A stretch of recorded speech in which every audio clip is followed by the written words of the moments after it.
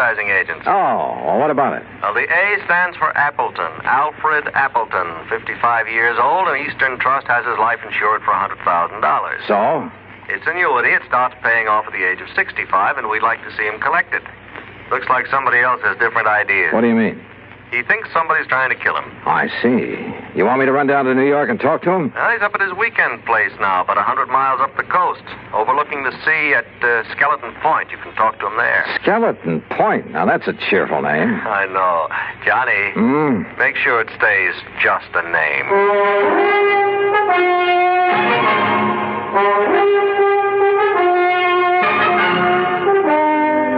Bailey in the exciting adventures of the man with the action-packed expense account, America's fabulous freelance insurance investigator. Yours truly, Johnny Dollar.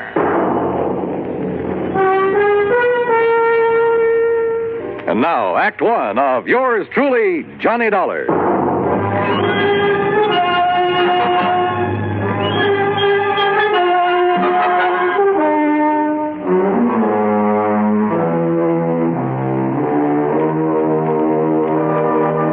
Expense account submitted by Special Investigator Johnny Dollar to the Eastern Trust and Insurance Company, Hartford, Connecticut. Following is an account of expenses incurred during my investigation of the 11 o'clock matter.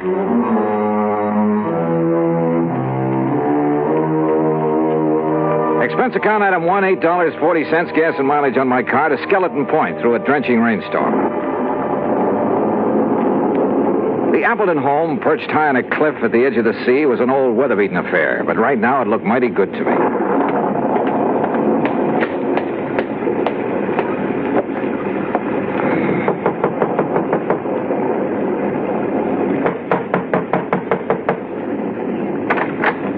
Yes? Is this Mr. Appleton's house? This is the Gregory house. Oh, I'm sorry. Mr. Appleton only leases this house. Oh, I see. Well, is he at home? I believe he's expecting me. You're Mr. Dollar? Yes. I'm Mrs. Gregory, the housekeeper. Come in.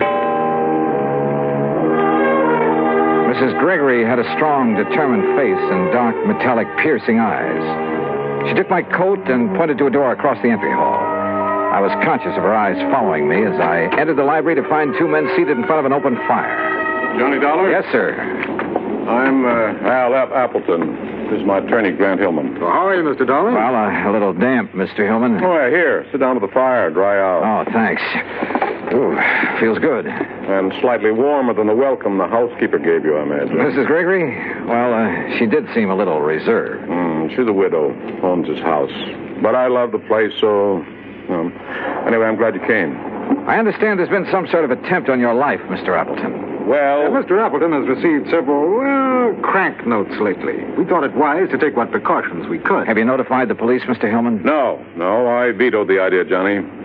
Oh, why, Mr. Appleton? I didn't want that kind of publicity right now. My advertising agency's right in the middle of landing a fat new account. Your agency is A, B, and C. That's right. Who are B and C? C is nobody. Tom Baker and I liked the idea of ABC, but we didn't have any other partners, so C just stands for company. Oh, this Tom Baker is your only partner, then? He was. There's some question as to whether he still is.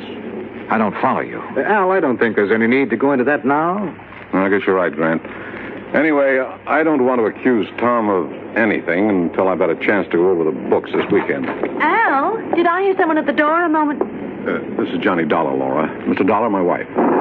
Oh, I see. How do you do, Mr. Dollar? Mrs. Appleton?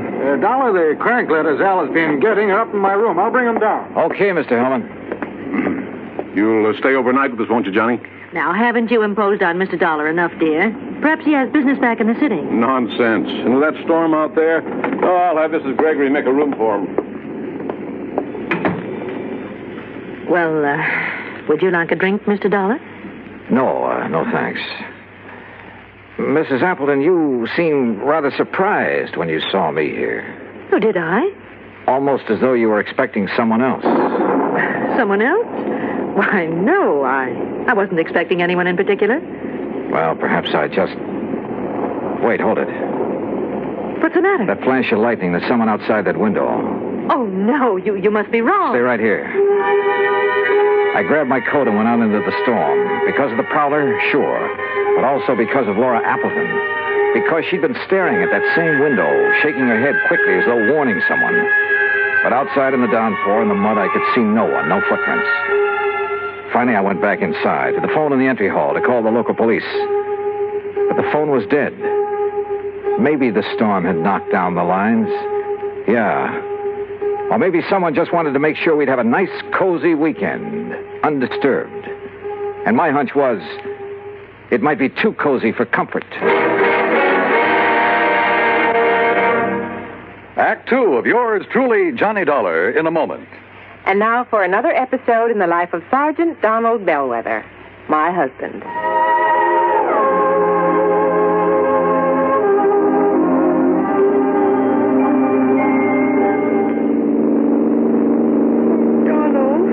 Yes, dear? How much farther is it? Oh, about 100 miles. You're not getting sleepy, are you? Oh, no. I'm all right. Now, you just close your eyes, honey, and take another nap. We'll be home soon. Okay. You stay awake now. Yeah, I will. Oh, I still think we should have stopped at the hotel.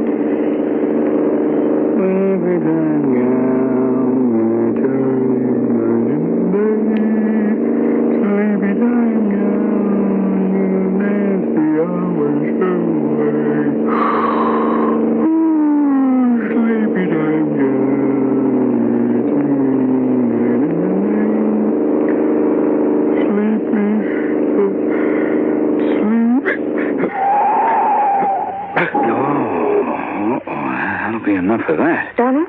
Huh? Donald, are you awake? What happened? No, nothing, Reba. It's all right. I guess I'm getting a little sleepy, that's all. I'm going to stop a while, take a little nap. It's a good idea. So, what if we do get home later than we plan? At least we'll arrive in good health. Yeah, you're so right. About 1,800 American drivers lose their lives each year because they fall asleep at the wheel. Well, I'm just not going to make it 1,801. Are we parked far enough off the highway? Oh, yeah, we're way off the road, honey. I'll just take a nap for about an hour. I'll be refreshed, and we'll be on our way again, huh? All right, dear. Sir, I'm not going to make it 1,801. And you're not going to make it 1,802 either. Oh, that's my Donald. That's my doll.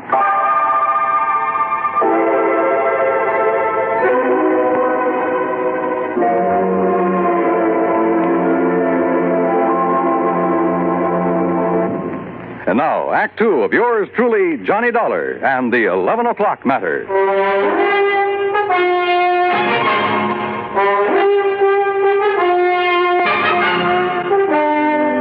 Did you see anybody outside, Mr. Dollar? In that rain, Mr. Hillman, I couldn't see 10 feet in front of me. Can you describe the face you saw at the window? Well, it was more of a silhouette. I couldn't even tell if it was a man or a woman. You sure you did see someone, Johnny? Yes, reasonably sure, Mr. Appleton. Come in. Your partner is here, Mr. Appleton. Tom Baker? Hello, Al. I thought I'd surprise you. I tried to call you earlier, but your phone was out. Well, this is a surprise. Well, I'd like you to meet Johnny Dollar. Dollar? Hi. Tom, you're soaking wet. My car hit a big puddle about half a mile down the road and quit on me. I had to walk the rest of the way. Did you just now get here, Mr. Baker? Yes, why? Mr. Dollar thought he saw someone outside the window a few minutes ago. Oh, no, I just now got here. Well, I got some extra clothes up in my room that should fit you, Tom. Let's get you changed before you catch cold. Thank you, Hellman. Oh, look, this rain is getting all of us down. Why don't we live a little? Huh?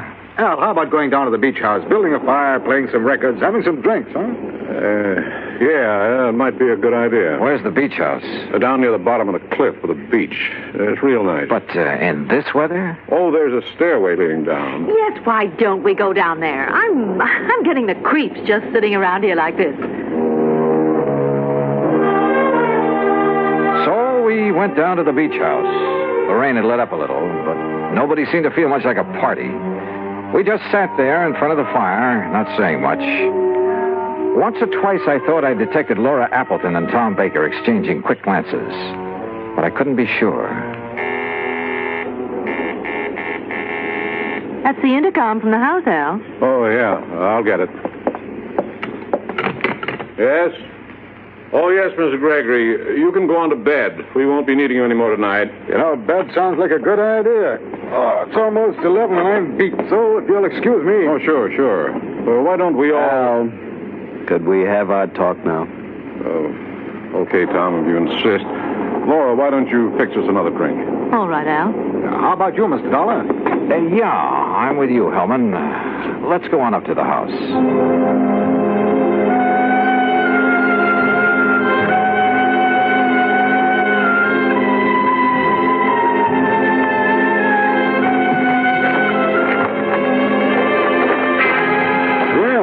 The rain has let up. Yeah. Mr. Hillman, I didn't come with you because I was tired. I wanted to talk to you. I thought as much. Earlier this evening, Appleton said something about not wanting to accuse Baker of anything until he'd gone over the books this weekend. What did he mean? Well, I'm not really sure, Mr. Dollar. All I know is that Al seems to think he may have found some irregularities in the books of his advertising agency. Oh? Well, if there is anything wrong, I'd blame myself partially. How so? Well, I manage most of Al's affairs, but the agency has been running so smoothly, at least so I thought, that, well... I see. That's going to change as of right now. I didn't come up to go to bed either. I'm going to work on those books. Ought to take me about an hour. Just about 11 now. Will you be up by midnight? Yeah. I'd like to know what you find out. Where's that light switch? I never could remember. Dollar. What is it? There's somebody else in here. Look out! What? Oh!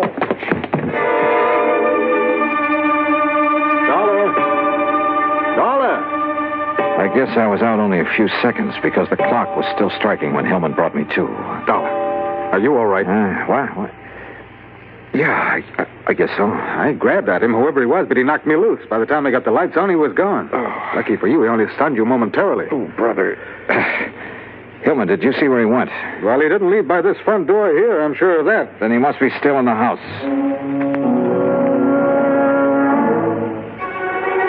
We worked our way through the house room by room.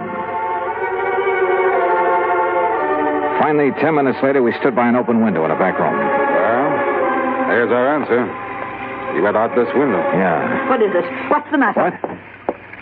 Oh, Mrs. Gregory. Yeah, Mr. Dollar was attacked by a prowler. A prowler? What? That's terrible. Where's the intercom to the beach house? We'd better tell Mr. Appleton. Right there on the wall. This button here? Yes.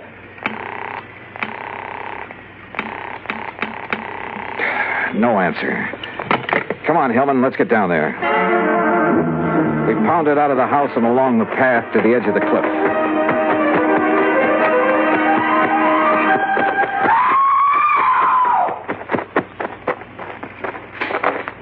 Then we found her, Laura, standing at the top of the wooden stairway. One section of the railing was broken away. We looked over the cliff. There was a body lying on the rocks down below. It was Al Appleton.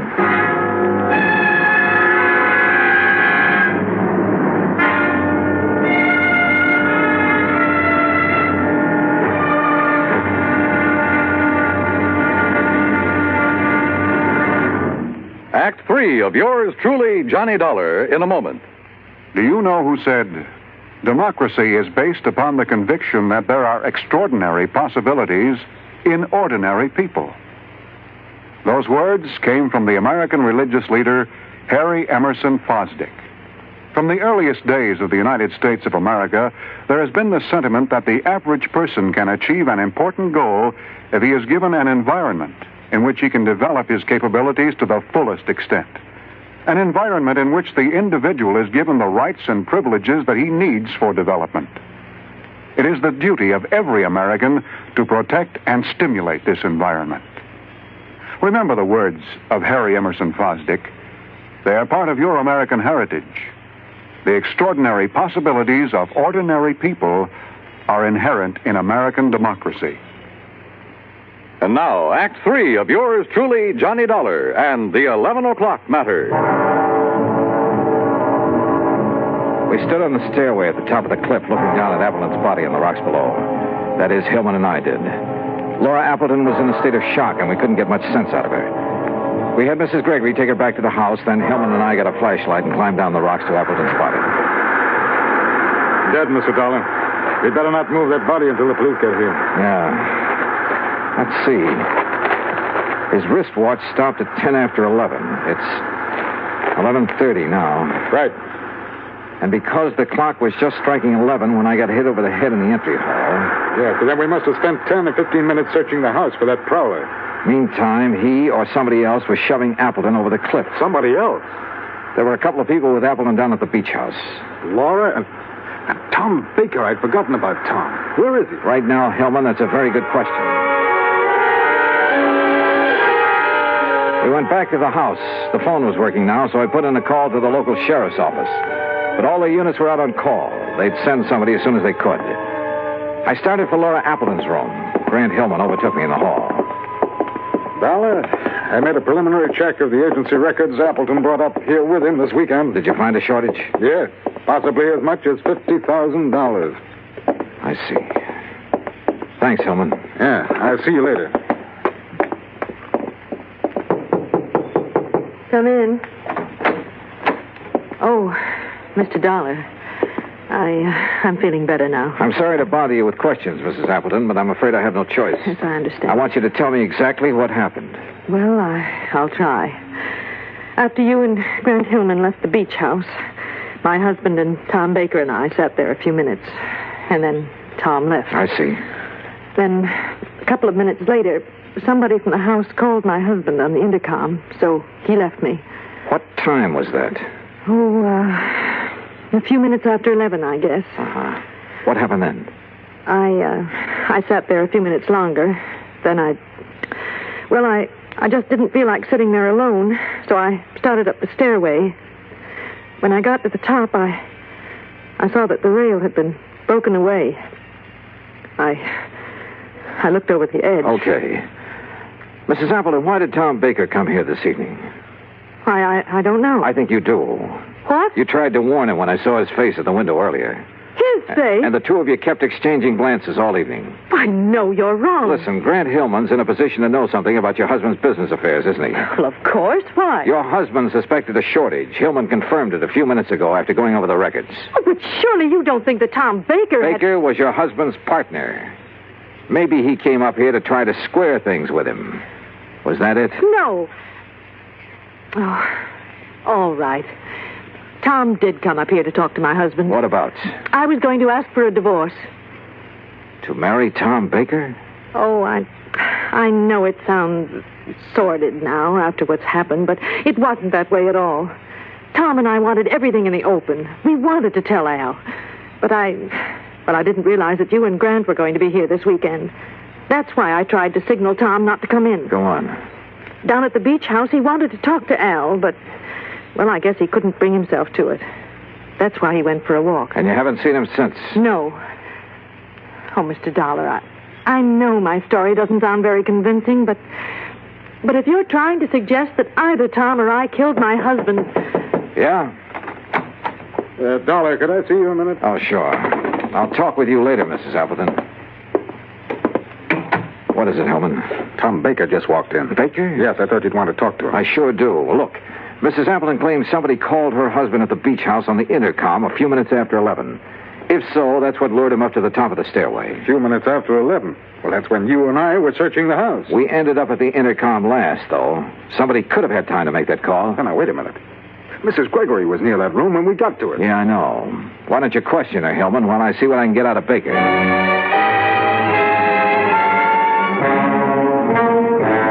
For the fifth time, Dollar, I didn't have anything to do with it. I went for a walk on the beach. I didn't even know Appleton was dead until Grant Hillman told me a few minutes ago. I'm telling you the truth. Yeah, well, I'm afraid we'll have to let the police decide that, Baker. Sheriff Station, Maloney. Hello, Johnny Dollar at the Appleton place. I'm still waiting for one of your units. Oh, yeah, we're sorry, Mr. Dollar. We've had a lot of calls on account of the storm. Well, you're not the man I talked to when I called before. No, that was Harris. He went off duty at 1. He left me a message about your call, and we'll have somebody up there within 15 minutes. Okay, thanks. That's funny. Well, Mrs. Gregory denies making that call on the intercom, Dollar. Huh? Oh, yeah, okay, Helen. Well, what's the matter? Something that sergeant said over the phone. Hey, wait a minute. What time have you got? Why, 10 minutes of 1? Yeah? That's what my watch says, too. But according to the sergeant, it was after 1. I checked the big clock in the entry hall and the one in the living room. They both agreed with my watch, 10 minutes of 1. I slipped outside, unlocked my car door, and looked at the clock on the dashboard. It read 10 after 1. When I felt a gun in my back, I realized I'd come up with the answer a little too late. It's a pity, Dollar. I thought I had a foolproof idea, but I hadn't figured on your locking the car. So it was you hit me over the head when the clock was striking 11. Who called Appleton at the beach house, lured him up the stairway, and shoved him over. Then came back and reset my watch and the clock so I'd hear it still chiming 11 when you brought me to. I thought I'd only been out a few seconds. Actually, it was 15 minutes. Yes, but you're the only one who knows. Now get in the car. We're leaving. I started to get in, then kicked at the car door behind me. It swung and knocked Hillman off balance. Before he could recover, I nailed it. Oh! By the time he came to, the sheriff's patrol had arrived. And Hillman, you know, he wasn't one bit happy to see them.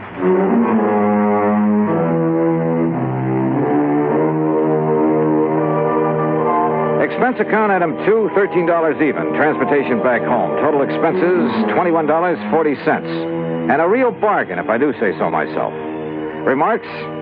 Hillman's motive was money, of course. It was he who'd taken the $50,000 from Appleton's agency. Yours truly, Johnny Dollar.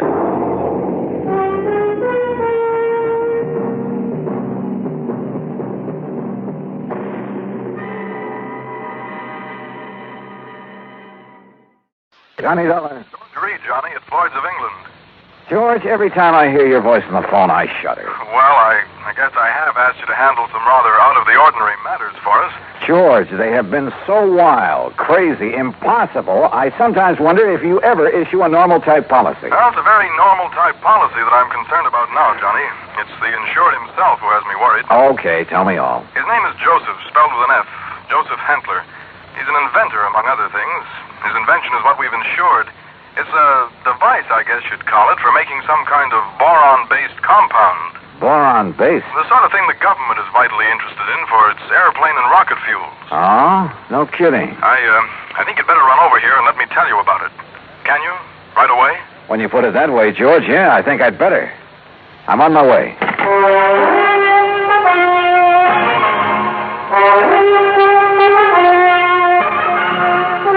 Bob Bailey, in the exciting adventures of the man with the action-packed expense account, America's fabulous freelance insurance investigator. Yours truly, Johnny Dollar.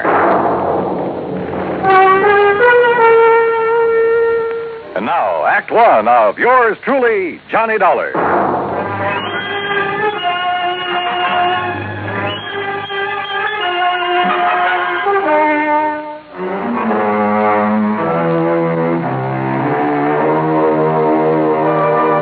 Expense account submitted by Special Investigator Johnny Dollar to Floyd's of England, American Office, Hartford, Connecticut. Following is an account of expenses incurred during my investigation of the Boron 112 matter.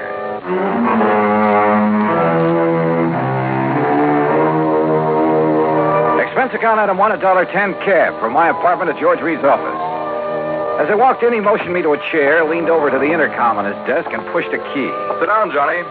Miss Larkin. Yes, Mr. Reed. Mr. Dollar is here. Will you come in, please? Oh, yes, sir. Well, George, what's it about this time? Glad to see you, Johnny. I gave you most of the story over the phone. Well, you only told me you've issued a policy to this man, Hantler, was it? That's right, Joseph Hentler. Yeah, and that you've insured some invention of his for, how much did you insure it for? $20,000. It's a piece of apparatus, Johnny, that he has spent over 7 years developing. Sit down, Miss Larkin. Oh, thank you. Apparently, it's a very complicated something or other. I never did know much about such things. For making borax, or more specifically, a compound he calls Boron 112 for use in high-powered fuel. Sounds important. It is, at least so far as I've been able to determine. Yeah, been all sorts of government tests and experiments with these super fuels, hasn't there? Exactly. Many things formerly used purely as explosives, remember this, Johnny, many things formerly used as explosives are now being developed as fuels. Well, the perfect example is atomic fission and hydrogen fission or fusion or whatever it is. Exactly. All right, now let's get down to cases. You've insured some apparatus that's supposed to make Boron 112. What kind of apparatus? I've never seen it. It's all very secret. Well, now, wait a minute. How do you know this machine or whatever it is even exists? Looks to me like you've insured a pig in a poke. No, Johnny. For $20,000. Wow, Lee. No, Johnny, I'm not that much of a fool. One man, a recognized physicist, has, at my request. And mind you, this was before I'd agreed to issue the policy. Understand? Go on. His name is Dr. Hugo von Brauer. Oh, I've heard of him. Yes. Well, Hantler permitted him to see enough to convince von Brauer that he has something mighty important there. That he's on the right track to, well, whatever it is he's out to accomplish. Okay. I'll take your word that you were right in issuing him the policy on it. But now what's happened? The thing blow up in his face or something? No, as I told you over the phone, it's the man himself I'm worried about. Because of something I've just learned. Like what? Miss Larkin, this is Mr. Johnny Dollar. Now, will you please... Yeah, I know. Gee, Mr. Dollar, this is a real thrill. I've heard so much about you. Hi, Miss Larkin. Gee, won't you just call me Louise? Yeah, sure, Louise. Oh, gee. Miss Larkin, will you just tell Mr. Dollar what you told me this morning? Yes, sir. Oh, gee. Well, it was like this, Mr. Dollar. A couple of years ago, well, you know, when I was just a kid, not very mature, you know what I mean? Oh, sure. Go on. Well, some of the kids I traveled around with, some of them were awful immature, compared to me, that is. Miss Larkin. Well, a couple of them had some pretty funny ideas about the government, things like that. You know what I mean? I'm afraid I don't. Well, like, they used to think they were very smart attending a lot of secret meetings. The kind the FBI likes to keep tabs on. Now, you know what I mean? Go on, Miss Larkin. Well, anyhow, this one night, we didn't take all their talk very serious, mind you, and that's the truth. We didn't think there was anything in it, just a lot of talk. Will you please get to the point? I am, Mr. Reed. Well, anyhow, Charlie and me, that was my boyfriend, Charlie White. At least one of my boyfriends. I always have a lot of them, you know what I mean? Yes. Well, go on, please. Well, Charlie and me, we said, sure, we'll attend one of your meetings. You know, just for laughs, you know what I mean? And what kind of a meeting was it? Oh, it was terrible. It was awful, Mr. Dollar. A bunch of people I never saw before making speeches. Yeah. Down with the government, start the revolution, you know, that sort of thing. Oh, we got out of there in a hurry, believe you me. I'm sure. And we were pretty lucky, too, because the police or the FBI or somebody came in after and busted the whole thing up. Hey, maybe you read about it. That's all very interesting, Louise, but just what... Yes, Miss Larkin, get to the point. All right. Well, just this morning, when I was filing the office copy of this insurance policy and I saw the name on it, oh, gee, Mr. Dollar, it hit me like a... Well, do you know what? What? That name, Joseph Hantler. Oh. It was the same as one of the fellas, an older guy that me and Charlie had seen at that meeting. Now, what do you think of that? $20,000 on a highly secret device. Yes. That might be to produce some kind of explosive. Exactly, instead of a simple fuel additive. Exactly the suspicion that came into my mind, Johnny. Of interest to the government, he had told me. But what government? We're jumping to an awfully big conclusion, George. Have you notified the FBI? I suppose I should, huh? Yeah. No, not yet. We may be all wrong about this. Oh, but Mr. Dollar... We may be all wrong about the man, his apparatus, his intentions, everything. Let me see what I can find out about him first. Now, whatever you say. But remember one thing, Johnny. Yeah? You may be dealing with far more than just this one man. So be careful. Be very careful. Oh, gee, you'd better, Mr. Dollar. You know what I mean? Act 2 of yours truly, Johnny Dollar, in a moment. Now, Act 2 of yours truly, Johnny Dollar, and the Boron 112 matter.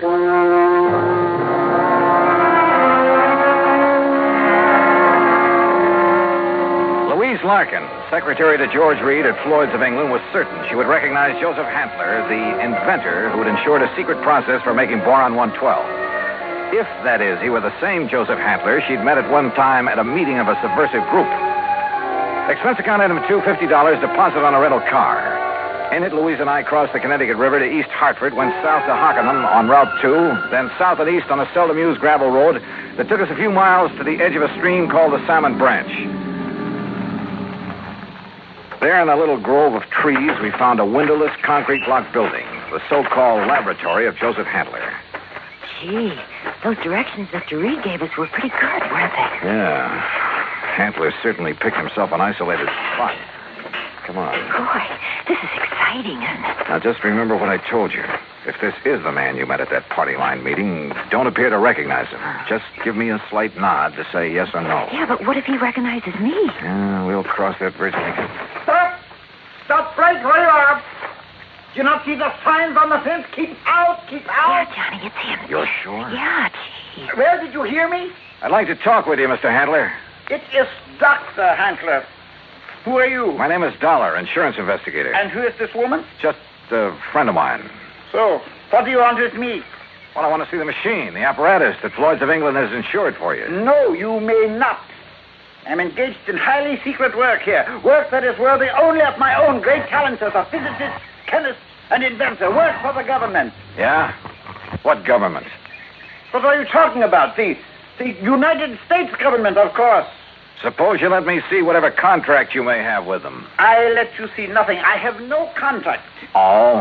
And I do not have any patent on my converter. And why? Because either one would reveal the secret of this amazing device before I can turn it over to the government of this fine and glorious country. Yeah, sure. So that is also why I will not permit either you or anyone else to see inside of my laboratory.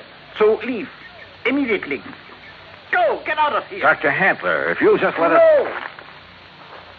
Do you understand me now? Mr. Dollar. Oh, hey, now, wait a minute. What's that thing for? You are trespassing on my private property.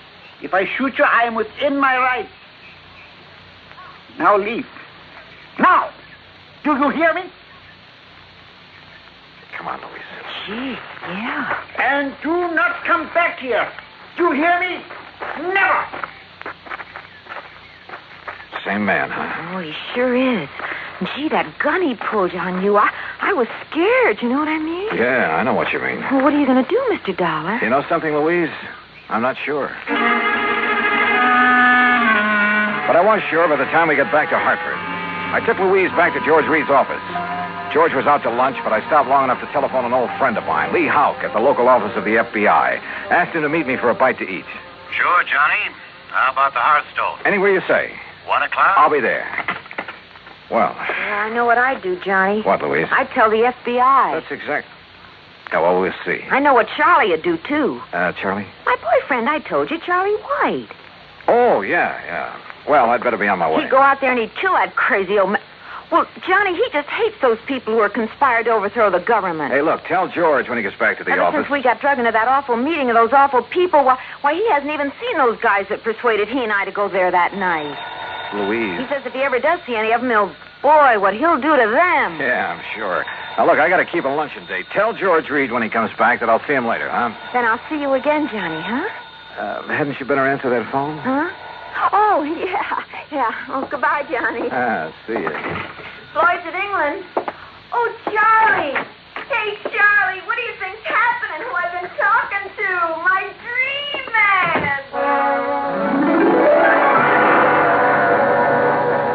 Item 3, 7:20, lunch for Lee Houck and myself. No, Johnny, you're off on the wrong tack. I'll bet on it. What do you mean by that, Lee? Joseph Handler is just an old crackpot who thinks the world has done him wrong by failing to recognize his fabulous talents as a chemist, physicist, engineer, inventor, anything else he's claimed to be. But if he was attending meetings of a subversive group... A meeting. We know all about that. A lot of innocent people have been sucked in on that sort of thing at one time or another. It doesn't mean that they belong or ever have. You can't blame me for being suspicious, though. Isn't George Reed your contact at Floyd's of England? Yeah. Okay. Even his kind of dumb little secretary, name's Louise Larkin. I know the girl. Even she was at one of those meetings before we cleaned him out of town. Not much gets by you boys. With one of her boyfriends, Charlie somebody or other. He's the kind you have to watch out for, Johnny. Young hothead. An easy recruit for a group like that, huh? More important, the kind who's liable to take the law into his own hands when it comes to fighting back at him. But you're sure old Handler is harmless? Sure. He's an erratic old coot, liable to blow your head off if he thinks you're interfering with one of his crazy projects. He'd probably rob a bank if he thought he could get away with it to further one of his crackpot inventions, and would feel entirely justified. But believe me, he'd have no part of subversive activity. Hey, you said crackpot inventions. George Reed tells me Dr. Hugo von Brauer okayed this present project. That's a real sad one, isn't it? Huh? Von Brauer, one of the best minds in the country. Until that breakdown last fall. You mean that he's no longer... Holy smoke. Well, sure, Johnny. If George sold him insurance on von Brauer's okay... Well, how does Handler keep going? Does he ever sell anything he develops? No, it probably lives off an old trust fund, something like that. Want me to check on it? No, wait till after I've seen him again. Somehow I've got to see that machine of his, see how badly the insurance company stands to get took. Yeah, Johnny. I think you better. Maybe he was right. Maybe the idea George Reed and I had cooked up, that the old scientist was working on some kind of bomb or explosive, was... Anyhow, my problem was to find out exactly what he was working on, what the company had blindly insured. So I drove out there again. To keep Handler from barging out with his gun, I blew the horn a couple of times as I pulled up alongside the fence. But there was no response to it. Good. Maybe Handler wasn't there. Maybe I could somehow get into the place, see for myself what was up. But suddenly, from inside the building came a couple of dull thuds. And then the whole thing began to bulge at the seams, began to...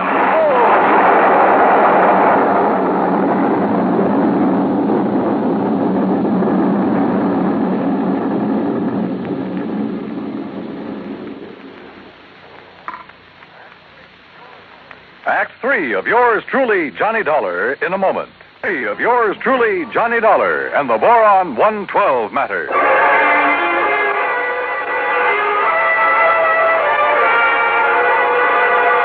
Carefully, I dragged myself out from under what was left of my rental car, where the explosion of the laboratory building had blown me. Pushing aside a few chunks of concrete and bits of lumber that had landed on me. And I saw them coming down the road toward me from a car parked in the trees at the side. Louise Larkin, a big, husky football player type who looked as though he could stand a good bath and a shave. Well, served him right. That's all I got to say, Louise. Any guy plotting against the United States, murder's too good for him. Oh, gee, Charlie, it sure looks like he's done for now. He must have went up with the building. Yeah, and it served him right. Oh, gee, there's not a thing left of this lap. Oh. Hello, Louise. Mr. Dollar. Yeah, that's right.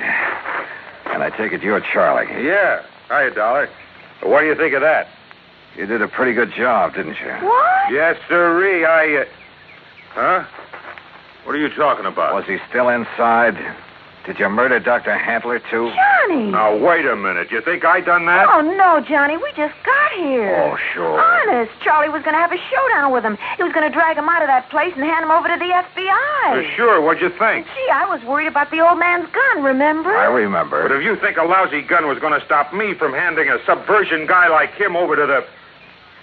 Now, look, you don't mean you think I done this. What would you think? No, I did it. Was it not wonderful? Dr. Handler. Yes, Mr. Dollar, and I want you to meet... So you're still alive, huh? You're okay. I beg your pardon? Well, you won't be for long because I'm going to take you in. I'm going to...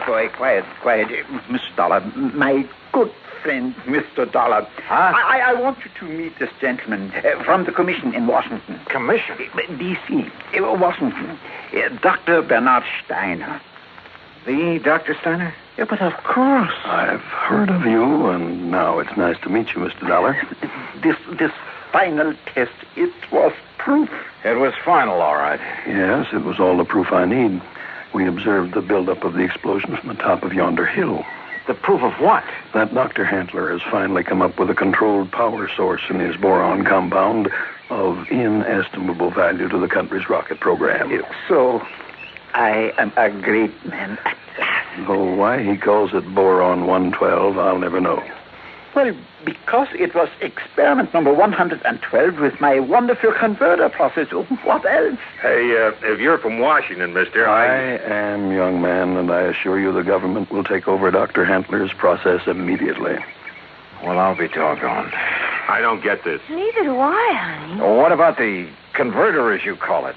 Did that go up with the building? Yeah, but of course. And now I can build for the government a big one. Big enough to serve this glorious country of ours. Yeah, sure. But you'll expect the insurance company to pay for the one you deliberately blew up. Me? Dr. Joseph Handler? No, never. I am a great man now. I am above such petty things. I tear up that policy. I do not want their money because now I am a great man.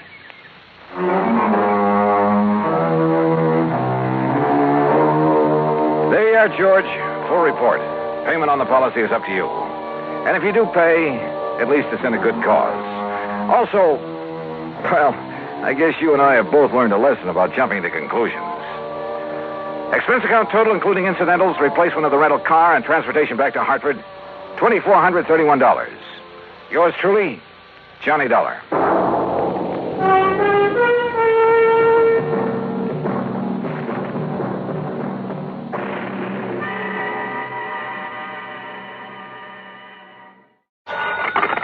Johnny Dollar. Pat McCracken, Johnny. How's the weather in Palm Springs? A blonde in a bikini just melted past my poolside window. Goodbye now. Oh, don't hang up.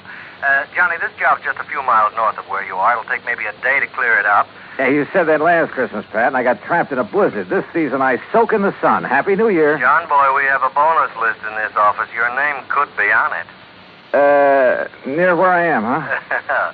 It's a ghost town named Calico. An old prospector named Kringle is breathing his last up there. I thought old prospectors never died. He wants to change the beneficiary on his $50,000 policy, but a nephew, Ned Kringle, threatened suit if we let him. So you contact our agent, Gene Craig, in Barstow. Who's the new beneficiary? Carmen Kringle. Carmen? A borough. A borough? Yeah. If I don't hear from you, Johnny, Merry Christmas.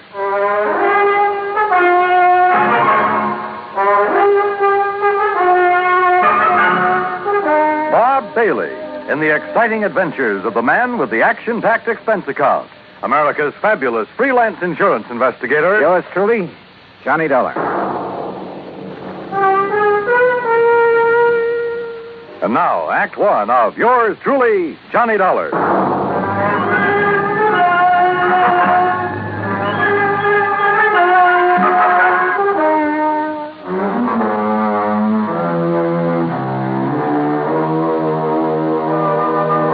Expense account submitted by Special Investigator Johnny Dollar to the Home Office, Universal Adjustment Bureau, Hartford, Connecticut. Following is an account of expenses incurred during my investigation of the Carmen Kringle matter. Expense account item 1, $1.40. Telegram to Gene Craig in Barstow telling him where and when to meet me. Item 2, $50 even to Al Sterner for his charter plane to the ghost town of Calico. The guidebook says there's something about desert country that's good for the soul. And in spite of the air bumps, I got a panoramic view of the Great Mojave that took my breath away. The sun's setting rays hit the weird mineral stratas of the Calico Range and turned them into a patchwork of beauty. Night comes quickly in this country, and I turned to Al when a Christmas tree cluster of blinking lights appeared under our wings. By way of answer, he put the plane into a glide and set us down on the smooth surface of a dry lake bed.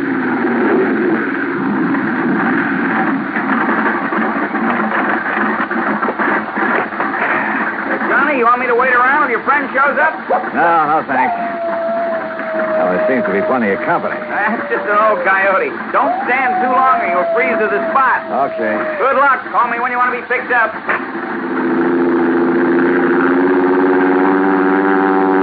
I watched Al's plane until it was swallowed by the darkness. Then suddenly I got that feeling in the hair on the back of my neck that I wasn't alone. The moon was up enough to make out shadows, and silhouetted in a circle around me was a strange collection of figures. One of the pack moved toward me. And for a crazy second, I thought I'd bumped into Santa Claus's reindeer. Then a car without lights came rushing at me. The headlights slammed on, and I got a glimpse of a donkey herd scattering into the night. All right, mister. Walk toward me. Slow, with your hands high. I've learned never to argue with a Winchester 94, so I followed orders. I spotted the weaving headlamps of another car approaching and prayed it was the agent, Gene Craig. Close enough, Sonny. I can pop the rattlers off a sidewind at 60 yards, so don't you make no sudden move. He was maybe 60 with gray sideburns and a frosty goatee. A marshal's badge was pinned to his leather jacket. All right, now, mister. Marshal, that's all right. That's Mr. Dollar. Huh? I was supposed to meet him earlier. I'm awfully sorry, Mr. Dollar. I'm Gene Craig. Huh? I couldn't get here until I drove Doc Spangler up to Chris. He's had another setback, Marshal. Yeah, some darn fool let down a rail on his corral, and Chris Kringle's whole herd got loose. He don't give a chuck for most of them, though, except Carmen. Now he's fretting because she's running wild. Almost had him tracked down when this here fella showed up. If you vouch for him, huh, Gene? You are Johnny Dollar, aren't you? Well, a frozen facsimile. Come on, I'll drive you into Calico. You tell Chris that I'll have his Carmen back in the corral before the moon's full.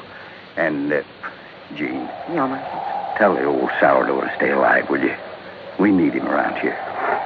Sorry about mistaking you, Mr. Dollar.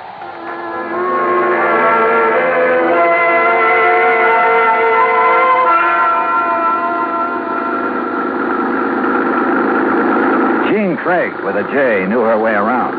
She was strictly business and filled me in fast on the old prospector with the odd name and his desire to change the beneficiary of his policy. Everybody calls him Chris because every year he loads up his burros with toys and presents for the miners and their families back in the hills. Huh? The kids really think he is Santa Claus. I'm afraid it won't be a very merry one for them this year. Well, what makes everyone so sure Chris Kringle is giving up the ghost? Doc Spangler says there's nothing apparently wrong with him. It's more like he's given up. Oh, what's with this Scrooge character, the nephew? Ned Kringle seems all right. It's the man with him, Willie D'Agostino. He does the talking for Ned. You'd think he was going to inherit the money. Well, maybe he's expecting to.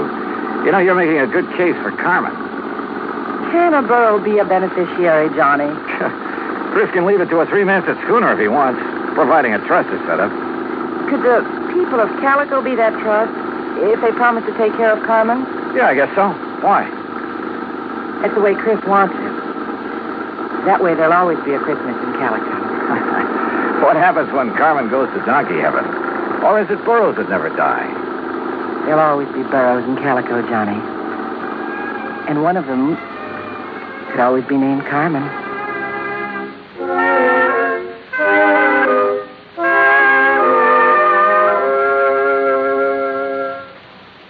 Act two of yours truly, Johnny Dollar, in a moment. Act two of yours truly, Johnny Dollar, and the Carmen Kringle matter.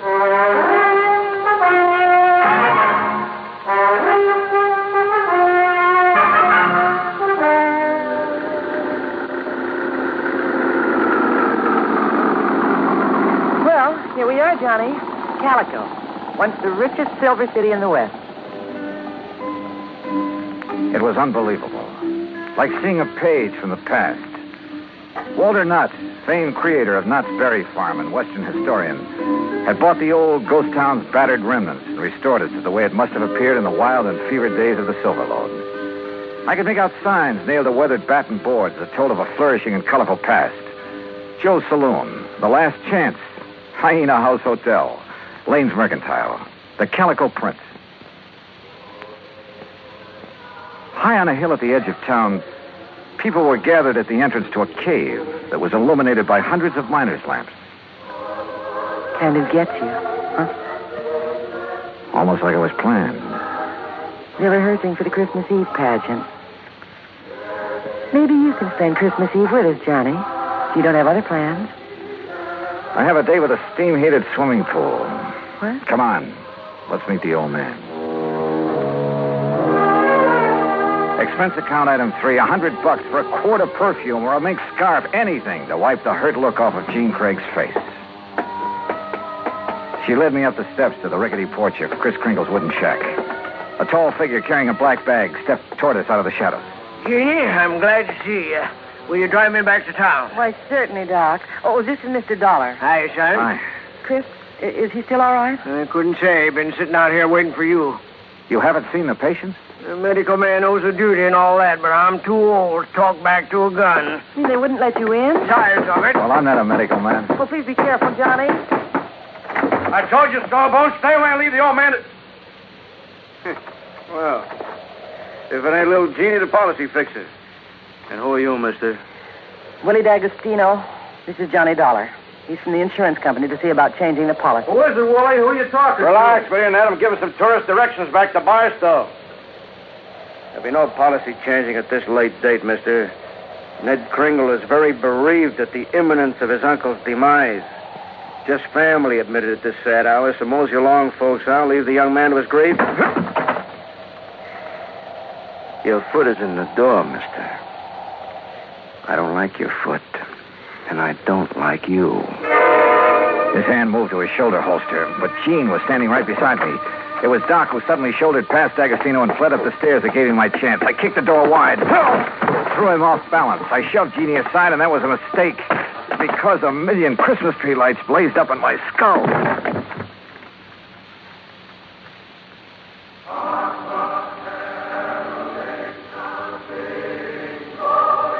Then slowly the tree lights faded away, and I saw Jeannie fussing over me and looking worried.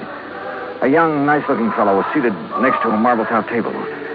D'Agostino leaned against the stone fireplace and dangled his gun, smiling like he had a stacked deck. He's all right, Doc? A nasty cut, but no fracture. I know how to pull my punches, Doc. The old man. How is he? No better, no worse. Just lying up there staring at the ceiling. I want to see Chris. I have a right to, Ned. I'm an old friend. Wooly, wouldn't it be okay if Gene just went up? No, let him die in peace. He's past carrying hose season. Wooly, these people have a right. I said no. I'll get a hero boy in his feet and shove off. Go on. Come on, Johnny. Help me, Doc. How's it going to feel, Ned? Sharing blood money with a hoodlum.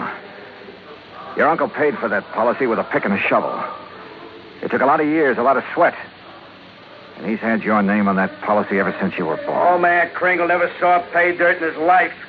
Ned had given money to live on, paid the premiums on his policy. Chris was always tapping the kid, claiming he had a new find. He was going to mine $1 million. Boy, shut up. The old man's dying. Tell him, Ned. Tell him how the old phony was always taking the bars, making like Santa Claus with the money you give him. Willie, haven't you got a... Tell him to hold on to the money! I know he's been waiting a long time for this. Me. Willie D'Agostino, that's who. Is that true, Ned? Yeah. I thought my uncle would make a strike someday. I honestly thought he'd strike it rich. I know he tried. He did strike it rich, Ned. When he dies, every man, woman, and child in this town will mourn him. He'll live in their hearts. What will people remember about you, Mr. D'Agostino? All right, get out and stay out before I... Willie, this rifle will make a hole in your belly big enough to pass a borax beam through. So you just drop that gun.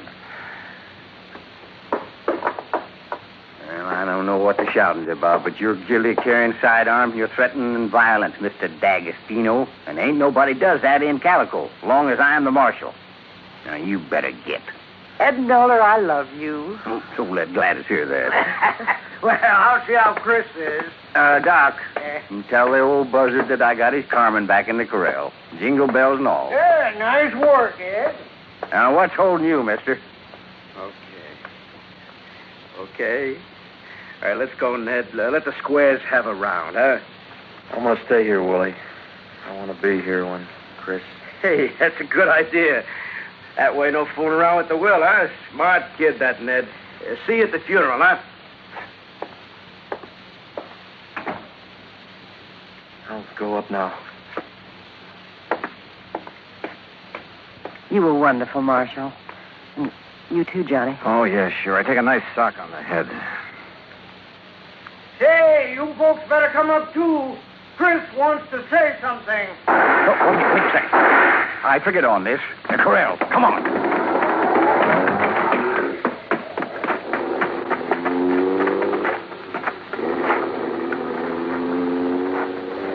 D'Agostino must have had another gun in his car.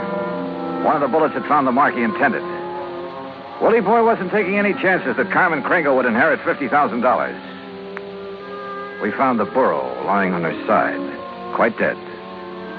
Jingle bells and all.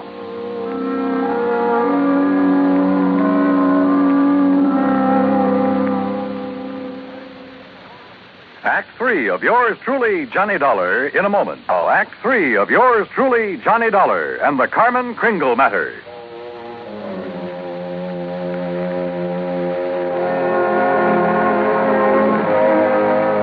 Oh, Marshal. Johnny, how could he have been so cruel? Carmen dead. It's just not right. Yeah. I figured D'Agostino might be mean enough to try killing Chris's pet burro. We can't tell him about it. It would kill him for sure. You'll have to know the truth, Gene. You'll have to decide about the will. Yeah, truth is always the best.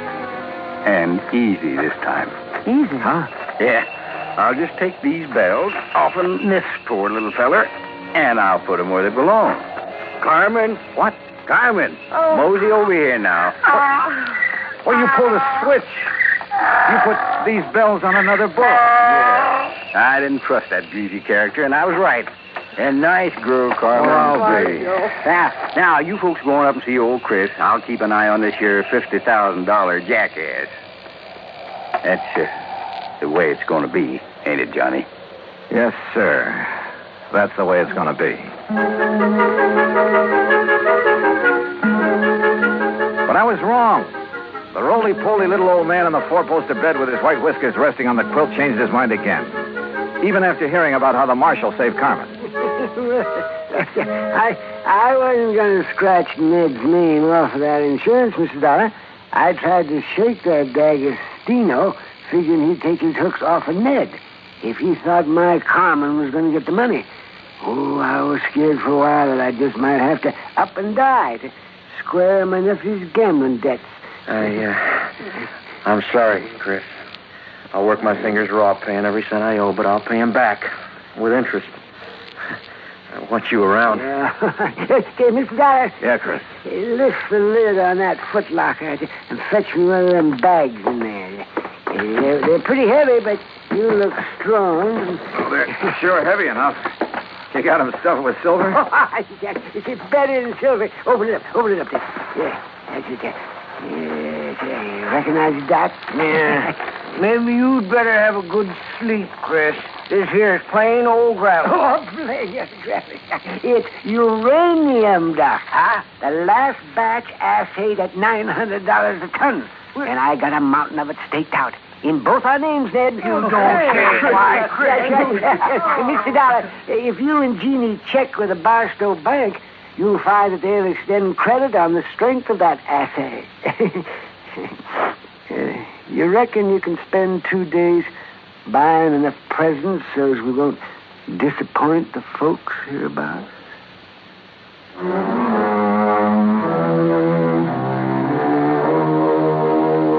Expense account item 4, $68 even. Telephone calls to 5 principal cities where I thought Willie D'Agostino might be remembered. The police departments had a long list of reasons why they remembered Willie. That was my Christmas present to them. Expense account item 5, another $50. Truck rental to haul the presents we bought for Ned to give away come Christmas morning.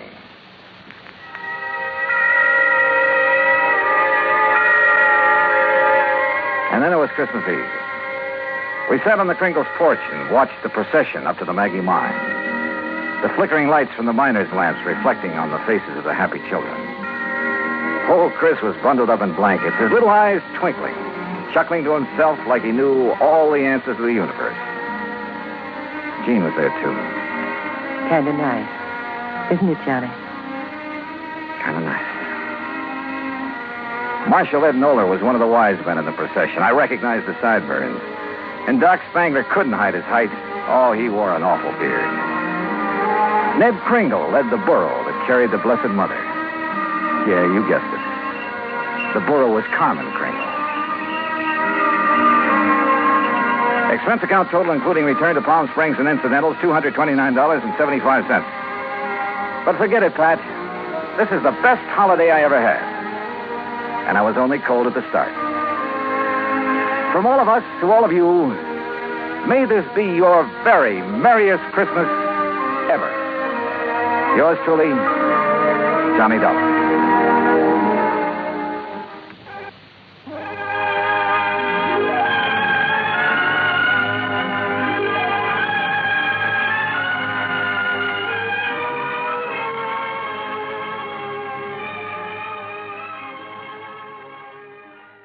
From Hollywood, it's time now for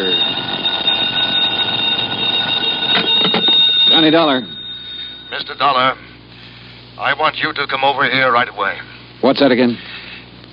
I want you to come over here right away. That's what I thought you said, but who is this and where's here? This is Ellis P. Watkins, Mr. Dollar. You've heard of me, perhaps? Yeah, I think so. Manufacturer, aren't you? At the moment, that seems to be a matter of opinion. Over here is Broad Acres at Fairfield, Connecticut. Would you mind telling me what this is all about, Mr. Watkins? It's very simple. I have $100,000 to give away. Oh? To whom? That is what you are going to tell me, Mr. Dollar. I'll get there as soon as I can.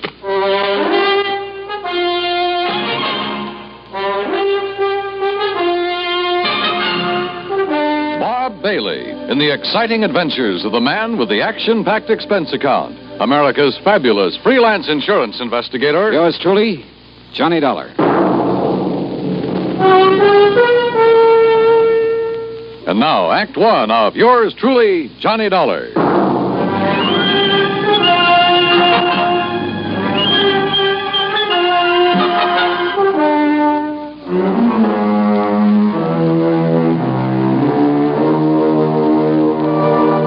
Expense account submitted by Special Investigator Johnny Dollar to the estate of E.P. Watkins, Fairfield, Connecticut.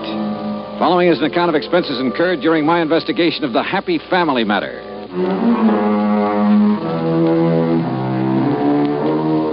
Expense account item 1, $1.20 taxi from my apartment to the home office of the Universal Adjustment Bureau and Pat McCracken.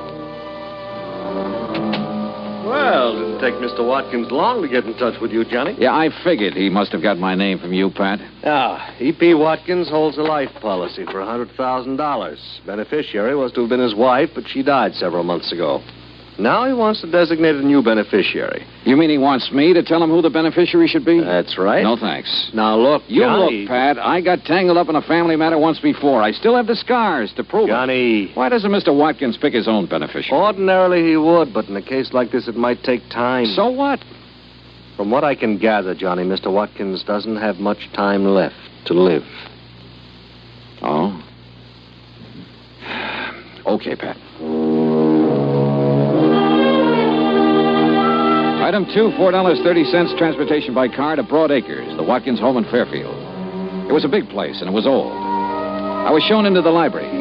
E.P. Watkins was sitting in front of the fire. I could see that he wasn't well, but there was still a lot of strength in his face. Mr. Dollar, according to the medical authorities, I have somewhere between 1 week and 1 year to live. I'm sorry. I'm not. Oh? My wife is dead. My business is on the verge of collapse, and my children are strangers. Should I be sorry? Well, I don't know. I have 3 possible beneficiaries. A daughter, Sheila, 28 years old. A son, Michael, 26, and another daughter, Elizabeth, 24. Well, why not have all 3 share equally? Mr. Dollar, had I wished to do that, I would not be calling on you. The others will be taken care of elsewhere in the estate, I suppose. There is no estate other than this insurance policy. Oh. Most of it has gone down the drain of an ailing business. The rest will be consumed in estate expenses. I see. Watkins' money should be kept in the Watkins family, as I see it.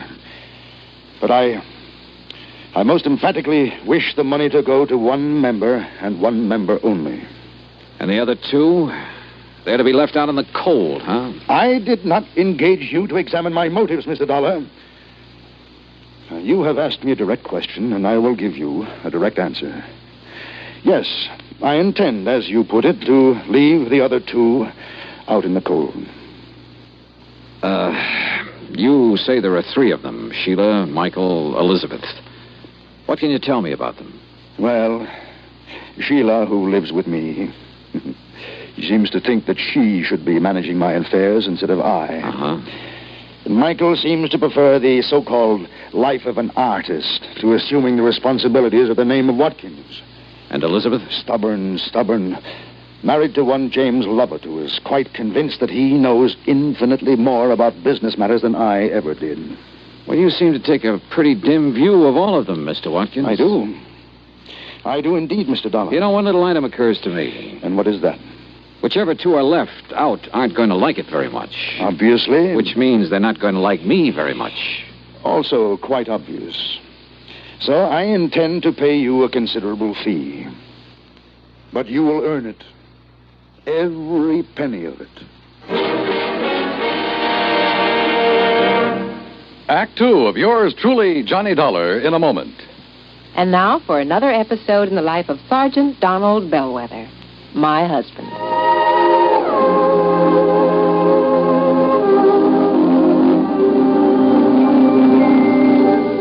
Reba, is everything packed in this duffel bag? Yeah, everything but these, Sarge. Oh, let me see that bottle.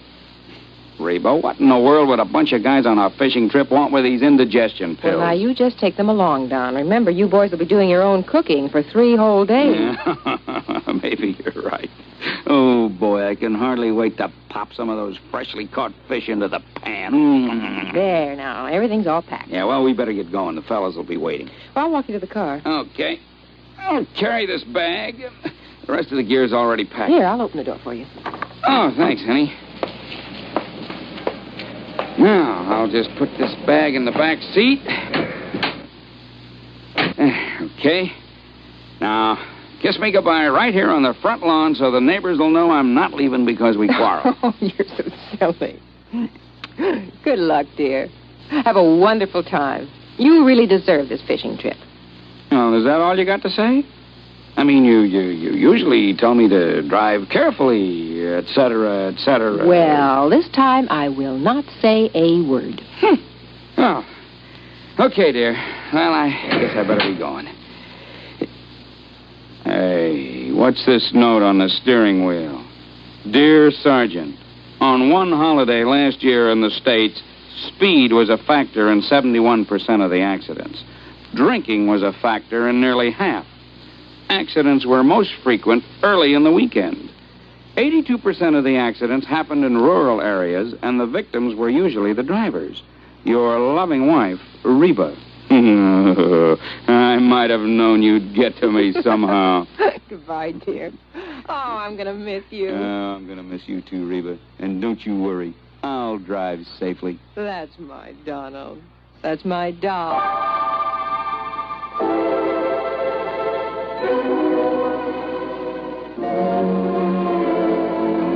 And now, Act Two of yours truly, Johnny Dollar and the Happy Family Matter. Well, this was undoubtedly the weirdest assignment I'd ever been handed, and from one of the weirdest characters I'd ever met, E.P. Watkins. And yet I couldn't help feeling sorry for him. He was really alone. And somewhere along the line, he must have been hurt pretty badly. I left the library and started through the drawing room. Mr. Dollar? I'm Sheila. Oh, yeah. I'd like to talk to you for a moment. Sure, why not? Mr. Dollar, I know what you must think of my father. Oh, do you? But if you're inclined to judge him harshly, just remember, he wasn't always like this. Oh? So very many things have gone wrong for him. Like what? Well, I'm afraid the main thing is his feeling that the 3 of us, Elizabeth and Michael and I, have let him down somehow. He seems to resent us so terribly. Why should he, Sheila? I'm not sure. I think he resents me because I'm not a man. Oh? You see, I'm the oldest. And in many ways, I'm more like Father than the others are. If I'd been a man, I could have, taken over for him. Yeah, I see. I've tried to do what I could. Help make decisions, that sort of thing. But I think he somehow resents that, too. Well, I gather it hasn't exactly been easy for you living here with him. Somebody has to. And the others have lives of their own. Speaking of the others, I'd like to talk to them. Where can I find them? Elizabeth and her husband live in Cranford, New Jersey. And Michael's in New York, in Greenwich Village. Okay. Thanks, Sheila. Outwardly, she was poised, but I could tell she was nervous, tense. Her fingers wouldn't stay still. She kept shredding bits of cellophane from her cigarette package. Yeah, she was under strain, all right, and I could understand why. Item 3, $8.40. Transportation to New York City to the Greenwich Village apartment of Michael Watkins. Mr. Dollar, you can tell Dad that I do not want that insurance money. Why not, Mike? Because it doesn't... Well, he doesn't owe me anything, and I don't owe him anything. It was a clean break, and that's just the way I want it. You're sure about that? I am. I'm doing what I want to do. I'm painting. Everything is just the way I want it. You know, Mike, you sound sort of like you were trying to convince yourself. I resent that, Mr. Dollar. Our family is split apart, that's all. Sheila's been trying her best to hold it together, but it won't work. Why not? Because I have had it. For years, Dad's been trying to cram Watkins and company down my throat. He knew my heart wasn't in it, but did that matter to him? No. Look, Mr. Dollar, I can make your job real easy for you. Yeah? There's one person in our family really deserves that money after what she's been through. Sheila? Yes, Sheila.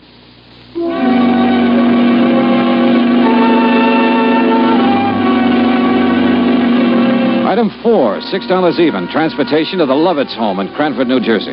Look, Mr. Dollar, if sending you here is some scheme of Dad's to force us into line, you're wasting your time, and so is he. Now, wait a minute, Elizabeth. After the way he's treated Jim. Relax, honey. That's all over and done with. Look, Dollar, I can simplify your job for you. Can you? Give the insurance to Elizabeth here. Why? Because then I can get my hands on it. Oh? Well, what would you do with it, Jim? Buy a controlling interest in Watkins and Company and put the business back on its feet. You once worked for Watkins and Company. Why did you leave? Because he's still running it the way he did 30 years ago.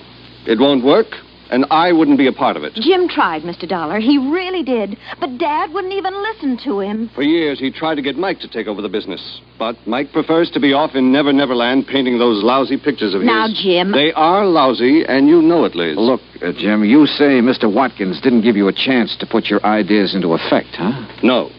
Finally, things got to the breaking point. Dollar, I sent him a written contract guaranteeing I'd raise the necessary financing. I asked for only 6 months in charge. Contract? But he wouldn't accept your offer, huh? No.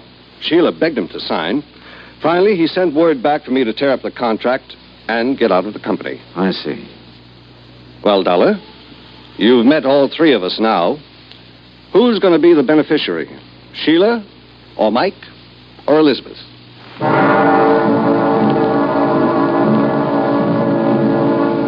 One thing I wanted to check on was Jim's opinion that Mike was not a good painter. I nosed around until I found an art dealer who'd handled his work. He showed me a couple of paintings and then leveled with me. So far as he could see, Mike was a lousy artist. I went back to my hotel to think it over, but I found a message that Mr. Watkins' attorney wanted to talk to me. He'd taken a room on the floor above, so I went upstairs. Come in. Halfway into the room, I noticed it was dark. Then, as I heard the door slam, I felt a gun barrel in my back. Hold real still, Dollar. Who are you? That don't matter. What's this all about? Dollar, this case you're working on, you drop it. Right now. And if I don't? If you don't, you get dropped. For keeps.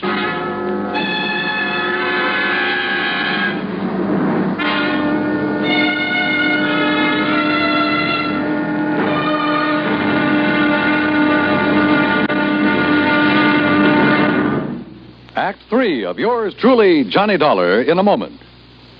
Do you know who said, "That man is free who is protected from injury"? Those words came from Daniel Webster, one of the most eloquent orators in American history.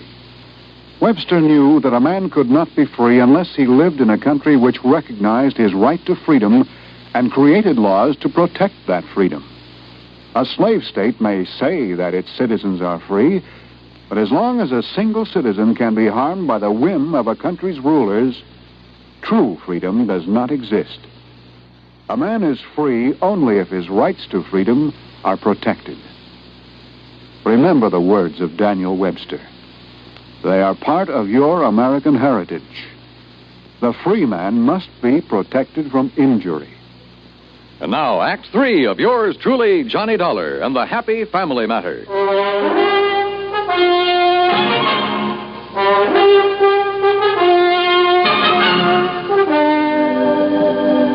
You get the message, Dollar? Sure. I dropped the case or else. Look, you're obviously not Watkins' attorney. The message was just a decoy to get me here. Who hired you to give me this warning? Don't get so nosy, Dollar. You got the warning. It's the main point. Just to make sure you get the message. I'd seen what was coming and ducked, then swung and knocked the gun out of his hand. He gave me a knee in the stomach that flat.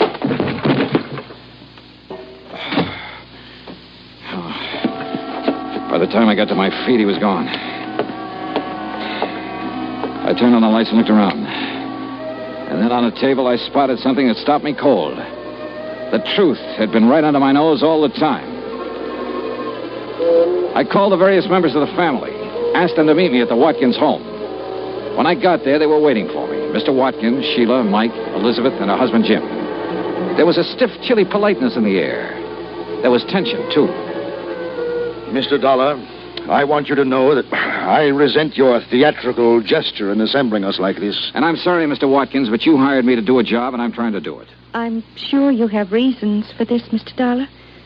But you must know how painful this is to Father. Yes, I know, Sheila, but it's necessary. I don't see why, Dollar. I'm coming to that, Mike. Now, look, let's face it. This is not exactly the happiest family in the world. It's been torn wide apart. All right. Why is it torn apart? Oh, that's ancient history, Mr. Dollar. Maybe some of it is, Elizabeth, but a lot of it isn't. Well, I don't see what's to be gained by rehashing all this. Let him finish, honey. Just what are you driving at, Dollar? Just this, Jim. I was hired to find out what I could about the 3 beneficiaries. On the surface, everybody was very cooperative. On the surface? Somebody in this family didn't really want me to make this investigation, Sheila. They hired a strong arm to rough me up earlier this evening to make me drop the investigation. Nonsense. Sorry, Mr. Watkins, but I've got the scars to prove it. But who? Let's start with you, Mike. I want to know why you quit the family business and started painting. I told you. It was because Dad kept trying to cram the business down my throat. Why, you ungrateful. Well, it's true. I couldn't take it any longer. Sure. But you'd felt that way for a long while. What led you to make the break, Mike? Well, when even Sheila agreed it was no use, She encouraged you. Of course I encouraged him. I felt he should have the right to a life of his own. But, Sheila, you told me that you had begged Mike to stay in the company. She what? What? I was acting in the best interests of the family. Were you, Sheila? Mr. Dollar, I don't know what you're trying to suggest. That brings us to Jim and Elizabeth here. Jim, you quit the company, too. Why? I've already told you, Dollar. Mr. Watkins refused my last offer of help. Kicked me out. Well, that's not true. What offer are you talking about? That contract I sent you. What contract? You never saw it, did you, Mr. Watkins? I most certainly did not. But Wait a minute. I gave the contract to Sheila. She said it'd be better if she handled it. Then she told me later she discussed it with her father and he refused. Sheila, you lied. Well, Sheila? Mr. Dollar, I refuse to discuss. Sheila, you have a nervous habit of shredding cellophane cigarette wrappers to bits. In the hotel room where that hired strong arm jumped me, I found a little pile of shredded cellophane near the ashtray. Sheila. I don't understand. Mr. Dollar, do I understand that you're suggesting it's been I who've torn the family apart? Well, Sheila.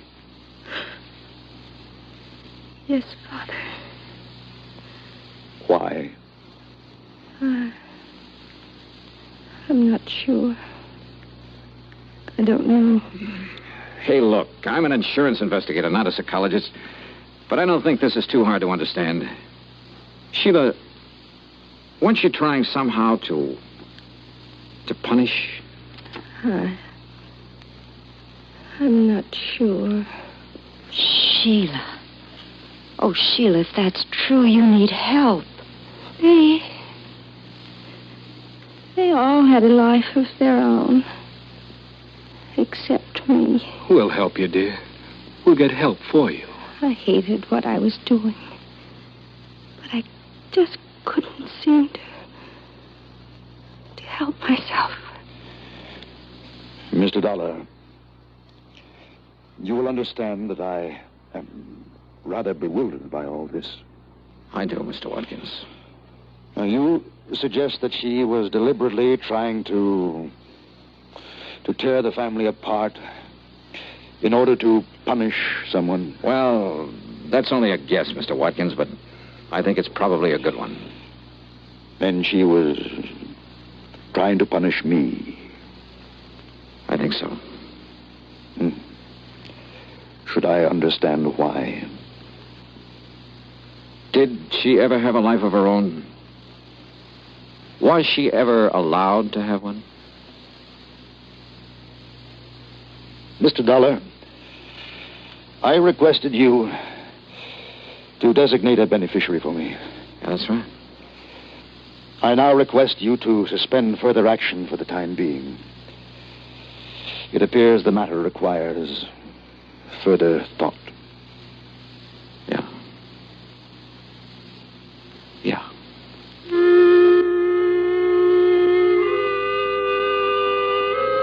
Item 6, $8.50. Transportation and incidentals back home. Expense account total, $73 even. Remarks? Sheila is now undergoing treatment, and the outlook is favorable. Elizabeth's husband, Jim, is managing the affairs of Watkins and Company. Mike is helping him. And I guess he's doing a good job. Mr. Watkins, well, he's still alive. And his doctor tells me that now the old gentleman has found some reasons to be alive, he'll probably be with us quite a while. And make all 3 of his children his beneficiaries. Yours truly, Johnny Dollar.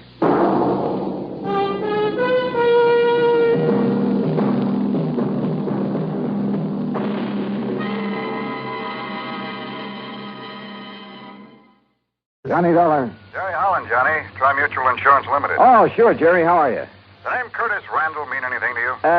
The banker here in Hartford? That's the one. He's also one of our big policy holders.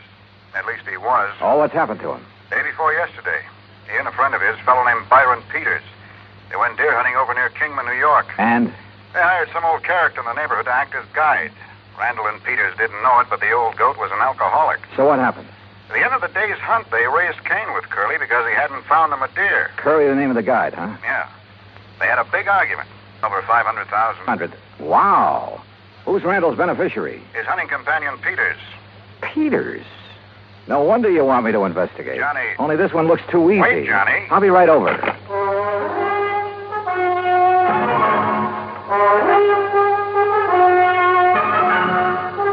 Bob Bailey in the exciting adventures of the man with the action-packed expense account. America's fabulous freelance insurance investigator. Yours truly, Johnny Dollar.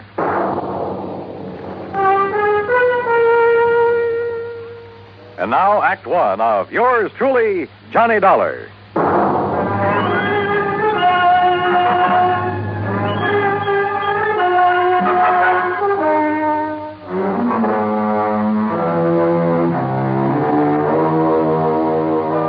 Expense account submitted by Special Investigator Johnny Dollar to the Tri-Mutual Insurance Company Limited, Hartford, Connecticut. Following is an account of expenses incurred during my investigation of the Hapless Hunter matter.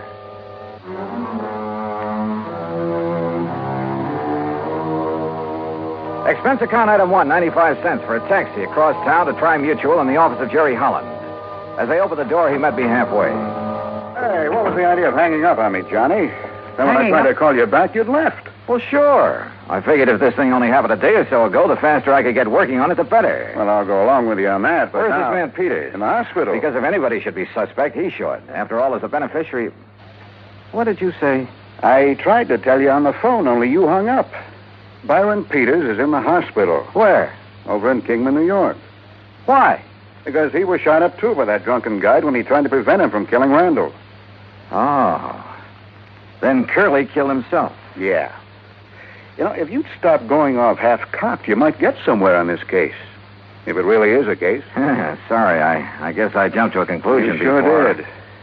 Oh, $500,000 is still a lot of money. Sure it is. If you need it. And Byron Peters doesn't? Well, according to the local police chief who called me, it was in Byron Peters' brand new Eldorado that they drove over to Kingman. It was Peters who arranged for the guide service. It was he who supplied the guns and equipment. Yeah, okay, Jerry. I'll take your word for it. What hospital is he in over there? Angel of Mercy. It's the only one. Any other information I ought to have? None that I can give you. As I told you, this is just routine because of the money involved, company policy. Of course, for your report, you might try to find out if this old Curly Summers, the guide, had any reason to have it in for Randall. Randall knew him before, huh? Huh? I thought you said Peters arranged for the guide. Oh, I guess I did. But now, Let Johnny... me have Peters' home address, would you? And Randall's. Well, sure, why not? And I hope you don't think... Did you know Randall well? Yes. Was he a drinking man? One martini before dinner, that's all. There you are. Why? How about Peters? Oh, I don't know. What difference would it make? Oh, just wondered. Don't kid me, Johnny. You've got something up your sleeve. Why, Jerry. Come on now, what is it? You know something about these people that I don't? Not a thing, so help me. But $500,000 is a lot of money. And I tell you that if you suspect Byron Peters, you're crazy. Did I say I still suspect But the way you've been talking. Did I? Well, no. Well, I do. Sure, with so little to go on, I had no reason at all to suspect Peters. Except for a hunch. But hunches have paid off for me more than once. Expense account item 2, $380, a tank full of gas for the drive across Route 6 to the New York state line. There I picked up 9W, then 212 to Kingman. I found the Angel of Mercy Hospital on the way into town. The chief resident physician, Dr. Matthews, was completely cooperative and of no help whatsoever. Quite pointless to see him at the moment, Mr. Dollar. Oh, what do you mean, Doctor? Mr. Peters is sleeping under sedation. Oh? I'm afraid the ordeal with the police left him quite exhausted. The police have already seen and questioned him? Yes, and they had no business questioning him so long in view of his condition. Shock, you know. Tell me something. Do they suspect that he killed Mr. Randall, too, then wounded himself for an alibi? You mean that you do? Yeah. Do they? Oh, my boy, you must be joking. Of course not. Oh? Why not? Whether you realize it or not, and you will, if I permit you to see Mr. Peters, see the manner in which he was wounded, see the extent of his wound. I'll realize what? Oh, my boy, I asked you a question, Doctor. You will realize how impossible it would have been for him to shoot himself in that fashion, how narrowly he himself escaped death at the hands of that rum-crazed guide. You're sure, Doctor? Of course I'm sure, and so are the police. Well, where does that leave me? If I may say so, with egg on your face.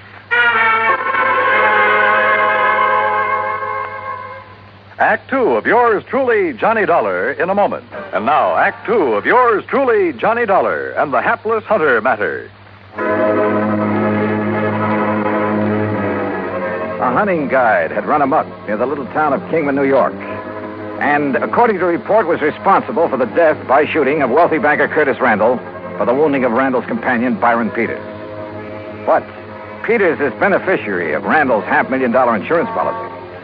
So, naturally, the old bug of suspicion began to gnaw away at the back of my brain. Until, that is, I saw Peters, his wounds, the x-rays, and finally talked with Captain McManus at the local police headquarters. Well, sure, we talked to Peters, Mr. Dollar, but only to find out exactly what happened when old Curly went off his rocker and started spraying lead with his hunting rifle, then shot himself. Then my suspicion that Peters might have done the shooting... Well, didn't you see how Mr. Peters was hit by that 30-30? Now, look. He saw Curly pull the rifle on Mr. Randall and shoot him down. Yeah. Yeah, so he lunged at Curly like this. Curly whirled around, pulled the trigger. Yeah. Well, the x-rays I saw. Sure. Well, then you know. When Peters lunged at him, the bullet creased his head from the top, went right through the muscles in the back of his left shoulder, and landed in the floor. So it's pretty obvious that Peters couldn't have shot himself. Well, it's impossible. He would have had to have arms 5 or 6 feet long to shoot himself on the top of the head at that angle. Hey, when did you first learn about this whole thing, Captain? When Mr. Peters came to, he phoned me from up at Curly's cabin where it happened. I went up there right away. And? Curly and Randall were dead. Peters was still lying next to the fireplace where he'd fallen. But if he was able to phone you? He pulled the phone over to him by the cord. Still had a good right hand, you know. Oh, I see. Where were Randall and Curly? Randall by the front door with a bullet in the back of his head. Curly lay between them. Just how much do you know about this Curly character? Well, that's the part I don't understand. Why he did it. I heard he was an alcoholic. Sure, he was a town drunk in a harmless sort of a way, except when he'd go off on a rampage and get into a fight or two, but never during hunting season. Uh-huh. Well, what did he do? Odd jobs of any kind, most anything. People had always refused to pay him until the job was done. To make sure he'd stay sober, huh? Well, at least reasonably sober. And just as soon as he got paid, he'd buy a lot of cheap whiskey and hole up in his cabin. That's where the murder occurred. Except during hunting season. Then he'd never touch it. He was a good guide, Mr. Dollar. He made a lot of money from the people who came up from New York City and Hartford and such. That's the part I don't understand, his hitting the bottle during the season. Well, did he ever have any trouble with his clients before? Oh, he'd bellyache about them being so rich when he was so poor, that sort of thing. But he'd have to get awfully drunk to... I swear I don't understand it. Yeah. Well, look, Captain, I'd like to see the bodies of Mr. Randall and Curly. Are they still hereabouts? Still over at the coroner's office. Then let's go, huh? I wasn't quite sure what I was looking for. Maybe that's the reason I found it. At least found something that started that old suspicion bug gnawing away again. Peters, back at the hospital, had had a bad powder burn on his forehead, next to where the bullet had creased him. Okay. He had said that Curly the guide pulled the trigger when he lunged at him. Randall, there at the coroner's office, had no powder burns. Okay. It was apparent that he had been shot from across the room. But Curly, who was supposed to have shot himself upward through the jaw, also showed no sign of powder burn. Sure, the bullet hole indicated he could have shot himself by holding the gun at arm's length. A .30-30 is fairly short. But no powder burn. I said nothing of this to Chief McManus. Well, it pretty much bears out what Peters told me and I told you, doesn't it? Curly shot Randall, then Peters, then himself. Captain, suppose, just for the sake of argument, that Randall did the shooting. First, that is. Well, now, Mr. Dollar. Wait, speaking of argument, Peters said that Randall and Curly had a pretty big one. Because Curly didn't find him any dare. That's when he started to get drunk and abusive. But as for Mr. Randall... On the other hand, suppose that Peters started the whole thing. Oh, now, look, that doesn't make any sense. Then try to kill himself? Well, isn't that what you're saying Curly did? Well, sure, but that's different. No good old bum realized he'd gone too far. There was no other way out for him. But a man like Peters, with money, everything he wants... Where's this cabin of Curly's? Quite a way. 10, 12 miles. How do I get there? Straight down Paris Street to the mobile gas station. You know where that is? Yeah, I saw it on my way in. Okay, you turn left there. You go 6 miles, then take the first right-hand road right up the side of Deer Mountain until you get there. Okay. Oh, here's the key to it. Oh, good, thanks, Chief. I'll see you later. You want me to go along with you? No. According to you, this hunch of mine is all wrong. I'm sure of it. Okay, then. I'd better wing it alone. From the outside, Curly's cabin was a shack, nothing more. And there were enough cheap whiskey bottles scattered around the yard to sink a battleship. Inside, however, it was pretty comfortably fixed up. And back under the kitchen sink, I found a case of Prince Francis Scotch, nearly full. Had Curly suddenly changed his taste for the better? Or had somebody decided to bait him with it? By the dark stains on the floor, I could see where both Randall and Curly had fallen. Where Peters had gone down, there was also the rifle slug embedded in the floor. And then I noticed the angle at which that slug had ended, as though it had been fired from the ceiling, certainly from higher than any normal man could reach. And Curly was only 5'2" or 3. Then I saw something else, a heavy cord hanging down from one of the rafters above where Peters had lain. It was frayed at the end as though forcibly broken. Now, suppose someone had hung a loaded rifle there by the trigger so the slightest pull would set it off, had stood under it holding the muzzle carefully next to his head, to one side, just close enough to...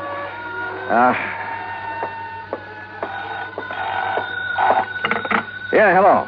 Mr. Dollar? Captain? Yeah, listen.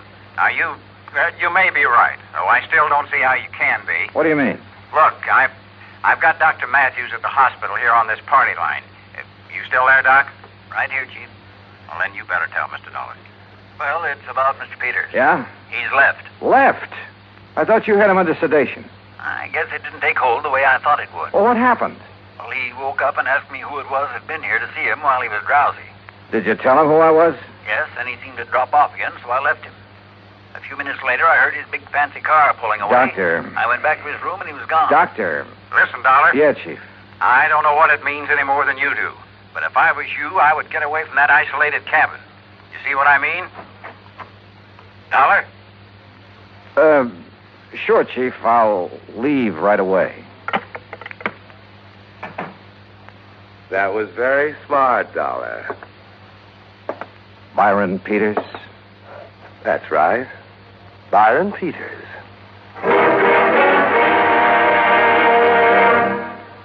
Act 3 of yours truly, Johnny Dollar, in a moment. And now, Act 3 of yours truly, Johnny Dollar, and the Hapless Hunter matter.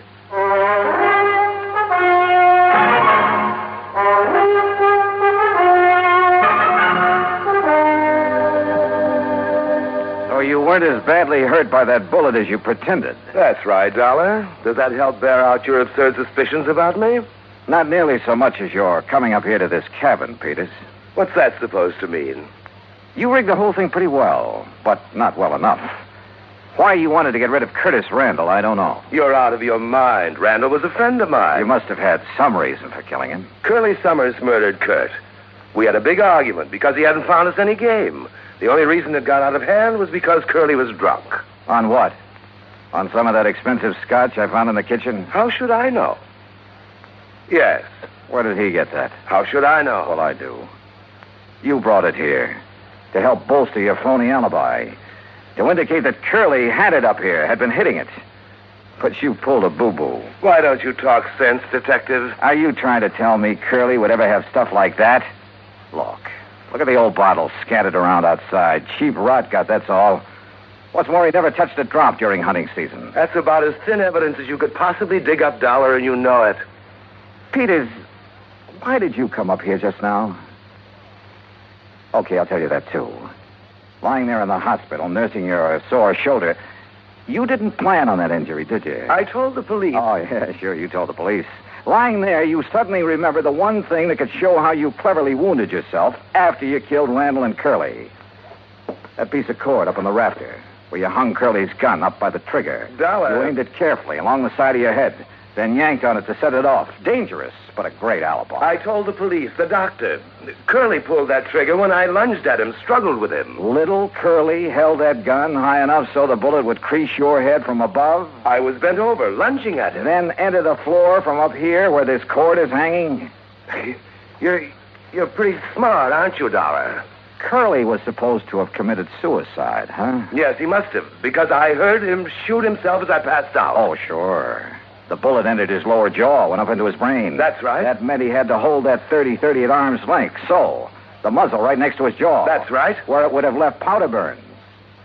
But, Peters, there were none. Because you shot him from across the room, the same as you did Randall. Yes. Yes, the same as I'll shoot you. If you can. My right hand is still good, Dollar, and so is the 38. You and your fool insurance company should have left things as they were.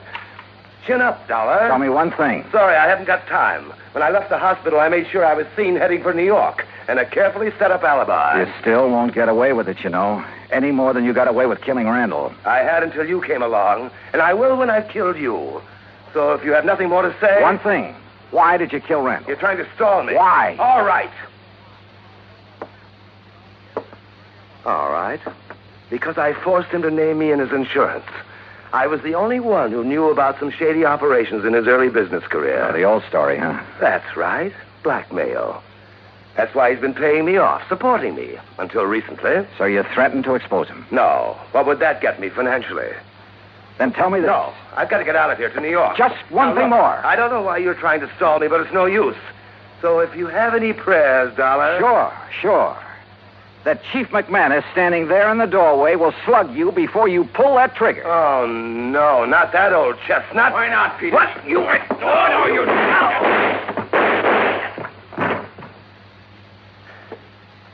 Doggone it, Dollar. I thought I told you on the phone to get out of here.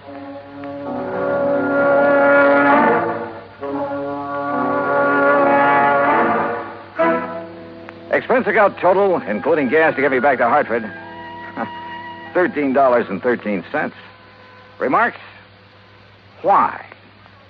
Why don't they ever learn? Yours truly, Johnny Dollar.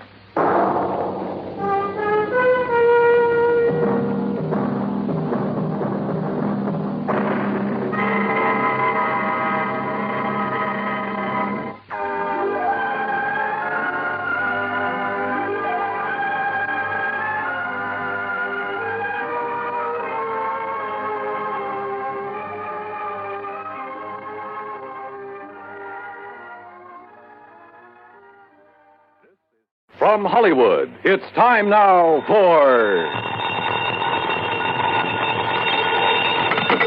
Johnny Dollar. Mr. Dollar, the investigator? That's right, insurance investigator. Yes, well, my name is Frank Skinner, Mr. Dollar. Yes? You see, my wife and I run the Sunny Dream Home up here in Buckland Center. Old folks' home it is. I see.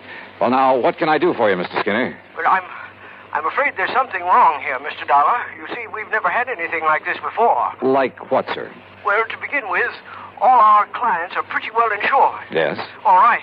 We've been having a lot of deaths here at the home these past months. Too many, Mr. Dollar. Well, after all, if your clients are all very old people... Yes, sir, they are. But you see, these have all been accidental deaths. Yeah, well, don't forget, sir, that older people are very often quite prone to accidents. Yes, sir, that's true, but... Well, if you want the truth, I don't think they've been accidents. Oh? No, sir.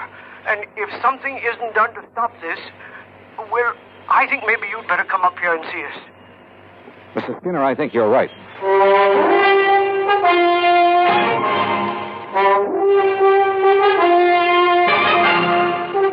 Bob Bailey in the exciting adventures of the man with the action-packed expense account.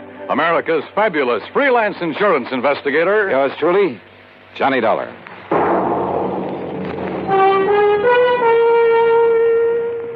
And now, Act One of yours truly, Johnny Dollar.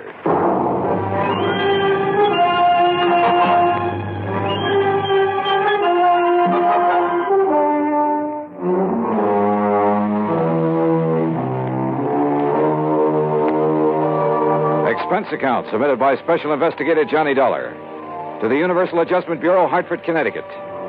Following is an account of expenses incurred during my investigation of the Sunny Dream matter.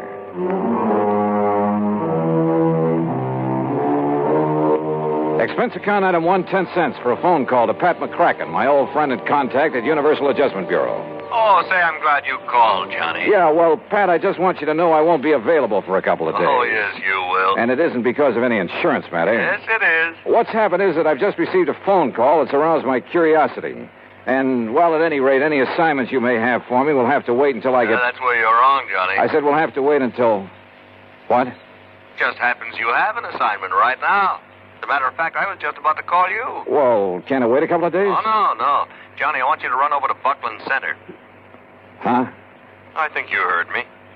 The Sunny Dream home for the aged? That's right. How did you know? Never mind that. What's wrong over there that you know about? Oh, the number of deaths over there within the past few months have made our actuarial tables look like a big fat mistake. And the companies that have carried the insurance on them are getting a little worried. All separate companies, huh? Yeah, but they all cleared their policies through us, fortunately. Otherwise, we'd never have gotten wind of this. Anyway, I promised to send you over there. Any particular reason for thinking something's wrong, aside from the unusual number of deaths? Yes. What?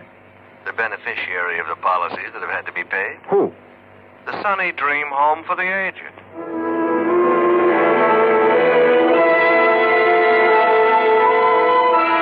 I gassed up my jalopy at the sign of the Flying Red Horse, that's item 2, 425, and drove some 30 miles south and east on Highway 2. I found the Sunny Dream home just north of Buckland Center. It consisted of a huge old frame house surrounded by trees and well-kept gardens. In comfortable chairs scattered here and there on the wide porch and lawn, nice-looking, well-dressed older folks sat around reading, chatting, playing cards, enjoying the late afternoon sun. The whole place looked clean, quiet, and restful. After parking my car, I walked slowly up the long, flower-bordered walk under the trees toward the entrance.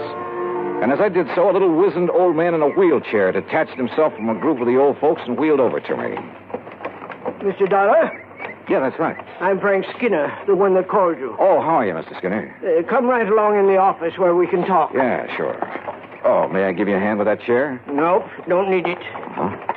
I must say you handle it well. Should. Haven't been on my feet in over 5 years now. You can help me up this little ramp, though, if you don't mind. Oh, sure. Here you are. Walter, my stepson, built me that ramp. Good idea. Yes, sir. It's a big help to a man that can't use his legs. Now, right around the side of the porch here. Oh, evening, Miss Baker. Good evening, Mr. Skinner. Here we are. If you just open the door. Sure.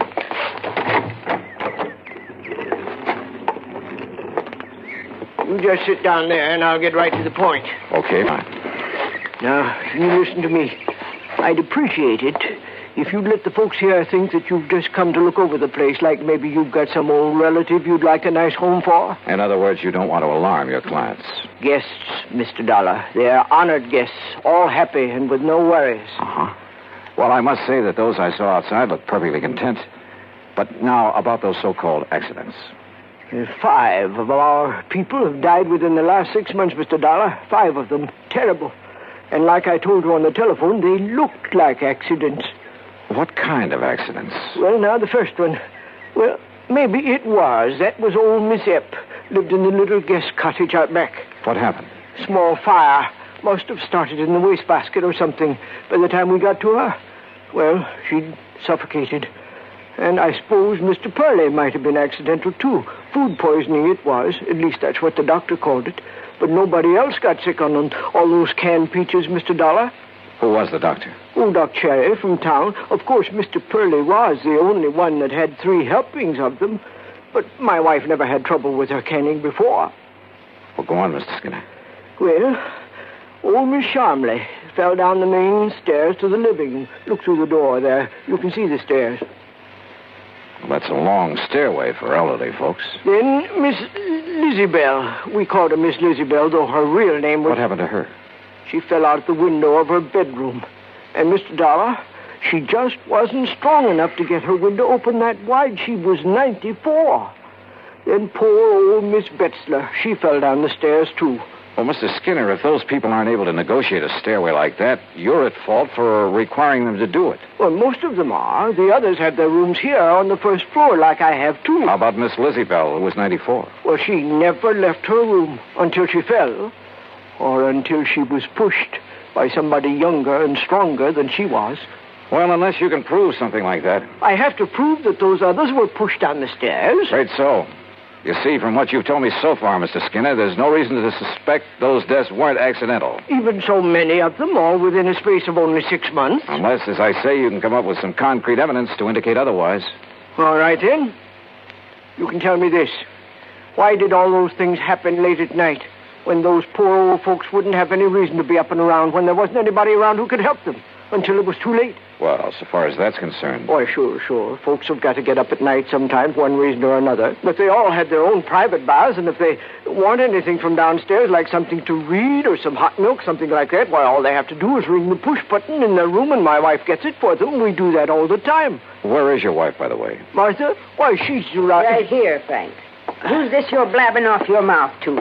Why, Martha, this is Mr. Johnny Dollar, insurance investigator. Investigator, huh? Well, you can march yourself right out of here. Oh, now, just a minute, Mrs. Skinner. Just a minute, nothing. You get out of here and leave us alone. Mrs. Skinner. And if you don't, I'll throw you out. And if you don't think I'm young and strong enough, then I'll show you.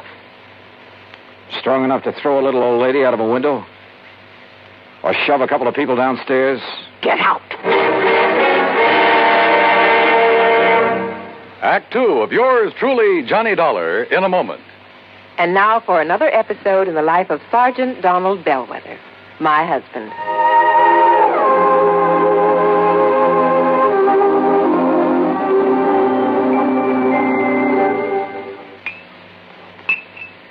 Oh, that's what I call a good dinner, Reba. Oh, that was delicious. Well, I'm glad to hear that, dear.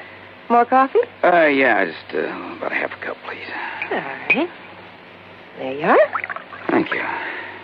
Now, tell me all about your safety class. Did the boys enjoy your speech? Oh, yeah, they sure did. Thanks to you, I did quite well. My lieutenant complimented me afterwards. Oh, good. Yeah, but that same lieutenant threw me a curve, too. How, dear? Well, after I gave my talk, he asked the men if there were any questions. Well, that did it. One of the guys stood up and said, look, Sarge, you claim there were over 95,000 deaths and over 9.5 million people injured in accidents in the U.S. last year. Looks to me like all those safety campaigns and slogans are doing no good at all. Well, how did you answer him? I didn't. I couldn't think of an answer. I got out of it by saying I'd have more facts and figures at the next meeting. All right, let's see now. Oh, yeah, here it is. Now, first, Sergeant Bellwether, you start off by telling the boys that since 1913, the accidental death rate has been reduced 35%. Mm-hmm. Or, in other words, if there hadn't been campaigns and safety measures put into effect to reduce accidents, almost 1 million more people would have been killed in the last 46 years. Is that right? It certainly is. I'm reading it right out of the National Safety Council record book. Oh, and another thing. Accidents in the farming areas are much higher than in the city. Now, do you know why? Why? Because in rural areas, there are fewer policemen enforcing safety laws and less traffic signs and signals to guide the motorists. Mm-hmm. You know, many more cars travel the city streets, and yet the per capita rate of accidents is much higher in the rural areas. Of course, the reason is obvious. In the city, more safety measures are instituted and obeyed. Reba, you are wonderful. That's a good logical answer. I don't know what I'd do without it. Oh, that's my Donald. That's my doll.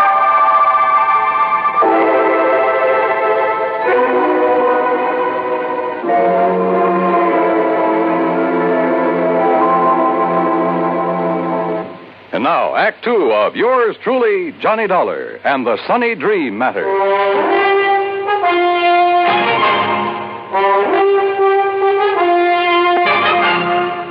Martha Skinner, co-owner and the real manager of the Sunny Dream Home for the Aged, was a big woman, tall, muscular, and a lot younger than her husband. I don't want your kind snooping around, Mr. Dollar, so get out of here and leave us alone. Your husband seems to think those deaths here in your home for the aged weren't so accidental, Mrs. Skinner. So he does. Yes, that's what I told him, dear. If you'd keep that mouth of yours shut, Frank, we wouldn't have this sort of thing.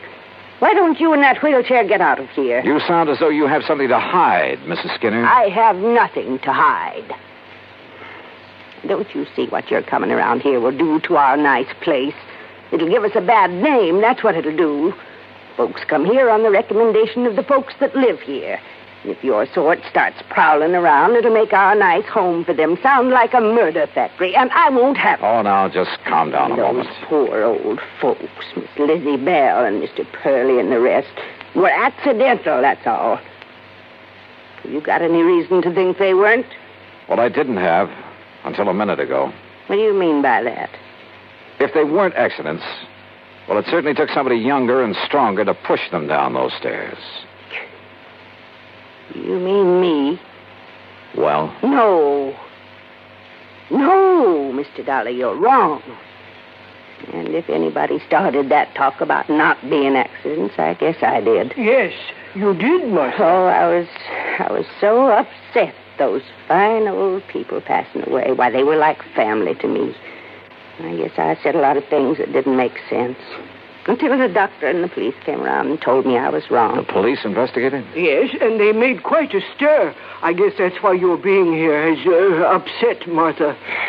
Well, of course, if they found nothing. Mr. Dollar, do you think that I could do anything like what that I could harm a single hair of any of these nice old people? What possible reason could I have, and what sense would it make? Why, we're being paid for their living here, and if anything happens to them... Yeah, if anything happens to them, you collect a nice, big, fat hunk of insurance money. You know about that? Insurance investigator, remember? No, you're wrong. It was their idea to name us in their policies, now wasn't it, Frank? Yes, Martha, it certainly was. Well, let's not talk about it anymore now. It's getting late, so I think I'll drive back to Buckland Center and have some dinner. Why, you'll do no such thing. You'll have your dinner right here. And if you wish to stay overnight... Oh, no. You mean I'll have another room to fix up? Well, I'll help you, of course. Walter, this is Mr. Johnny Dollar. Dollar? The insurance investigator I hear about all the time on the radio? That's right, son. Well, what's your business here, Dollar? Frank called in, son. Yes. About those accidents? Yeah, that's right. What do you think about them, Walter? Look, Dollar, Mother's got enough trouble without you coming around. Walter. Here. Well, it's true, Ma. You know it. First it's the police making a big racket. We've been through all that, Walter. I asked you a question. Well, why don't you get out of here and leave us alone? I'm sick of all this nonsense. I'm sick of this whole place. Oh, Walter. Year after year working like a dog for a lot of old fogies. Are there only the three of you to take care of this place? That's right. Oh, and of course Frank here has a lot of help tied down to that wheelchair. Well, I do all the office work. Oh, sure. Big deal. Handle all the money, too. Well, what about the talk that as soon as we get enough money, we can sell out and get away from here? Hey, look, Dollar, what difference is it to you who keeps this place up? Hey, you're a pretty husky fellow, Walter. Yeah. Would you like a little demonstration on you? Now, what do you mean by that? Well, maybe I'll tell you after I've had a look around. Then you will stay. Oh, yeah, I'll stay until I'm satisfied. Well, you won't be here for long if I've got anything to do with it, understand? Is that a threat, Walter? Take it any way you like. I'm sorry, Mr. Dollar. I'm sure he didn't mean that the way it sounded. Yeah. Well, tell me, do you two have joint ownership of this place, you and Mr. Skinner? Well, it's really in my name. And if anything were to happen to you? It would go to Frank and Walter. I see. Walter said that you've talked about getting enough money to sell out and leave this place. He certainly did. Is that what you plan to do? Yes, sir. Well, I'm not so sure. Of course you are. I've grown to love this place. All the nice people who... Mr. Dollar. Yeah? Enough money, you said. Like a lot of insurance money from... Oh, no. You can't think that Walter would... Oh, no. He's spoiled and fresh and impetuous and talks a lot, but surely you don't think... Mrs. Skinner, what would you think?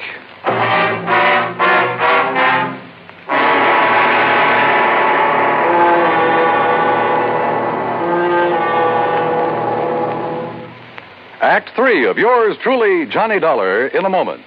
Do you know who said, eternal vigilance is the price of liberty? Those famous words were written by Thomas Jefferson. Jefferson knew that human nature tends to cause us to take for granted the freedoms for which others have fought valiantly. He knew that Americans had to be alert, or the essential freedoms of democracy would be taken away. That's why Jefferson gave his warning to the Americans of his era and to their descendants. He set the price for liberty as eternal vigilance. And Americans through the years have heeded Jefferson's warning. They have been alert to detect and resist the enemies of liberty. Remember the words of Thomas Jefferson. They are part of your American heritage. The price of liberty is eternal vigilance. And now, Act 3 of yours truly, Johnny Dollar, and the Sunny Dream Matter.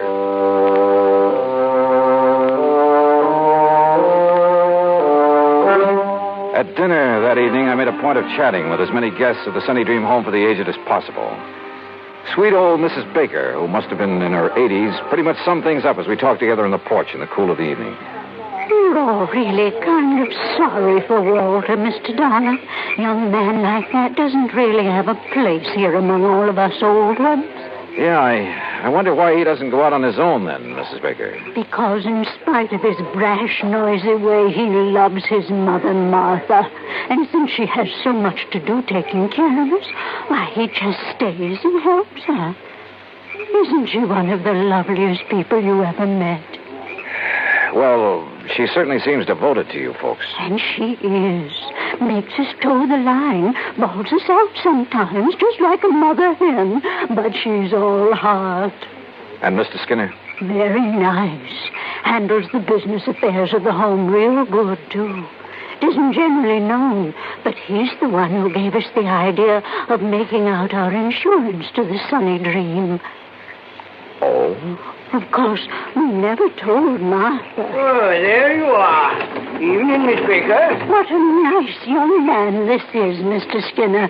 We've been having a wonderful time talking away about this and that. That's fine. They make you a comfortable room upstairs, Mr. Dollar? Yeah. Right at the head of the stairs. Very comfortable. Good. Well, don't let me interrupt. I'd like to talk to you a minute if Mrs. Baker will excuse us. Why, of course. Thank you. And we'll talk again tomorrow, won't we? Sure, of course we will. Good night. Mr. Skinner, when was the last accident when someone fell down those long stairs? Huh?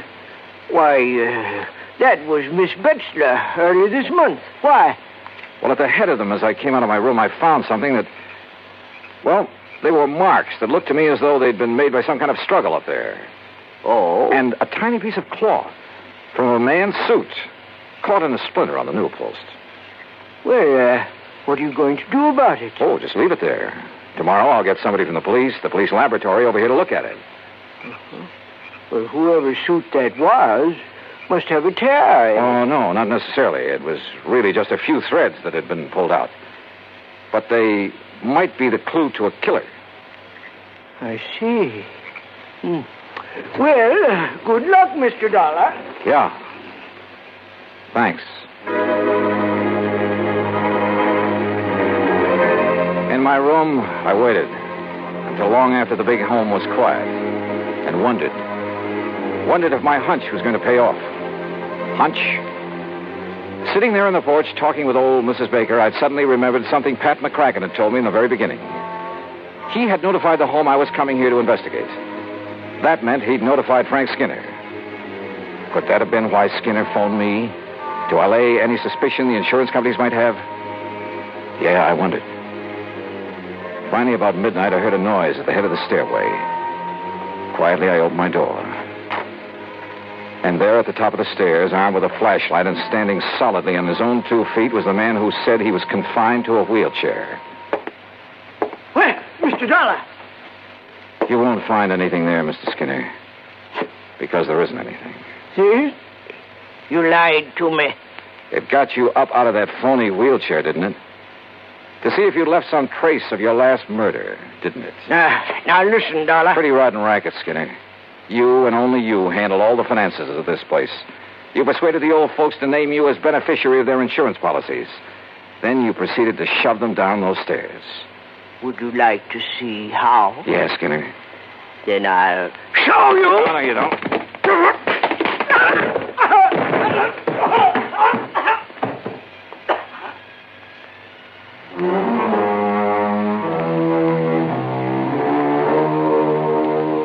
Yeah, he'll live to go to trial. And whatever sentence they hand him will be much too short. The Sunny Dream home, well, I hope it'll be the quiet, peaceful place his wife wants it to be. Expense account total, including incidentals, $12 even. Yours truly, Johnny Dollar.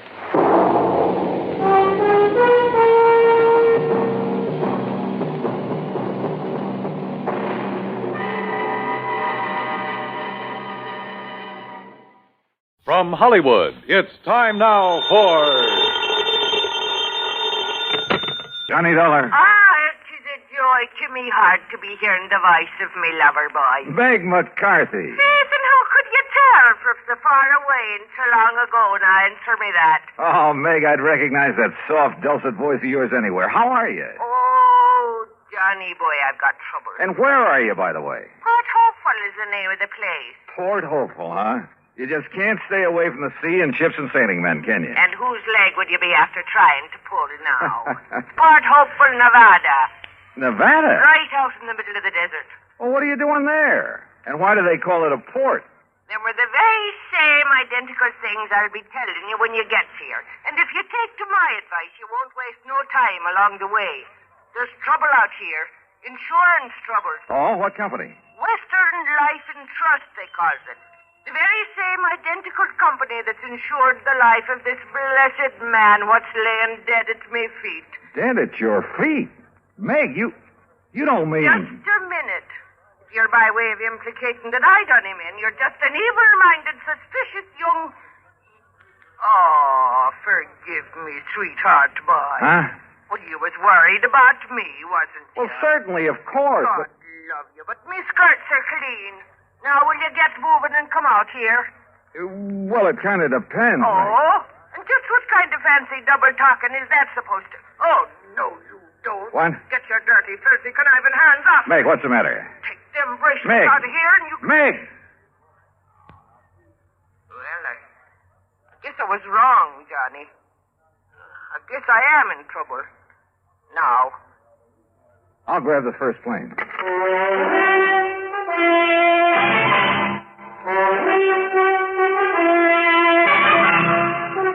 Bob Bailey in the exciting adventures of the man with the action-packed expense account, America's fabulous freelance insurance investigator. Yours truly, Johnny Dollar.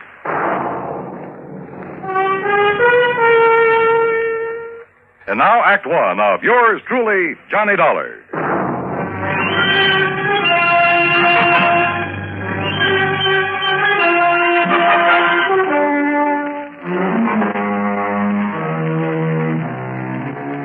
Expense account submitted by Special Investigator Johnny Dollar to Western Life and Trust Insurance Company, San Francisco office. Following is an account of expenses incurred during my investigation of the Alkali Mike matter. Expense account item 1375, telephone call to Bill Kemper at Western Life and Trust, who talked only long enough to order me onto the first plane for the coast. Item 2, $153.50, transportation on a late-evening flight to San Francisco. Item 3, the next morning, 4:25, cab from the airport to Bill Kemper's office in the Lawson building. Ever hear of Alkali Mike Murphy, Johnny? Yeah, sure, Bill. At least I think so. Isn't he the kind of legendary character who found so much gold somewhere out here? Over in the Black Rock Desert, Nevada. Yeah, a place called Port Hopeful? That's right. The original Alkali Mike had been the skipper of a sailing ship before he got the lust for gold back in the last century. Yeah, well, what about him? Finally found it. Plenty of it. Out there in the desert near the little town of Winnemucca. And? Built himself a regular palace out of rocks from the nearby mountains, named it Port Hopeful. Settled down to spend the rest of his days enjoying his money. But then he died. Legend says it was suicide. Yeah, well, what's that got to do with you or me or the company? Alkali Mike Murphy, Jr., his son, who spent the last 40 years living there. But now he suddenly died. And how he died affects payoff on the insurance policy we wrote him. Oh, how much? $200,000, straight life. Ah, Beneficiaries? 2 nephews, 1 niece, and an old housekeeper, all sharing equally, provided, of course, that one of them didn't help him on his way to the great beyond. And you think maybe one of them did? $50,000 apiece is a lot of money, Johnny. Which one? I'll grant you it's only a hunch. But if I were you, I'd make a pretty careful check on that housekeeper. Meg McCarthy? She's an old... Oh, yes, what do you know about this McCarthy woman? Oh, plenty, Bill. Then you think my hunch is right? No. What? Because if it is, I'll handle this case for nothing. But according to the police officer... What's more, I'll quit the insurance business.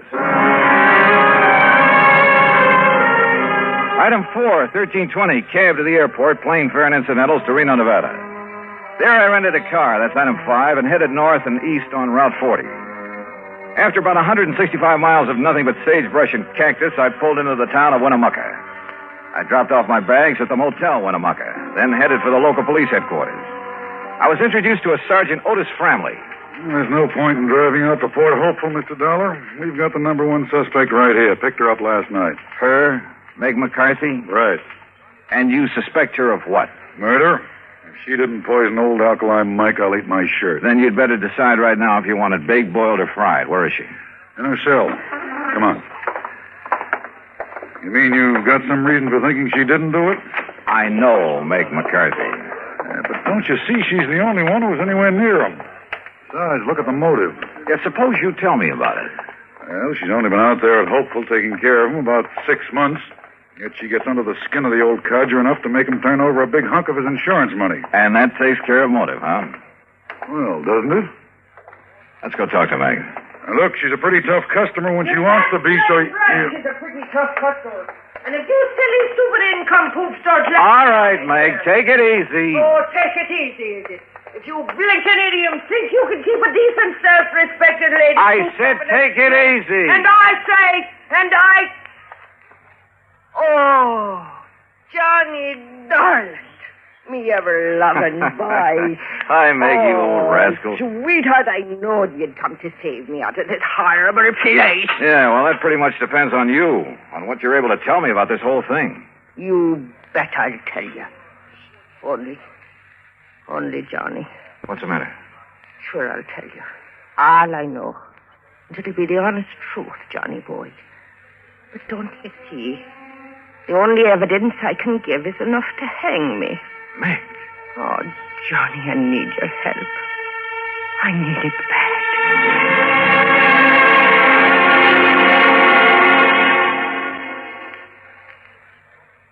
Act 2 of yours truly, Johnny Dollar, in a moment.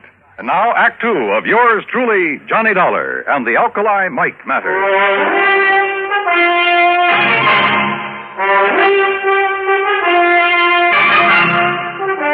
The sergeant left Meg McCarthy and me alone there at the jail in Winnemucca, Nevada. And she told me all she knew. Johnny had just plain got fed up with all the noisy, roistering, drunken sailors that used to come to my fancy cafe back on the East Coast.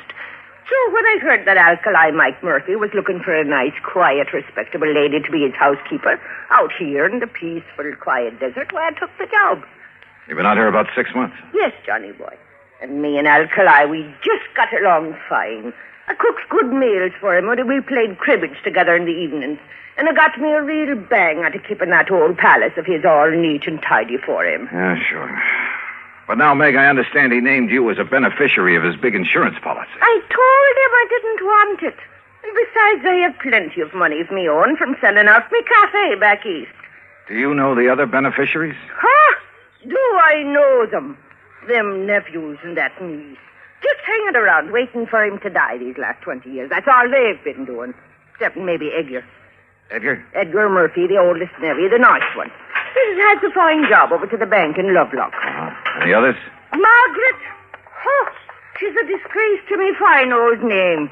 Playing around with every Tom, Dick, and Henry she can get her hands on. looking for the one with the most money so she can snag him and live the easy life. Where is she? It's for Danny. Well, he's another no-count. Spends all his time horsing around and gambling. Where are they now? At Port Hopeful, where else? Each of them trying to chisel the others out of all the fine furniture and old silverware and lovely china. You know, when the estate gets settled. The sneaky, snivelly... All right, Meg, all right. If I'm going to try to help you, there are some things I have to know. I'll tell you everything, Johnny boy. How did Alkali Mike die? Poison, the doctor said it was. In something that he ate. And who could have given it to him? There's the trouble, darling. Huh? I was the only one with him. I was the only one ever touched his food. Could it have been poisoned before it was brought into the house? No, never. Everything I bought for him and me come from the markets right here in Winnemucca. Besides, Johnny, I always had the same things he did. Even the day he died? Yes. Even that same fateful morning. Well, did the doctor say what the poison was? Yes. Quinititani. Quintanogen? Yes, that was it. Sulfur or something. Quintanogen sulfonate? Yes, it's sulfonate. Well, that's strange. Because if I remember correctly, that's related to one of the old Indian arrow poisons. Ah, but Johnny, there ain't been no Indians around here for years. At least the wild ones. Look, Meg, I want to go out to that so-called palace, Fort Hopeful, but I want you with me. Well, of course, lover. Only how can I get out of this jail? Let me worry about that. It took the help of a local attorney that set him $500. But I managed to get Meg out of the clink, as long as Sergeant Framley stayed with us, that is. We headed out across the desert over a road that should have been traveled only by jeep. And finally, after about 60 miles of it, we came into a bare, rocky valley. And there in the middle of it sat the palace, Fort Hopeful. Only it should have been called Fort Hopeless. Ain't it a beautiful spot, Johnny boy? It was an atrocity, a huge, rambling jumble of native stone badly cemented together. There were almost as many doors sagging on their hinges as there were windows, as though the whole place had been put together one room at a time. Windows were set in at cockeyed angles, and most of them were dirty. 3 fairly new cars were parked out in front. The relatives, Dollar. They've been here ever since the old coot died, like a bunch of buzzards. Bullshit. Yeah, I know what you mean. Well, come on, let's go in. Yes, and see how they've messed up our lovely palace whilst I've been languishing myself away in that hoot car. Hey, look, Sergeant, if old Alkali was murdered. Of course he was. How else would he get that poison? Well, how about these relatives? That's what I've been trying to tell these harebrains. All right, Meg, please. These bird-tailed idioms around here seem to think I'm the only one. Meg, shut up. Yes, dearie. You know I love you when you talk to me like that. Just like my dear departed husband, God. Yes, all right. Well, what about it, Sergeant? Oh, you mean his own kin? No, Mr. Dollar. People out here in this part of the country have too much respect for their own kin. Even when there's a lot of money involved? Yes, I even go so far as... What do you mean, Sergeant, bringing that killer back here? Well, it's this way, Edgar. Yes, Sergeant, how dare you? Now, look, it's all perfectly legal. Legal? This woman killed our uncle. Now, look, will you? Mr. Dollar here is an insurance investigator. Johnny Dollar? That's right. Oh, I've heard about you. Well, I haven't. I'm Margie. And believe me, Edgar, everything will be all right with him here. Won't it, Johnny? Will it? I'm sure it will. We'll see. You want to come in? What do you mean, do we want to come in? You think we're going to stand out here on our feet all day? Why don't you drop dead? Oh, blatherskite. All right, Meg, come on. Sit down, Johnny. Here. Incidentally, where's the other nephew? Danny?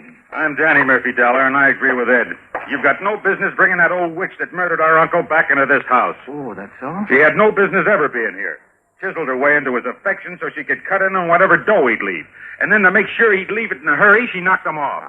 Wouldn't that same reason make all 3 of you want to see him out of the way? Now, just a minute. Just take it easy, Danny. Well, what do you mean, take it easy? He's practically accusing us of killing Alkali. If the shoe fits, Danny boy. Why, you dirty... You lay one hand on Johnny Dollar and I'll tear your eyes out from limb to limb. Okay, Meg. Meg!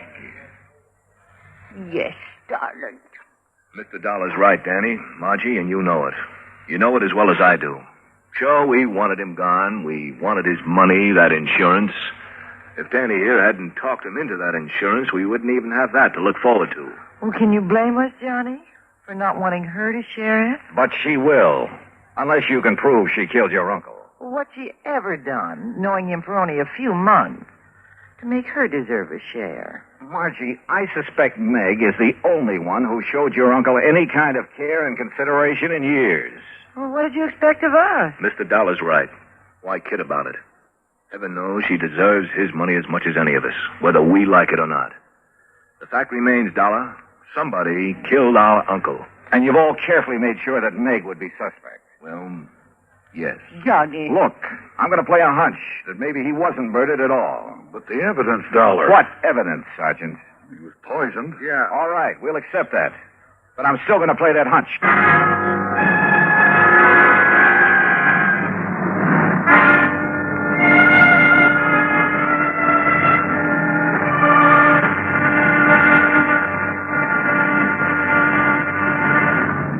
Act 3 of yours truly, Johnny Dollar, in a moment. Act 3 of yours truly, Johnny Dollar, and the Alkali Mike matter. Now, look here, Dollar. We know that old Alkali Mike was poisoned. If that isn't murder, what is it? Have you ever thought of suicide, Sergeant? Suicide? Oh, of course not. This money-grabbing old biddy here did him in. Now, just a minute, Margie Murphy. Sure. Why would old Alkali ever commit suicide? I don't know, Danny. Disappointment over you three, his only relative? He paid no attention to us. Or was it the other way around? You paid no attention to him. He didn't want us around. Except maybe Edgar. Well, offhand, I can't say that I blame him. But he did welcome the care and whatever affection Meg may have given him. Yes, Mr. Dollar, that's true. She was after his money, that's all. I told him I didn't want his money. And if you don't shut up, you little squirming, conniving... Meg! All right. Johnny, bye. What are you looking so thoughtful about, Edgar? Suicide. Old Alkali's father chose to go that way. Yeah, I know. No one understood why. He had everything he wanted, money, even this so-called palace, this atrocity that he named Port Hopeful. You mean he had no more reason to take his life than your uncle? Well, that's what I mean, Sergeant. How did his father take his life?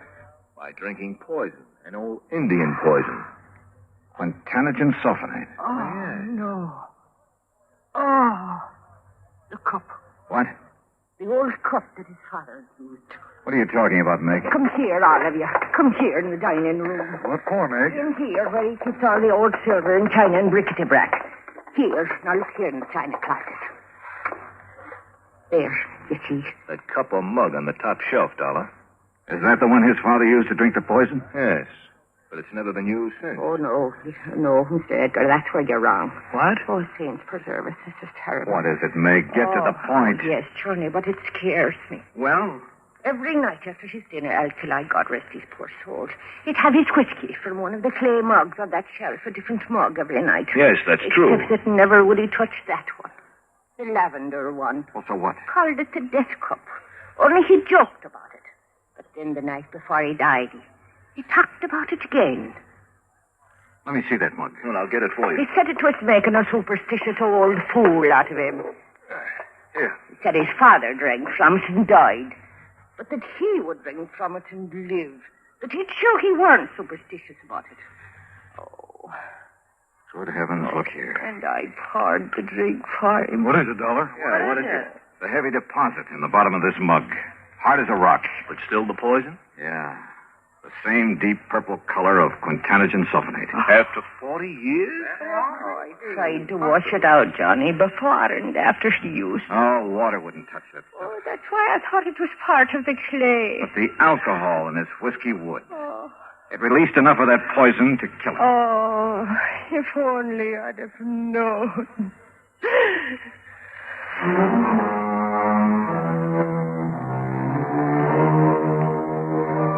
The police took a long time over this one, but they finally reached the same conclusion I had.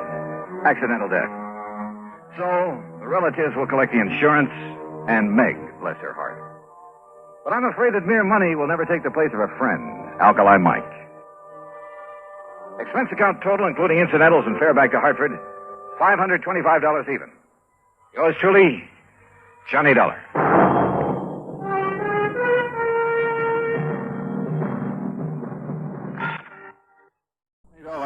cracking, Johnny. Universal Adjustment Bureau. Oh, hi, Pat. What's on your mind? A beautiful model. Name of Dorothy Blair. Ooh, hey, wait. The girl with the $1 million face? That's the one. Well, you probably got company.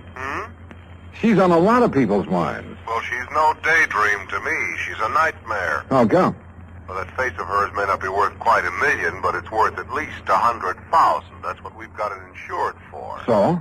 So it looks like somebody's trying to tear it up. The policy? No, her face. She got slugged last night. Want to look? At her? Sure, I'll be right over.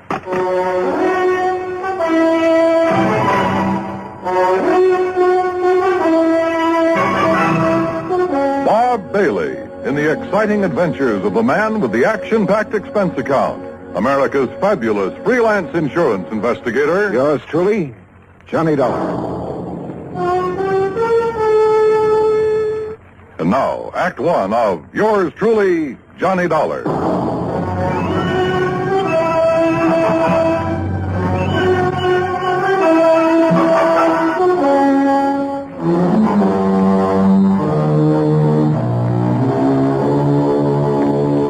Expense account submitted by Special Investigator Johnny Dollar to the Home Office, Universal Adjustment Bureau, Hartford, Connecticut. Following is an account of expenses incurred during my investigation of the model picture matter. Expense account item 1, $1.20 for a taxi from my apartment to your office, Pat, where I picked up Dorothy Blair's address, then headed for New York. That's item 2, $36.20. I arrived at her apartment just as the doctor left. Even with a couple of bandages on her face, I think you got a bargain, Pat, insuring it for only $100,000. I guess I'm lucky, Mr. Dollar. My doctor says there won't be any permanent scars. Well, just what happened, Miss Blair? Well, I came home last evening about dinner time. I opened the door to my apartment here and started to reach for the light switch. Then suddenly I saw a shape beside me in the dark. And? Before I could do anything, he hit me on the side of the head. I think it was a gun. It stunned me and I fell to the floor. Then what? I remember hearing the door slam. When I could get on my feet and turn on the light, whoever it was had gone. I see. You think it could have been a burglar looking for money or valuables? I don't think it was a burglar, Mr. Dollar. You mean you have some idea who it was? Well? Jerry Dunsmuir. Who's he? A fashion photographer. A creep, Mr. Dollar. Oh? The real article, believe me. They ought to put that guy's eyes in jail. You modeled for him before? About a year ago. I swore I'd never do it again, and I didn't. Until yesterday. Yeah, well, go on. Jerry'd gotten a commission to do a spread on winter fashions. He wanted to make some street shots with me in tweeds. Things like that. Street shot? Well, I figured the street would be a lot safer for me than his studio. But it didn't turn out that way, huh? No. After the second picture, he started in again with the same old line. And he's not very subtle, believe me. So? So I walked out on him. He didn't like it. But is that enough reason for him to break into your apartment and slug you? It wouldn't be for most people. But like I say, he's a creep. Yeah. Okay, Miss Blair. Thanks. I'll have a talk with Dunsmuir. And that was easier said than done. I took a cab to his address. That's item 3, $1.60. But his studio was locked up tight. So I contacted my old friend, Detective Lieutenant Al Rico at 18th Precinct Headquarters. You think you got troubles, Johnny? Try some of mine on for size. Oh, like what, Al? Like an unsolved murder I got tossed in my lap. Oh, that one I've been reading about. The girl up in... Yeah. Edith Summers. No lead. Sure, a real fat lead, except it's no good. Her ex-boyfriend, Ed Chatsworth. Lots of motive, but no case. Alibi? Airtight. So I got troubles. Now tell me yours. Mine? Well, I'm trying to get a lead on a fashion photographer named Jerry Dunsmuir. Dunsmuir? I never heard of him. How come you're interested? Dorothy Blair got slugged last evening. Oh, yeah, the girl with the $1 million face. I heard about it. She thinks Dunsmuir might have done it. I went up to his studio to have a talk with him, but it was locked up. Well, I'll have her files checked, but if we had anything hot on him, I think I'd remember. Yeah. Well, it was just a chance. Excuse me. Rico. What? Yeah. Okay, I'll be right down. That was about your Jerry Dunsmuir, Johnny. Oh? A couple of my boys have found him. Great. Yeah. They found him floating face down in the river. Act 2 of yours truly, Johnny Dollar, in a moment. And now, Act 2 of yours truly, Johnny Dollar, and the Model Picture Matter.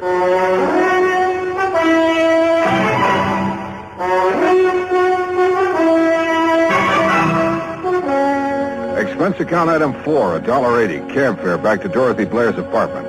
She had company. I'd like you to meet Edward Chandler, Johnny. Hi. Glad to meet you, Mr. Dollar. Dorothy, I wonder if I could talk to you for a few minutes. Why, certainly. I've got to be running along anyway. Still okay for dinner, honey? Sure. 8 o'clock. I'll pick you up. Bye, Mr. Dollar. Yeah, so long, Chandler. Dorothy. Did you talk to Jerry Dunsmuir? Now, look, you say Dunsmuir tried to get a date with you while he was taking some fashion shots of you on the street yesterday. That's right. He was pretty persistent about it. That's putting it mildly, John. And you think Dunsmuir is the one who was hiding in your apartment and slugged you last evening? Yes. I think he must have been the one. Why, who else could it have been? And why are you asking me all this again? There's nothing you haven't told me, Dorothy. Of course not. Why? Well, the police just fished Dunsmuir's body out of the river. He was murdered? I haven't seen the medical examiner's report yet, but it's a good bet. People don't usually go for a swim with all their clothes on. But who could... Johnny, you certainly don't think I had anything to do with it. I didn't say that, Dorothy. But your tone of voice, the question. Look, I'm telling you the truth, Johnny. Can you prove it? I can prove the part about him taking pictures of me yesterday. This manila envelope. It came in the mail today. Here. It's from Dunsmuir's studio. He always sends me prints. See? Here's one of me in a tweed coat. Here's one in a fingertip length. Okay, so he took pictures. I still want to know why you think it was Dunsmuir who slugged you if you couldn't see his face in the dark. Why, I guess because of the way he looked at me yesterday afternoon when I told him to stay away from me, not to call me again for a job. Oh, Johnny, believe me. You didn't see him after that, huh? Unless, of course, he was the one who slugged you in the dark. No. I didn't have anything to do with what happened to him, and I don't know who did. It's the truth, Johnny. Okay, Dorothy. If it is, I'll find out sooner or later. But if it isn't, I'll find that out, too. Maybe Dorothy Blair was leveling with me, but there were a few pretty important facts I didn't know. Was it really Dunsmuir who'd slugged her? And who killed Dunsmuir? And why? Also, this fella I'd met at Dorothy's apartment, Edward Chandler. Where had I seen his face before? Item 5, $1.75, cab fare to Dunsmuir's studio. A blonde secretary named Susan Billings was just closing up when I got there. She looked pretty dragged out. Please, Mr. Dollar, I've already told the police all I know. Right now, I don't exactly need any more questions. What you need right now, Susan, is a drink. Come on.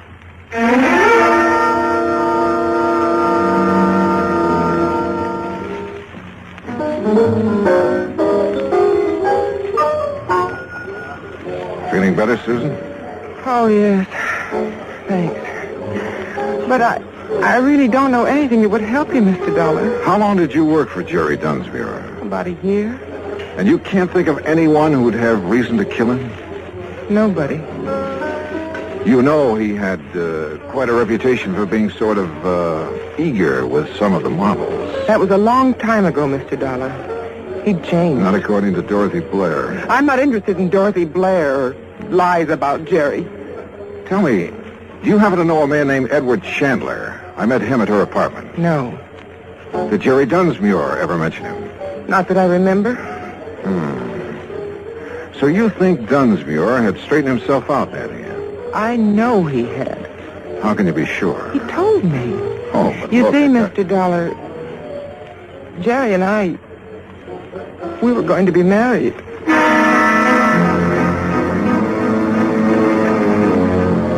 Either Dorothy had been lying to me about what kind of a guy Dunsmuir was, or else Susan had been living in a dream world. Either way, I was fresh out of leaves. I headed back to Lieutenant Rico's office, hoping I'd find some there. Johnny, the only thing we know for sure about Dunsmuir is that he sure had a weakness for women. Yeah, but Susan Billings believes that she was his one true love. I know. And I've been thinking about her. Maybe she found out about Dunsmuir's activities and didn't like him. Possibility. But if she knows more than she's told us, she's a pretty good actress. The same goes for Dorothy Blair, which reminds me I want to have another talk with Dorothy. I picked up a couple of names out of Dunsmuir's past, and I want to see if they mean anything to her. Want to come along? Sure, but we'll have to hurry. Hurry? Why? She has a dinner date with a guy named Chandler at 8 o'clock, and it's 1:45 right now. Okay, let's go.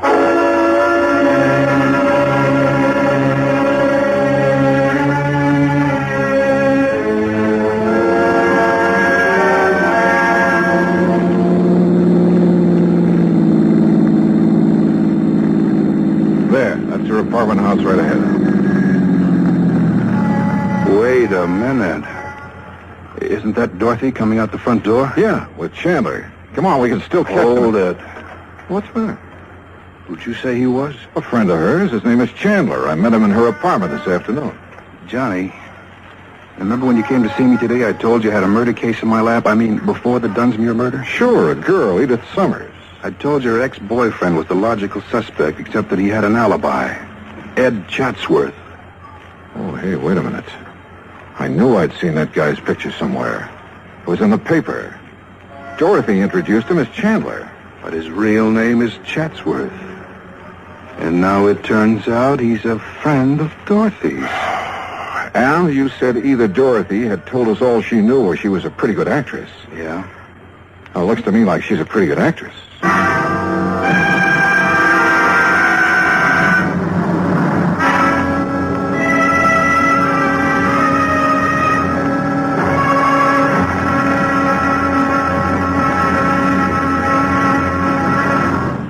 Act 3 of yours truly, Johnny Dollar, in a moment. Act 3 of yours truly, Johnny Dollar, and the Model Picture Matter.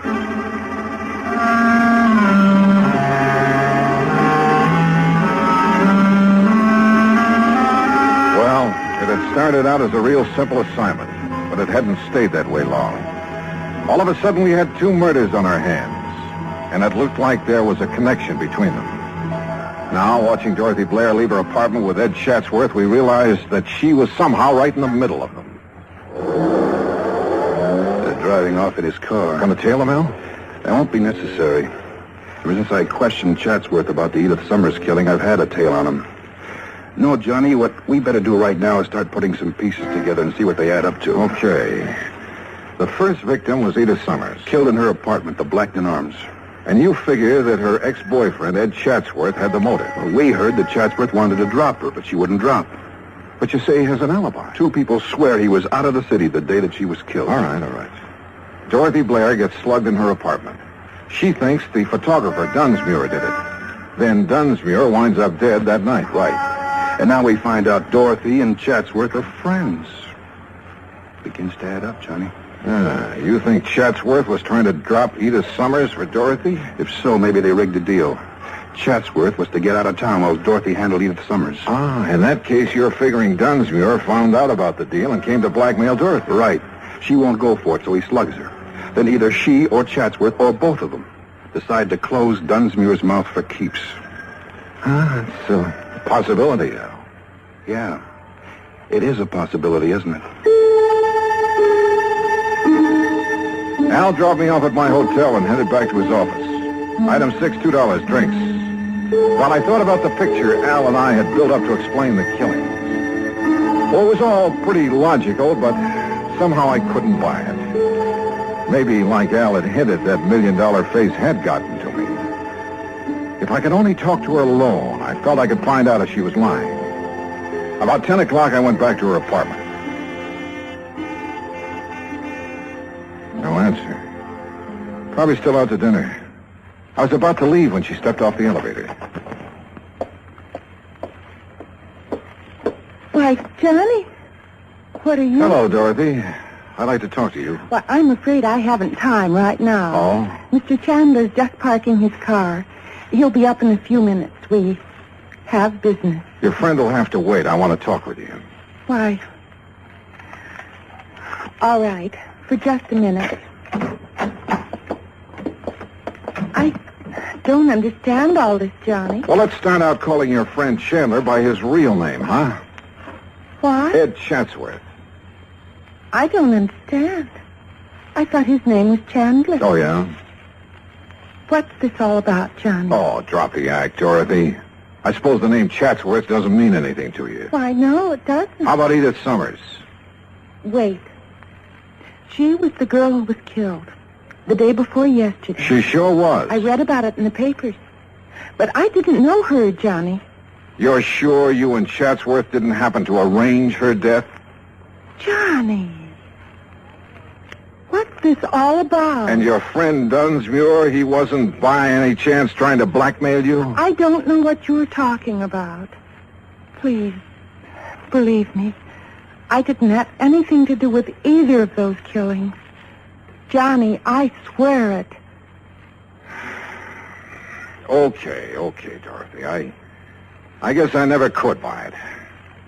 But I don't get this buddy-buddy routine, you and Ed Chatsworth. I only met Ed Chatsworth, or Chandler, as he called himself, yesterday. Let's hear that again. That's right. He said he was organizing a big promotion and wanted to feature me in it. Why would he give you a line like that? I didn't realize it was a line. He sounded very convincing. He said he wanted to see some of my pictures to see if Pictures? Wait a minute. Those pictures Dunsmuir took of you. Ed's coming up any minute to see them. He wanted to see some outdoor shots, he said. When did Dunsmuir take those shots? The day before yesterday. The day Edith was killed. Where did he take them? We moved around from place to place. You still have the pictures? Right there on the table. Come on, let's take a look. Are these all that he took? As far as I know. Yeah. Oh, no, nothing here except you. Here, wait. This shot looks like the front of an apartment house. Part of the name in the picture. Blackton Arms. The apartment where Edith was killed. Johnny, look. In the background. A man stepping out of the apartment house. Yeah, out of focus. Hard to... Hold it. What is it? Is there a service entrance to your apartment? Yes. Somebody just came in. Get down. I shoved her to the floor and hit the light switch. None too soon. I eased out my gun but couldn't see a thing. And I knew I had to locate him before he located us. There was a cigarette lighter on the coffee table. I heaved it toward the kitchen and my aim was pretty good. The flash of his gun pegged him for me. I turned on the lights. It was Chatsworth, all right. I'd hit him in the shoulder, but he'd keep for the state. Johnny. He's the one who killed us, Edith Summers. Yeah, sure. He had an alibi rigged, but he spoiled it by walking out of her apartment into the background of that picture Dunsmuir took of you. Then he's also the one who was in my apartment. He probably recognized you by your face. Figured he could find the name of the photographer here. Slugged you when you came in. And I thought it was Jerry Dunsmuir. Poor Jerry. Yeah. Well, I imagine when Chatsworth comes to, we'll find that he killed Dunsmuir to get the negative. He certainly wanted that picture. Yeah. Most pictures don't do people justice. But I guess this one will do him all right.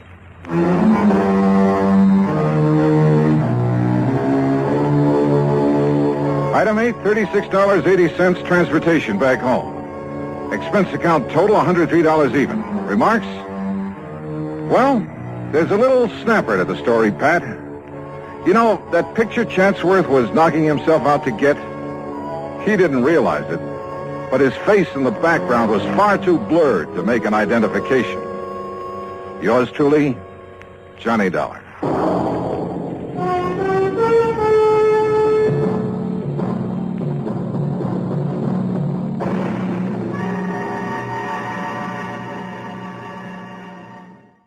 From Hollywood, it's time now for Johnny Dollar. Randy Singer, Johnny. Oh, hi, Randy. How's the New York City Police Department these days? Well, the department's fine. Me, I'm not so sure. Well, then maybe I'd better run on down there and cheer you up a bit, huh? Yeah, you'd better come down here on account of Mary Grace Marshall. Hey, how do you know Mary Grace? The point is, you do. Well, matter of fact, I just got back from a weekend in that town of yours. Yeah, Mary Grace and I had a ball. We took in a couple of shows, did the nightclub routine. Yeah, I know. Even spent Sunday afternoon together out at the... What do you mean, you know?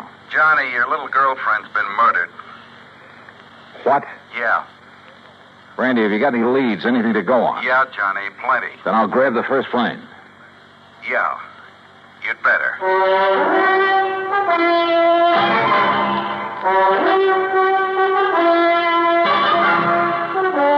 Bob Bailey in the exciting adventures of the man with the action-packed expense account. America's fabulous freelance insurance investigator. Yours truly, Johnny Dollar.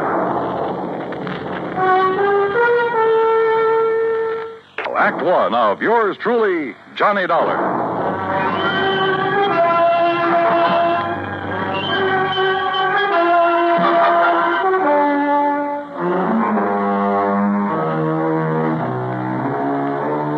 Expense account submitted by Special Investigator Johnny Dollar to the Mideastern Life and Casualty Insurance Company, Home Office, Hartford, Connecticut. Following is an account of expenses incurred during my investigation of the Mary Grace matter.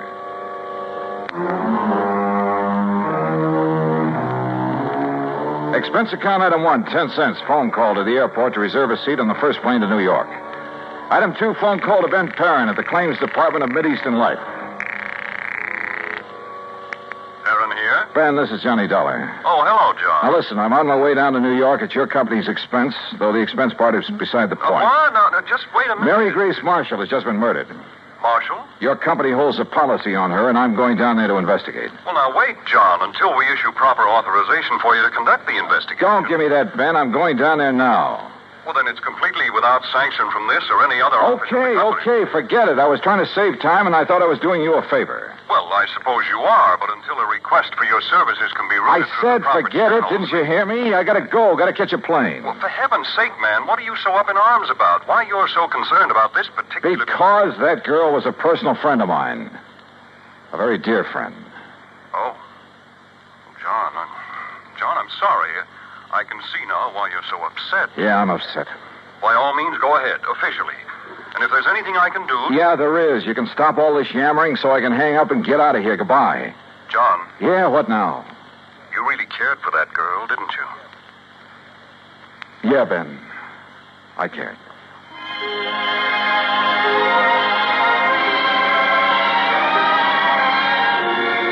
Expense account item 3, 920. Cab to the airport and plane ticket to New York. The trip down there gave me time to think. And thinking about it hurt. Mary Grace Marshall.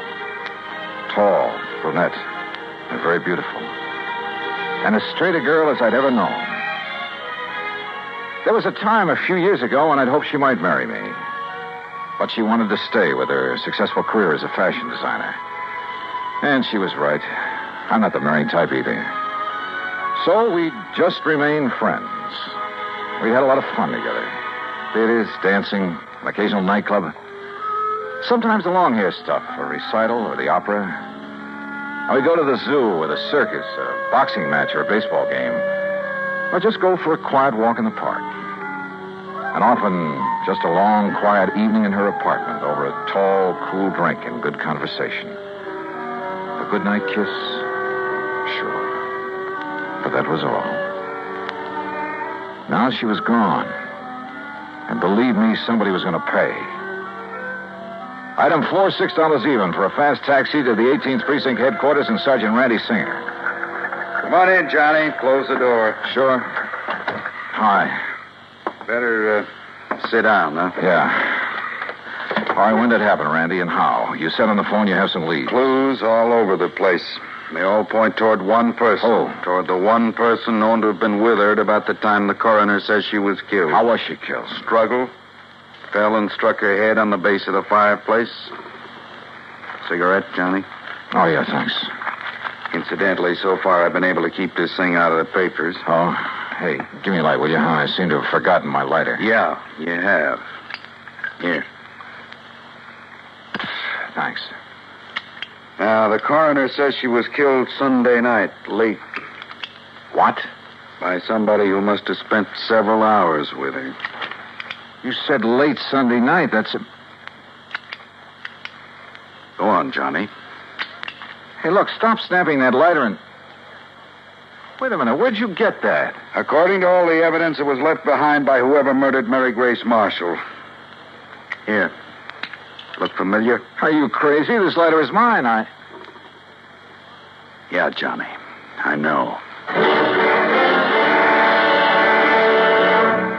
And now, Act Two of yours truly, Johnny Dollar and the Mary Grace Matter.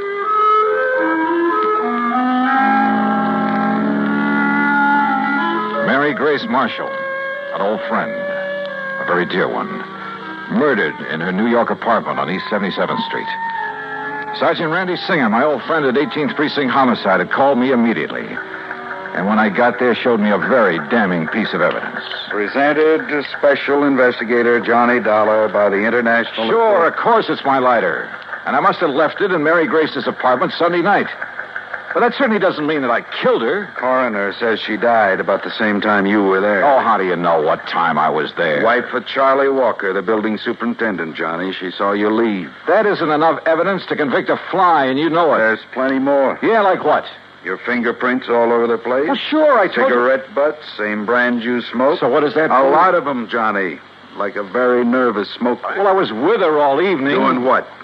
Oh, now, look, Randy, surely you can't be serious. You can't think for a minute You that look, Johnny, this is my case, nobody else's. I'm keeping it that way. I've kept it out of the papers.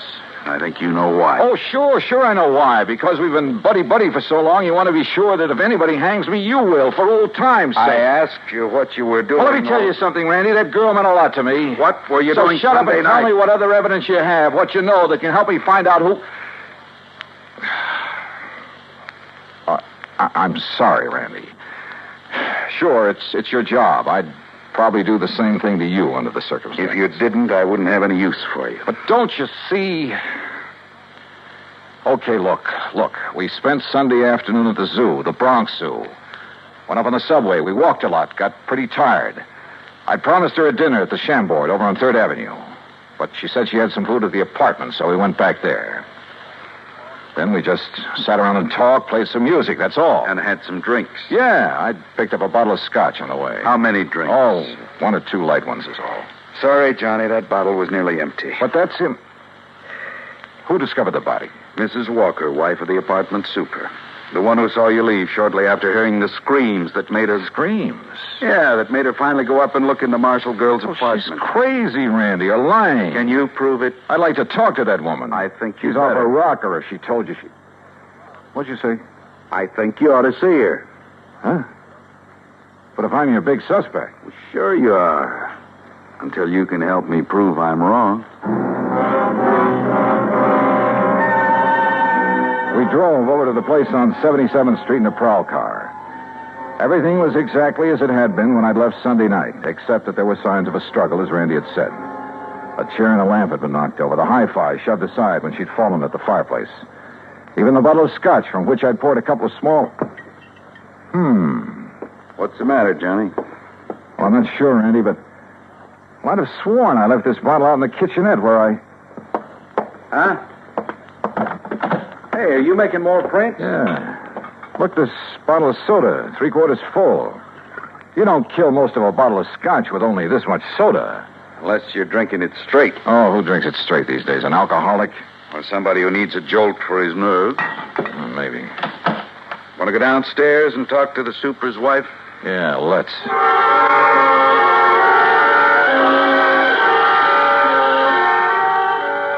The superintendent's wife turned out to be a living doll. Young, pretty, with too much makeup. The sort who looked like she decided to get out of the chorus line for a quieter life as the wife of a building superintendent. I noticed a peculiar, spicy kind of odor when she first let us in, but thought nothing of it at the time. Now, you're sure this is the man you saw leaving Miss Marshall's apartment, Mrs. Walker? I was standing right here in this doorway. It was after I heard her screaming up there, around midnight. You're sure you heard her scream? Well, my husband heard it first. He woke me up, pounding on the wall between our bedrooms. Well, didn't he get up to investigate? Oh, no, the lazy... Well, he's been sick. He's still sick. But then I heard the screaming, so I run into his room and asked him what to do. Go back to bed and forget it, he says. It's probably just a party upstairs. Then you went up and found the body, huh? Well, first I tried to sleep, but I kept thinking I heard noises. From upstairs? Well, no. You're sure? It was like maybe my husband was getting up or something. Go on. Well, finally, about 2 a.m., I went up to her apartment. When she didn't answer my knock, I let myself in. And there she was, dead. Who called the police, you or your husband? Him? Huh. Besides, I told you he was sick. He still is. I'd like to talk with him. Oh, sure. If he's sober enough. Come on. That was a funny crack. If her husband really was sick. She led us toward the rear of the apartment, and I mistakenly started to enter her bedroom. That peculiar odor again, only more pronounced. And believe me, it was an arpege. Here, mister, this way. Her husband's bedroom was pretty much of a mess, untidy, with pictures of bathing beauties, calendar art, and some striking pictures of Mary Grace Marshall plastered all over the walls. This room had an odor about it, too, of stale booze. Here you are, Charlie. No, I tell you, I don't want any more of that stuff. Well, you seem to think it'd make you feel better. I did. What did you... Oh, the cup again. That's right, Mr. Walker. And this is the guy I seen coming down from your girlfriend's apartment after all the screaming. His name's Johnny something. You actually heard screaming up there, Mr. Walker? Yeah, awful racket. Woke me up. Scared me. What do you mean? That poor girl up there. All alone. Only she wasn't alone. But then it stopped. I figured maybe I'd been wrong. Had a nightmare or something. Yeah, sure. A dream about her. You think about me for a change instead of dreaming about that dame. Shut up. Talking about her, dreaming about her, sneaking around to have a look at her when she came in and out. If you wasn't sick, I think you'd sneaked up there and done her in because you couldn't have her. Will you take her out of here? It wouldn't be the first time a drunken bum has killed somebody. Shut up! Shut up! Mrs. Walker, I thought I told you this man was supposed to be kept quiet. Oh, well, now, look, Doctor, Yet I walk in here and find this sort of thing going on. Go on, all of you. Out of here while I attend this man. Just a minute, Doctor. Out immediately. This is a heart case complicated by a very serious virus infection. Doc, if I can have just one minute. Later, officer. I must save this man's life. Come on, Randy. You too, Mrs. Walker. Sure. He's been getting alcohol again, strictly against my order. Now, look here, Mrs. Walker. No, wait. Huh? Come on upstairs with me again. Oh? What'd you think of? A couple of things, Randy, that I believe will clinch this case so fast. Come on. Act 3 of yours truly, Johnny Dollar, and the Mary Grace matter.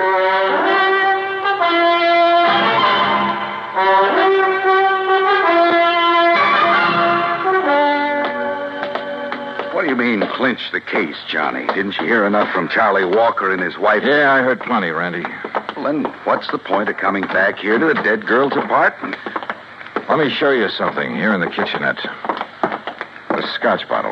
You shouldn't pick that up, Johnny. Prints. Yeah, prints. And where your boys dusted over them to show them up. But look. Yeah? Right here they're smeared, see? By a piece of cloth. Sure, he tried to erase them when he killed that bottle. Now, come on back to the living room. And here, take a look at this. Well, what's the hi-fi set got to do with I it? told you Mary Grace and I sat here Sunday night talking and playing records. So? This record on the turntable is the same one we were playing just before I left her. Look at it. Dolorima by Vingetti. Never heard of it. We shut it off because it got too noisy in the death scene from that opera. Huh? Listen.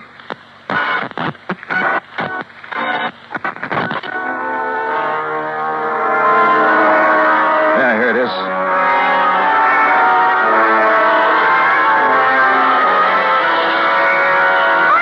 Holy... It sounds like somebody... Shut it off! I'll be darned. Sure. The screams that Walker and his wife said they heard. And that record's what gave him the idea.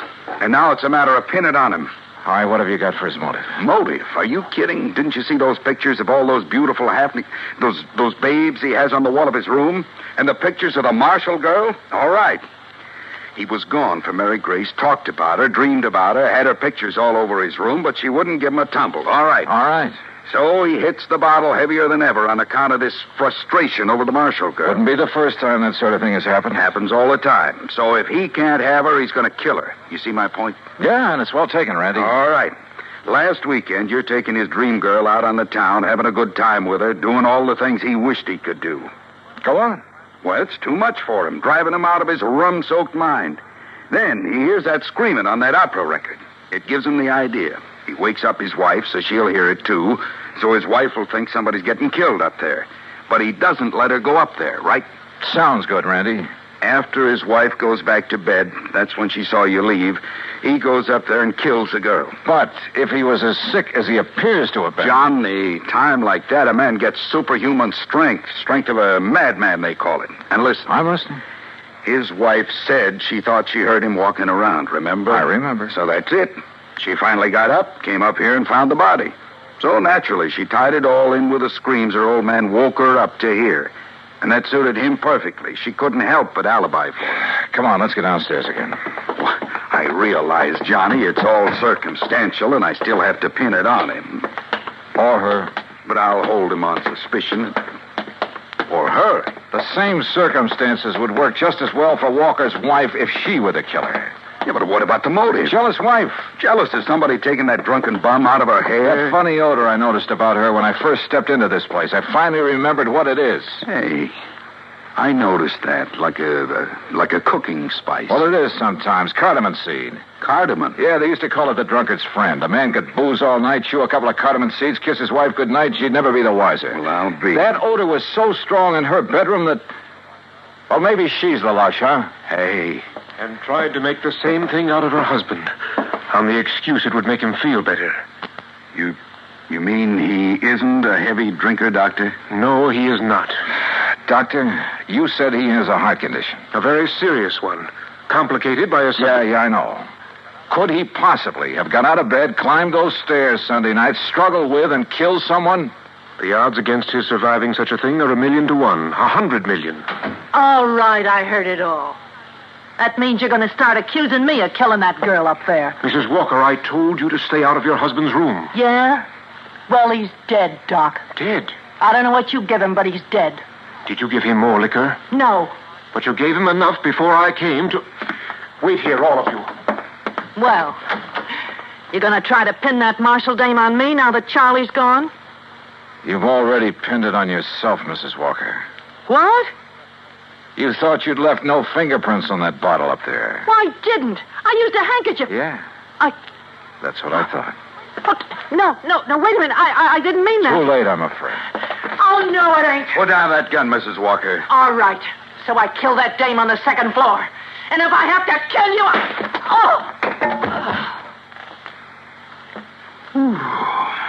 Yeah. Thanks, Doctor.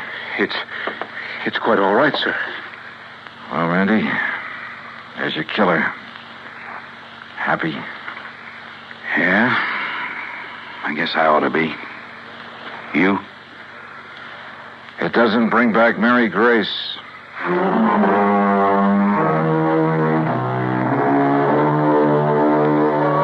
Expense account total, including transportation back to Hartford? No, wait. I took on this case myself because of Mary Grace and, well, whatever she may have meant to me is none of the company's business. Oh, sure, you'll have to pay the claim on her policy.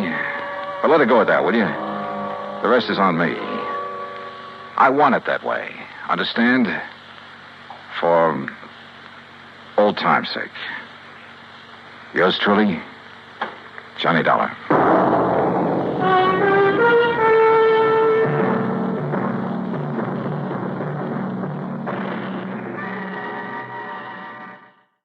From Hollywood, it's time now for... Johnny Dollar. George Reed here. Well, hi, George. Haven't heard from you in a long time. Skip the formalities, Johnny. I have a problem. You and everybody else. $25,000 problem. Possibly $50,000. Double indemnity clause, huh? Right. Who's insured? Name's Mercedes Crabtree. Crabtree? Elderly woman, lives out in Montana. Uh-huh. And how long has the policy been in effect? Almost 30 years.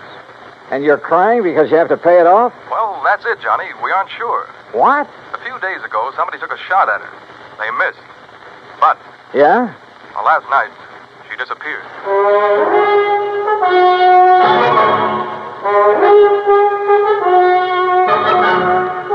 Bob Bailey in the exciting adventures of the man with the action-packed expense account. America's fabulous freelance insurance investigator. Yours truly, Johnny Dollar. And now, Act One of yours truly, Johnny Dollar.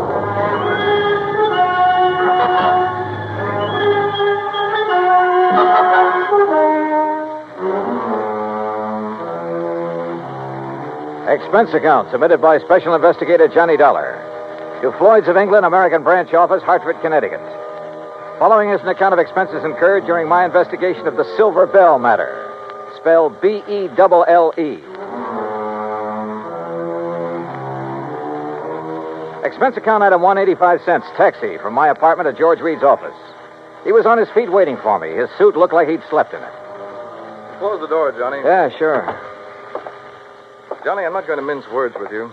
This one's important, not only to me, but to Floyd. Oh, how come? Because Mrs. Crabtree was one of our first American clients, and because Murdoch Morton sold her that policy. Murdoch Morton? Who that? My goodness, Johnny. Mr. Morton's the president of our company. You should know that by now. Oh, yeah, I suppose I should. Yes. Well, at the time Mr. Morton sold her the policy, he and Mrs. Crabtree became very close friends. And where was Mr. Crabtree while all this was going on? He'd been killed in an accident in his mine 6 months before. Johnny, you have a very suspicious... I know, George. Prettier people than you have told me. Yes. Well, anyway, since that time, Mr. Morton and Mrs. Crabtree have corresponded regularly. And when Mr. Morton heard that someone had taken a shot at her... Now, wait a minute, George. Mr. Morton's in London, right? Yes. Well, just how did he happen to hear about the shooting? Through Mrs. Crabtree? No, Mrs. Henrietta Scott wrote to him. Oh. And just who is Mrs. Henrietta Scott? According to her letter to Mr. Morton, she claims to be Mrs. Crabtree's only friend in Silver Gulch. Silver Gulch? Montana. It's where Mrs. Crabtree's lived for over half a century, and it's where Mr. Morton wants you to go immediately. Oh. When did Mrs. Crabtree disappear? Well, we received a telegram from Mrs. Scott early this morning. She was supposed to have dinner with Mrs. Crabtree last night and got up to her house, but it was empty. Well, she waited until midnight, checked again this morning, then wired us. Who's the beneficiary on that life policy, George? Doesn't mean a thing. No? Why not? Well, only a couple of people know the policy exists. Also, the beneficiary happens to be Mrs. Crabtree's favorite charity. Good luck, Johnny. Oh, thanks, pal. I'm going to need it. Expense account item 2, $178, air transportation to Butte, Montana. Item 3, $14.90, bus fare, Butte to Silver Gulch. Like George had said, it wasn't much of a town. I checked into the Silver Queen Hotel, rented a battered Model T, and drove out to the home of Mrs. Henrietta Scott.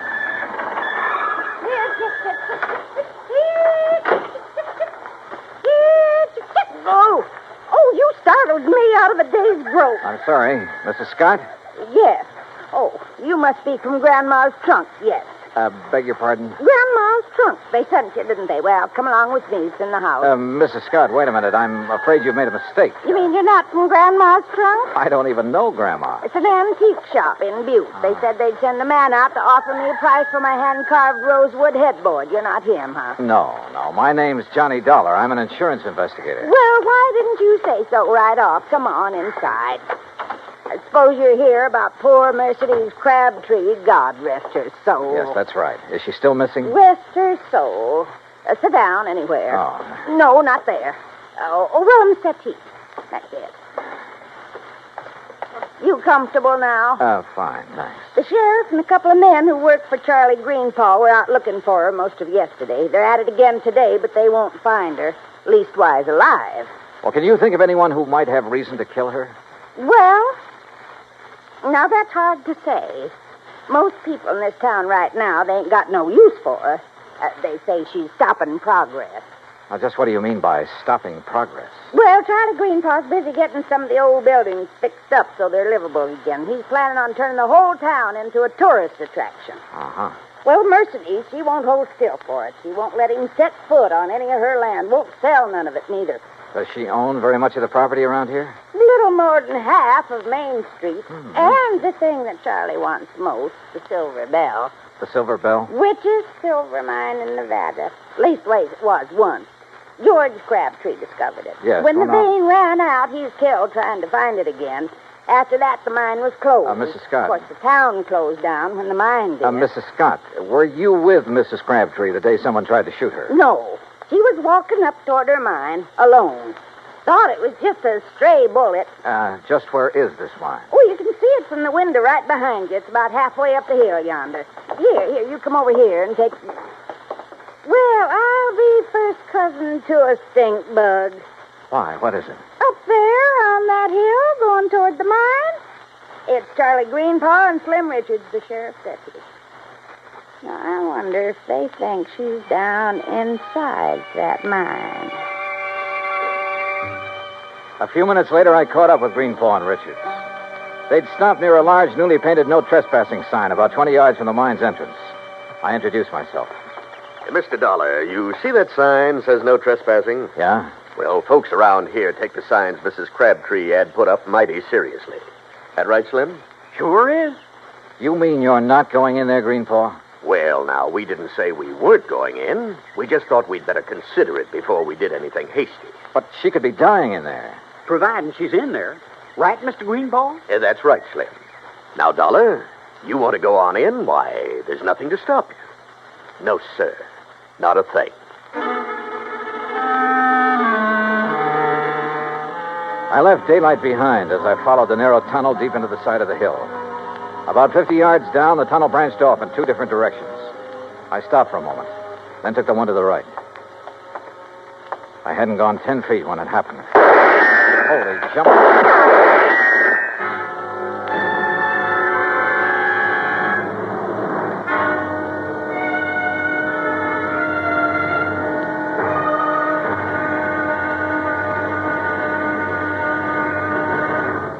Act 2 of yours truly, Johnny Dollar, in a moment.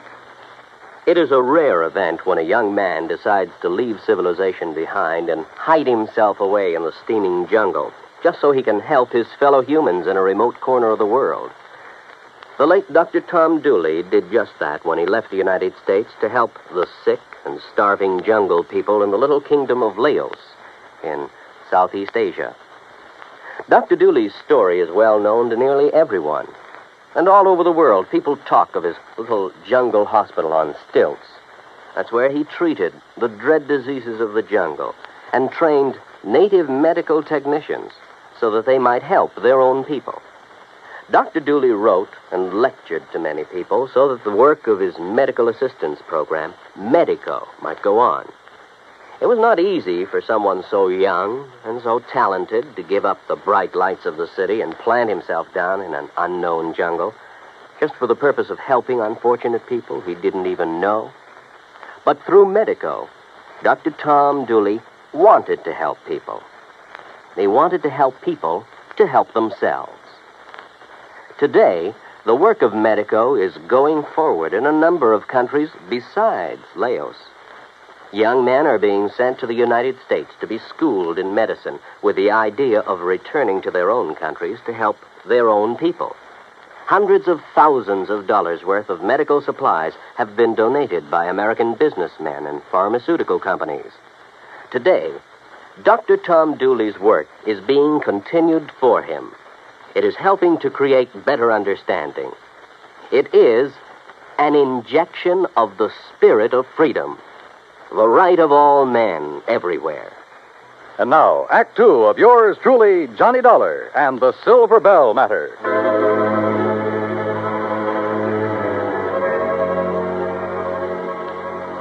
I wasn't alone in the mine, that was for sure. But whoever was in there with me wanted to be alone and resented the intrusion. I wondered if they could hear, so I picked up a rock and tossed it on down the side of the tunnel. Oh. You hurt bad, stranger? Well, I'll be him. Mrs. Crabtree, is that you? You're trying to trick me. No, wait a minute. My name's Johnny Dollar, insurance investigator. I got a bead on you now, mister. So don't till you can prove what you're saying. Oh, no, I don't intend to. What are you doing in my mind? Looking for you. Your friend, Mr. Morton, is worried about you. Oh. Walk up this way, Mr. Dollar. But you be mighty careful about it. Yes, ma'am, I sure will. You say my Doc Morton sent you all the way out here? That's right, ma'am. Your friend, Mrs. Scott, wrote to him. I declare. It seems forgot she even knew. You know Murdoch? No, ma'am, I've never had the pleasure. Oh, he's such a fine gentleman. I remember years ago when I first met him. Oh, he was so kind and understanding. Hey, what's the matter? Oh, crazy fool thing I did coming in here and falling. Hurt myself bad, too. Mr. Dollar, you're just going to have to carry me out. It'll be a pleasure.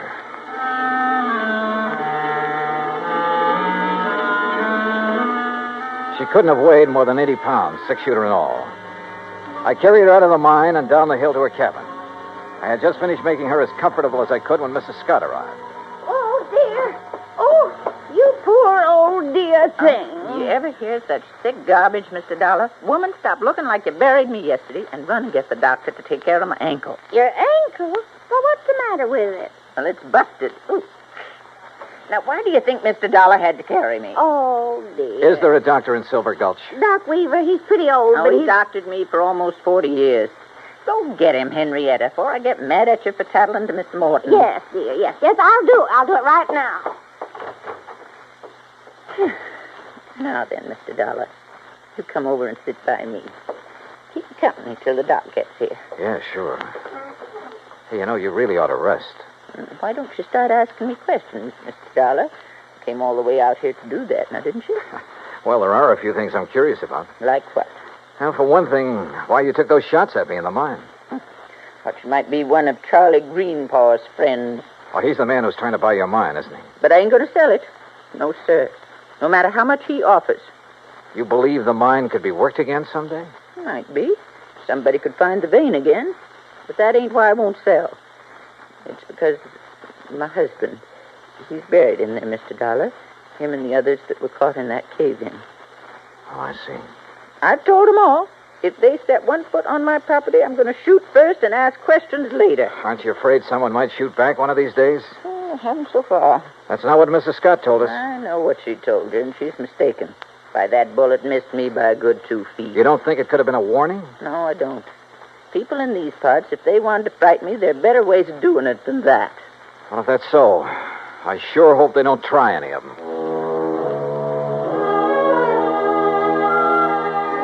No one, at least so far as she knew, had reason enough to try killing her. Not even Charlie Greenpaw, although she refused to cooperate with the Silver Gulch Improvement Committee. I waited until Mrs. Scott returned with the doctor, then left and drove back to my hotel. I had finished supper and was heading toward my room when someone called me. Oh, Mr. Dollar. Yeah? Oh, Mr. Greenpaw, I was just thinking about you. That's so? Yeah. I was wondering why you hadn't thought to take a look in the Silver Bell mine when you first heard that Mrs. Crabtree was missing. Well, to tell the truth, I'd left the search up to the sheriff until today. Then this morning, Isabel, that's my wife, she said if something did happen to Mrs. Crabtree, it'd sure look like I did it. Good thing you listened, because she was right. Yes, I know. Say, Dollar, I hear Mrs. Crabtree's taking quite a shine to you. Oh, where'd you hear that? Doc Weaver said that's all she talked about.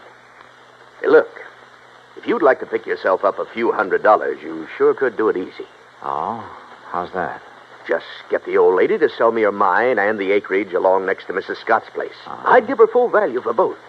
And that'd come to enough money for her to live on the rest of her life real comfortable. Now, you do that, Dollar, and I'll give you $1,000 cash. You know something, Greenpaw? What's that? I could have been mistaken about you. You want that mine and the land around it real bad, don't you? Sure. I spent a good deal of money fixing up the old buildings here in town. If I can get the Silver Bell and enough land out there to put a dude ranch on, why, this town will be able to make Virginia City look second-rate. Now, what do you say? I don't know. I'll relay your proposition to Mrs. Crabtree. The rest is... What's all the excitement out there? Oh, it sounds like... Miss Greenpaw! What is it, Slim? What's going on? Fire! Miss Crabtree's cabin. It's blazing like fury.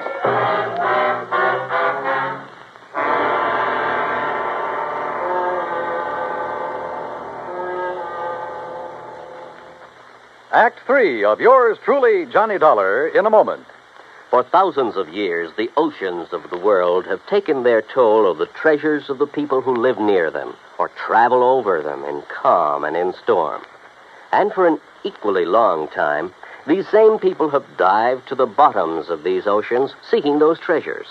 Gold, silver, jewels, and emblems of tradition or symbols of history have been the sought-after prizes. Late in 1959, a group of English divers seeking underwater specimens of fish and plant life off the coast of the island of Terceira in the Azores came across a group of some 17 ancient cannons. They'd been swept off the walls of the old fortress by a tidal wave sometime during the middle of the 19th century and sank about 100 feet to the bottom of frequently storm-swept waters. News of the discovery was relayed to the Portuguese government, which gave permission for the raising of the relics. American skin divers stationed at the Air Force Base on Terceira volunteered to do the job on off-duty hours. In cooperation with the Portuguese Museum, the men made a few exploratory dives to determine the situation. Then the salvage work began. After cleaning the cannons, some made of brass, others of bronze, it was discovered that they had been forged in England, France, and Portugal more than 110 years before. Now the shiny symbols of history are on view in a Portuguese museum. The Portuguese people are happy because of an unselfish American gesture that brought back to them their symbols of the defense of freedom, the right of all men everywhere. And now, Act 3 of yours truly, Johnny Dollar and the Silver Bell Matter.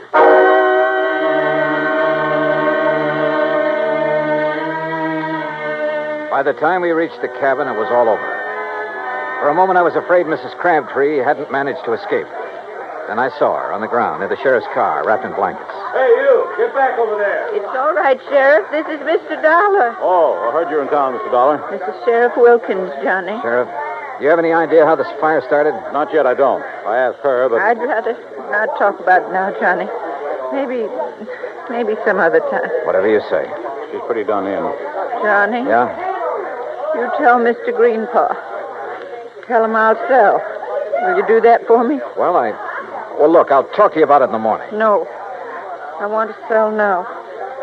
Nothing to stay here for. Nothing. We'd better get it down to Mrs. Scott's place. Doc Weaver's given us some morphine. You go ahead, Sheriff. I'm going on back to town. Sure. See you later, Dollar. Oh, Mr. Dollar, is she going to be all right? Yeah, I think so. Greenpaw, do you have a map of this area, including all the land you're planning on buying? Not on me. It's down at the office. You want to see it tonight? Yeah, I sure do.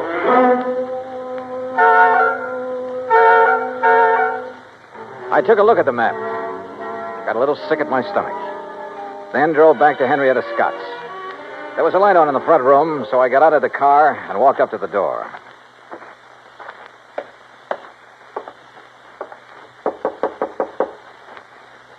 Yes, who is it? Johnny Dollar, Mrs. Scott. Oh? Well, isn't it a little late to come calling, Mr. Dollar? I mean, after all, Mrs. Crabtree is sleeping sound, and I'm all ready for bed. I want to see Mrs. Crabtree. I want you to wake her up. Well, I just couldn't do that. The doctor told me she should have as much sleep as she can get. Yeah, you took his orders a little too literally, Mrs. Scott. Why, whatever do you mean? I mean trying to burn her house down with her still in it. What? Yes, she trusted you. She thought you were the only person she could trust. Then when she found out different, she decided to sell her land and get away from here. Why, that's a pack of the biggest lies I ever did hear. Now, what reason would I have for wanting to hurt the poor old dear? Money. Money? You own most of the land adjoining the Crabtree property, including that around the Silver Bell. Greenpaw wouldn't buy your land unless he could buy Mrs. Crabtree's. When she refused to sell, you decided to see that property changed hands the hard way. If that's so, why would I be so concerned about her? Now, why would I write Mr. Morton telling him she'd been shot at and then wiring when she disappeared? Why? To protect yourself. You purposely missed her that day. You had to set up your alibi. You got no proof. No, you're right. I haven't. But Mrs. Crabtree has. She knows who and what started that fire in the cabin. Now, get out of my way. No. Oh. Mrs. Crabtree. Mrs. Crabtree. Huh? What is he? All right, Mr. Dollar.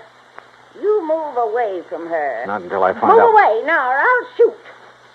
Oh, well, when you put it that way, Mrs. Scott, I'll have to.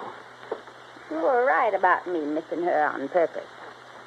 Anybody's lived up here long as I have, they don't miss with a rifle good as this one. Mr. Dollar? Mr. Dollar, she started the fire. Mercedes, you shut up. You try and make me. Maybe I will, like I should have before. You see that... Oh, no, you don't. No. Give me that rifle, no. lady. No! Why? Why did you have to ruin it? Why? Somebody had to. You okay, Mrs. Crabtree? Yes. Did I do good getting her attention? You did just fine.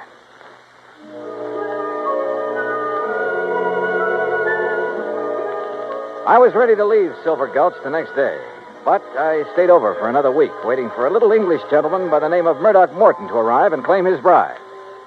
Yeah, just about everybody in Montana came to Mrs. Crabtree, pardon me, Mrs. Morton's wedding. Everybody, that is, but her old friend, Mrs. Henrietta Scott. Expense account total, $317.10. Yours truly, Johnny Dollar.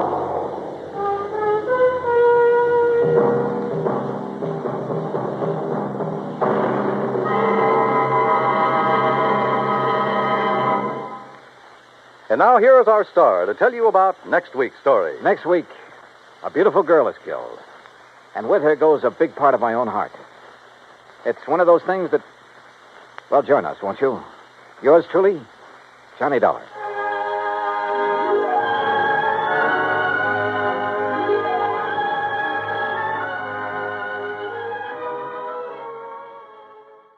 From Hollywood, it's time now for...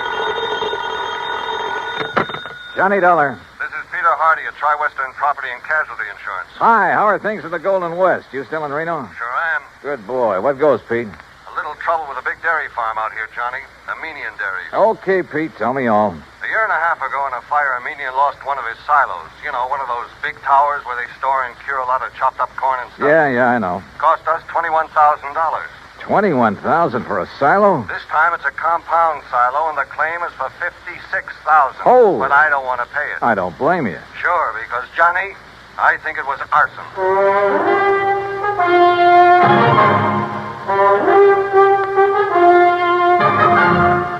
Bob Bailey in the exciting adventures of the man with the action-packed expense account. America's fabulous freelance insurance investigator. Yours truly, Johnny Dollar. And now, Act One of yours truly, Johnny Dollar.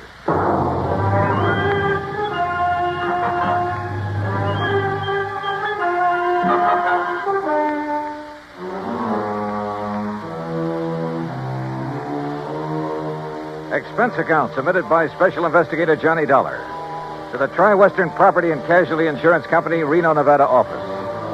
Following is an account of expenses incurred during my investigation of the Doubtful dairy matter.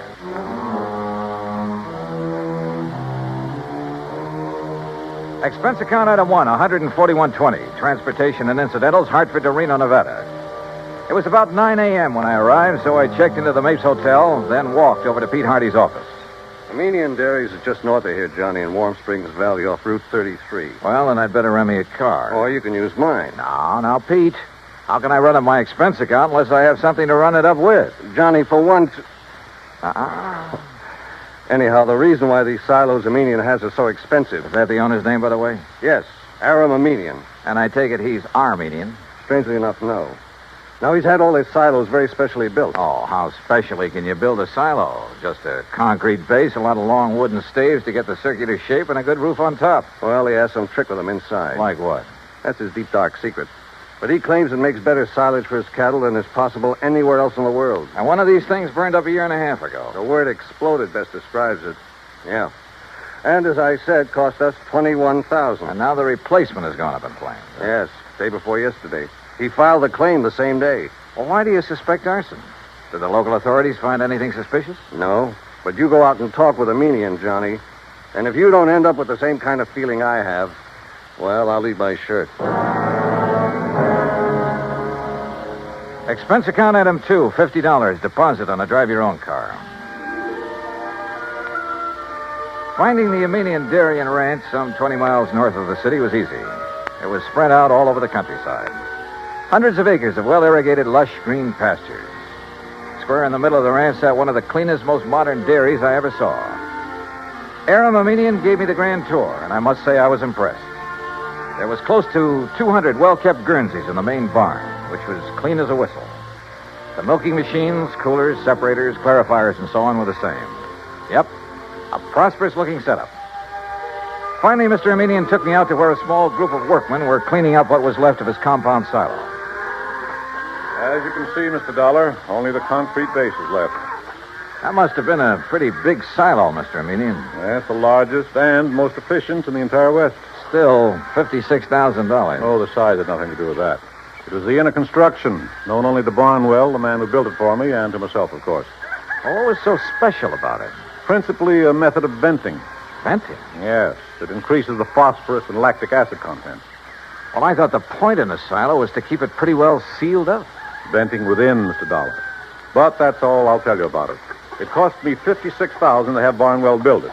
And I wish the company to pay my claim as quickly as possible, because I'm starting construction on a new one immediately. Of the same type? Oh, vastly improved type. Oh, then it was to your advantage to lose the old one. Just what do you mean by that? Your loss came at just the right time, didn't it? Now, just a minute, Dollar. With the insurance money, you can build a new and better one. And when it gets out of date, I suppose you'll have another fire. Oh, I see. You think perhaps these last two were deliberately set? Were they? Ridiculous. Is it? But if they were... Yeah? If they were, I certainly wouldn't know it. Oh, come on now. After what you've just said. And what's more, Mr. Dollar, I'm sure you'll never be able to prove it.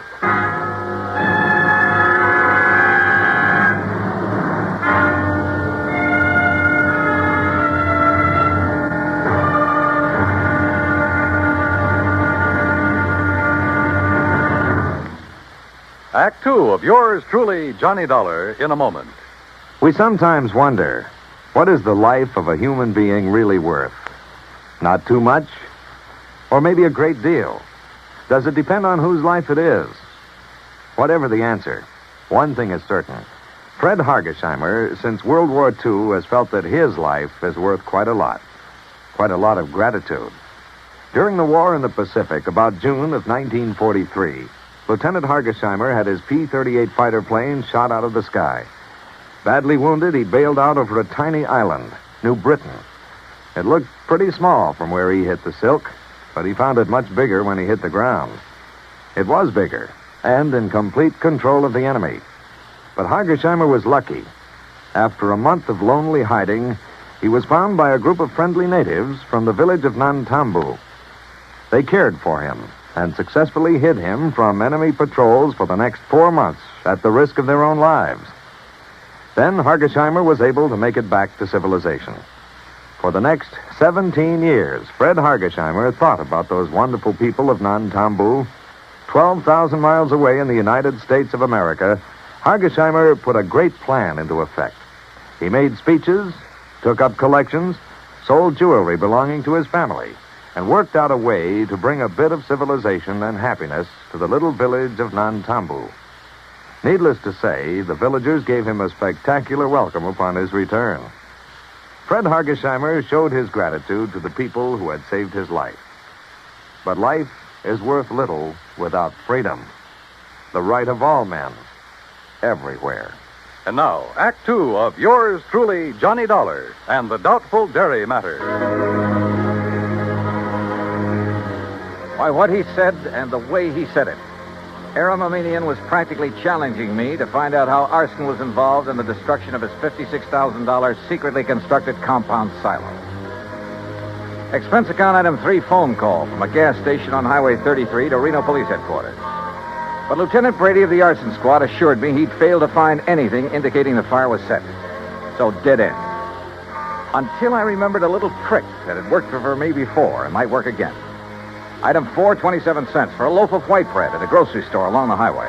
Then I drove back to the Armenian ranch. If I'd known you were hungry, Mr. Dollar, I should have had something provided for you at the ranch house, in spite of your rather nasty attitude about this loss of mine. Food is the last thing I'm thinking of, Mr. Armenian. Well, then why this loaf of bread, if you're not... Whoop. Now, let's see. Oh, now, surely you're not going to eat the piece that dropped in the ashes. No. No. Well, then get it out of your mouth, man. Well. Mm-hmm. Whatever in the world are you doing, Mr. Dollar? Yeah, I knew it. You knew what? A sure test for kerosene, Mr. Armenian. What? Yeah, fresh bread, dropped in the ashes of a fire even days after the fire is out. I don't understand. I can still taste the kerosene. And, mister, it makes things look pretty bad for you. Me? Oh, good heavens, man, you can't... Dollar, I resent this completely unfounded accusation. Go right ahead and resent. Or better still, let me get hold of a stenographer and you can dictate a confession. Get out of here. Want to do it the hard way, huh? Get off this ranch, Dollar. Now leave. Immediately. Sure. And I warn you, don't come back. Because if you do... Better be careful, Mr. Armenian. The kind of a threat you're about to make wouldn't sound very good in court. Get out. Get out. Out on the highway, I stopped at the Mobile gas station again and made another phone call. Item 5, another 20 cents. It was to my old friend Herb Carlbert, cashier of Reno's Farm Trade National Bank. It was past closing time, but he promised to leave a door open for me. So I grabbed a sandwich and a Coke along the way. That's item 6, 80 cents, including tip. Then at the bank, Herb led me back to his private office. Oh, sit down, Johnny. Tell me all about yourself. Yeah, later, Herb. We'll go out on the town and talk our heads off. Right now, I need some information. I hope you can tell me where to get it. Oh? Information about what? The Armenian Dairy. Or better still, Armenian himself. You know him? Oh, I certainly do. We're his bank. His happens to be one of the best accounts we have, especially in our investment department. You mean it's big? Plenty big. Like how much? Well, now, Johnny, I'll tell you this. If I had a quarter of his net worth, I'd have retired long ago. No big outstanding debts on his place? Anything like that? Not a penny. Aram's financial condition is as... Now, wait a minute. Yeah? That fire and explosion of his compound silo? Yeah, that's right. Herb, I've found evidence indicating arson. Well, certainly aren't accusing him. Who else? Oh, no, you're wrong. Oh, now look, Herb, he filed that claim so fast. It's the most natural thing in the world for him. It's the way he does everything, like paying his bills immediately on receipt. He works that way. He expects everybody else to. Well, he gave me the impression he wanted to collect quickly in order to have money for rebuilding. Of course. Rather than cash in some of his blue chip investments. Herb, somebody fired that silo. Well, it certainly wouldn't be Aram. You sound like you're in cahoots with him. What about his employees? From my impression of the man, They love him like a father. Every one of them. And if every employer was as generous as he is, there wouldn't be any labor troubles in this country. Well, the fact remains that somebody somehow stood to profit by destroying that silo, and the one before it. Well, I can't imagine who. Even his competitors like and respect the man. Or so they say. No, they do. He's helped them stay on their feet during hard times, developed new ideas and methods, then passed them on to them. Oh, the fact remains... But, Johnny, I've had a rough day. How about a nice, cool, casual drink? Then we'll have dinner and take in the town. Item 7, 2130, for drinks and a good dinner back at the Mapes. But I didn't enjoy either. Because Herb in his defense of Armenian was no help at all. Except perhaps for giving me a list of all the people he could think of who did business with him. I decided to check them all first thing in the morning. Finally, about midnight, having lost our share at a couple of nearby gambling clubs, we parted. Herb drove away to his home on the outskirts of town. I went back to the Mapes. Take Mr. and Mrs. Kenworthy to room 314, boy. Yes, sir. What can... Oh, Mr. Dollar. Just my key, please. Certainly, sir. Here you are, sir. And I hope you enjoy a pleasant night's rest. Thanks. Oh, by the way, there was a gentleman here looking for you early this evening. Hung around quite a while. Said he'd be back. Oh, who was he? He didn't give his name, sir, nor did he wish to leave a message. Mr. Armenian? Mr. Armenian, the dairyman? Oh, no, sir. I'm quite sure. Okay, thanks. Yes, sir. Good night. Good night, sir. Oh, Mr. Dollar. Yeah? There he is. There. Huh? Going out the door, the dark brown coat. You're sure? Yes, sir. The same man. I wonder. Yeah, so do I. But if he knows you, sir, and saw you, sir... By the time I got out the front door, the man in the brown coat was halfway down the block and walking fast. Faster and faster, as a matter of fact, as I gained on him. He turned the corner, and by this time, both of us were running. Hey! Hey! Were you looking for me? By the end of 3 or 4 blocks, it was a real foot race. Then suddenly he turned into an alley, and like a darn fool, I plunged into the darkness of it after him. Hey! Hey! Right here. Oh, no, you...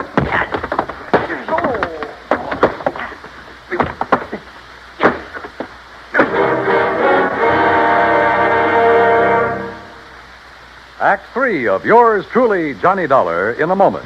Our flag now numbers 50 stars, and behind each star there stands yet another flag representing one of the 50 states. New Hampshire state flag carries its state seal on a field of dark blue. The seal is surrounded by a wreath of laurel leaves, the symbol of peace, interspersed with 9 stars because New Hampshire was the 9th state to join the Union. The heart of the state seal is a representation of the frigate Raleigh, recalling the glory of the early days of sail. New Hampshire state flag, the flag of the 9th state to enter the Union, was adopted on April 29, 1931. And now, Act 3 of yours truly, Johnny Dollar, and the Doubtful Dairy Matters.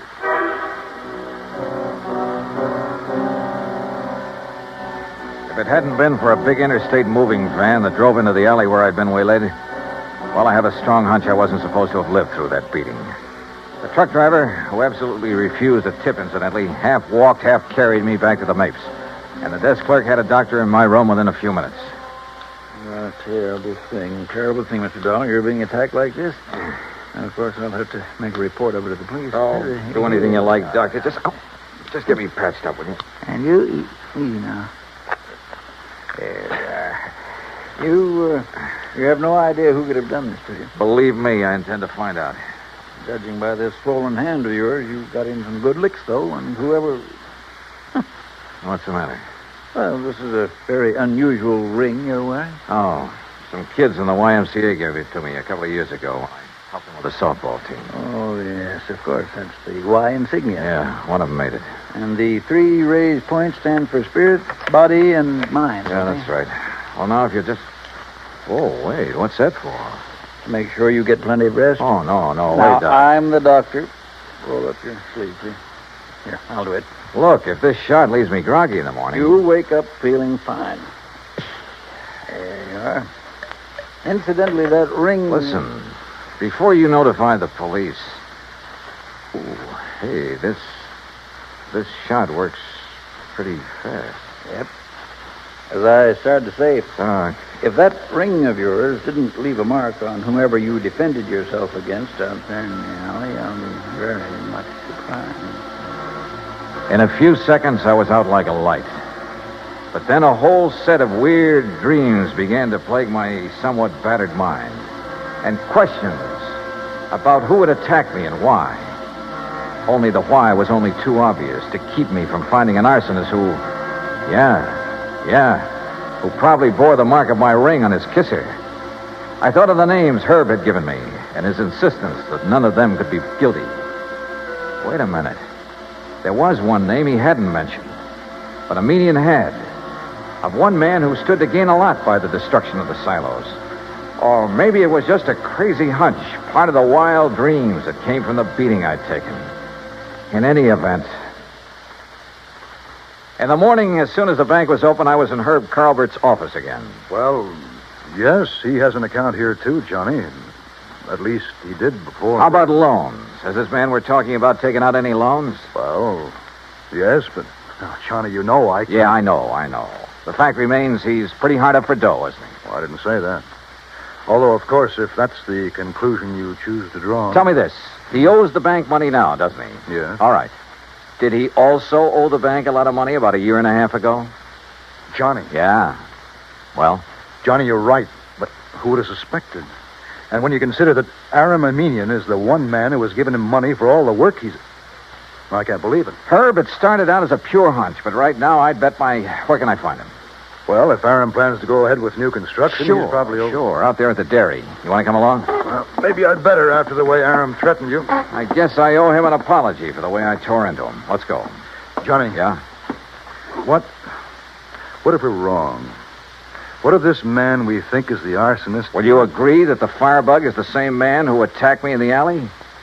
I suppose so. Then we'll soon know. Because believe me, he's a marked man.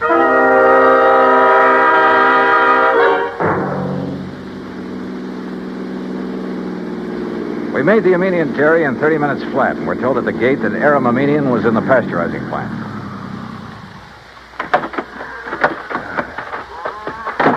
Maybe you better let me talk to Aram first, Johnny. It's not Aram that I'm interested in, Herb, and you know it. Oh, just a minute. Huh? What's the matter? Hold it a second, will you, while I tie my shoelace? Yeah, sure.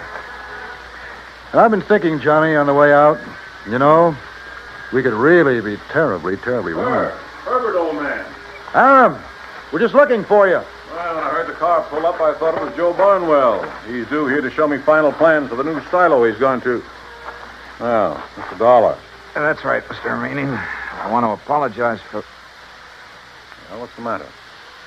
That dressing on your cheek. What about it? Just what is that little bandage hiding? Johnny? Well, Armenian? As a matter of fact, I cut myself shaving this morning. Well, I'm sorry, mister, but that bandage is going to have to come off. Look, Johnny. Now, just a minute, Dollar. Ah, here you are, Aram. Here's the final blueprint for it. Why, what's wrong, Joe? Oh, gentlemen, this is Mr. Joseph Barnwell, Herb Colbert. We know each other. And Mr. Johnny Dollar. Yeah. I think we know each other, too, Barnwell. Oh, do we? Joe, did you have an accident of some sort? Your face. What's going to happen to him now won't be any accident, Mr. Armenian. And I apologize for doubting that you cut yourself with a razor. What? I'm afraid I don't understand. But that bandage on your face doesn't hide any razor cut, does it, Barnwell? Well, I don't know what you're talking about. All right, then let's rip it off. You certainly won't. What the... Good heavens, Johnny. Yeah, look. The mark from the ring on my hand where I struck him last night. Okay, Barnwell. Now stop. Don't touch me. Start talking. Tell Armenian how you burned up his fancy, expensive silo so you could build another one. How you burned the other one up. Talk. I swear I... Talk. Talk. Talk.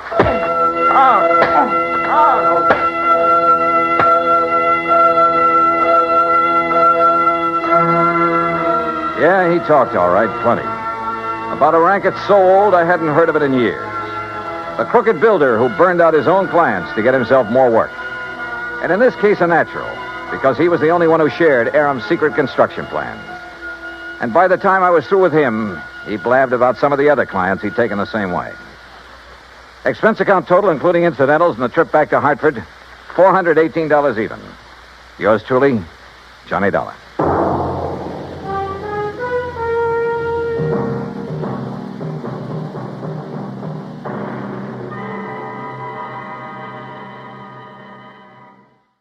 From Hollywood, it's time now for...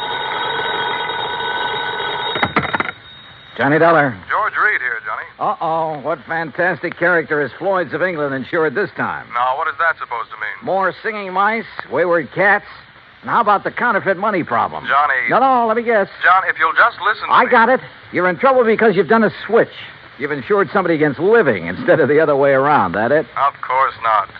Though I must admit we do have one policy of that sort in effect. There, I knew it. However, that is not the one I called you about. Okay, George, what is? We've issued a policy. Well, I guess it is a little unusual at that. I fear the worst, but go on. Well, it's on a small brewery over near... Brewery?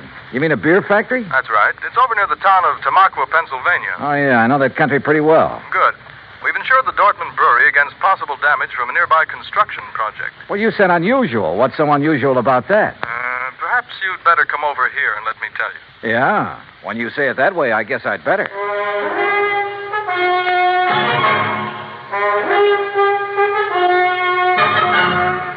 Bob Bailey in the exciting adventures of the man with the action-packed expense account. America's fabulous freelance insurance investigator. Yours truly, Johnny Dollar. And now, Act One of yours truly, Johnny Dollar.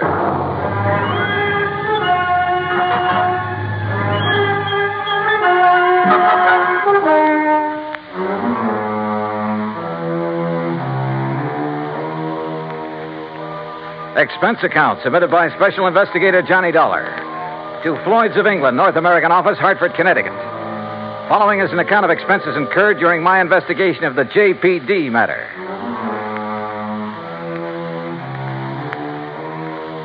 Expense account item 1, $1.10. Taxi from my apartment to George Reed's office, where he promptly dragged me over to a large map tacked to one of the walls.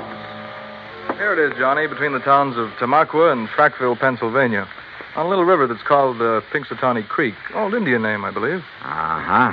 The Dortmund Brewery is just about here. Yeah. Well, okay. I'll rent a car in New York and drive over there. Now, wait. By making a couple of train changes, you can get most of the way over there by rail. Anything to save the company a buck, is that it? Why not? When that freewheeling expense account of yours gets into operation. Okay. What's the face value of the policy? Coverage for the whole plant, $820,000.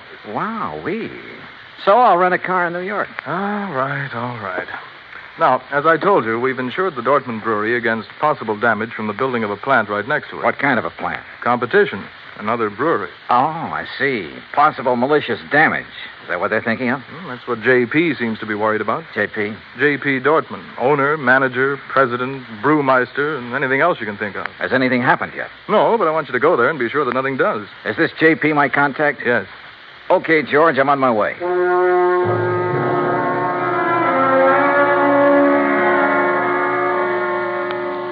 Expense account item 2, $935, fare and incidentals, Hartford to New York.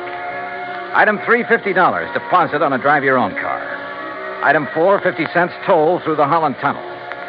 I cut straight across the top of Jersey, crossed the Delaware at Phillipsburg, and finally pulled into the little town of Tamaqua shortly after 6 p.m. Items 5, 6, and 7, $12.20. For dinner, a place to rest my weary head, and breakfast the next morning.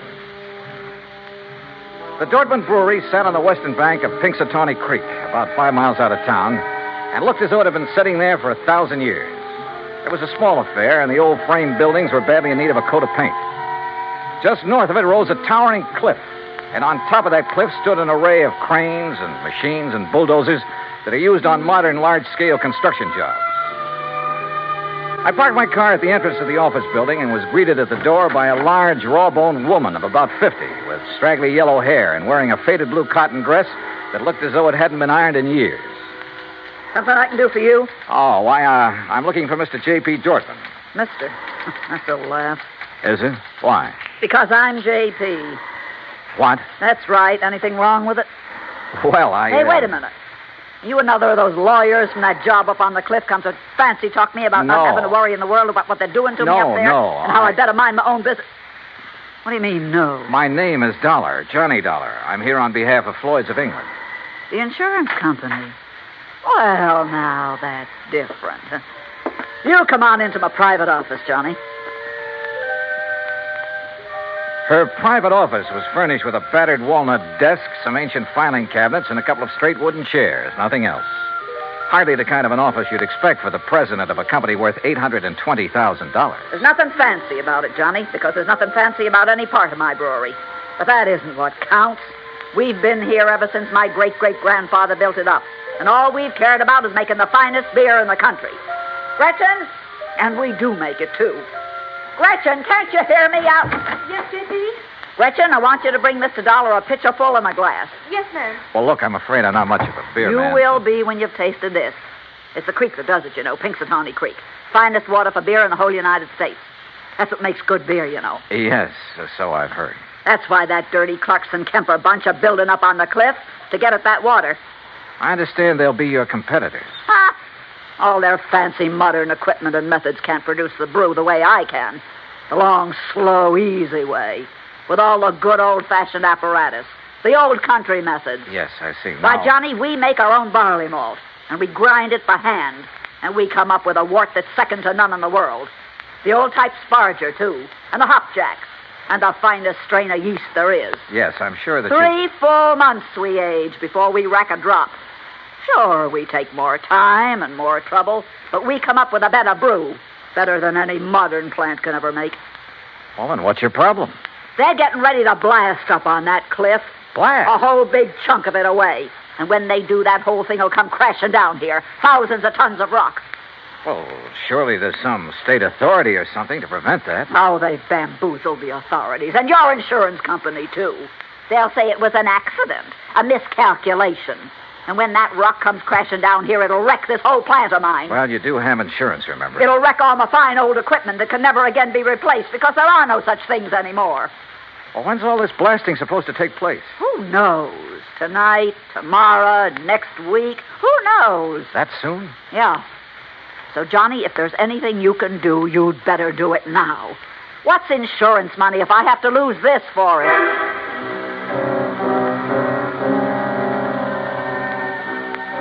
Who knows?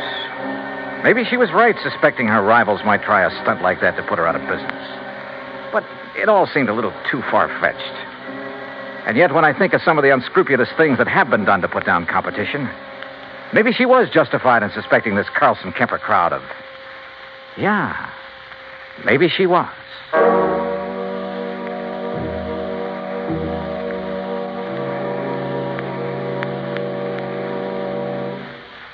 Act two of yours truly, Johnny Dollar, in a moment. Our flag now numbers 50 stars, and behind each star there stands yet another flag representing one of the 50 states. Massachusetts state flag, bearing a green pine tree, is the descendant of the famous Liberty Tree flag that came out of Boston to serve all the original 13 colonies.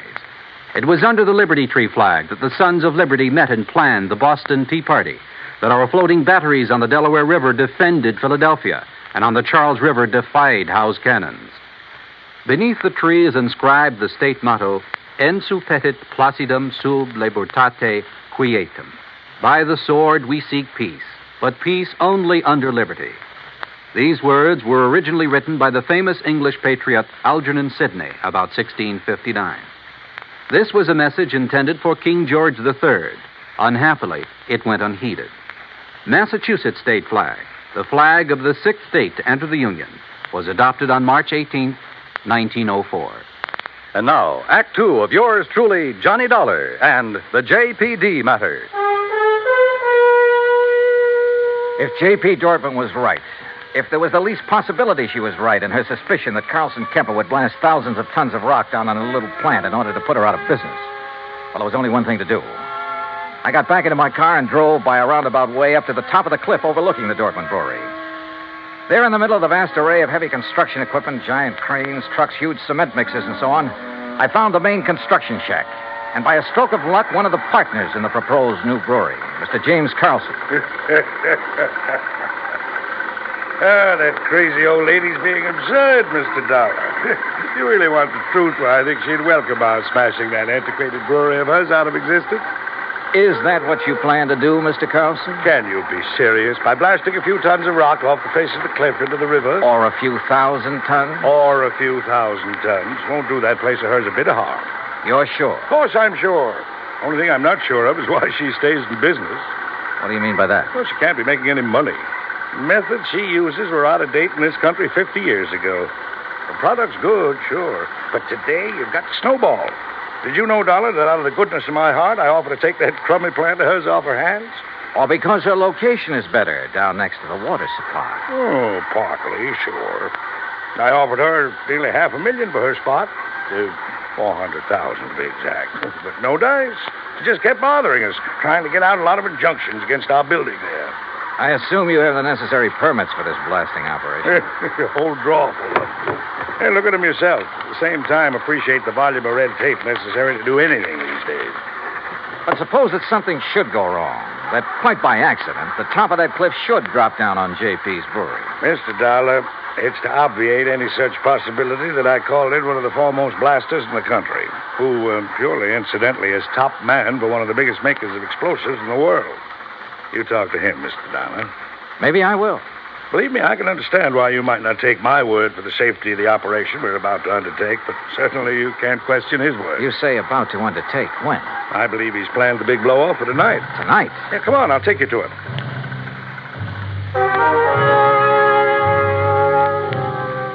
We found this expert, Mr. Sidney Crutchfield, in a small, tidy shack set out near the edge of the cliff, working over a series of complicated diagrams with a busy slide rule in his hand.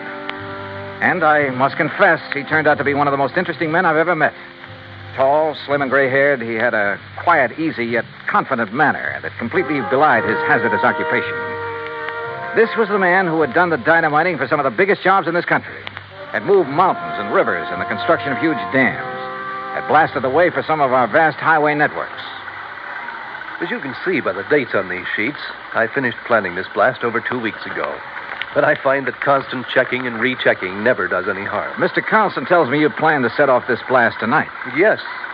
Actually, I shall push the plunger at exactly 2 o'clock tomorrow morning. If Mr. Carlson is ready. Don't you worry about it, Mr. Crutchfield. We're moving the equipment and the shacks away right now. Excellent.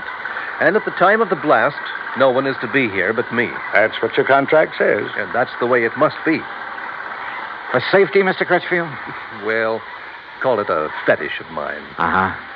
And there'll be no damage to the brewery plant down below? I'll stake my reputation on it. Come, Mr. Dollar. If you like, I'll show you how I've made the sets for this blast. We spent the rest of the day inspecting every tunnel, shaft, and drill hole into which the explosives have been packed and fused. And the artistry of this man was evident from the word go. By 6 p.m., all the machines and shacks and equipment had been moved back from the edge of the cliff that was to be blown off. The place was deserted, except for Mr. Crutchfield and me. And now, you must get into your car and leave, Mr. Dollar. But if there's no danger... Please. I prefer it this way. Surely you're not still concerned about the blast? To be honest about it, no. Not one bit. And I wasn't, at the moment. Yeah, this amazing man simply couldn't do anything wrong. I would have staked my life on it.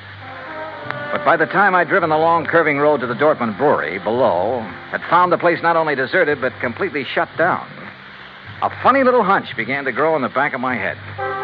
Even the office building was dark as far as I could see. With the help of a business card, I slipped the lock on the front door. And then I saw the thin streak of light under the door of JP's private office. I thought I heard something in there. The office was a shambles. Account books and papers scattered all over the place. A couple of cartons. The drawers of the crusty old files were open and, for the most part, empty. Somebody had been hastily packing and removing all the important papers. But why? I'm sorry, Johnny. What? Sorry. Oh. And you seemed like such a nice boy.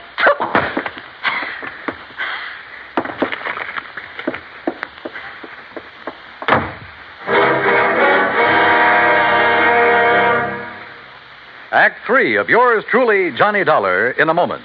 Anyone who has survived the rigors of basic training is familiar with a great variety of milk that is dished out periodically in the armed forces. Now, there's frozen milk, concentrated milk, frozen concentrate, and good old powdered milk. But sometimes supplying wholesome, fresh, real milk has been a problem when servicemen have been stationed in out-of-the-way places. The United States Air Force came across that problem some time ago in the island of Terceira in the Azores, those Portuguese islands that dot an eastern portion of the Atlantic Ocean. The air base there was considered powdered milk country for a long time. Although cattle have played an important role in the economy of the island of Terceira, the herd was badly inbred and milk production was very low. Modern milk processing was not a part of the picture. And with the help of Portuguese veterinarians, the men in the United States Air Force unit worked out a free breeding service by using a small herd of milk cows acquired in England, and the cattle there at Terceira improved. Then a complete pasteurizing, homogenizing, sterilizing, bottling, refrigeration plant was flown in from the United States. As soon as this activity got underway, milk production began to climb steadily, and thirsty Air Force men and civilians were soon buying and drinking the new fresh milk. When economy of the island began to rise rapidly, the people were happy and grateful. You might say that a little milk of human kindness increased understanding on an island of freedom, the right of all men everywhere. And now, Act 3 of yours truly, Johnny Dollar, and the JPD matter.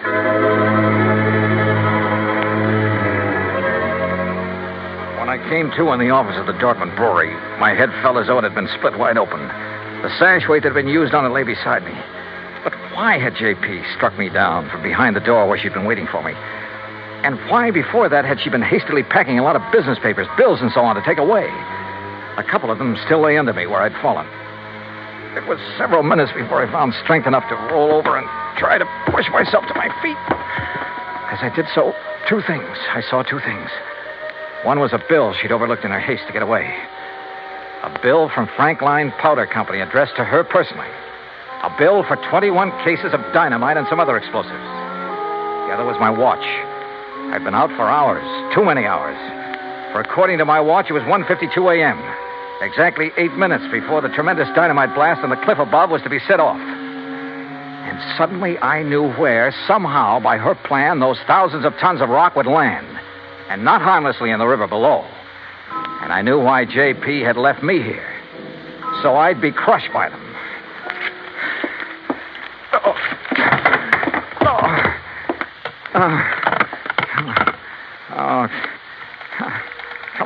Come on. Oh, please, come on. Hello. Oh, please, hello. Operator, this is emergency. Yes, sir. Hey, look now, I'm calling from Dortmund Brewery. It's between... Yes, I know where it is, sir. There's a big construction. Carlson Kemper, that's the name. Well, sir, up on the cliff above this sir, brewery here. I'm sorry, but those lines were disconnected late this afternoon. What? But look, surely there's some way to... Operator. I'm sorry, sir, but there's no way to ring them. Oh, no. Oh, I've got to get out. I just got to get out of here. Somehow I got to get out there and get it there. Oh, no. Oh, please. I got to get in there. Carr, get in.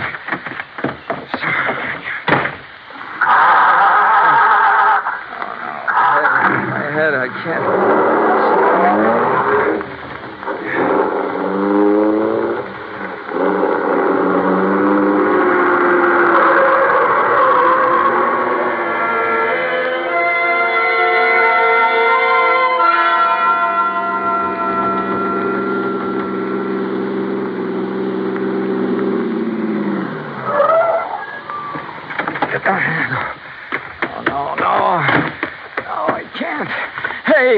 Hey, stop! Who's that? What are you Crutchfield! Stop! Dollar, Stop! what are you doing here? Don't do it! I thought I told you. Don't push that plunger. I'm sorry, Don't set off that blast. That's no. exactly what I'm going to do right now. No, you're not. No. I'm sorry, Mr. Dollar. You have no right to interfere. You now stand back. hear what I said. Dollar, put down that gun. You touch that plunger, and so help me, I'll pull this trigger. Now, wait a minute. Dollar, what's the matter with you? What's happened to you, man? Oh. Good heavens, man.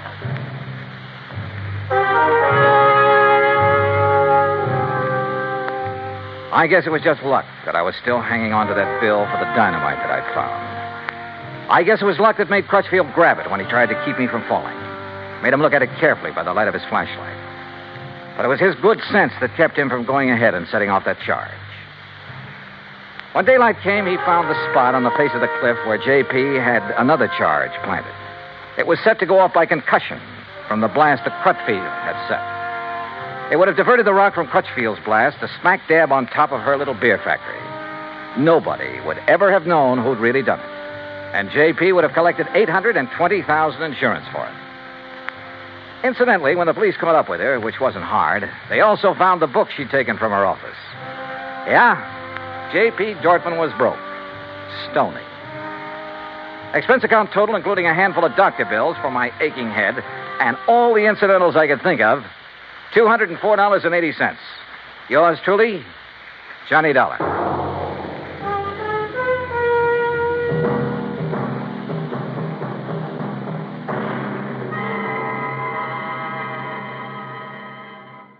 From Hollywood, it's time now for...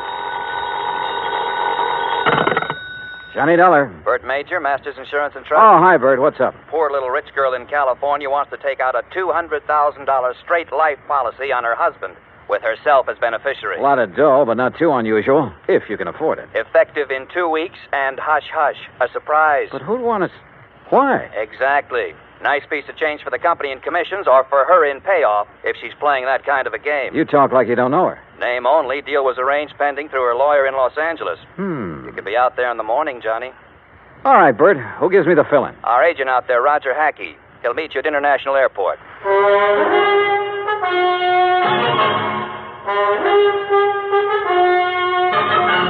Bob Bailey in The Exciting Adventures of the Man with the Action-Packed Expense Account. America's fabulous freelance insurance investigator. Yours truly, Johnny Dollar.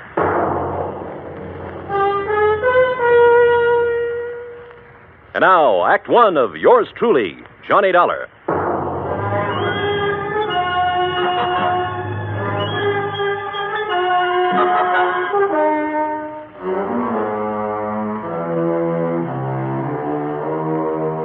Expense account submitted by Special Investigator Johnny Dollar to the Home Office, Masters Insurance and Trust Company, Hartford, Connecticut. Following is an account of expenses incurred during my investigation of the poor little rich girl matter.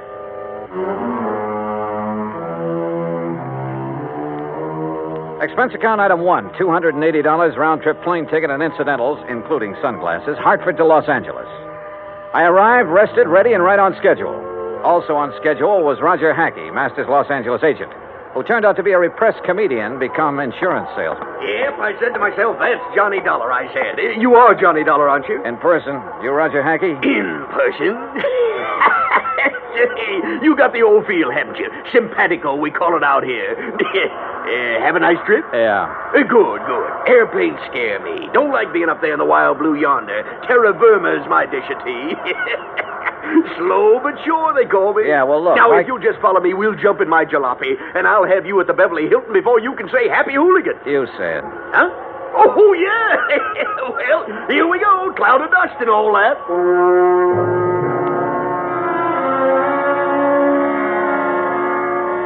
The ride from the air terminal to the hotel was hot, silent on my part, and unproductive so far as the case was concerned. Roger Hackey kept up a running commentary on everything from bad actors to the Zodiac. It wasn't until I was settled in my room with drink in hand and shoeless feet propped up that I could get him to switch to the $200,000 surprise. Her name is Cynthia Durbin. Now, how much do you know about her? Nothing. Bert Major said you'd give me the background. Now, she's a strange one. You know what a chameleon is? Well, sure, a lizard that changes color, so what? So, that's the kind of a gal Cynthia Durbin is. At least she is now. You're losing me, Roger. Begin at the beginning. Now, you're the doctor. As the Siamese twins said after the operation, what's missing? Yeah. Yeah. How did you meet Cynthia Durbin? Well, she came into the office yesterday. No call, no appointment. There she was. Oh, what's she like? Trim. Real trim.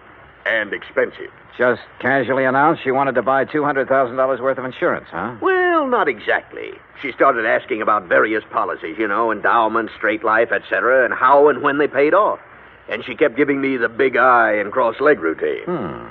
She tell you anything about herself? Oh, didn't have to. I already knew. She's practically a fixture in the society section of the Sunday papers. Garden parties, opening nights, and all that. Yeah, but only lately. Her husband? Peter Durbin. He's been a public figure ever since they got married about 3 years ago. But she hasn't. No, just the last couple of months or so. How old is she? Oh, around 25. Blonde, blooming, and gorgeous, figuratively speaking. I take it she has the money, huh? Yeah, right. He was a well-torsoed movie bit player with a champagne appetite. I see. Now, what about this surprise angle? Well, she came right to the point. Said her husband had just had a complete physical. Asked if his doctor's report would be acceptable. If so, okay. But you didn't sign her up. Why? She didn't give me the chance. What do you mean? All of a sudden, she reached in her purse and pulled out a piece of paper with a name and address on it, announced this was her attorney. See him, she said, smiled big, and walked out. Did you go and see the attorney? Right away. A guy by the name of Crane Collins. Has big plush offices downtown, old senior partner type. What did he have to say? Oh, nothing except routine questions about filling out the forms, expediting the procedure, importance of secrecy for the surprise. Well, why didn't you ask a few questions? Couldn't. What do you mean, couldn't? She was there. Doing what? Sitting back in a corner, all huddled up like a mouse waiting to be pounced on. Didn't say a word, while Collins and I filled out the papers. Yeah, she signed them as if they were a death warrant. Went back to the corner and stared at the wall. Now I see what you meant by that comedian remark. Yeah, she's too much for me. Yeah. A leopard can change its spots, too. Expense account item 2, $3.25 taxi fare to the offices of Crane Collins. So far, all I knew was that the wealthy young woman wanted a pot full of insurance on her husband. If it hadn't been for the surprise request, it would have been routine. Now it wasn't. And the people involved, One of them, at least, were not routine. I was ushered into an oak-paneled office high above the streets of Los Angeles. Good afternoon, Mr. Dollar. Mr. Collins? Your card identifies you as an insurance investigator, Mr. Dollar. I don't believe I understand. Cynthia Durbin is your client? Why, yes. You represented this client yesterday in the signing of an application for a $200,000 straight life insurance policy on her husband. Yes? I represent the company. Everything is in order, is it not? Insurance is a lot of things, Mr. Collins. A surprise to the insured is one of the things it isn't. My client is adamant in this respect. Call it a quirk, if you will. You expect the company to issue a $200,000 policy on a quirk? Well, how long have you known Mrs. Durbin? Since she was born. Then you know her father? Knew him. I am his executor. Uh-huh. Mother? Also deceased. Both parents died when Cynthia was 17. I was her guardian and have been her legal advisor since she came of age. Was she well provided for? Very. What kind of a man is her husband? Young, about 30. Tall, good-looking. No, Mr. Collins, not statistics. Your impressions. He plays an excellent game of golf. Gets along well with people when he wants to. But you don't like him, do you? In this profession, Mr. Dollar, I neither like nor dislike people. I represent them, and that representation is based on fact. Well, in my profession, we go by feel as well as fact. Well, tell me candidly, Mr. Collins, do you think there's anything strange about this request for insurance on her husband? As I said, I deal in facts, not feelings. As a client, she sought professional assistance. Ergo, I supplied it. Where do the Durbins live? I'd rather not. Now, look, I can get it from any society editor in town. My secretary will give you the information. All right, thank you. By the way, don't tell Mrs. Durbin or anyone else that we've had this discussion. If you do, there will be no insurance issued. Interference with investigative procedure. Fact, Mr. Collins. I understand. Expense account item 3, $2.60, phone call. Then taxi to Roger Hackey's office. A neat one-story building in the Miracle Mile on Wilshire Boulevard. Purpose? To borrow Roger's company car. The Durbins lived in one of those colonial mansions out in Beverly Hills, surrounded by curving driveways, spacious lawns, swimming pool, and cabanas, all of it enclosed by thick, high walls and electronically controlled gates. The mention of insurance on the intercom got me in. Cynthia Durbin was everything Roger said she was. The first time he met her, that is. Please excuse my appearance, Mr. Dollar. I've been swimming. Oh, I don't mind at all, Mrs. Durbin. Really, you shouldn't have come here to deliver the policy. What if my husband had been home? No surprise. No, that would have spoiled everything. Well, may I have it, please? The paperwork has not been completed yet. Then what are you doing here? What do you want? Get to the point. Well, just a few questions, Mrs. Durbin. My colleague, Mr. Hackey, should have handled these details yesterday, but he was somewhat rushed. Oh, then there's nothing wrong with... Would you care for a drink, Mr. Dollar? Thanks. The bar's out by the pool. Shall we?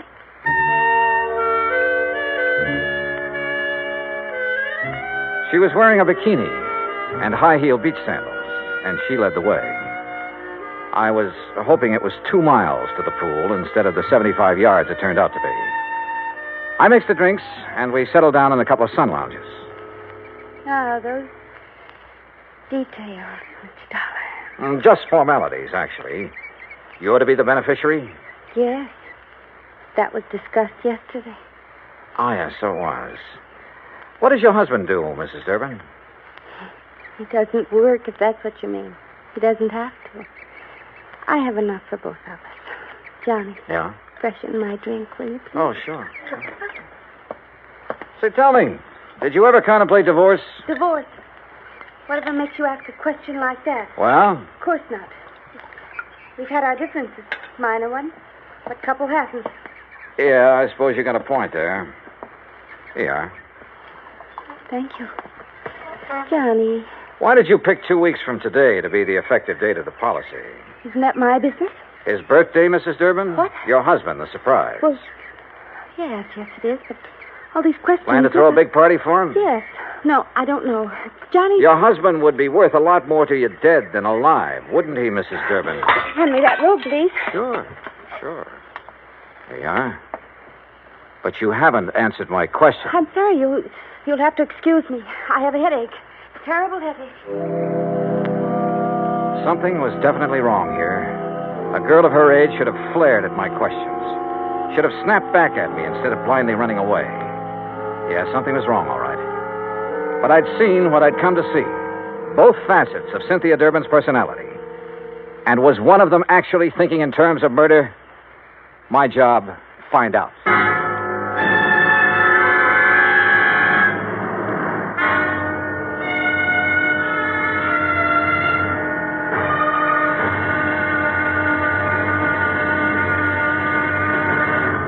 Act 2 of yours truly, Johnny Dollar, in a moment. An interesting parallel hit me the other day. When a baby takes its first 3 steps, everybody is happy and gives a cheer for its progress. The same thing happens when a country takes important steps toward lasting world peace and freedom. That great American patriot, Benjamin Franklin, outlined 3 important steps in the drive toward a lasting world peace and freedom of mankind.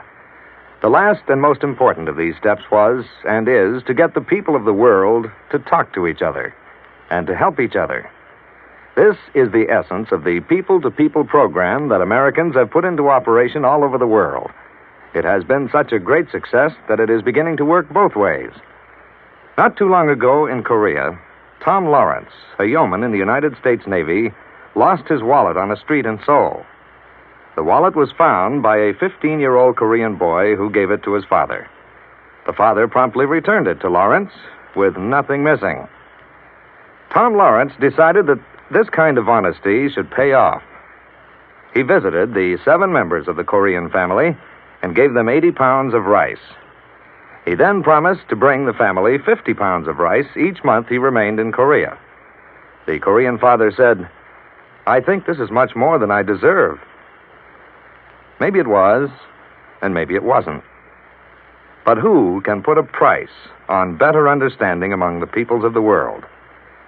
For through better understanding of each other comes an understanding of freedom, the right of all men, everywhere.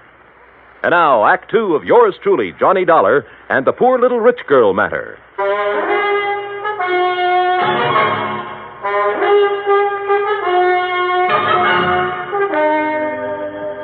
I sat beside one of the plushest swimming pools in Beverly Hills, alone. I finished my drink slowly. Cynthia Durbin was a strange one, all right, but her actions seemed compulsory rather than natural. If she really was thinking about murder for $200,000 in one chunk, she was pretty crude about it. If she was trying to impress her husband for some unknown reason, she'd selected a mighty offbeat way to do it. If she was going off her rocker, well... The extension phone hung on a post beside the bar. I don't ordinarily listen in on other people's conversations, but this one... Thing wrong, darling? Eric? Oh, Eric, I've got to talk to you. Something has happened. I No, think Cynthia, not on the phone. Meet me here in half an hour. But Eric... Half an hour. Here. Goodbye, Cynthia. Hello, Eric.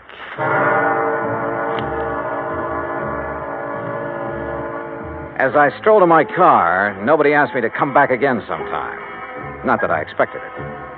I parked a block down the street, adjusted the rearview mirror, and got comfortable. A cigarette later, she came zooming out in a CAD convertible and headed my way. I've tailed a few cars in my time, but this kid was either scared silly or she'd learned her evasive tactics from Bull Halsey. I lost her in the first 10 blocks.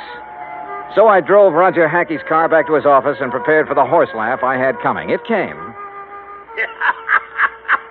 She lost you, huh? Oh, that's a dandy, a real dandy. Hey, tell me, do you always laugh when you're about to lose the commission on a $200,000 policy? Yeah? Oh. Well, what are you going to do now, Johnny? Who is Eric? Well, he's not a brother, that's for sure.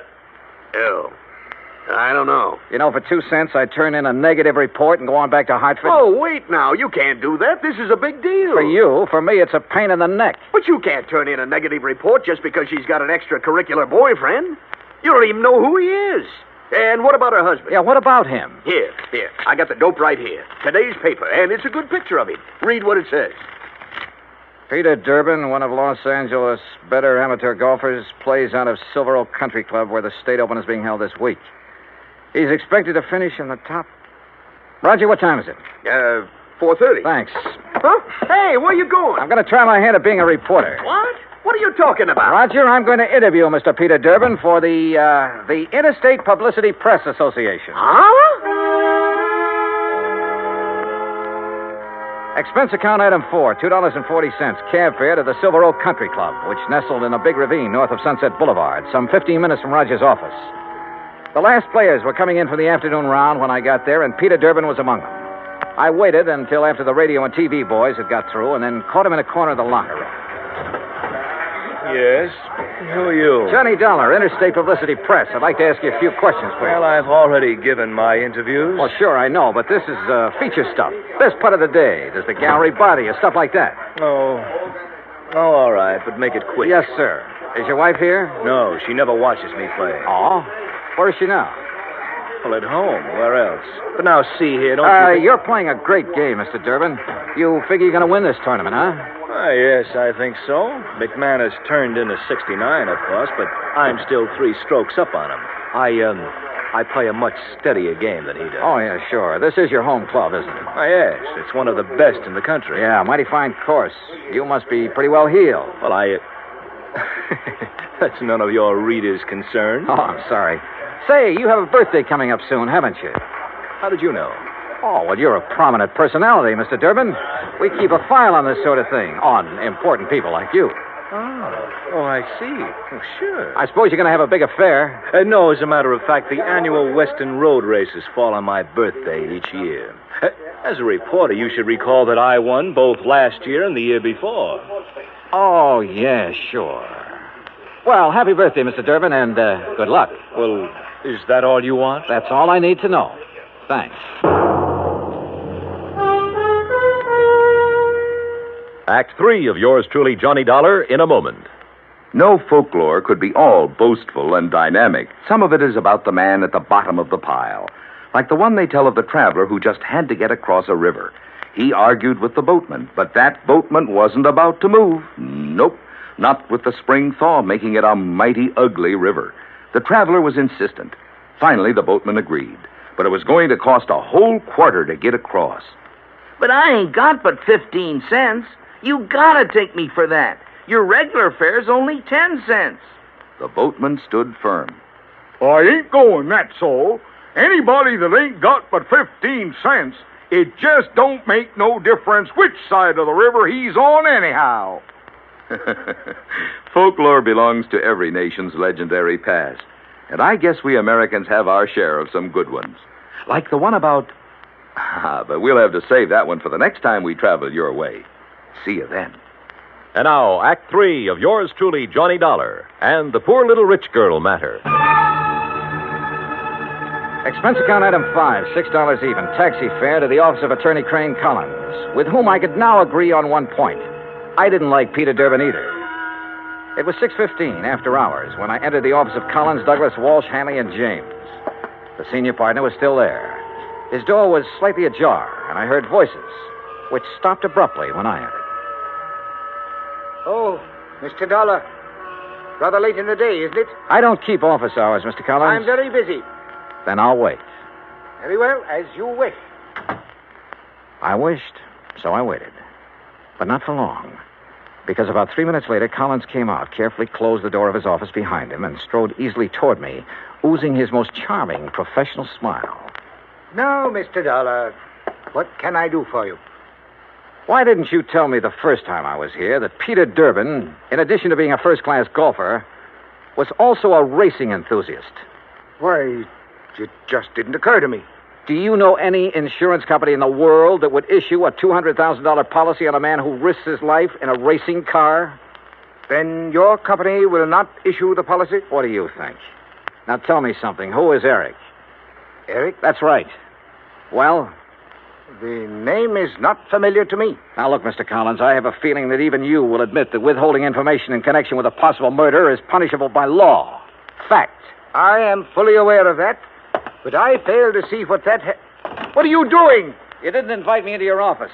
I just wondered why is all. Have you no ethics, man? Cynthia Durbin was in there a few minutes ago, wasn't she? Mr. Dollar. Wasn't she? If it is the intention of your company not to issue the insurance to my client, I will so inform her, and that will end the matter so far as you are concerned. Now, please be good enough to leave. You really don't know or care what's going on, do you? You're so wrapped up in the letter of the law that preventing a possible murder doesn't even occur to you. Another one of your feelings? Well, I don't have the remotest idea what you're talking about. Good night, Mr. Dollar. Good night, Mr. Collins. Expense account item 6, $9.50, cocktails and dinner. I should have written my report negative and hightailed it back to Hartford. But when you see in your mind's eye the possibility of a racing car careening off the road at 125 miles an hour exactly 2 weeks from now, you don't just stick to business and call it quits. Eric, wherever he tended bar, was the key. But how to find him? I was on dessert in the evening paper, giving my subconscious mind a chance to work it out when all of a sudden I was looking at it on the society page. Expense account item 7, $19, including taxi fare to Los Angeles Police Headquarters, where I had a pleasant chat with the captain on duty. Then a tuxedo rental in the same taxi to the Statler Hotel. A special pass let me in as guest at a crowded and bejeweled society benefit. Enjoying the party, Mr. Collins? Dollar, what are you doing here? Enjoying the party, too. Have Mr. and Mrs. Durbin arrived? You are the most annoyingly persistent individual I have ever... Please, no compliments. See you later.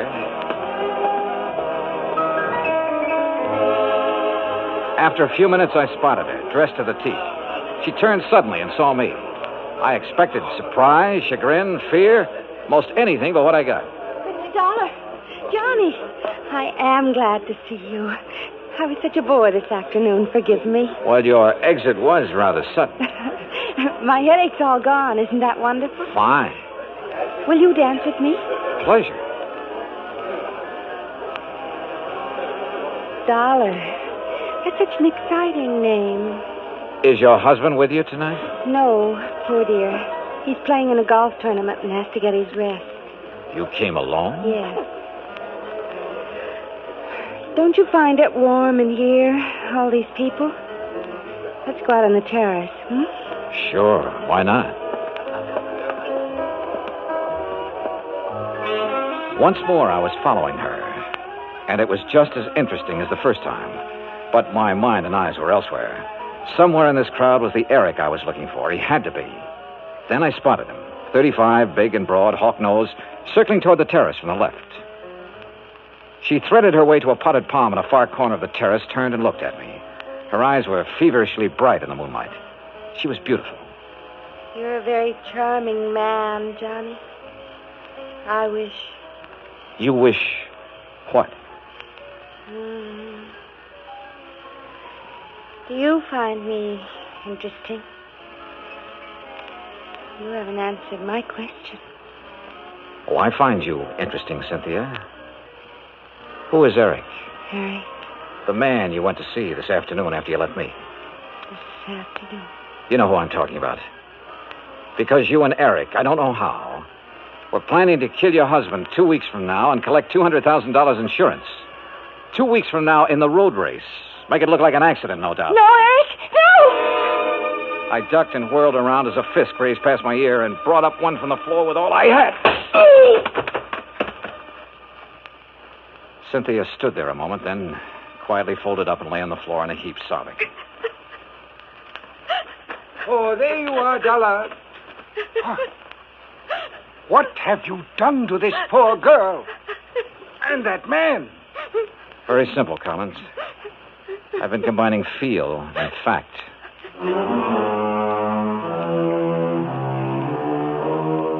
The house dick and I got them out of there. Hawk-nosed to police headquarters, Cynthia to a hospital. Eric turned out to be a quack psychiatrist who preyed on unstable rich women and who was wanted in both New York and Florida.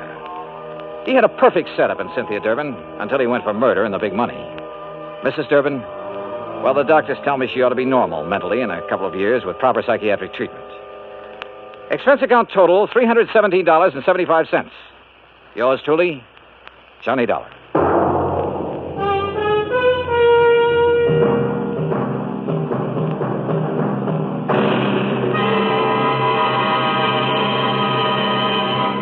Our star will return in just a moment. Our flag now numbers 50 stars, and behind each star there stands yet another flag, representing one of the 50 states. North Carolina state flag bears the initial of her name on either side of a white star. Above, on a yellow scroll, is the date May 20th, 1775. Below, on a similar scroll, is the date April 12th, 1776. The 1775 date stands for an early declaration of independence, known as the Mecklenburg Declaration of Independence. April 12, 1776, was the date of the first Constitutional Convention held in Halifax. The Halifax Resolve was a document that placed the Old North State in the front rank, both in point of time and spirit, among those colonies which demanded unconditional freedom and absolute independence from any foreign power. North Carolina state flag, the flag of the 12th state to enter the Union, was adopted on March 9th, 1885. Now, here's our star to tell you about next week's story. Next week, a beautiful yacht, a beautiful, charming girl, and a man who wished he'd never heard of either of them. Join us, won't you? Yours truly, Johnny Dollar.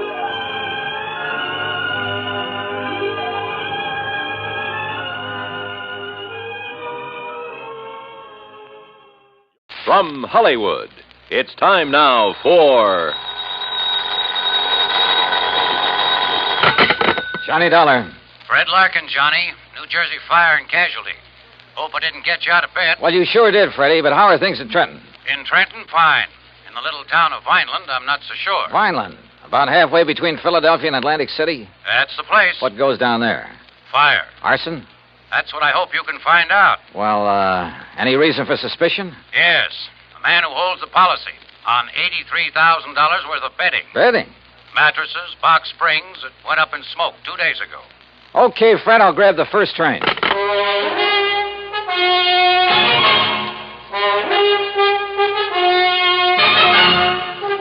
Bob Bailey in the exciting adventures of the man with the action-packed expense account. America's fabulous freelance insurance investigator. Yours truly, Johnny Dollar. And now, Act One of Yours Truly, Johnny Dollar.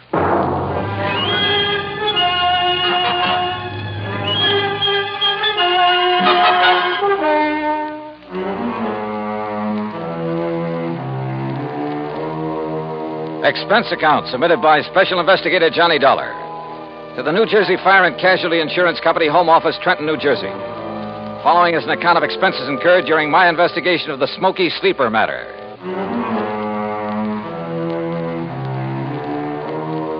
Expense account item 1, 1075, fare and incidentals, Hartford to Trenton.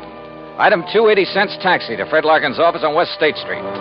He lost no time in getting right to the point. That's right. $83,000 total loss. Well, who's filed the claim, Fred? Name is Ben Murray, sole owner and manager of Ben Murr Furniture Sales in Philadelphia. Sort of a small chain scattered around all over the city. I thought you said the loss was in Vineland. It was. That's where he had a big warehouse. Well, if his stores are in Philly... He claims it's cheaper than maintaining a big warehouse in the city. Also, apparently, it's close to a couple of sources of supply. He's been a good account, Johnny. We've made a lot of money on his policies. Well, it sounds like you've issued him quite a few. Well, we have. You see, in addition to the usual coverage on his stores, we've issued him a lot of short-termers on warehouse contents from time to time. I don't quite see what you mean. His whole business is based on special sales. Free inventory, going out of business, distressed merchandise, fire and water damage sales, summer, winter, spring, and fall sales. Anything you can think of. No kidding. Periodically, he loads up his Vineland warehouse with stuff he's accumulated for the next big sale, and we insure it. This time it was $83,000 worth of box springs and mattresses. Wow, that's a lot of bedding for just one sale. Don't worry. He'd got rid of it. His salesmen are the sharpest bunch you ever saw. Too sharp, if you ask me. Almost like a bunch of con men. You know what switching means in the retail trade? Isn't that when they advertise a well-known item at a Very low price. That's it. Then when you try to buy it, they just happen to have sold the last one. That's it. But by that time, they've got you in the store where they can use the high-pressure pitch to sell you some inferior item at an even higher price, and on a no-return basis. Yeah, by the time the customer gets wise, it's too late. Exactly. I suspect they're not above using the label switch, too. You know, have some local manufacturer make up a cheap item, then put a nationally recognized label on it, or a pretty good copy. My, what nice clients you have, Freddie. Well, what can we do, Johnny? As long as we don't catch them red-handed in something that directly affects us. Well, you don't need to write any more policies. The company says different. At least until such a time as they try to pull something on us, or we find proof of such doings. I see. Oh, where'll I find this Ben Murray? Either at his main office in Philadelphia or down in Vineland, looking over what's left in the shell of that warehouse. On what exactly does Murray base the amount of his claim?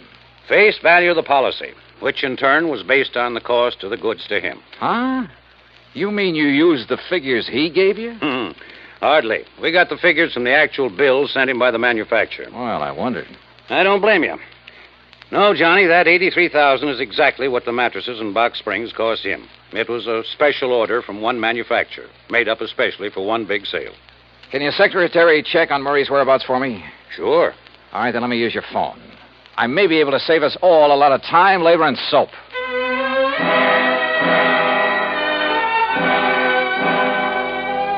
I called my old friend Adam Bowles, who lived within a few miles of Vineland, who, before he retired, was one of the top arson men in the country. Investigator, I mean. He wasn't home, but I left word for him to drive to Vineland and meet me in the lobby of the East Landis Hotel whenever I got there. Meanwhile, Fred's secretary had learned that Ben Murray was in his Philadelphia office. Expense account item 3560 for a train to Philadelphia and cab to the main office of Benmer Furniture Sales. The place was a madhouse. Okay, Dollar, go ahead in. It's that first office on the right. Thanks. And listen. Oh, wait a minute. Sales department. Call me back. I'm busy.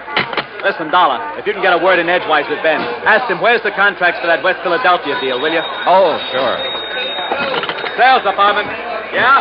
I'll turn a hose on some of that stuff and call it a flood sale. Something like that. Makes the picture in that advertisement look good, see? Put a lot of stuff around. Pictures on the wall, rug on the floor, stuff like that. Yeah, make the suckers think they're getting a 25-piece dining room suite, not just a table, 4 chairs, and 20 crummy dishes. Dollar, sit down. Thanks. Yeah, make it look like they'll be getting everything they see in the ad. Yeah. Now, did you get them sofas in from Sterling? Okay. Put a price ticket of $95 on them. And then mark it down to $49.95, and we'll clean out the whole... Mr. Murray. Huh? He what? Sterling charges $25 for those lousy sofas. Listen, we're giving them $22.50 for them, except for the demonstrator we show on the floor, the good one. Who does he think he is telling me the price he's going to charge me? Oh, the lousy bunch of chiselers trying to hike the price on me. Boy, what a business. From the looks of that outer office, you've got plenty of it. Yeah, volume, Dollar. That's what does it. I work on a narrow margin, see? Oh. Yeah, sometimes I even lose money, just to keep the volume up. I got 9 stores, see? They're all over Philadelphia. Hey, Ben. Yeah, what's the matter now? Pine Street wants to know the sale prices on those 3 grades of Night Cloud mattresses. What'll I tell him? What are the cost prices? All the same, $13 a piece. Cost us $13, huh? Well, price them at $39.95, $49.95, and $69.95. Okay, Ben. Hey, Larry. Narrow profit margin, huh? And now, look, Dollar, your card says you're an insurance investigator. That's right. Well, if it's about that fire I had down in Vineland a couple of days That's ago... That's exactly what it's about. Well, let me tell you something. Yeah, what is it? Oh, yeah? Well, listen. Hey, pick that other phone off the hook, Dollar. That noise is killing me, will you? Why not? I might learn something. Well, you tell him I don't care if he's the Department of Internal Revenue in person. Hello. We pay Hey, for protection Ben, against guys I got like a him, dame here in and the he'll look store at and found out whatever that books bed we we want sent to her look wasn't at. the You hear same that? one she saw on the floor. Well, now, wait just a minute. She threatens to go see the Better Business Bureau. Well, look, this isn't Ben. Huh? That's what I mean. Just hold on a minute, will you? Hold on. And you tell that bookkeeper we got there, he either keeps the books the way I tell him, or either he... Well, look, I'll call you back, see? Did you hold that call for me, Dollar? Yeah, here. Yeah. Hello? Yeah? Yeah? Well, don't take any chances. Give her anything she wants. Give her the one she saw on the floor. Go out and buy her one, a good one. Just make her happy. Keep her from... well, you know what I mean. Yeah. Troubles. Well, now, look, Dollar. You think there was anything wrong with that fire, you prove it, I'll give you this whole business. What do you think I am, a crook? I haven't said that. Yet. Then what's the idea of investigating? Not you, but that fire. We always investigate when a claim this large is involved. Oh, yeah? Do it automatically. Look, I'm trying to run an honest business here, just barely scraping by. That phone call just now. A customer ain't 100% satisfied, we make her satisfied. Oh, sure. To keep her from blabbing about the way you rooked her. Oh, look, get out of here, would you? Can't you see I'm busy? I try to run a decent business here, and punks like you come in and... Oh, if I'm... Yeah, hold on. Look, you got some legit reason to investigate, Dollar. You come around then. Maybe I will. Now go on, get out, will you? Gladly. Listen, Charlie, you tell him he tries to outsmart me, I'll sue him for every cent he's got. Expense account item 4, $50 deposit on a drive-your-own car. I crossed the Delaware River Bridge and finally picked up Route 47 for the 35-mile drive down to Vineland. Flat country, this, with plenty of beautiful trees and rich farmland, an occasional cranberry bog. The soft smell of ripening peaches greeted me from the vast orchards I passed. It was all very pleasant. Certainly a complete contrast to the noisy, unhealthy joint I just left. And I could see only too plainly why Fred Larkin suspected arson in the warehouse fire. Sure. If a character like Ben Murray didn't resort to arson, he'd feel he was missing a good bet. Proof of arson, however, is a different matter, and not always easy to come by. That's where I wanted the help of Ed Bowles. But Ed hadn't got to the hotel when I arrived in Vineland, so I drove over to the police headquarters at 610 Wood Street, a block north of Landis Avenue, the main drag. There I found Sergeant Louis Tommaso, who'd been working on the case. Be glad to take you over there, Dollar. Just the other side of Chestnut Avenue. That's over south of town. All right, Sergeant, I'd like to see that warehouse, or what's left of it. Oh, there's plenty left of the warehouse. All metal construction. Come on. That in itself might make it hard to spot arson. Dollar, we went over the... Lieutenant, Mr. Dollar and I are going out to the Benmer warehouse. We went over that place with a fine-tooth comb, both during and after the fire. You came up with nothing, huh? Nothing that would give any cause for suspicion. Sergeant, do you know a man by the name of Adam Bowles? I certainly do. He's been giving me a lot of help with this. You know, just to sort of keep his hand in. And he's found nothing? Not a thing. But, of course, he's the kind that never gives up. Yeah. Well, let's get on over and take a look at that place.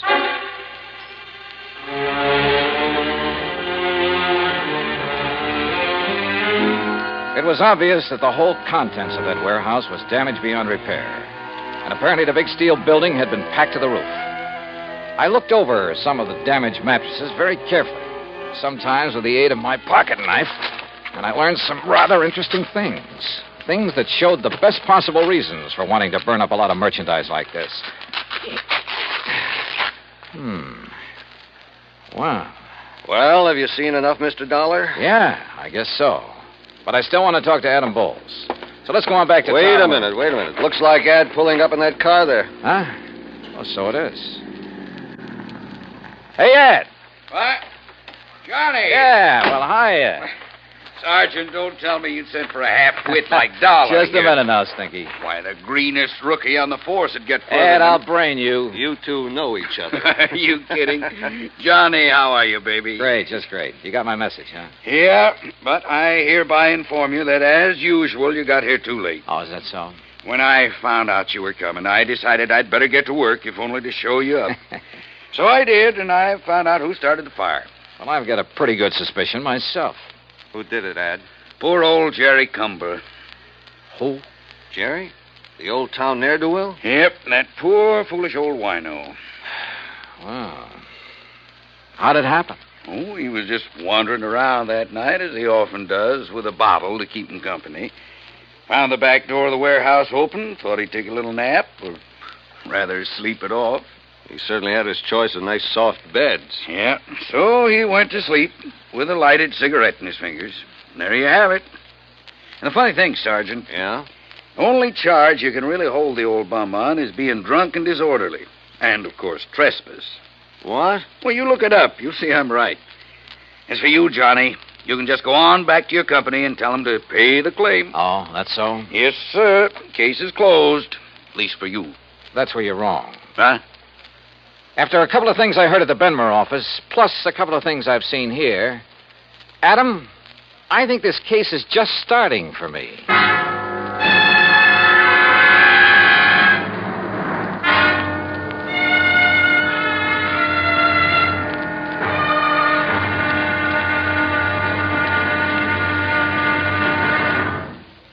Act Two of yours truly, Johnny Dollar, in a moment. For a long time, people have been saying that the Earth is shrinking because transportation is getting faster and faster. And because this is true, people are getting closer, too. Today, our neighbors are not only the ones who live next door to us, they're all over the world. It is axiomatic that one should help his neighbor. But Americans have gone a step further.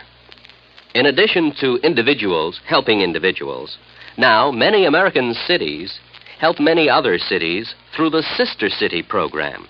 Now, perhaps you've heard how it works. If not, here's an example or two. In the fall of 1959, a large area of Nagoya, Japan, was struck by a devastating typhoon. Her sister city, Los Angeles, California, sent tons of relief materials to Nagoya by way of an Air Force plane headed for the area. The Marines and the Navy rendered vital emergency aid during the disaster. When earthquakes shook Viña del Mar, Chile, during the summer of 1960, her sister city, Sausalito, California, sent hundreds of dollars worth of relief materials to help out. Another case in point, the school children of Clovis, New Mexico, sent a number of cultural exchange packages to students in their sister city of Adana, Turkey. There are hundreds of such examples because there are hundreds of sister cities. By using this means of diplomacy, friendship and understanding have increased throughout the world and paved the way for permanent freedom, the right of all men everywhere. And now, Act Two of yours truly, Johnny Dollar, and the Smoky Sleeper Matter.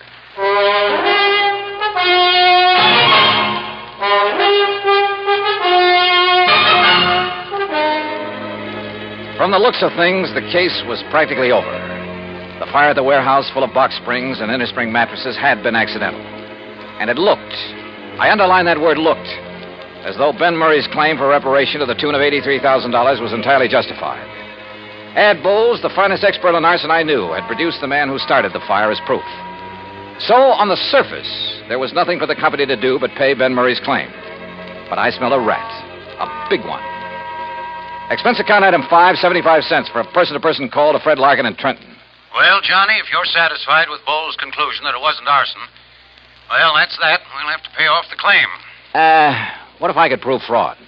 Fraud? What do you mean?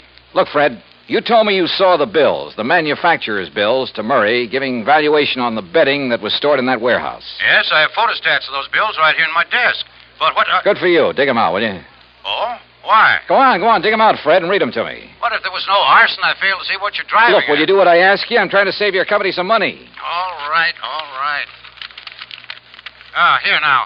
Now, what do you want to know? Well, the labels on the remains of the mattresses I looked at the scene of the fire, those labels indicated there was a model called the Night Cloud Sleep Rest. And that checks with these bills. Let's see. There were 3,500 mattresses called Night Cloud Sleep Rest. Well, forget the quantities. What was the manufacturer's price to Ben Murray on that Night Cloud Sleep Rest? Let's see. Johnny, they cost Ben Murray exactly $25.50 apiece. And there's an equal number of box springs to match. $25.50? That's right. But I overheard him say in Philadelphia that he only paid... What, Johnny? Nothing. What other models are on those bills? Night Cloud Super Sleep. And the price? Just a second. Hey, look, while you're figuring, you might be interested in knowing that the labels on that sleep rest indicated a retail price of $69 each. Some profit, huh? Here now. Johnny, the Night Cloud Supers cost Murray $26.20 apiece. Wow, All right, I got it. And he claimed to be working on a narrow profit margin. Now, the Night Cloud Perfection Sleep cost him $27.14 each. Good. Any more? Those were the only ones he bought and stored in the warehouse. All right.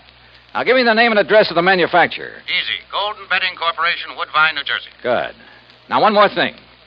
Can you think of the name of another big chain of furniture stores, like Ben Murray's, only in New York or Chicago or some other big city? Well, of course, there's Glauder Brothers in New York. Glauder Brothers. Only they're such a disreputable outfit that when they try to talk insurance with us... Freddie, that's all the better. Thanks a lot. Now, wait, Johnny. You still haven't told Oh, me... I will, Freddie. Don't you worry. I will. Why I didn't get pinched for speeding somewhere along Highway 49, I'll never know, because I certainly didn't hold back the horsepower. Just short of the town of Tuckahoe, I turned off on 557 and then a few miles later pulled into Woodbine. Although it's a small community surrounded by farms, it boasts a big hat factory, a couple of clothing factories, a vast, sprawling state institution, and on the far edge of town, the Golden Bedding Corporation's huge plant. I figured the best thing to do was put on a bull front and bull my way into the president's office. But any such tactics proved entirely unnecessary.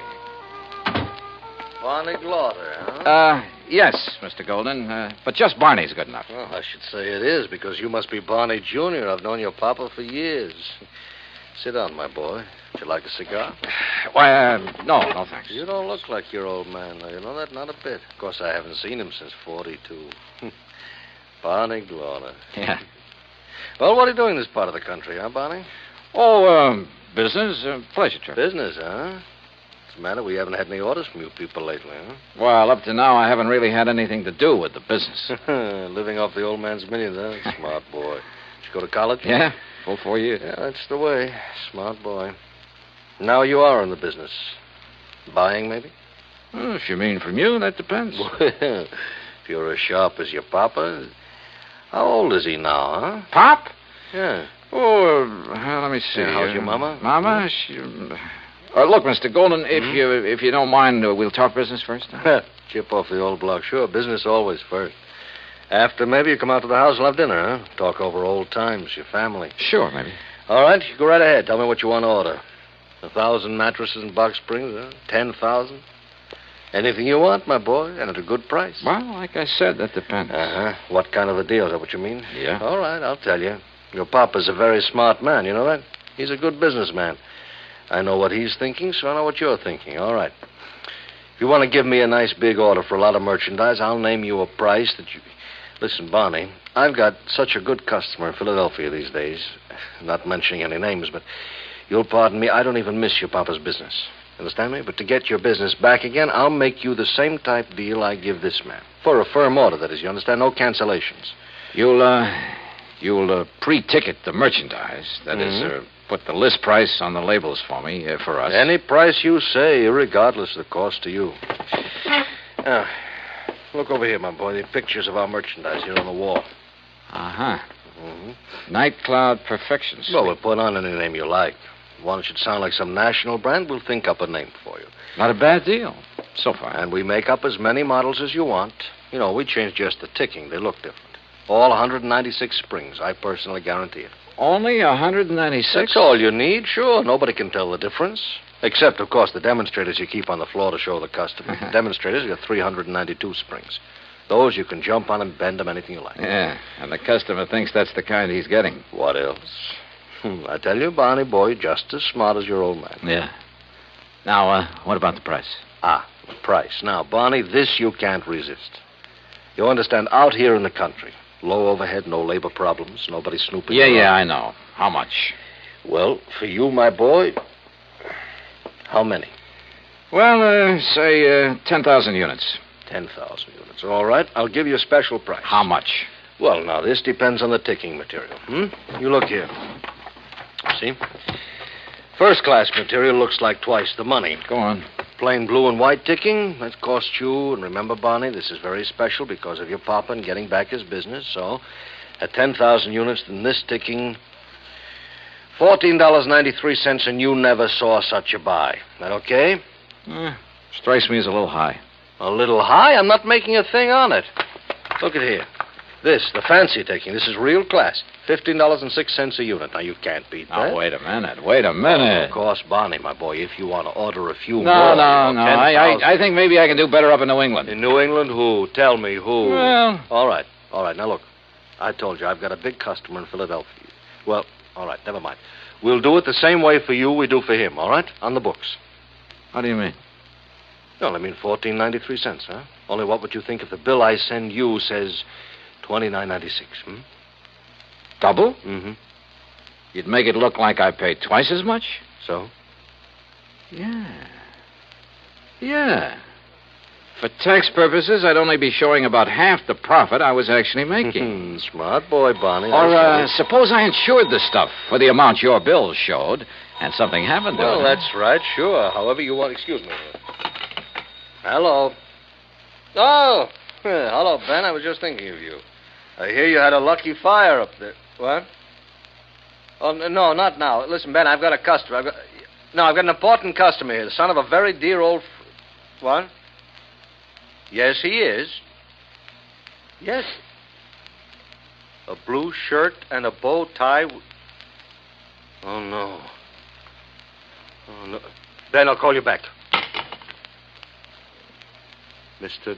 Dollar? That's right. Johnny Dollar. In person, Mr. From the Golden. insurance... Oh, no. Oh, no. Too bad Ben Murray's call interrupted our conversation. Oh, what have I said? That was a very interesting lot of facts you gave me, and I strongly suspect it'll not only put Murray out of business, but you too. And a lot of people you've been dealing with. Dollar. Brother, I hate to think of what the Better Business Bureau will do when they get hold of these facts. To say nothing of the Federal Trade Commission. Dollar, listen to me. But I have a notion it'll help to clear up one of the dirtiest chip rackets in years. There's no need Even to the go on. long-suffering public understands this sort of shady operation when it's brought to their attention. It's not at all. As for the decent, If you legitimate national understand- firms you've been practically Now, stealing listen to from... me, Dollar, will you please listen a minute? Yeah, go ahead. Business has been good. I've made a lot of money. Oh, now, wait a Maybe minute, will you could use a little bit. You know, we'll call it the commission, huh? Say $10,000. In cash, it wouldn't show. Golden, I wouldn't even spit on that kind of money. Oh, I could maybe persuade you. You couldn't persuade me to have any part of it. Brother, you've had it coming for a long, long time. And believe me, I'm going to see that you get it. Understand? Yes, Dollar, you make it... I understand. I understand you, too. You dirty crook. You faker. You liar. You cheating, dirty, conniving, chiseling liar. You ruined me, you hear? You ruined me. Yes, Fred? I'm afraid that your nice client, Ben Murray, based his insurance claim on a lot of values that didn't exist. On the hiked-up prices. Hiked up to cheat you and the income tax boys. And if that isn't outright fraud, I'll eat my shirt. So you can just forget about paying that claim or any part of it. And I hope that you and the company will take whatever legal steps are necessary to put these guys out of business. Expense account total, including incidentals and the trip back to Hartford, $130.49. And cheap at half the price. Yours truly, Johnny Dollar.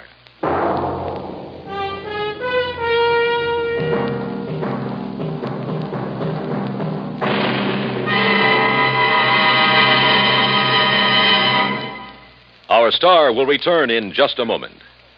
Our flag now numbers 50 stars, and behind each star there stands yet another flag representing one of the 50 states.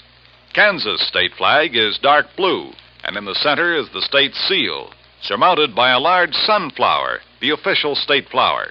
The seal reflects the history of Kansas, the train of ox wagons going west, for most of the great roads passed through Kansas. An Indian is depicted chasing a herd of buffalo, recalling the words of the official state song, "Oh, give me a home where the buffalo roam." For this truly was the home of the buffalo and Indian. The East is represented by a rising sun, and the promise of future prosperity is indicated by the steamboat on the river and the farmer plowing the field. Above a mountain range are 34 stars, for Kansas was the 34th state admitted to the Union. Over all is the state motto, Ad astra per aspera, to the stars through difficulties. Kansas state flag, the flag of the 34th state to enter the Union, was adopted on March 23rd, 1927. Now, here's our star to tell you about next week's story. Next week, the case of a girl who was willing to kill for money she didn't need. Join us, won't you? Yours truly, Johnny Dollar.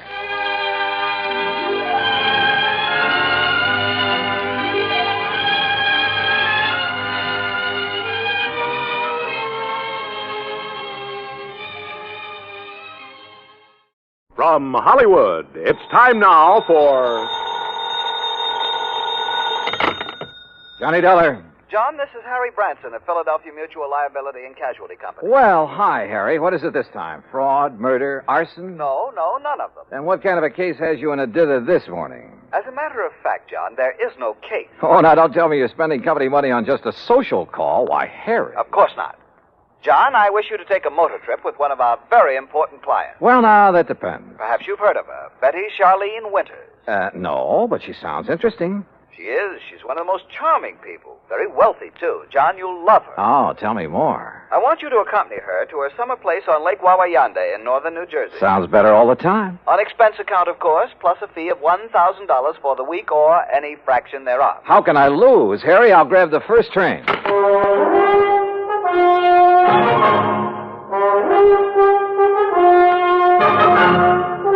Bob Bailey in the exciting adventures of the man with the action-packed expense account. America's fabulous freelance insurance investigator. Yours truly, Johnny Dollar.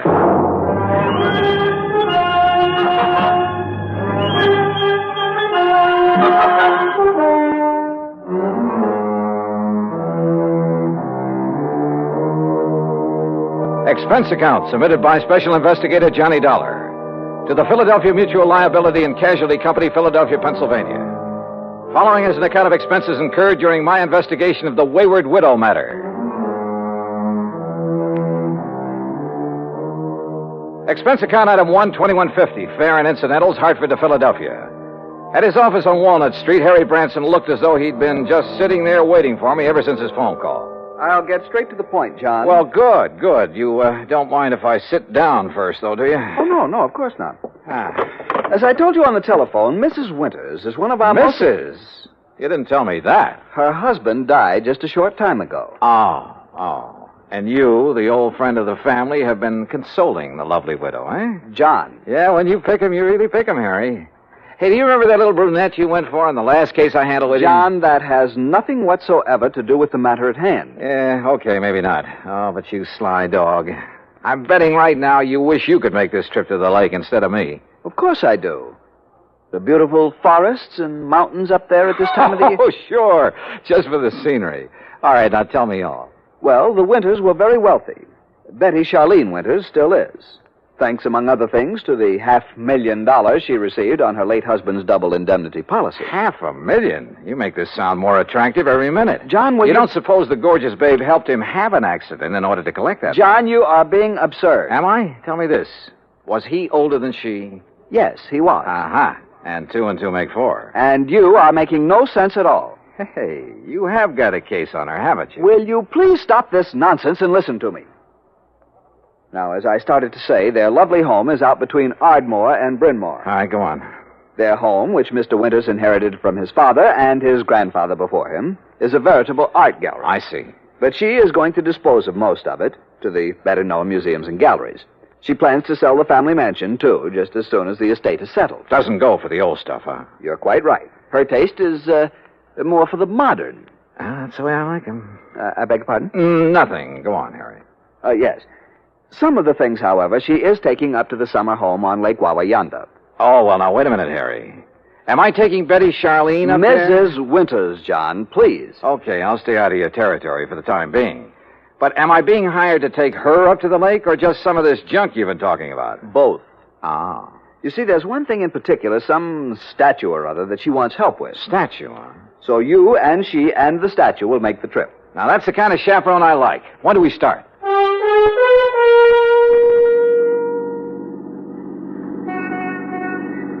I must confess it's quite a relief to get out of that office for a while. Oh, don't try to kid me, Harry.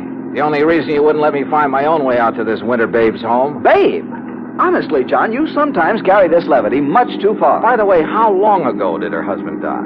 About, 4 months ago. Oh, brother, you don't even wait for the ashes to get cold, do you? John, I tell you that... What did he die of? Well, it was an accident. Yeah? In the car during a little trip that they were making south of here. He'd taken over the wheel from the chauffeur. They struck the abutment of a bridge over a tidal creek leading out to Delaware Bay. Oh? He was thrown out, and his body was carried into the bay. It was never recovered. And so our tasty little dish was left with $250,000 life insurance, a huge estate... John, I simply will not listen to any more of this sort of nonsense. Besides, this is the driveway up to the house.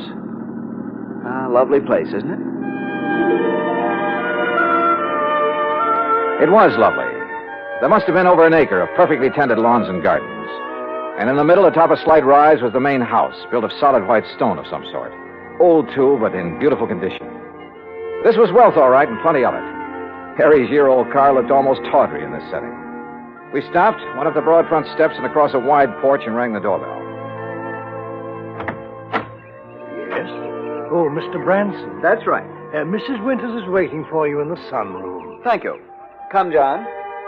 The butler led us through a large reception room, a huge living room, both of them hung with beautiful prints and paintings, through the walnut-paneled library with its high ceiling and hundreds of leather-bound books.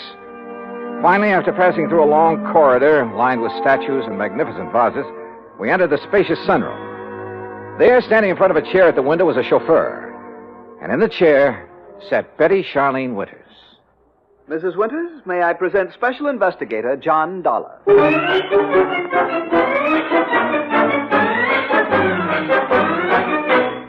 Well, she was a cute little thing, that I will say. But instead of a young, blonde, and beautiful, well, let's face it, she was 70 if she was a day. All my dreams of a high old time during a week at a mountain lake suddenly vanished into thin air. How nice of you to come, Mr. Dollar. Investigator, did you say, Mr. Branson? Yes. I see.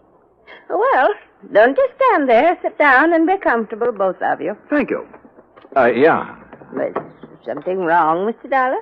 No, not at all. Oh, Haskins here's my chauffeur and general handyman. Hi, Haskins. Mr. Dollar? I've just asked him to get the statue ready for our little trip. You may go now, Haskins. Oh, thank you, madame. No, wait, please. I wonder if I might see this thing we're taking up to the lake, Mrs. Winters. Well, of course, it's right there in the corner behind you, Mr. Dollar. The cherub. Cherub, huh? Oh, This? Isn't it beautiful? Well, it was a cherub, all right, about 4 feet high, with a couple of doves fluttering around its feet. At least that's what I gathered from the garish paint on it. Believe me, it looked like something a third grader had slapped together as a joke on his modeling class. Now, I'm no artist, but so help me, I could have done better myself with a handful of mud and with my eyes closed. An old family piece, Mr. Dollar. Antique. I started to say what I was thinking, but then Haskins lifted the atrocity off its pedestal and left with it. Haskins has made a special box for it. He'll place it in the car so we can leave with it tomorrow. You are ready to leave on such short notice, aren't you, Mr. Dollar? Well, now look, Mrs. Winters, Yes, his luggage is right outside in my car, Mrs. Winters. Then, Eric, you may fetch it and put it in one of the guest rooms. Very good, madam. By the way, I hope you know how to drive a Pierce Arrow, Mr. Dollar. Pierce? Or did you think perhaps Haskins would drive us up to the lake? Well, I don't know. No. Haskins is leaving today on his vacation. And I wonder if he will come back. Why do you say that, Mrs. Winters? Oh, I've been having some trouble with him. Oh? I thought you were always eminently satisfied with Haskins. Until recently. Until the death of my husband. He's been... Well, if he doesn't come back, I shall have to replace him. But now, Mr. Branson... Yes? You're a bit of a rascal. You didn't tell me you were bringing a detective to go along with me. Investigator, Mrs. Winters. Insurance investigator. Since the company wouldn't permit me to issue any special insurance on that thing... But I'd thought you were going to bring me just some strong bodyguard. I have known John for many years, Mrs. Winters, and I assure you... Oh, now, don't apologize. I think this is fine. I just hadn't expected so much. Such a nice, good-looking young... But now come, Mr. Dollar, and I'll show you the rest of the house. We spent the next hour or so on a tour of the place, and Mrs. Winters pointed out the various works of art destined for specific museums and galleries all over the country after she moved out, after the estate was settled. Then Eric caught up with us and announced that Haskins had created the statue and placed it in the car. You know, I was curious about that car, so we went out to the garage and inspected it. It was a Pierce Arrow, all right. Vintage of 1928, complete with headlights on top of the fenders and as bright and shiny as the day it was made. When I tried to start her, it purred like a contented kitten. With a bass voice, that is. Along about 5 o'clock, Mrs. Winters, with a sparkle in her eye, announced it was cocktail time. Harry, being a teetotaler, decided to leave, but not before I buttonholed him for a quick conference. What doesn't make sense, John? Oh, that silly statue, Harry. All the fuss over that piece of junk. After all, John, with all the big policy she carries with us on the legitimate artwork, Well, we just can't afford to displease her. But if it had any real value... Perhaps it does to her. How can it? Unless she has a lot of jewelry hidden away in the base of it or something. What, John? A cocktail, she said, and I'm sure ready for him. Go on back to Philly, Harry, and wait for my final report. Well, I must admit that Betty Charlene Winters turned out to be a charming hostess, a very interesting conversationalist. Even long after dinner, over brandy and cigarettes, we chattered away like a couple of magpies. I didn't question her about the statue because I wanted to find out more about it on my own hook. Finally, about midnight, we decided to retire, had a nightcap, and went to our respective rooms. But instead of going to bed, I sat around and read for a few minutes, turned off the light, waited a few minutes more. Then, quietly, I slipped out of my room. That was a mistake. For as I reached the end of the long hall to the stairway, a door behind me suddenly opened. Huh? Who's there? I said, who's... Oh!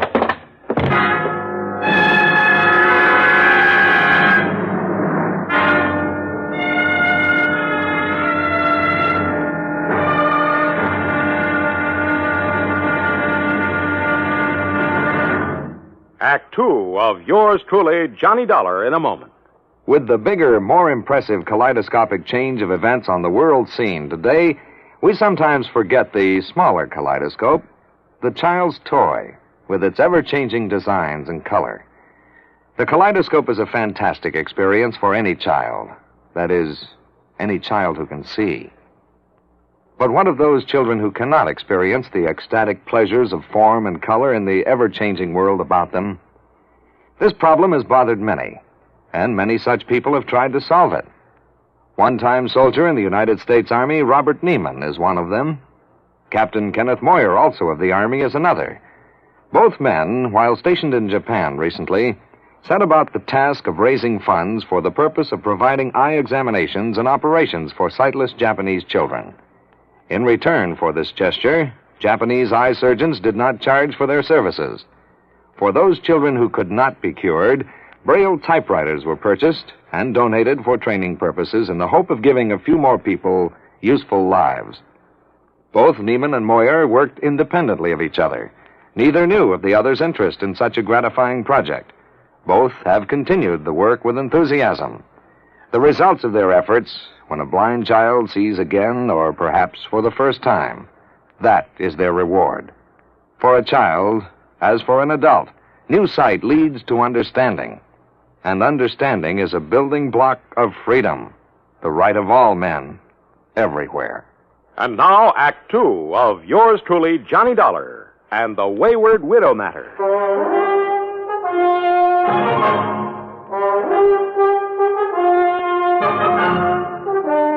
When I came to, it was morning, and I found myself in my pajamas lying comfortably in my bed in the guest room. But there was nothing comfortable about the lump on the back of my head. Whoever had slugged me out there in the hall had meant business. I got up painfully, went down the hall, and made a quick check of the room from which the attacker had surprised me. It was just another guest room. I showered, dressed, and went downstairs, where I found Mrs. Winters at the breakfast table. She was very much distressed over what had happened and suggested we go out and look in the trunk of the car immediately.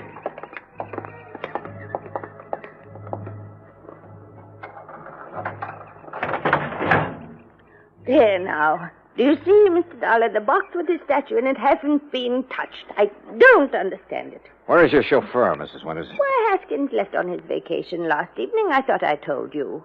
But surely you don't think Haskins... Well, you said you were having trouble with him. Maybe we'd better open that box to make sure that... But it hasn't been touched.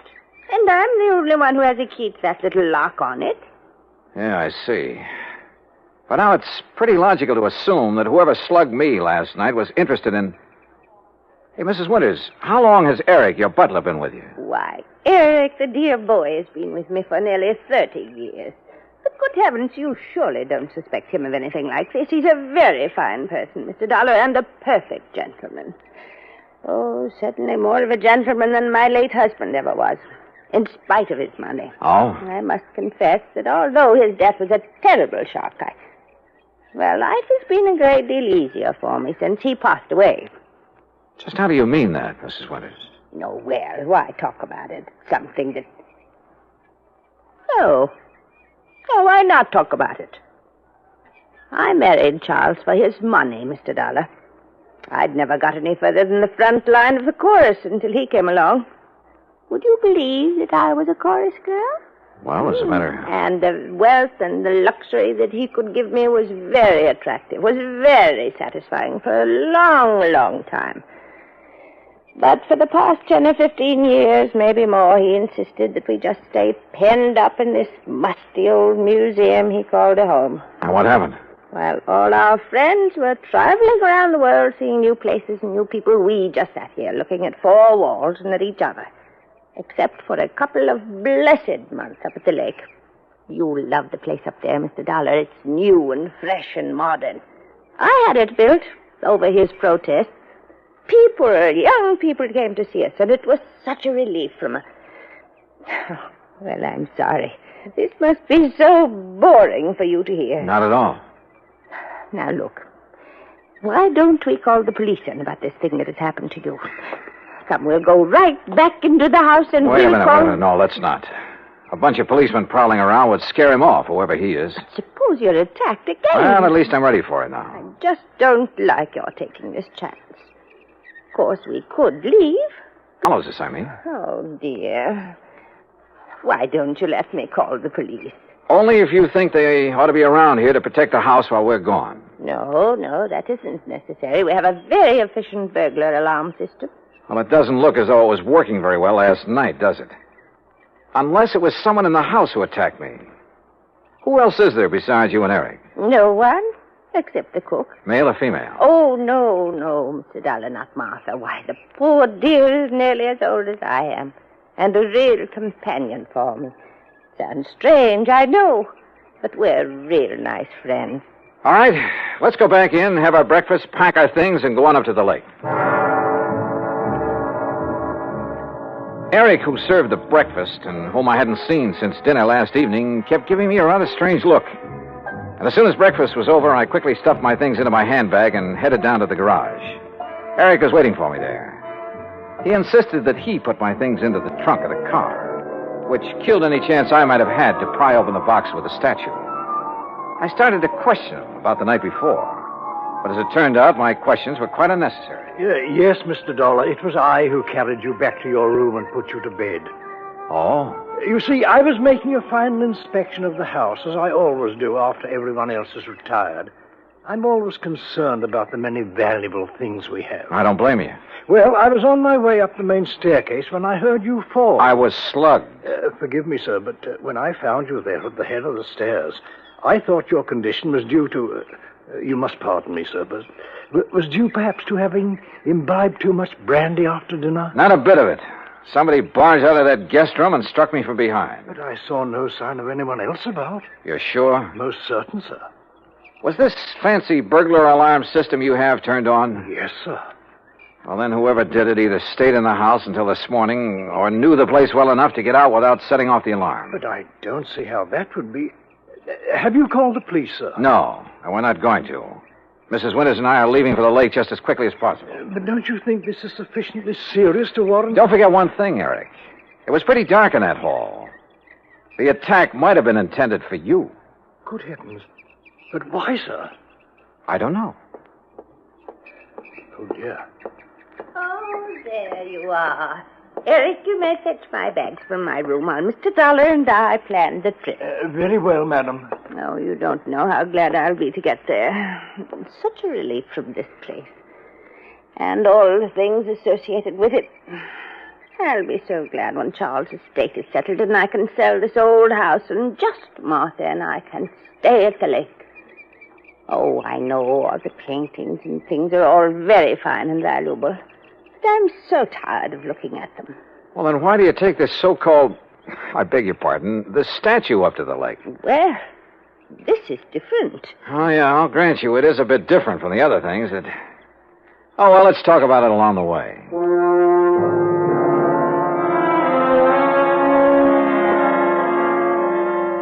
But we didn't.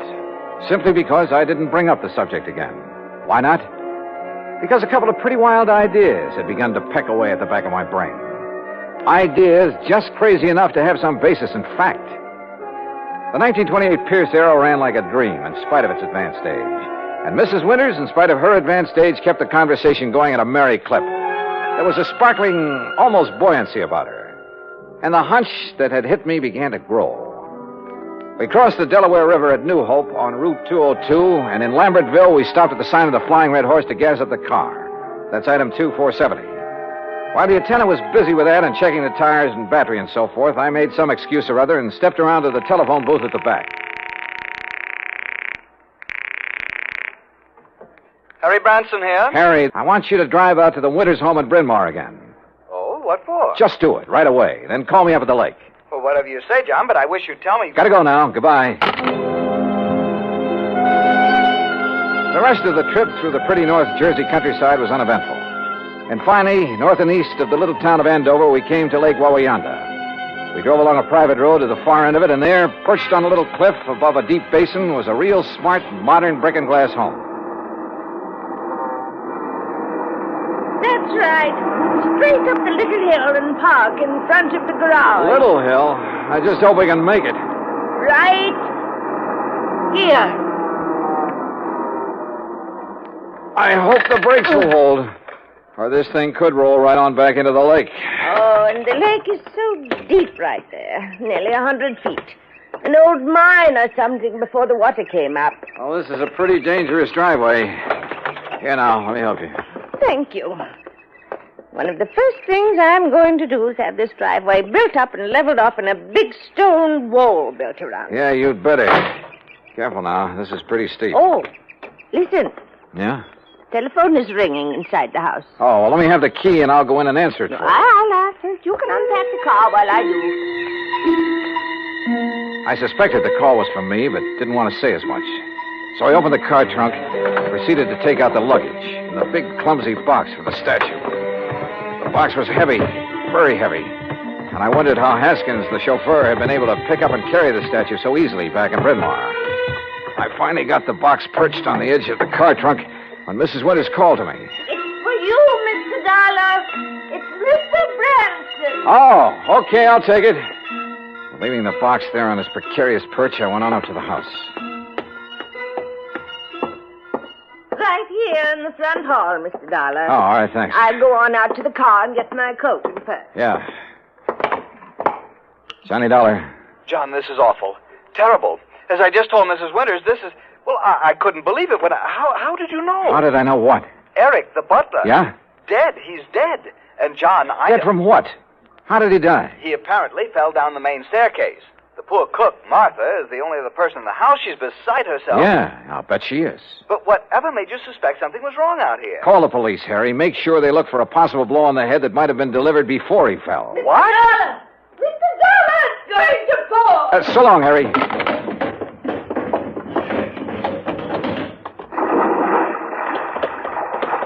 Oh, dear. Oh, Mr. Dollar, oh, dear. Fell off the back of the car, huh? Yes, the big box. I must have bumped it when I reached into the trunk for my weekend case. Bounced right down into the lake, huh? Yes, my beautiful little statue is at the bottom of the lake. Oh, well, don't worry, Mrs. Winters. We'll get it back. I'll have a diver come up here. No. It's all right. We'll leave it there. Huh? No, you were right. It'd only be another memory of the musty old house in Bryn Mawr. It has no place here where everything is so fresh and new and clean. We'll get it back. But it really had no actual value. You were right, Mr. Dollar. It's better to just... Yes, we'll leave it there. Sorry, Mrs. Winters, but that's where you're wrong. Why, Mr. Dollar... We'll get it back, all right. And whatever's in it. Oh, dear. I suppose I might have known. Expense account item 3, $290 even for the diver who came over from New York and retrieved the box from the deep hole in the lake. 2 boxes, as a matter of fact. One with Haskins' body in it, and the other with the body of Charles Winters, the body that was supposed to have been washed out to sea after a car accident. The story? Well, of course. After Haskins got rid of Charles for me, I had to do something about him. Or rather, we did. Martha, you know. He's such a wonderful friend. Was Haskins the one who slugged me? Yes, so foolish of him, wasn't it? But he'd heard Mr. Branson say you were an investigator, and it frightened him. Worried me a little, too. Well, he might have killed you, too, if Eric hadn't stopped him. And, of course, Eric knew that Haskins had unwittingly made this second box for his own body. So now Eric's gone.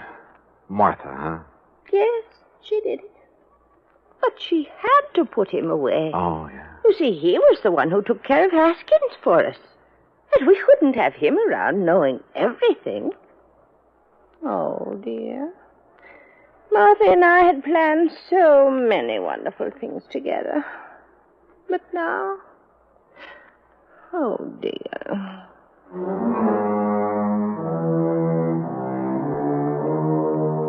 Expense account total, including incidentals and transportation back to Hartford, $365.50. Remarks? Well, I'd rather not say how I feel about a case like this, Harry. A whole crime wave by a couple of apparently sweet old ladies. The legal procedures, and there'll be plenty of them, are up to you and the company, as well as recovery of the insurance paid on poor old Charles Winters. Hey, next time, give me a case that doesn't turn my stomach, will you? Yours truly, Johnny Dollar.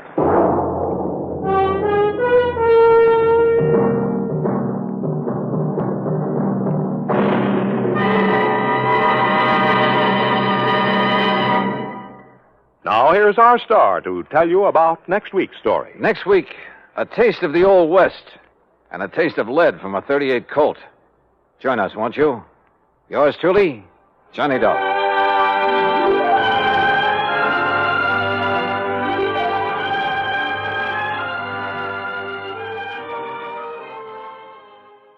From Hollywood, it's time now for... Johnny Dollar. Mr. Dollar, this is Henry Parker with Continental Assurance out in Reno. Well, how are things in Nevada, Mr. Parker? Terrible, sir, just terrible. Well, I'm sorry to hear that. What seems to be... Excuse me, Mr. Dollar. Yeah? There's someone here who'd like to speak with you. Oh, who? Forgive me there. Who do you suppose it is, you sloth-eyed Pinkerton? Sounds to me like a cantankerous old character named Jodiah Gillis. Cantankerous? Why, you miserable... What are you doing in Reno, Mr. Gillis? I'll tell you when you get here. When I get... Oh, no, now, wait a minute. I can't wait. If I do, he'll be dead and it'll be your fault. Who? A feline friend of mine. A what? Oh, being uncouth like you'd probably call him a cat. Oh, no. Look, Jodiah. Also, he's rich. He's what? Rich, yes, sir. Last week he inherited $60,000. This week somebody's making sure he won't live long enough to spend it.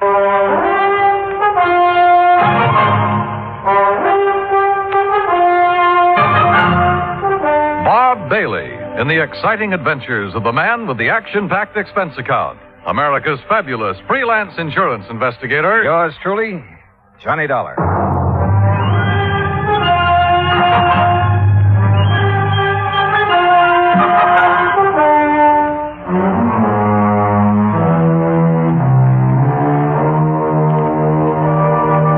Expense account submitted by Special Investigator Johnny Dollar to the Continental Assurance Company, Reno, Nevada. The following is an account of expenses incurred during my investigation of the Felicity Feline matter.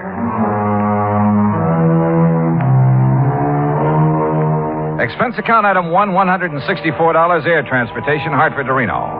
En route, I wondered again what Jodiah Gillis was doing in Nevada.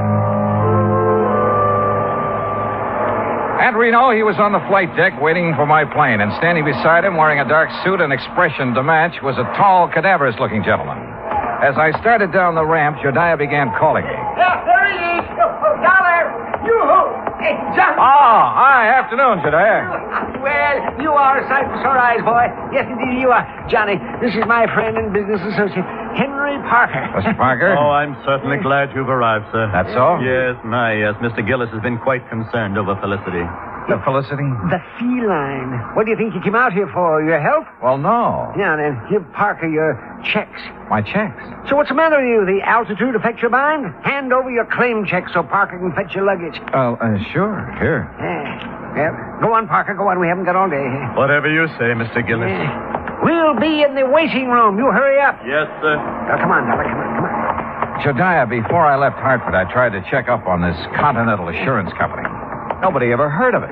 A lot of things those white-bellied clerks in Hartford haven't heard of. But the fact is, Continental ain't exactly worldwide. Oh? In here. No, sir. It ain't nationwide either. Well, just how wide is it? Well, you know how far it is from Winnemucca to Black Butte? No. Good. It's just about that wide. Oh. And Parker is one of their agents, huh? Agents? Parker is the president of the Continental. The president? But you just... I mean... Well, you look peaked, boy. You better sit down. Phew. Jodiah, I shouldn't let the man that's paying my salary run after my bag. Pish-tash. Here. Take a look at this. It's my new business card. Yeah, go on, read it. Jodiah Gillis, chairman of the board, Continental. What? Yes, sir. But Floyd's of England has always carried your policy. Carried, yes, past tense. I don't take guff from anybody, especially a ninny of an insurance agent telling me what I can insure and what I can't. You had a fight with him? Yep. My cousin Rachel, oh, she's a sweet girl. She lives in the Belgian Congo. She sent me an African anteater. Now, all I wanted Floyd's to do was insure it for $15,000. And of course they wouldn't. Nope. So you canceled all your policies and bought the controlling interest in Continental? Same as anybody else would have done. Oh, sure. And naturally, you insured this anteater. Yeah, Archie. That was his name. Was his name. What happened to him? Well, it was a terrible thing, Johnny. Oh, it was just poor old Archie. He overindulged. He did what? Yeah, he overindulged. He found a house full of termites. Oh. Yes, finally died. Acute indigestion. Too bad. But of course, Continental Assurance paid off. And of course they paid off, and with a smile. Same as they paid off the $60,000 to my feline friend, Felicity. What? $60,000 to Felicity? What do you think? The $60,000 Felicity inherited from Mrs. Hammermeyer. And who is Mrs... Was. All right, was Mrs. Hammermeyer. A client of Henry Parker's. Had a life policy for $60,000. Felicity was the beneficiary. But didn't she have any children or relatives? She had one brother, a nephew, and a niece. Oh, of course, not counting Mrs. Hawkins, who was Mrs. Hammermeyer's best friend. You see, the two ladies lived together 15 years. Right now, Mrs. Hawkins has been appointed trustee to administer the $60,000 as Felicity needs. Oh, I see. Yeah, you'll meet her as soon as we get settled. Jodiah, what makes you think someone's trying to kill that cat? I don't think so. I know it. There have been 2 attempts in 2 weeks. You ask Mrs. Hawkins. She'll tell you. Mr. Gillis, Mr. Dollar. Yeah, it's about time, Parker. Well, come on, Johnny, come on. We'll take you down to the Mapes. The Mapes? The Mapes Hotel. I'm staying there. And if it's good enough for me, it's good enough for you. The Mapes Hotel stands high above Virginia Street overlooking the Truckee River. After Gillis checked me in and introduced me to the owner, Mr. Charles Mapes, I unpacked and went with Jodiah out to the old Hammelmeyer place where Felicity the cat, Mrs. Hawkins, and the relatives still lived. We rang the old-fashioned doorbell and waited. In a moment, the door was opened by a pasty-faced man of about 28. Yeah? Oh, Mr. Gillis. Yes, afternoon, Oscar. Mrs. Hawkins in? Ain't she always? Who's he? He's a friend of mine who's also an insurance investigator. An insurance? Name's Johnny Dollar. Johnny, this is Oscar Emmett, the late Mrs. Hammermeyer's nephew. Hi. I suppose you're here about that lousy cat. That's right. Come on in. I'll tell the old lady you're here. You know where the living room is at, don't you, Mr. Oh, indeed I do. Oh, friendly sort of character. Oscar's like the rest of the Emmets. They just can't stand seeing Felicity eat steak when they got to have tuna casserole. In here, Dollar. All right. Well, what kind of work does he do? Work? Oh, Oscar, none of the Emmets worked. No, sir.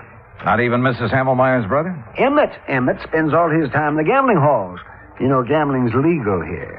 He a professional? Oh, no. He's got a slot machine route. He goes around poking his finger in the payoff trays, picking up the nickels and dimes that people overlook.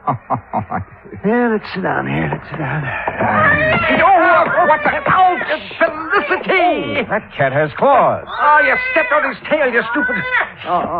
Tell him you're sorry, Dollar. Well, I didn't know he was there. Sorry, Felicity. The badsman didn't see you. What's going on in here? Felicity, you get right down off that table. You hear me. You...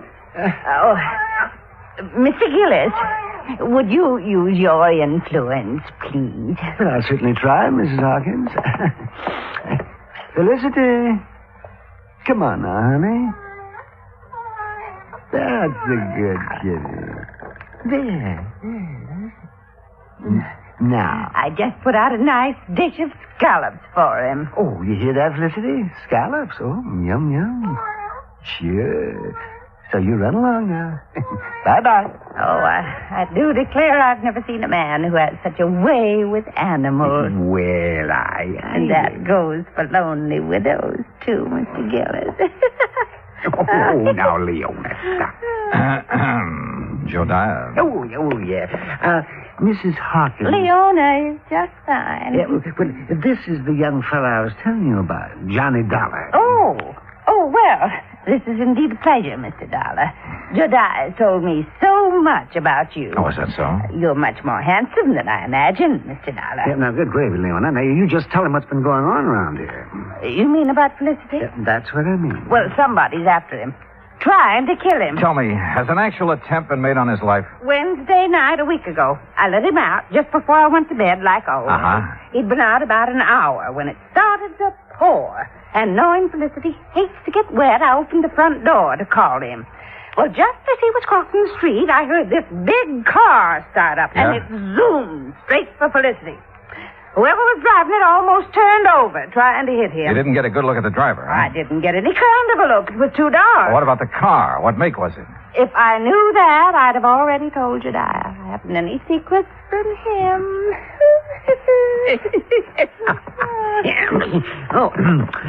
Tell him about last Thursday, Leona. Felicity was poisoned.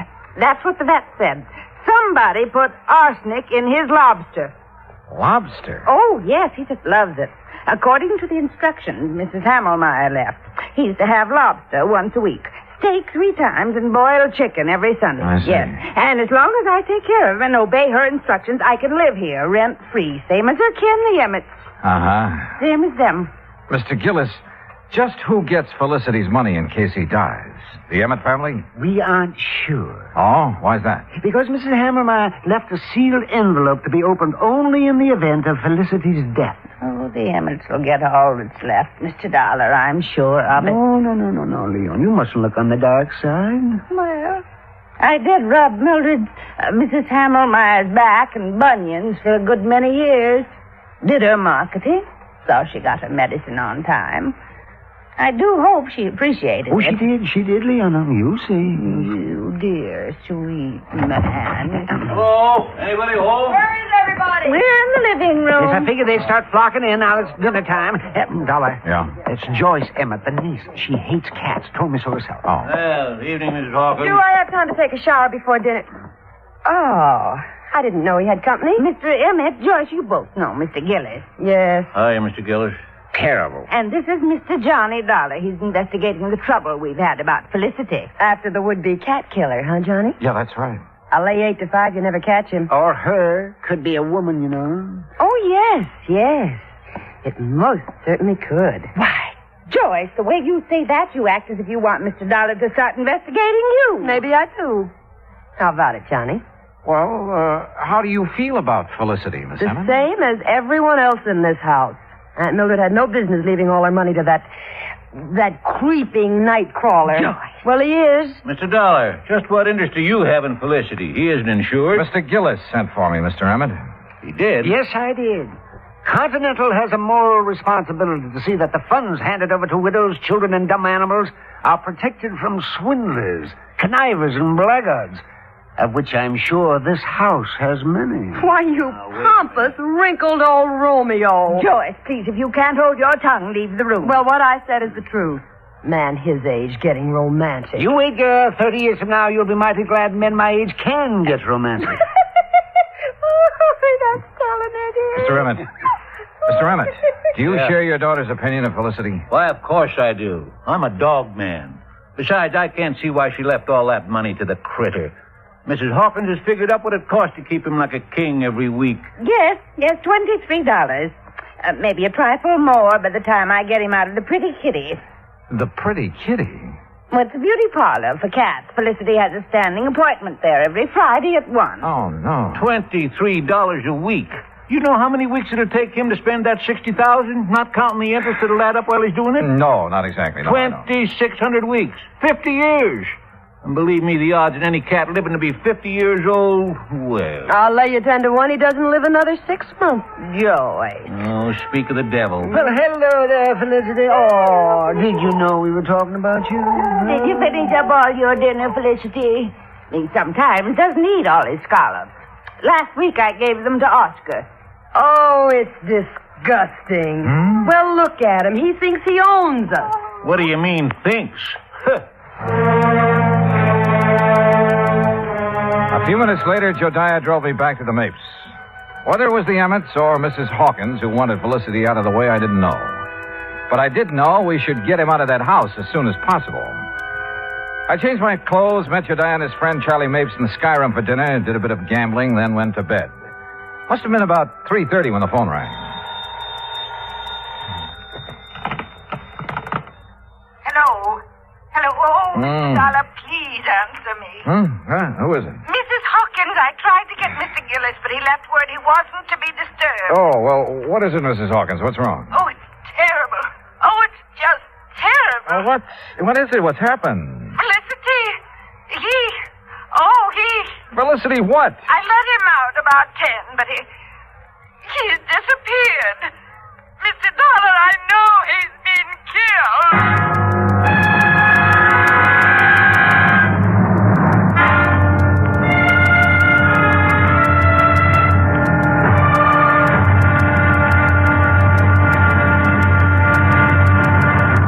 Act Two of yours truly, Johnny Dollar, in a moment. Anyone who has survived the rigors of basic training is familiar with a great variety of milk that is dished out periodically in the armed forces. Now, there's frozen milk, concentrated milk, frozen concentrate, and good old powdered milk. But sometimes supplying wholesome, fresh, real milk has been a problem when servicemen have been stationed in out-of-the-way places. The United States Air Force came across that problem some time ago in the island of Terceira in the Azores, those Portuguese islands that dot an eastern portion of the Atlantic Ocean. The air base there was considered powdered milk country for a long time. Although cattle have played an important role in the economy of the island of Terceira, the herd was badly inbred and milk production was very low. Modern milk processing was not a part of the picture. And with the help of Portuguese veterinarians, the men in the United States Air Force unit worked out a free breeding service by using a small herd of milk cows acquired in England, and the cattle there at Terceira improved. Then a complete pasteurizing, homogenizing, sterilizing, bottling, refrigeration plant was flown in from the United States. As soon as this activity got underway, milk production began to climb steadily, and thirsty Air Force men and civilians were soon buying and drinking the new fresh milk. When economy of the island began to rise rapidly, the people were happy and grateful. You might say that a little milk of human kindness increased understanding on an island of freedom, the right of all men everywhere. And now, Act Two of yours truly, Johnny Dollar, and the Felicity Feline matter.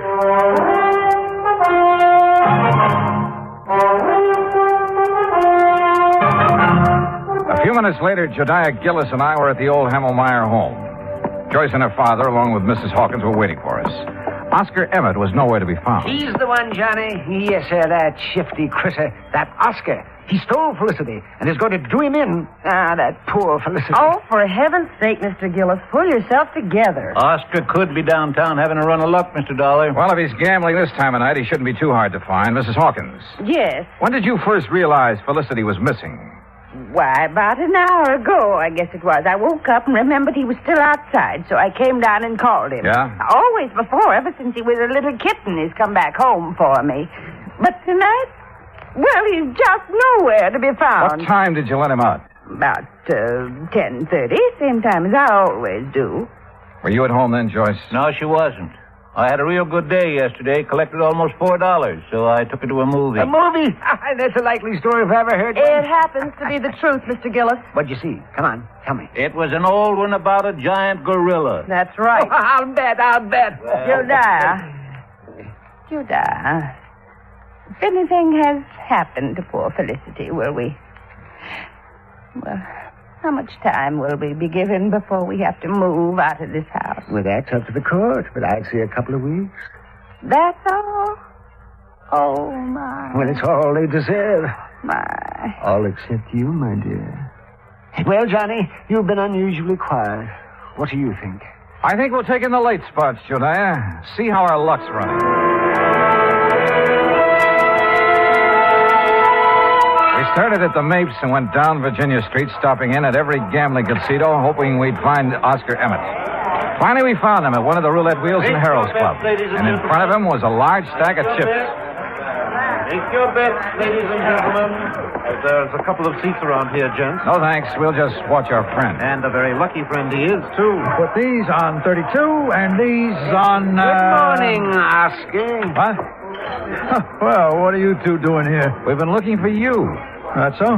What for? You know what for, you catnapper? What'd you do with Felicity? That cat. You know any other Felicity? You no good loafer? All bets are down. No, wait a minute. I wanted these chips on 13 black. Sorry, all bets are down. What? Now see what you two made me do. If that 13 hits, Well, what do you want to see me about? We told you. Felicity. You know where he is? How would I know? Where have you been since 10:30 this evening? All around town. How long have you been here? Long enough. Look out now. 13, odd, and black. Why, you see what you two clowns cost me? Taking my mind off what I'm doing. Now get out of my way. I'm cashing in. You're not doing nothing to answer our questions, Mr. Oscar Emmett. You hear me? Oh, yeah. Oh, hey, wait a minute. Just a minute, Oscar. Hold back. Shania, are you all right? Yes, I guess a fine bodyguard you'd make. Mr. Gillis, I'm sorry. I didn't really mean to hit you. Well, you sure did. Yes, sir. But here, let me help you up. Are you sure you're all right, Shania? Yes, if I could just sit here a minute, I'll be fine. Okay, folks, it's all over. Let's get back to our business. Want to come over here a second, Dollar? If you say so. That crazy old fool. I didn't really mean to hit him so hard, but well, you know how it is sometimes. That was the best run of luck I had this year. Well, don't worry about Jodiah. He sometimes forgets he's not as young as he used to be. You can say that again. Boy, the way he's been letting that Mrs. Hawkins make a fool out of him. How do you mean? Oh, you know. Telling him how much she's in love with him, how nice it'll be after they're married, you know. You heard her say this? Sure. You see, my room's on the first floor just off the parlor. And I can't help but hear what's going on. Uh-huh. Well, what makes you think Mrs. Hawkins isn't sincere? Because she's been given the same line to Mr. Emmett. Oh. Only she really loves him. Oh, yes, sir. Sometimes he argues with her, and she breaks out crying. Now, that's something no woman like her could fake. Yeah. Maybe you're right. I didn't tell Jodiah what I'd learned from Oscar. At least not then. The wind had already been taken out of his sails. So I took him back to the Mapes. I made sure he was going to be all right. Then I returned to the old Hamelmeyer house. Joyce, Mr. Emmett, and Mrs. Hawkins were out in the yard hunting for Felicity. Hi, Johnny.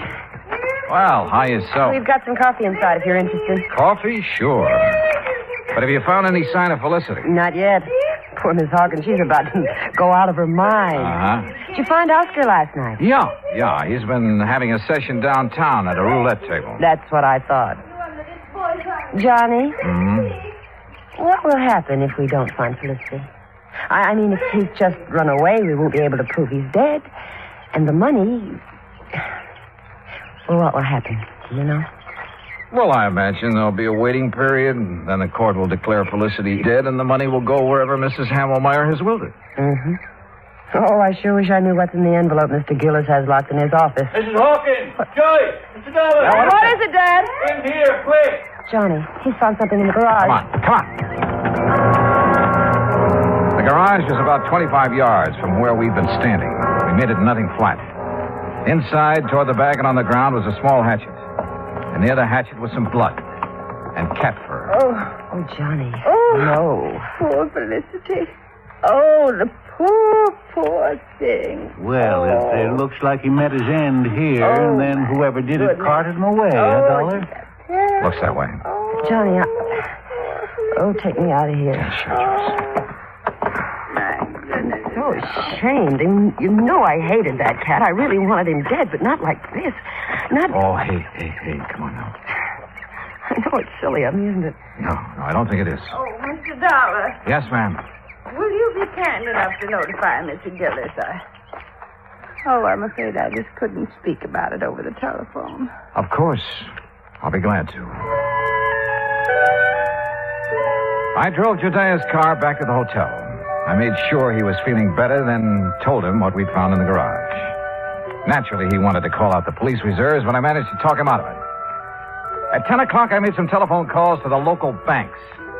When I got the information I'd been after, Jediah and I again drove out to the Hamelmeyer house. Well, I expected you two gentlemen a couple of hours ago. Sorry, Mrs. Hawkins. I had some things to take care of. Oh, well, come in. What's the matter with... Why, Jediah Gillis, you've been fighting. So I have, woman. So I have. Sweet darling, and at your age... Seems like I've been doing a lot of crazy fool things at my age. Now, just what do you mean by that? You know very well what. Pulling the wool over my eyes. Let me think that I'd found a true sweetheart at last. Oh, you miserable Jezebel. Mr. Dollar, whatever is he talking about? About you and Mr. Emmett. And how you plan to use Jediah's friendship to get you out of trouble in case your little scheme failed. Well, I still don't understand. No? Well, suppose I tell you that you did away with Felicity yourself. Why, you can't prove that. I won't need to. Jediah's having a copy made of all your bank deposits since the time you moved in with Mrs. Hamelmeyer 15 years ago. And started taking care of her by paying her bills, ordering her food and medicine, and pocketing a good share of the money for yourself. Well, why shouldn't I have? She didn't give me 1 cent of salary. Oh, I know. And your bank balance shows you have $47,000 on deposit. All right. All right. But I'll pay it back. You'll see. Oh, they won't be able to do a thing to me. No, sir. Mildred Hamelmeyer appreciated me even if nobody else did. Or does. You'll see.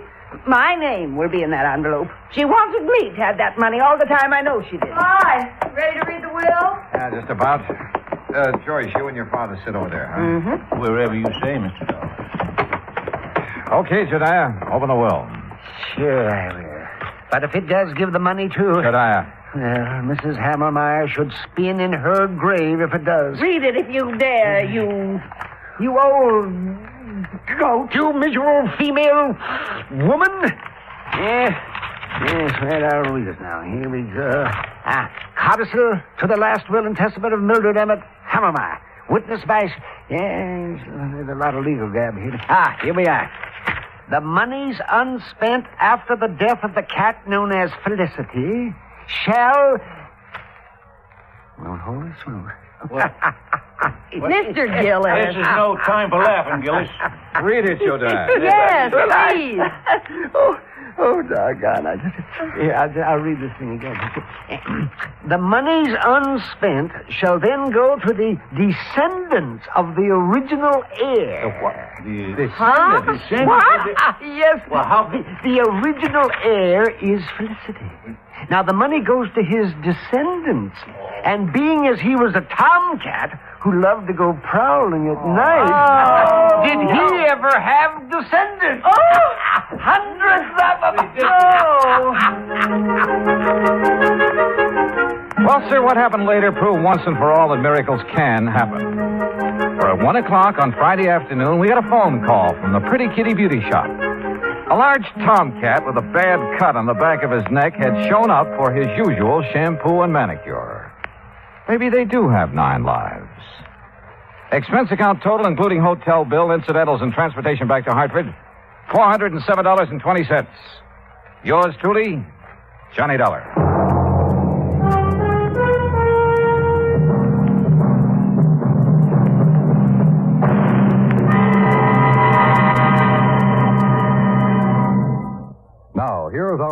to tell you about next week's story. Next week, an actor who talked nothing but Shakespeare and who talked himself into his grave. Join us, won't you? Yours truly, Johnny Dollar.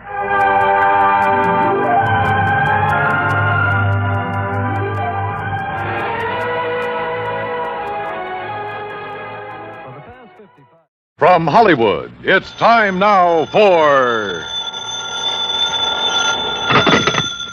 Johnny Dollar. Batter up, Johnny. Ah, who's that? McGraw. Oh, as if I didn't know. What's on your mind, Bert? Dollar Mason. Ever hear of her? Her uncle, Sylvester Mason. Mason, steel and iron? That's the man. Dolla's his favorite niece. About 6 weeks ago, she disappeared. So? So, yesterday, a body washed up on Newport Beach not too far from her parents' home. Darless? According to her father. And you hold a policy on her? For $25,000, double indemnity. Ouch. So, why don't you pay it off? We would have today, except for one thing. Well, what's that? Right after Mason identified the body, a man named Dixon showed up and swore it was the body of his daughter. What?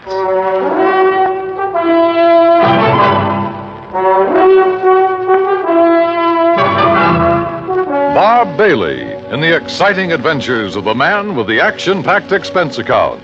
America's fabulous freelance insurance investigator. Yours truly, Johnny Dollar.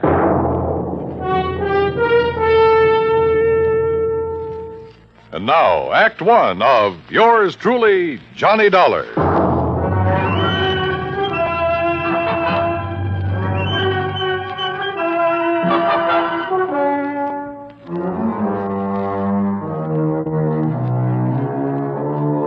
Expense account submitted by Special Investigator Johnny Dollar to the Providential Assurance Company, 393 Dewey Avenue, Hartford, Connecticut. The following is an account of expenses incurred during my investigation of the Mason-Dixon mismatch matter. Expense account item 1, $1.20, taxi from my apartment to the Providential Building. The walls of Bert McGraw's office are covered with pictures of sporting events, and as I entered, Bert was preparing to hang another one. Oh, Johnny. Well, come in, come in. You ever see this? Who is it? Who? Well, it's me, that's who. The day I pitched for the Valdosta Lions. Struck out 10 of the cherry pointers that afternoon. Yes, sir. You win the game for him? Huh? I said, did you win the game for him? Oh. No. Cheating umpire. Hey. Well, Johnny boy, you ready to join our little team? I don't know. The body of a girl being found on a beach, Mason identifying it as his daughter, then somebody else showing up. Henry Dixon. Yeah, and saying the same thing. Can't the authorities identify her? Haven't been able to yet. Neither one of those girls had their fingerprints on record? Nope. Well, what about dental work? Nothing to go on there either. Oh, brother. It's not going to be an easy one, Johnny. How long had the body been in the ocean before it was washed up? Well, they figure about 6 weeks. You know what that means. Yeah. Hello? Oh, yes, sir. I see. Uh-huh. Well, if it isn't the Mason girl... Yes, sir. Yes, sir, that's right. Thanks for calling, Captain. That was Captain Miller of the Newport Police. They find out who she is? No. So if it is the Mason girl, we're going to have to pay out $50,000 on the double indemnity clause. You aren't surprised, are you? No, I didn't think she died from a natural cause. But I didn't think it'd be from a gunshot wound either. What kind of a gunshot wound? A 38, right through here. How old did you say the Mason girl was, Bert? Oh, around 20. Dixon girl, too. Both of them pretty, full of life. At least they were. When did the Mason girl disappear? Oh, about 6 weeks ago. And the Dixon girl? Well, she's been missing about 3 months. Well, one of them's still alive. I'll try to find her.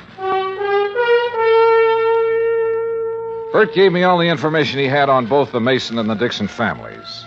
I took a cab back to my apartment. That's expense account item 2. Item 3, $18.10 transportation, Hartford to Newport, Rhode Island.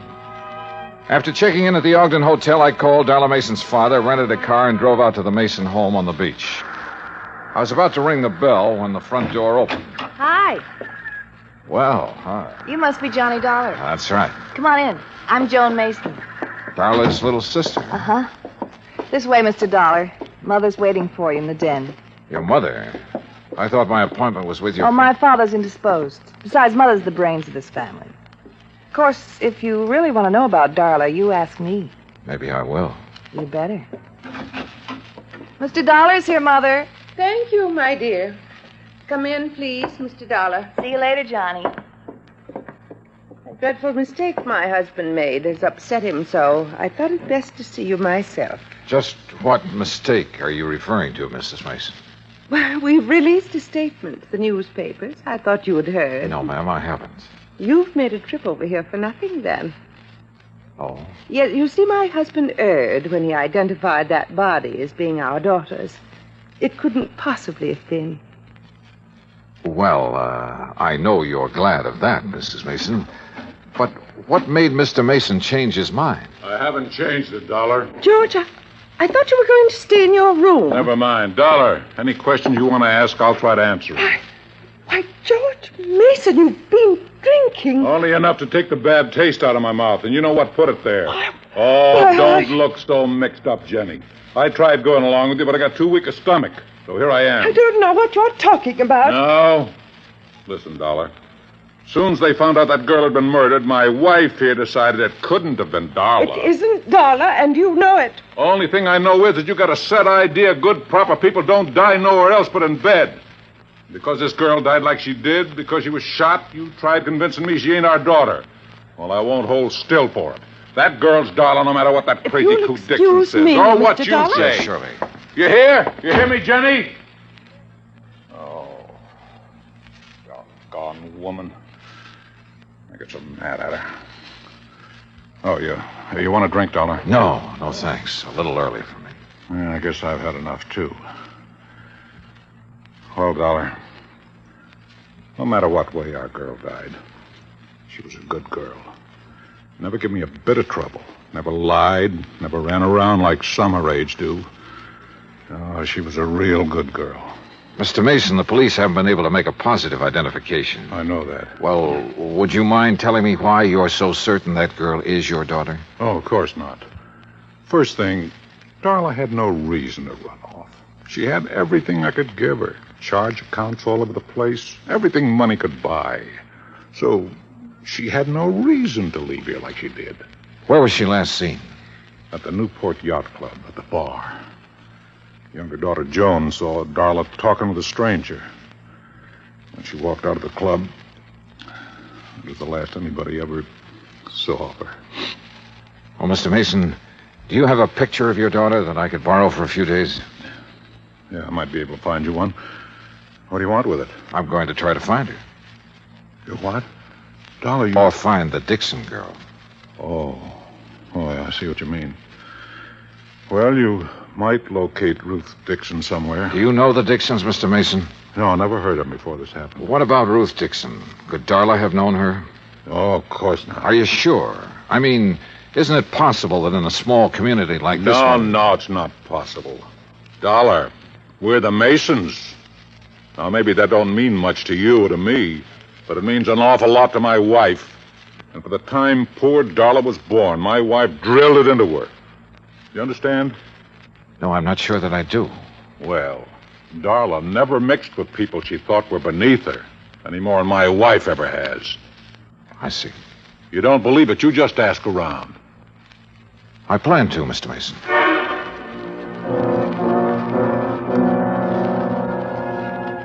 Mason found a small snapshot of his daughter. I took it and drove back to town. Expense account item 4, 10 cents, one phone call to Henry Dixon. 20 minutes later, I walked through the knee-high weeds that surrounded the Dixon home. Standing on the front porch waiting for me was a tall, thin man. Afternoon. Mr. Dollar? Yes, that's right. Well, I'm glad to know you. Sit down. It's such a nice day, I thought we could talk out here on the porch. Fine with me. Dollar. Yeah? Look, this whole thing hasn't been easy on my wife. Now, I've spent all day convincing her that I was mistaken, that the girl found on the beach isn't our daughter. You really believe that? Oh, I do, and so does my wife. And for the first time in days, she's almost her old self again. Henry? Oh, on the porch, Lucille. Mr. Dollar's here. Oh, my. It's a beautiful day, isn't it? Oh, Lucille, this is Mr. Dollar. Oh, pleased to meet you, sir. Thank you, Mrs. Dixon. Well, sit down, Mr. Dollar. Just anywhere. Oh, Henry built these chairs himself. I wanted to put them in the house, but Ruth, she just wouldn't have it. Yes, Mr. Dollar. I'm not at all sure why you want to see us. Ruth wasn't insured. We never could afford to take out a policy on her. Well, we did once for her college fund. You remember, Henry? Yes, but when I was forced to slow down, we had to cash it in. All except about $1,000, that is. Back in St. Louis, my husband was a school teacher, Mr. Dollar. A fine one. But the doctors made him give it up because of his heart. Oh, I see. How long have you folks lived in Newport? 5 years and 4 months. Mrs. Dixon, I imagine you remember just about everything that happened the day Ruth disappeared, don't you? Oh, my, yes. Well, did your daughter seem to be upset or emotionally disturbed in any way? No more than usual. Well, Ruth was spoiled, Mr. Dollar. Before Henry had to leave his job, we had the money to buy her nice things. Then, when we didn't have it, well, Ruth just never could get used to seeing her friends in their pretty new dresses. That's one of the reasons we moved to Newport, to get away from that crowd. Yes, we hoped she would find some friends on her own, financial level. Yes, some friends like that. But she wouldn't change. Did she know the Mason girl? Or ever talk about her? No, I can't recall that she did. Now, wait a minute, Henry. She did once. Oh, when was that? Oh, about the middle of March. They were having a dance where Ruth worked. When she got home that night, she told me the Mason girl had been there and how nice her hair had looked. The Mason girl wasn't nearly as pretty. Oh, no. Have you ever seen a picture of Ruth, Mr. Dollar? Well, only the one in the newspapers. Oh, that doesn't look a thing like Ruth. Excuse me. Surely. Mr. Dixon, was Ruth happy with her job? Well, considering how little they pay girls for doing hostess work, she was. Now, here's a real nice picture of her, Mr. Dollar. You just look at this. Isn't that something? Sure. Mrs. Dixon, where was this taken? Why, where she worked. At the Newport Yacht Club. I borrowed the picture after promising to be careful with it. Then I went back to my hotel. At the desk, I stopped for my key and messages and found one from Captain Miller of the Newport Police. He wanted to see me in his office as soon as possible. It took me about 5 minutes to get there. Dollar? Yeah, that's right. In here. I'm Miller, homicide detail. I'm glad you could... Oh, Mr. Dollar! Mr. Dollar, what wonderful good news! Now, Jenny, leave the man alone. Well, I didn't expect to find you people here, Mrs. Mason. No, I'm sure you didn't. And Mr. Mason didn't expect to be here either. Oh, you just wouldn't hold the thought, would you, George? You just wouldn't have faith. Oh, You Jenny. had our girl dead and buried in her grave. For heaven's sake, never see anything so disgusting, Dollar. But she's not. No, sir. Oh, I'm so thankful, so very, Mrs. Mason, you mean you found her? They haven't found her yet, Dollar. As a matter We of fact... found proof that she's alive. What kind of proof? A slip. A what? A little sail. Oh, Mr. Dollar, I'm so excited. Calm down, Jenny, for heaven's sake. I'll What did calm you down find, when Captain? I'm ready to. I didn't Mason, find it. not Mrs. Mason second. did. Well, what is it? What is it? A bill from Kennedy's. That's a department store over in Providence. Oh, why don't you shut up, woman? Oh, Captain, what's a bill got to do with Darla Mason being alive? Just this. All the Masons have a charge account at Kennedy's. yes. So today a bill came to the Mason house addressed to Miss Darla Mason. You hear? You hear? Mrs. Mason opened it. Yes. Darla charged a fur wrap in Kennedy's. Oh. When? Just last week.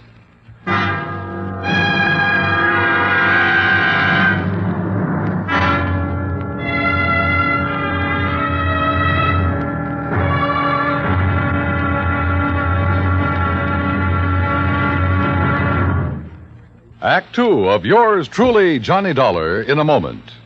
We often hear about people shooting the bull or throwing the bull. We often do it ourselves on occasion. But here's a story about a bull that threw the man instead of the other way around.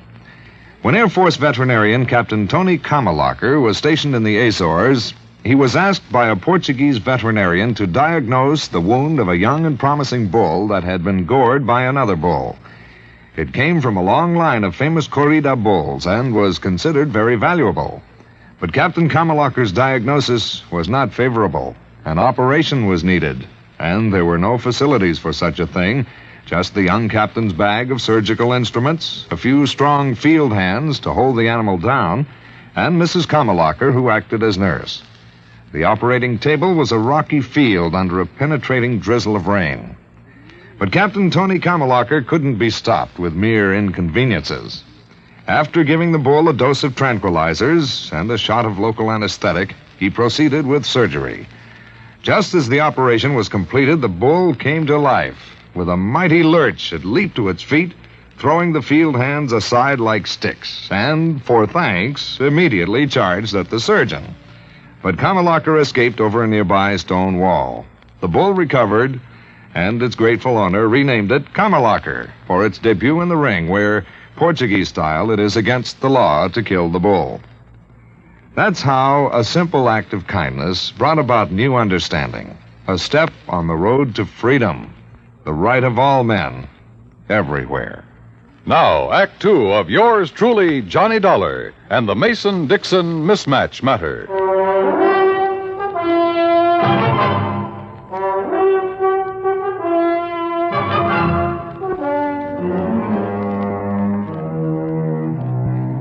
After telling me that the Mason girl had used one of her charge accounts just 5 days before the body was discovered on the beach, Captain Miller produced the original sales slip. Written across the bottom of it was the name Darla Mason. I wish to heaven I could be positive it's really her signature. You mean you think it's a forgery, Captain? I don't think anything yet. Mr. Dollar, you believe it's Darla's signature, don't you? Well, I haven't anything to compare the signature with, Mrs. Mason. Mrs. Mason, do you happen to have any of your daughter's legal documents at home, or her driver's license, or anything else that might contain her signature? No, I'm afraid I don't. You can order a copy from the Department of Motor Vehicles, Captain. Yeah, I will. What do you want it for, Captain? Well, it's just a matter of form, Mr. Mason. We have to be sure. For Darla's mother and me, we are sure. And we're the only ones that count. Well, that's not quite true, Mr. Mason. What? Have you forgotten about the Dixons? Oh, yeah, I guess I did for a minute. Well, you go ahead. Mrs. Mason and me will be at home. Yes, sir. You'll let us know as soon as you can, Captain. Yes, ma'am, I will. Thank you. Well, Darla, now what? How far is Providence, Captain? 40 miles. Why? Well, I don't know about that store over there, but where I came from, before a person could charge on an expensive item like a fur wrap, he'd have to produce some identification. Unless. Yeah? Unless the salesperson recognized him. Or her. What do you think? It's 3:10 now. If we hurry, we might have time to do a little shopping.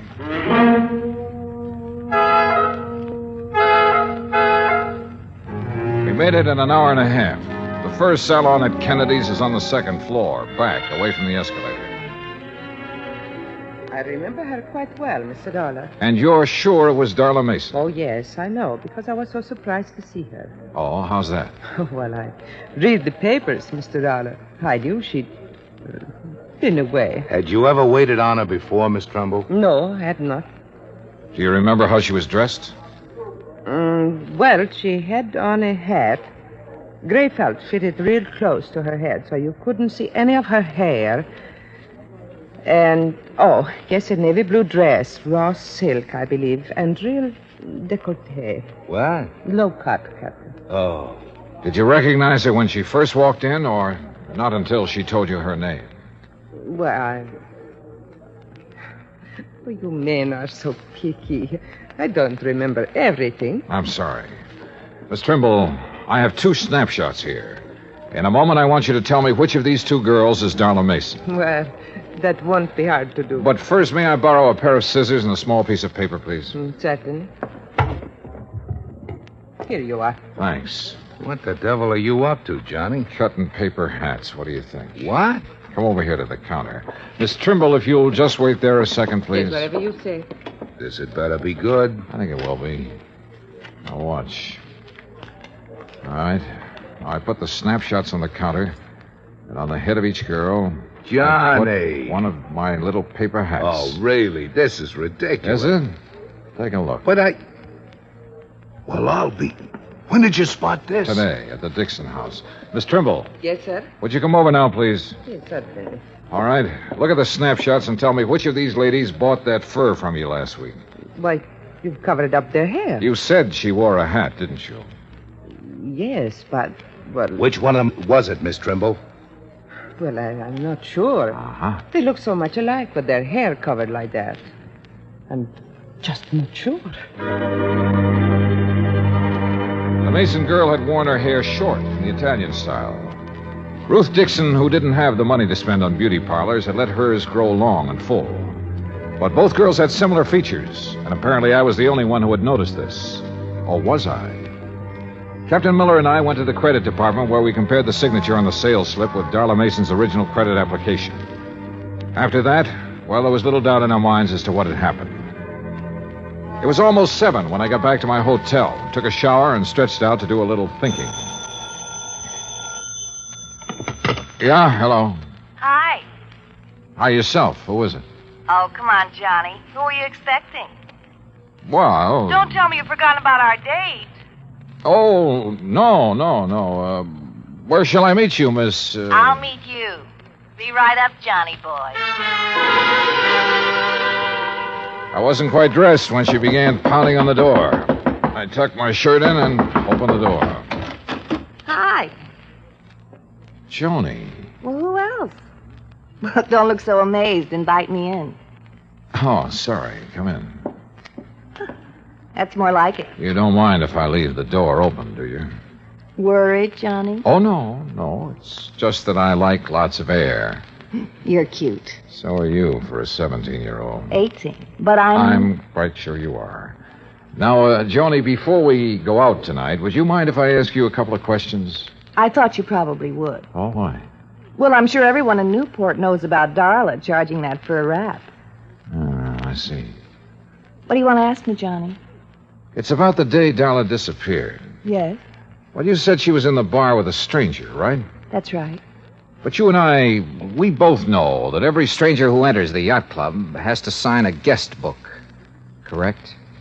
Well, he's given a temporary card. With the name of the member who invited him to the club also registered in the book.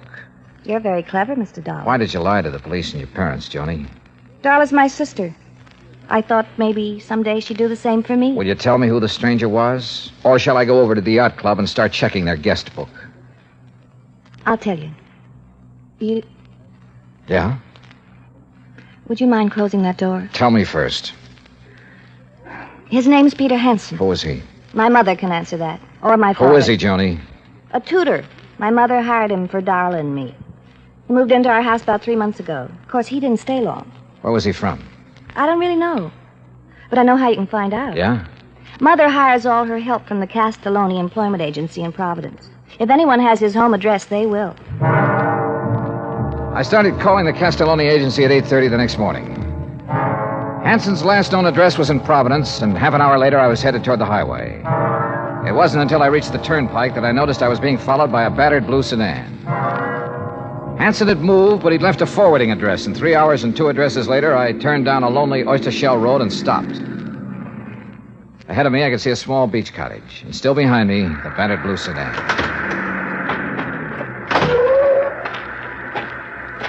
You make it real easy for a man to follow you, Mr. Dollar. If I had known it was you, sir, I wouldn't have. I hope you don't mind my tagging along like this. Mr. Dixon. Now, wait. I know what you're going to say. But let me say this first, Mr. Dollar. I've waited around, wondering if it was our girl you would find, or the other one, for so long. Well, I just couldn't anymore. I had to do something. You understand that, don't you? Yes, sir, I think I do. Good.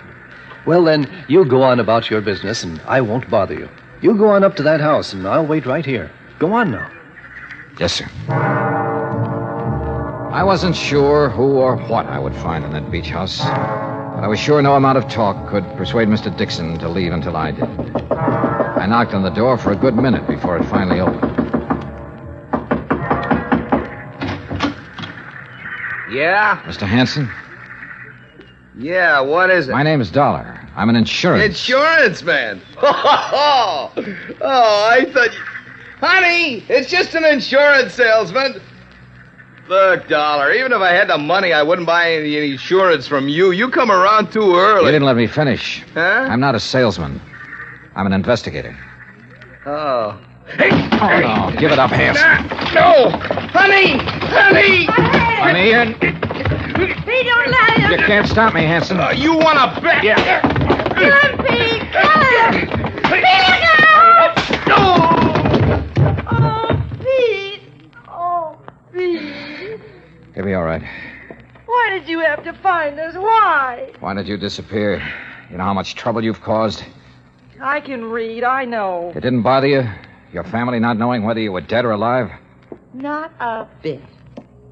I'd be happier if they thought I was dead. Oh, Dolly, you don't mean that. I proved it, didn't I? I'm not sure. Why did you disappear? Because I was bored. Tired and sick of living like my family makes me live. And how's that? Come out here. You see those birds? The seagulls, yeah. Beautiful, aren't they? You know why? All right, why? Because they're free. Because they can live any way they want with no responsibilities, no reputation to worry about. Oh, boy, how I envy them. Mr. Dollar. We're around back, sir. All right, now you tell me something. Sure. How'd you know that wasn't me they found on the beach? Because of that fur wrap you charged at Kennedy's. But how did... I told them to send the bill here. They didn't. It went to your house. Oh, no. Somebody sure goofed. Yeah, Dollar. You sure did. Mr. Dollar, are you all right? I thought... Oh. Mr. Dixon, Mr. Dixon? Yes, darling. He followed me here hoping I'd lead him to his daughter. Oh. Gee, Mr. Dixon, I'm sorry if there's anything I can do. My daughter was fine. Decent. But you... Oh, Mr. Dixon. After what you did to your parents and to us, making us wonder for so long, not knowing whether it was you or our daughter who was dead. Believe me, I wish it were you.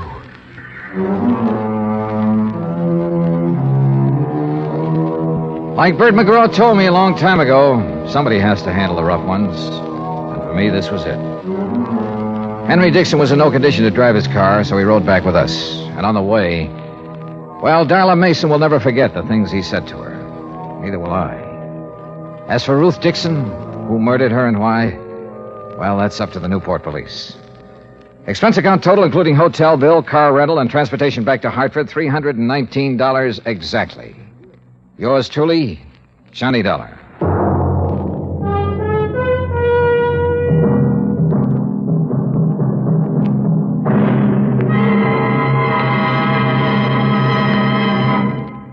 Now, here's our star to tell you about next week's story. Next week, well, I suddenly found out there was more to this case I just finished.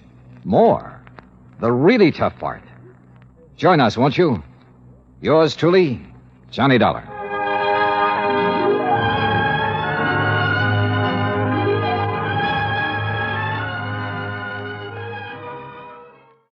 From Hollywood, it's time now for... Johnny Dollar. George Reed speaking. Oh, good morning, George. Is it? Well, sure. The birds are singing, the bees are buzzing. And there are whales in the Gulf of Mexico. So there are. What? You know anything about whales, Johnny? Can't say that I do. Well, neither do I. Neither does our agent down in Gulfport, Mississippi. Can you go down there? Well, yeah, sure, but what's this all about? I told you. A whale. Oh, come on. You people didn't insure it. Now, George. Oh, Johnny, of course we didn't. But we did write a floater policy covering 80 pounds of ambergris. Amber who? Gris comes from a whale. Very valuable, used in the making of perfume. Oh, yeah. We issued the policy a week ago. Yesterday, the stuff disappeared. How much did you cover it for? $20,000. And our agent down there is W.C. Owen. Got it? Owen, huh? Yes. You really shouldn't have any trouble locating the stuff. No? Why not? Because, and I quote Mr. Owen, ambergris smells worse than a hound dog which has caught a skunk.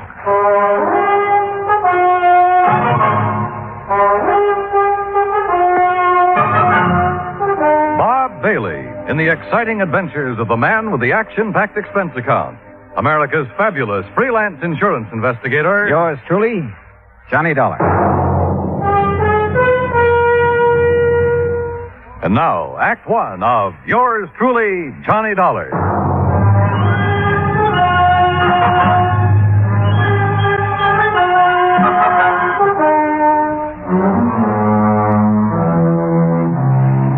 Expense account submitted by Special Investigator Johnny Dollar to Floyd's of England, American Branch Office, 443 North 15th Street, Hartford, Connecticut. The following is an account of expenses incurred during my investigation of the Michael Meany Mirage matter. Expense account item 1, $168. Transportation from Hartford to the Markham Hotel in Gulfport, Mississippi. I called W.C. Owen, the agent who had sold the policy covering the ambergris. Half an hour later, I opened the door of my room to a middle-aged man wearing a brown seersucker suit. Mr. Dollar, is that right? Sure is. Come on in, Mr. Owen. Come on in. Thanks. Well, Dollar, I'm not going to fool around about this. I'm in a mess, and you're my only chance of getting out of it. Well, I'll do whatever I can, Mr. Owen. You just find that ambergris. And, man, please find it within the next 48 hours. Oh, why the rush? 2 reasons. When the ambergris was stolen off the freight platform at the train depot day before yesterday, it was packed for shipping. Had enough dry ice around it to last 72 hours, but no more. Uh-huh. Now, what's the second reason? That Mike Meany. Who's he? Owner of the ambergris and a real good client of mine. I promised him you'd locate the stuff for sure. Well, I appreciate your confidence, Mr. Owen. Name's W.C. Mr. around here sounds too highfalutin for an insurance salesman. Okay, W.C. But what's this fellow Meany so worried about? The ambergris is covered for $20,000. He told me he'd learned it was worth a lot more than that since the floater was issued. Something up near $60,000. Pretty rare stuff. Which is. Matter of fact, this is the first time I've ever heard of anybody finding ambergris in the Gulf. Who fished it out of the water? Meany? No, a young fellow worked for him named Billy Fisher. Did Meany buy it from Fisher? Didn't have to. Belonged to Mr. Meany right off. Oh, why's that? Well, because Fisher works for him. Mr. Meany lets out his fishing boats to fellas which ain't got no boat of their own, or even a chance of getting one. He rents them out, you mean? No, he don't rent them. He lets them out on share.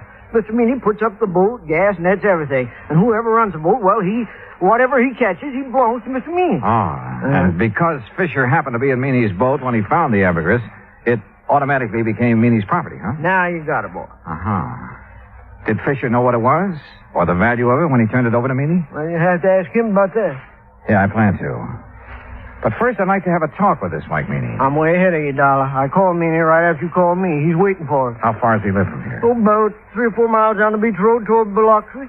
Place called Mississippi City. Mississippi City? Uh-huh. But don't let the name fool you.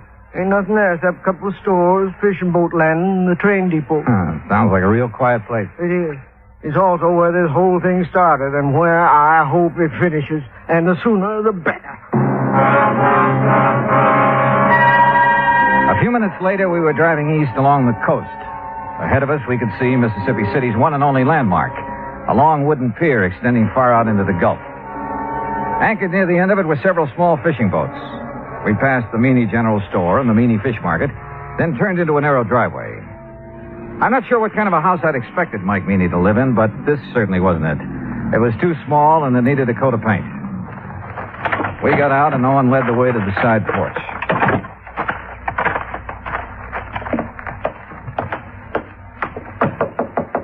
Mr. Meany, you at home? Doesn't look like he is. No, he's here. Listen. What in the name of... Sure heavy, ain't he? Yes, sir. Ain't another man his size in the whole United States. Good night, I believe it. W.C., boy, you sure took your sweet time getting here. Yeah. Well, made it just fast we could, Mr. Meany. This is the fellow I was telling you about, Mr. Johnny Dollar. Both of you come inside. That's it. Come on in. You men sit down on the sofa. I'll just lower myself into this here chair. There. Yeah, now then. You're a detective, huh, Dollar? Well, then me ain't giving me an answer. You're a detective or you ain't a detective. Now, which is it? I'm an insurance investigator. Right now, I'm being paid to find 80 pounds of ambergris that you lost. Lost? Lost? She didn't mean nothing by saying that. You hush up, you road agent. Mr. Meany. Dollar, that stuff was stolen, you hear? Thieved. Right in the broad light of day. You're sure? Why, I'm sure 80 pounds of ambergris didn't get up and walk off by itself. Yes, sir. Me too. Itself. Exactly where was it when it was stolen? Sitting in a box I had built for it, a special box. Smell-proof. Cost $25. Oh, shut up. I was sending it to New Orleans to a fella I'd heard might be able to sell it for me. The box was on the platform right outside the American Express office of the depot. Here in Mississippi City? Boy, you ever take a bad fall out of your crib? No, you ignorant, in Tuscaloosa, Alabama. Where do you think that depot was? Well, it could have been in Gulfport. No, it couldn't never do business there. Okay, so I'm wrong. No, but that's the first time you ever admitted it. Had the box been checked in at American Express? You mean had the freight been paid in New Orleans? Yes, that's what I mean. That scrounging, ignorant, no good. Had it been paid, Mr. Meany? No, it hadn't. Why not? Because the rat I trusted with the ambergris and sent down to the station to see it got on the train. Yeah? He'd promised. He'd give his word. He wouldn't take his eyes off that stuff for 1 second. No. That dirty. That no account. Are you okay, Mr. Meany? No. But you sit down. You make me nervous, W.C. Yes, Every time I think of that TJ, that stupid nephew of mine, well, you know what he done, Dollar. He spotted something more interesting to look after than $20,000 worth of ambergris. Okay, who was she? Oh, W.C. told. No, I didn't. No, sir. Mr. Dollar, he's just clever. Yeah, well, anyway, according to TJ, this young female pulled up in an open car across the road from where he was at, and it wasn't till he got up close that he could see that she was wearing a strapless bathing suit. You see, Mr. Dollar, T.J. thought... He knows what T.J. thought, you miserable. You keep your mouth shut, W.C. Oh, whatever you say, Mr. Meany. Well, while T.J. was investigating the situation, someone made off with the ambergris, that right? Right. Well, what about the other people at the station? There weren't no other people there. How about the baggage clerk and the passenger agent? Where were they? Sam Burroughs is the only man that works down the depot. And he was busy selling some woman a Pullman ticket to Memphis. How long did T.J. talk to the girl? Just a couple of minutes, according to him, that is. You want to ask him yourself. He works at the all-night cafe in Gulfport. All right, thanks. Well, we sure haven't much to go on. You got nothing to go on. So you might as well give me my $20,000 and head back up north, where you belong. Not yet, Mr. Meany. You got 45 hours. At the end of that time, I want my insurance money. You don't see that I have it, Mr. W.C. Owen, you're going to be sorry. You know what I mean? Yes, sir. I know. Owen didn't say another word until we'd pulled out of Fat Mike Meany's driveway and had turned left going on down the beach toward Biloxi. I suppose you think I should have stood up to him a little more, huh? No, I figured you had your reasons for not wanting to get into an argument with him. You see those boats off the end of the pier? The small fishing boats, Well, they belong to Meany. He's also got money invested in half the business places along the beach. You know what that means, Dollar. Yeah, well, where I come from, he'd pull a lot of weight. That's it. And anybody he gets riled at, well, one word from him and a good many of my clients would be screaming for me to cancel their policies. Like that, huh? Just like that. Hey, where are we going? Billy Fisher's. Leastways, this here's the boarding house he lives in. Come on. Uh-oh. Okay, boy. Okay. Easy now, easy. That's it. Good boy, good boy. Did you know the dog is back in this house? Well, afternoon, Miss Harvey. Oh, well, my goodness, Miss Owen, this is an unexpected pleasure for sure. Why, thank you, ma'am. This here is Mr. Johnny Dollar, Miss Harvey. Afternoon. Pleased to know you, Mr. Dollar. Wouldn't you like to come in and sit down? No, thanks. We really don't have much time. Oh? Mr. Dollar is an insurance investigator. Right now, he wants to have a talk with Billy Fisher, providing his home. Why, sure he is. You find him round the side there.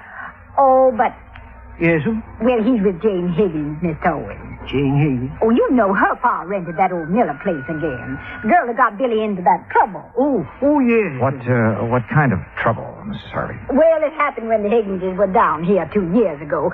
Billy and Jane have always been sweet on each other.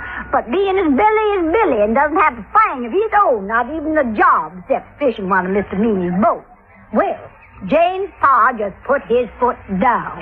But didn't mean a thing to Billy. No, sir. At least not until old man Higgins got a sheriff after him. That still didn't stop Jane. And finally, the Higginses just packed up. They didn't come back until just 3 weeks ago Saturday. How old is the Higgins girl now? Oh, 18, 19. And she hasn't changed one bit in those 2 years. No, sir. She's just over here all the time. Sure be some fur fly when her paw finds out. There they are now. Billy? Jane! Hi. Come over here a minute, Billy. Someone wants to see you. Sure. Billy? Now, this here's Mr. Dollar. Hi. Howdy. Miss Higgins, Mr. Dollar, and Mr. Owen. Hello, Miss Higgins. Billy, I wonder if I could speak to you alone for a moment, huh? Yes, sir. What do you want to talk to me about? Mr. Meany and the ambergris you found. Oh, that. Where did you find it, Billy? Out near Cat Island, floating in the East Channel. Uh-huh. Did you know what it was as soon as you saw it? No, sir, not exactly, but I read a story once about a fellow that found some ambergris, and he sure made a lot of money off it. So you weren't going to take any chances, and you hauled it aboard, is that right? Yes, sir. Something like that. Billy, you realized that anything you caught or salvaged with that boat belonging to Mr. Meany, it wasn't yours. You realized that, didn't you? Well, not right then, I didn't know, sir. He gave me some kind of a contract to sign when I started working for him, but I never read it. Well, what happened when you put in at the pier that night? Oh, that Cliff Stillinger, Mr. Meany's checker. He spied the ambergris right off, and he made me turn it over to him. Was that the last time you saw it? Yes, sir. Yes, sir, that was it. Okay, Billy. That's all I had on my mind. Well, that's all? I mean, no questions about whether I swiped it from the train station or not? Would you tell me if you had? You crazy or something? Heck no.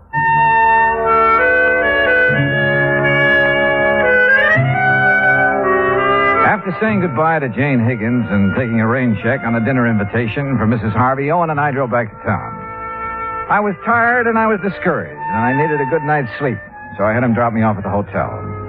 At the desk, I found a message to call long-distance operator 19. A few minutes later, the call was completed. George Reed speaking. Hi, George. Thought it was you. Johnny, where in blazes have you been? I've been trying to get hold of you all afternoon. Oh, something important? No, I was just curious about the weather down there. Oh, well, it's great. Warm, but not too warm. Johnny. Okay, George, what's happened? One of the boys upstairs got wind of that ambergris claim. So? So he just happens to have a friend who's an ichthyologist. Well, bully for him. Johnny, this ichthyologist says that ambergris comes only from the sperm whale. And there has never been a sperm whale alive that would be caught dead swimming in the Gulf of Mexico. What? You follow me, Johnny? I think so. If there's never been a sperm whale in the Gulf, then that stuff you people insured couldn't have been... But, George, if it wasn't ambergris, what was it? I don't know, but unless you find it, we're stuck for $20,000. Holy smokes.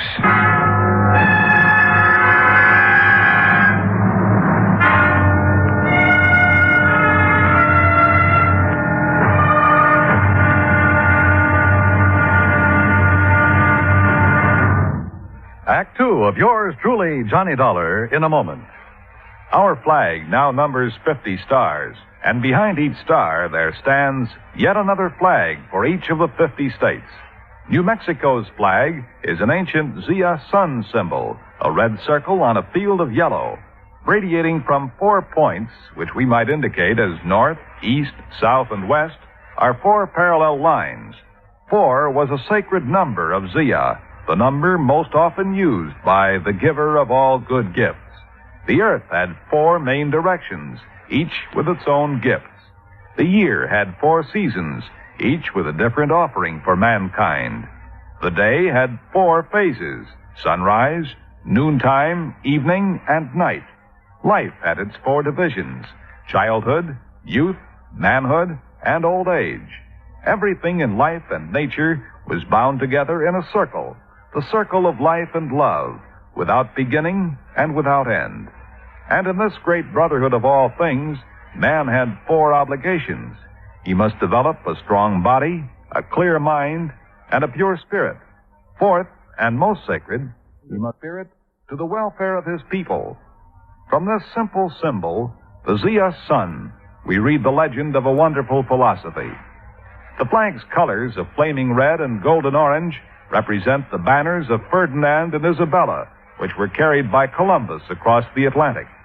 New Mexico's state flag, the flag of the 47th state to enter the Union, was adopted on March 19, 1925. Now, Act 2 of yours truly, Johnny Dollar, and the Michael Meany Mirage Matter.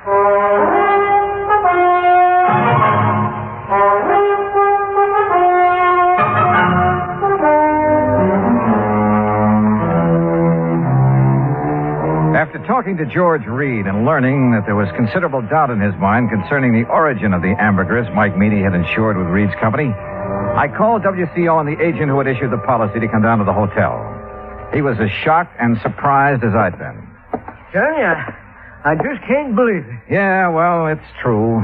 At least according to a man who studied the habits of sperm whales for years. Oh, and those kind of whales never come into the Gulf? No, not according to him. What if ambergris isn't ambergris? What is it?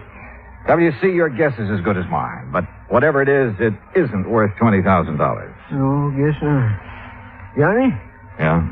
You don't think Mr. Meany's trying to pull a fast one, do you? Trying to defraud the company? Yeah. Oh, no, I doubt it. He has all the money he'll need for a while. Yeah, that's for sure. Tell me, WC, did Meany have the ambergris analyzed before he asked you to insure it? Matter of fact, he did. Even showed me a letter which said that the stuff was ambergris. You remember who made the analysis for him? A chemist over in Biloxi. Don't recall his name offhand, but he signed that letter he gave Mr. Meany. Okay. First thing in the morning, we'll take another trip out to Meany's place. Good. In the meantime, don't mention any of this to anyone, will you? No, I won't. Johnny? Yeah? I should have checked on that chemist, shouldn't I? And I shouldn't have been so anxious to take Mr. Meany's word.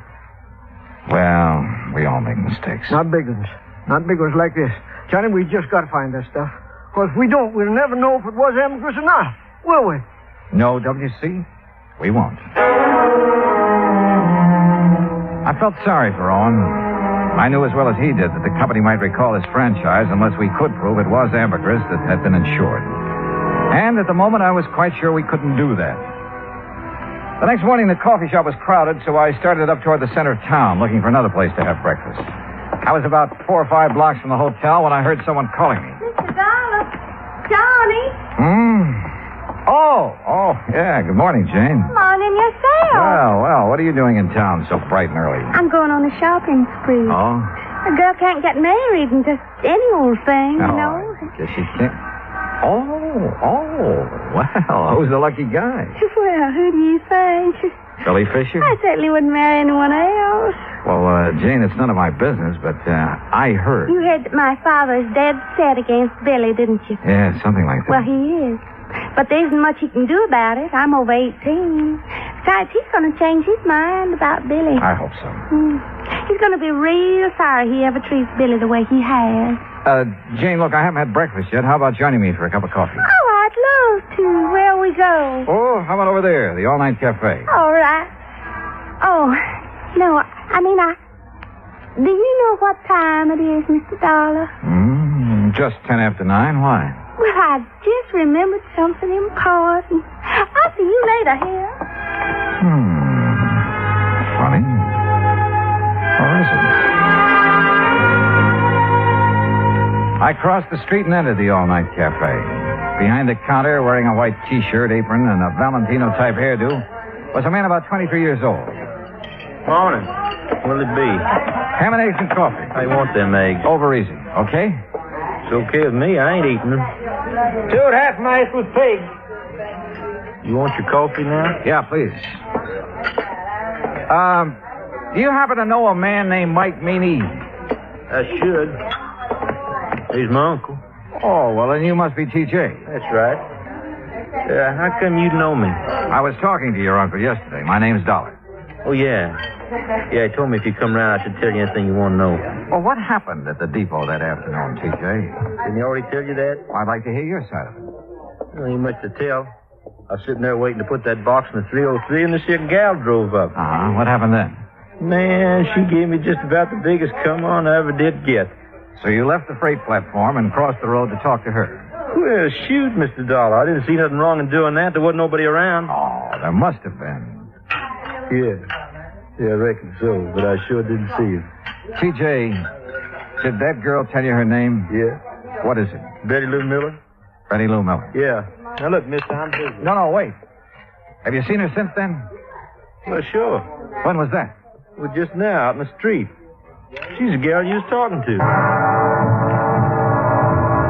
I finished my ham and eggs and walked back to the hotel.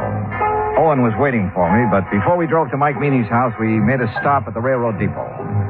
The agent remembered everything that had happened that afternoon, the ambergris had been stolen, including the name of the woman who had purchased the Pullman ticket to Memphis at the time of the theft. After thanking Sam for his help, we went on to the Meany place. Come on in. Sit yourself down. Hey, thank you, Mr. Meany. Dollar, you find my ambergris yet? No, sir. But I think I know who has it. What do you mean? You mean you know who stole it from the depot? I think so, Mr. Meany. I'm not sure. Well, boy, you just let me have their name. Yes, sir, I'll get the sheriff out here and see their foot under the jail. Now, you come on. Tell me, who did it? No, sir, I'm sorry. I'll tell you when I'm sure and not before. What? Well, when's that going to be? Depends. Depends on what? Whether you'll help me or not. Why, you ignorant, stupid Yankee. You know good and well, boy, I'll help you. Yes, sir. Now, what? What do you want me to do? Give Owen here the letter you received from the chemist that analyzed the ambergris. Is that all? That's all for now. But, boy, you Dollar. Where do you think you're going? To see a lady, Mr. Meany. Owen, I'll call you as soon as I'm sure. Right. Good luck, Johnny.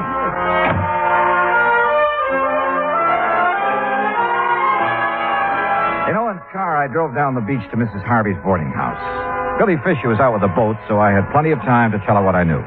It's all my fault, Mr. Dollar. I planned the whole thing and put Billy up to it. And bought the Pullman ticket? Yes, I still have it. Been meaning to turn it in for the money, but just haven't had a chance to get down to the depot. Tell me, Mrs. Harvey, how did you know that T.J. would leave the ambergris when he did? Oh, everybody around here knows T.J.'s weakness for girls. Wonder to me he hasn't been locked up long ago. Well, it was a beautiful job. You timed it just like a professional. I thank you for the compliment. Where was Billy? In the woods on the other side of the railroad track. He waited till Jane got TJ all mixed up, then he scooted across, got the ambergris, and ran back into the tree. And Jane picked him up after leaving the depot? Yes, sir.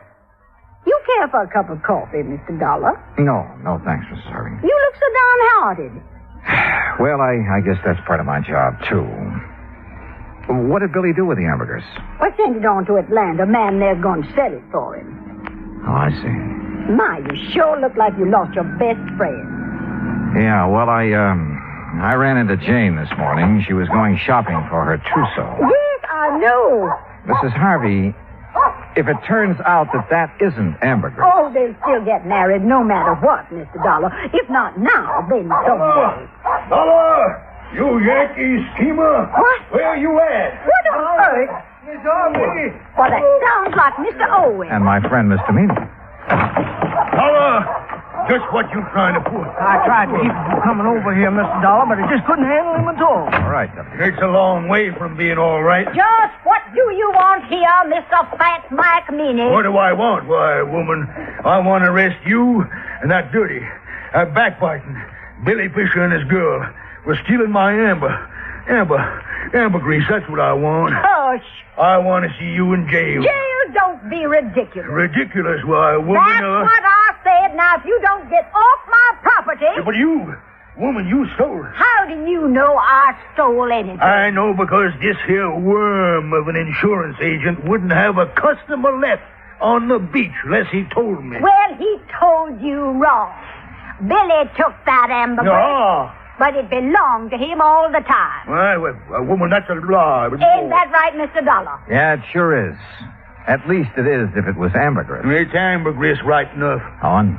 Well, I called that chemist, but He quit his job a couple of days ago. Couldn't find no record he made of it. Don't need no record. It's ambergris, and it's mine. It's Billy's. Mine. You think it's yours, you're seeing a mirage. Tell him, Mr. Dollar. Dollar, if this is some kind of a low-down yank, it's Rick. It's no trick, Mr. Meany. Mrs. Harvey showed me the contract you have with Bill. Well, what's that got to do with him stealing the ambergris? Just this. Yes. The contract states that all fish and fish products and byproducts caught or seined while using your boat belong to you. That's right. Exactly right, so? So, the ambergris doesn't. What? No, sir. Ambergris comes from a whale. And the whale is not a fish. It's a mammal. But Dollar, now, Dollar, you boy, no, wait a minute, Dollar. Well, doggone. They say that young love can work miracles, and I guess it must be true, because later that day, a huge sperm whale was sighted about 3 miles offshore near the Cat Island Channel. Proving, as I've always said, you can't figure whales any more than you can people. Expense account total, including hotel bill and transportation back to Hartford, $420.10. Yours truly, Johnny Dollar.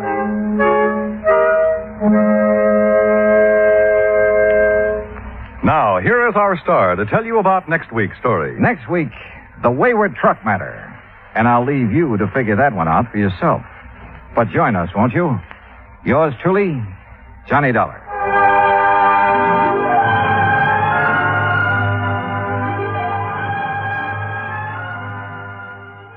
From Hollywood, it's time now for...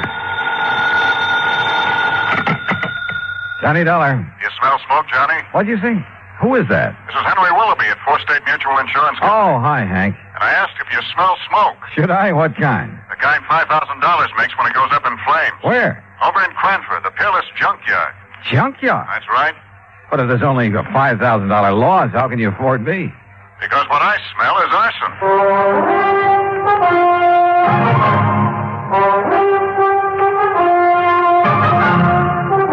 Bob Bailey in the exciting adventures of the man with the action-packed expense account. America's fabulous freelance insurance investigator. Yours truly, Johnny Dollar.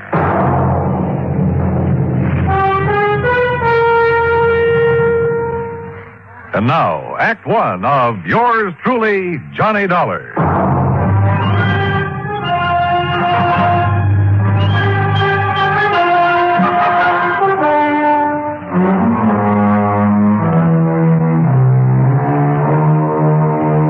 Expense account submitted by Special Investigator Johnny Dollar to the Four State Mutual Insurance Company, Hartford, Connecticut. Following is an account of expenses incurred during my investigation of the Peerless fire matter.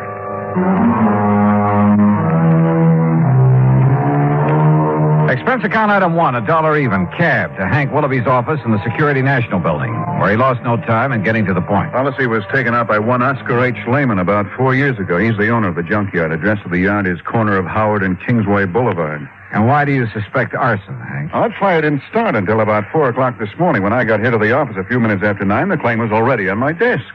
Almost as though he'd had it filled out and waiting, even before the fire occurred, huh? Precisely. How much do you know about this man, Lehman? Well, nothing really outside of the data on the policy. His home address is 232 East 4th Street. Also in Cranford. Yeah. Okay, Hank. I'll see what I can see.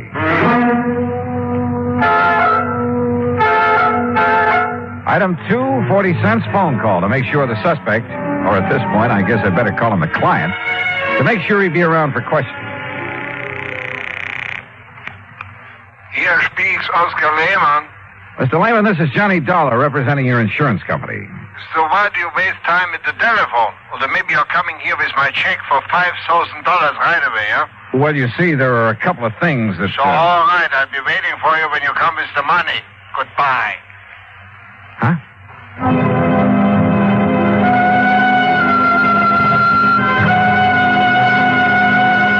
Item 3, $1.20 for a train ticket to Cranford. Item 4, $2 for an old rattletrap taxi when I got there. Cranford is a new town, or rather a new one built on what was left of the old. When the big clock company folded up at the end of World War II, Cranford kind of fell to pieces. But situated as it was, just a few miles above the busy city of New Haven, A bunch of smart New York operators had stepped in and were busy making a nice modern residential community out of it. New stores, new homes, and all the fixings. You see there in the block up there ahead? Huh? You had a big fire there this AM, big junkyard.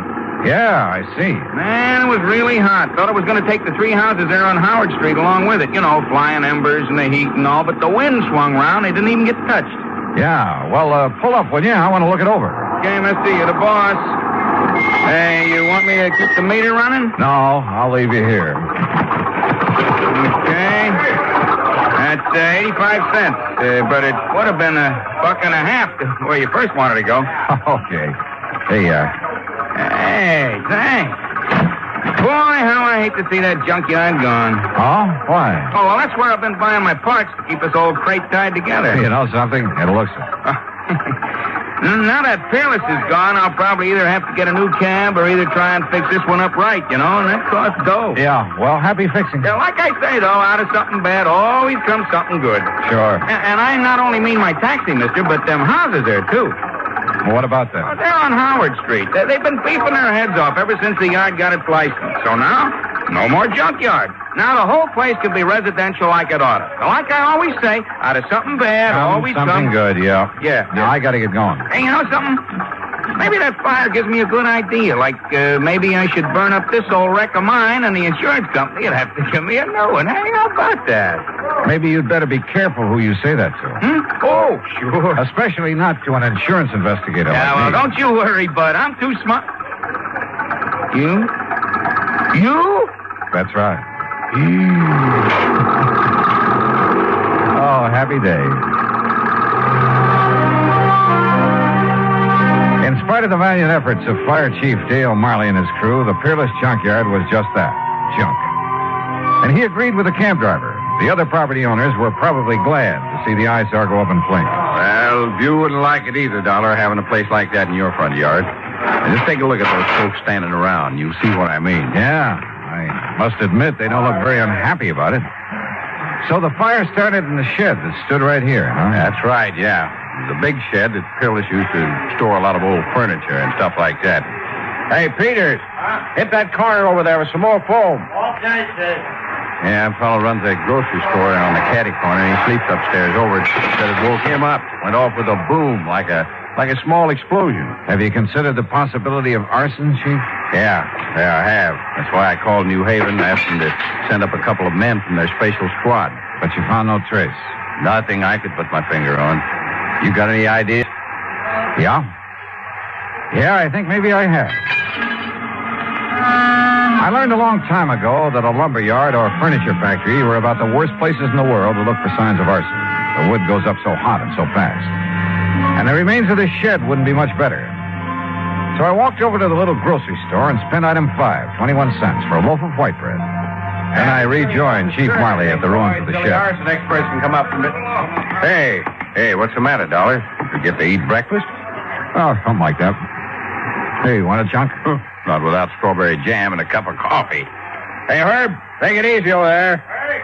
Stomping around like that, you wipe out all the clues. Now, like I told you, Dollar, the fire started somewhere right around here. Uh-huh. And the quick shift in the wind moved it over that way. Uh-huh. Chief. Yeah. Here, chew a piece of this fresh bread. What? That's right, chew it. Get the taste of it in your mouth. What for? Just do it, will you please? Here. Well, you got an idea, son? You bet I have. Here. You mean chewing on a hunk of bread is going to what? Now swallow it. What is this, a gag or something? No, not by a long shot. Now watch. Well, don't throw it away.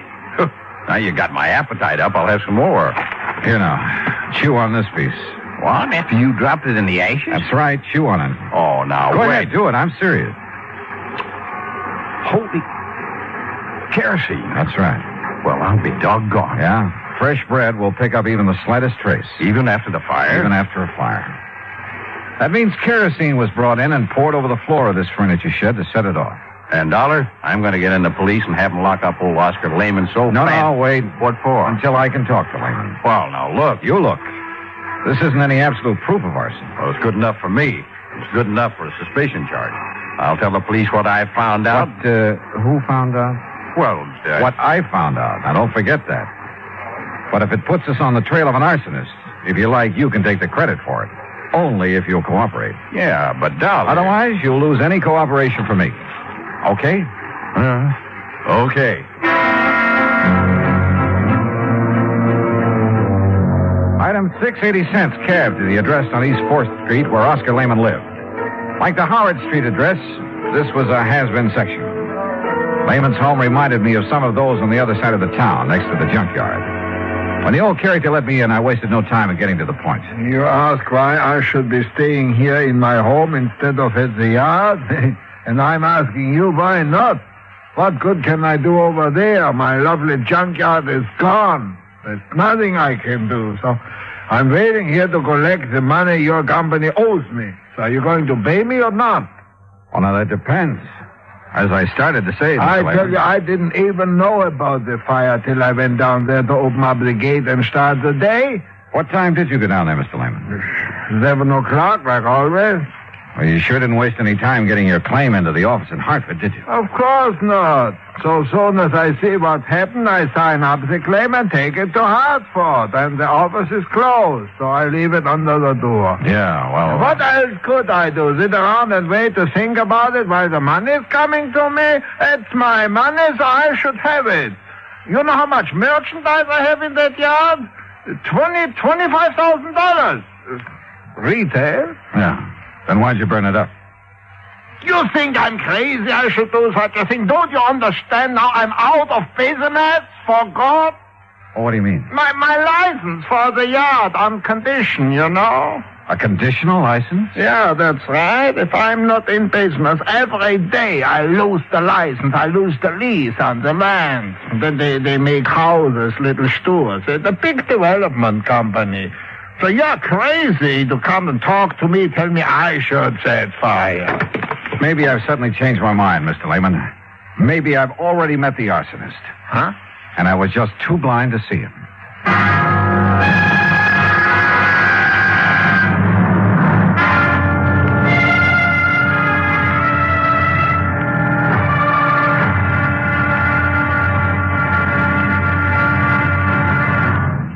Act two of yours truly, Johnny Dollar, in a moment. Our flag now numbers 50 stars, and behind each star there stands yet another flag representing one of the 50 states.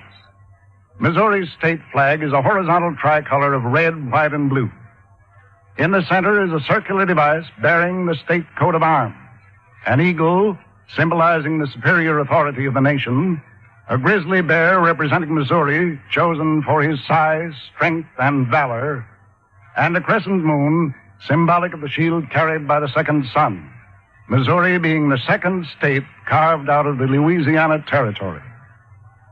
A belt encircles the coat of arms with a motto inscribed, "United we stand, divided we fall." Atop the flag is a cluster of stars representing the Union, with a larger star for Missouri as she surmounts her difficulties and assumes her rank among the states. The state motto is also inscribed on the flag, Salus Populi Suprema Lex Esto.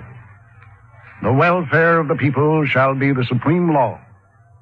Surrounding the device is a group of 24 stars.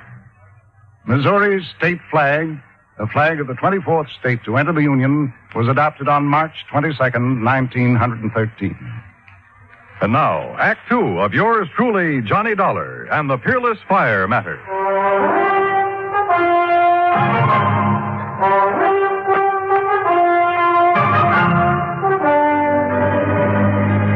Something the cab driver had said while taking me to the scene of the junkyard fire had suddenly come back to me. He'd been talking about the nearby property owners, homeowners. They've been beefing their head off ever since the yard got its license. So now, no more junkyard. Now the whole place can be residential like it oughta. Yeah, like I always say, out of something bad always comes something good. Item 785 cents, another taxi back to the scene of the fire. The men from the department were still busy cleaning up. Their chief, Dale Miley, had been busy with some detective work. Had some answers that seemed to make good sense. Now, look here, Dolly. You see this hardware? See this groove in the foundation wall? Yeah. Big sliding door, huh? That's right. And here, the lock was still in the hasp.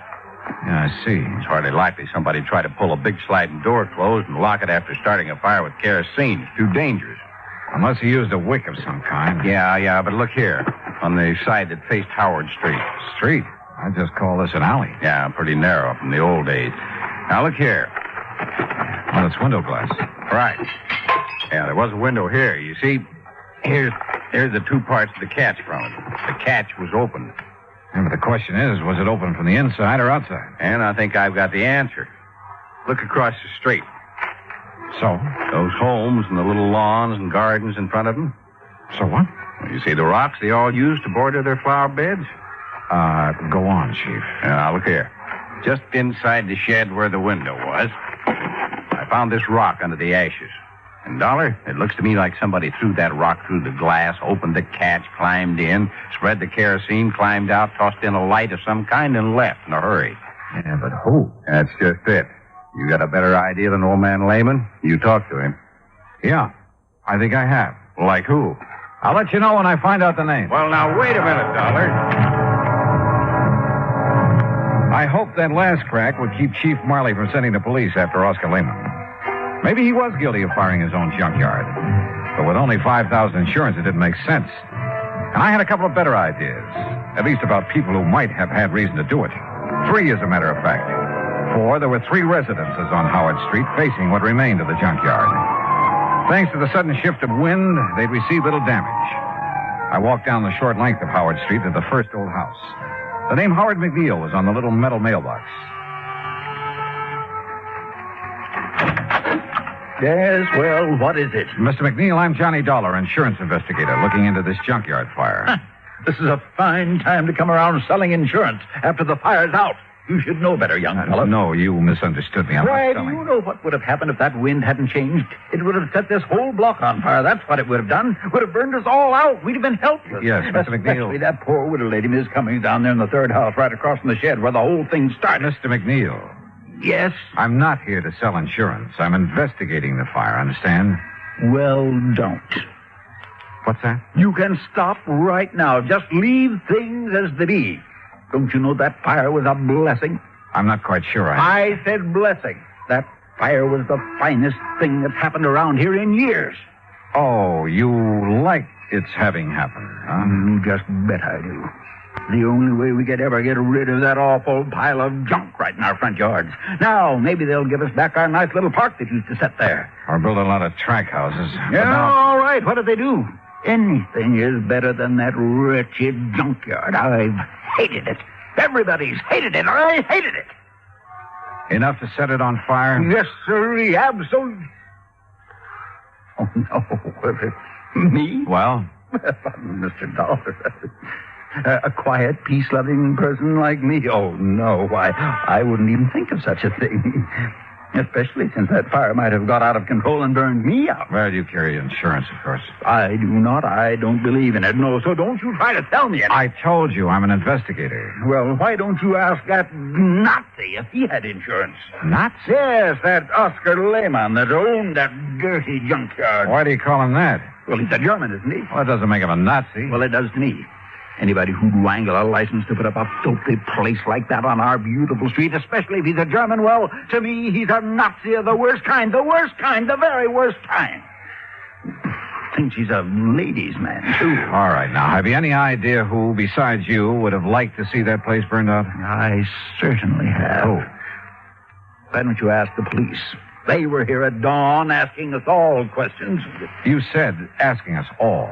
Of course, I mentioned the widow Cummings that lived in the third house, and then there's Miss Gertrude Mary Anastasia Conroy, the nice spinster lady who lives next door, and a very charming lady, Miss Conroy. Yeah, well, now would you mind? Oh, and what spirit she has. Now, that's the way I like them, Mr. Dollar. Ladies with spirit. And do you know something? One of these days, I'm going to ask her for a date in spite of the competition. You never have? Oh, no, sir. No. I'm not the bold type like some people I know, but I've been working up to it. And how long have you been a neighbor? 16 years, and you mark my word, one of these days I'm going to march right up on her front porch, and Miss Conroy, I'm going to say... Yeah, well, thank you very much, Mr. McNeil. Yes, but I was going to tell you, but... oh, dear, I must have said something wrong.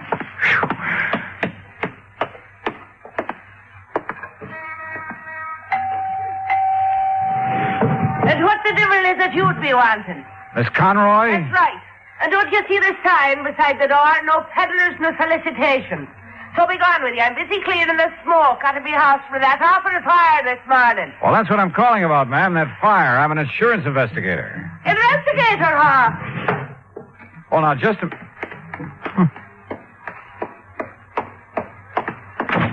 If you're an investigator, young man, let me see your badge. Badge? That's right. If you're an investigator, you're a detective.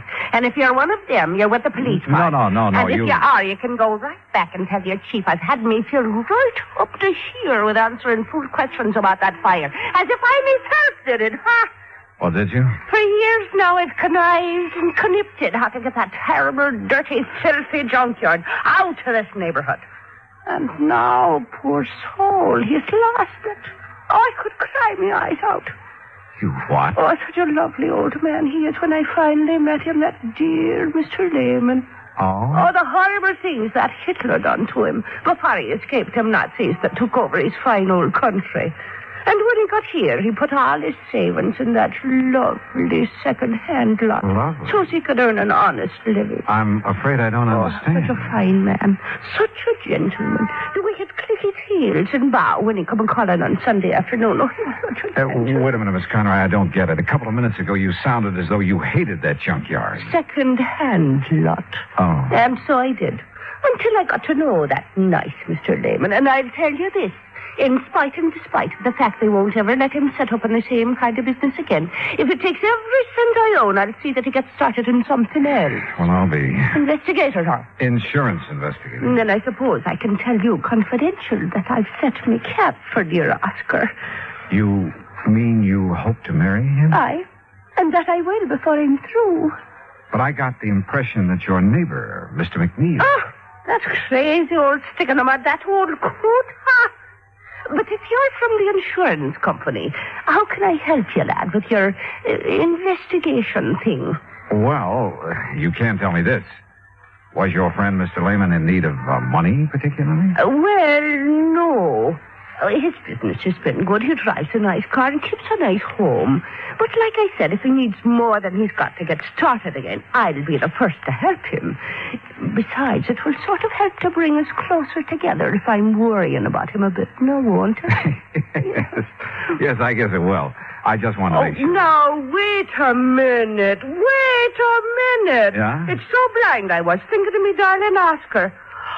So that's what you were up to with your nasty questions. What? Implicating that he might have burned up his place by his own self to get the insurance money. Is that what your evil, filthy mind was thinking of? I didn't say that. But that's what you meant, now ain't it?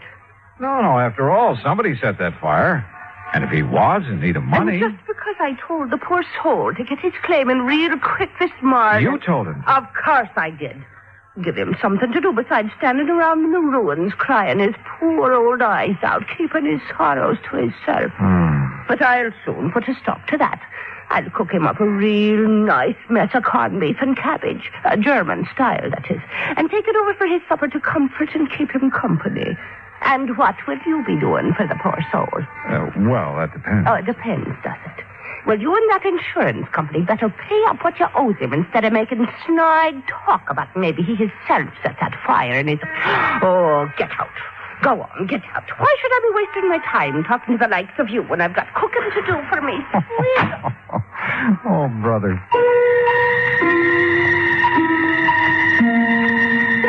This was turning out to be the most offbeat insurance matter I ever handled. Well, there was only one suspect left.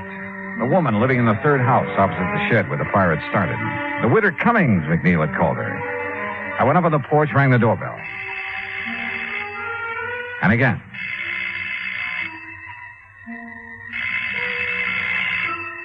After the third time, I was about to decide no one was home when the door slowly opened.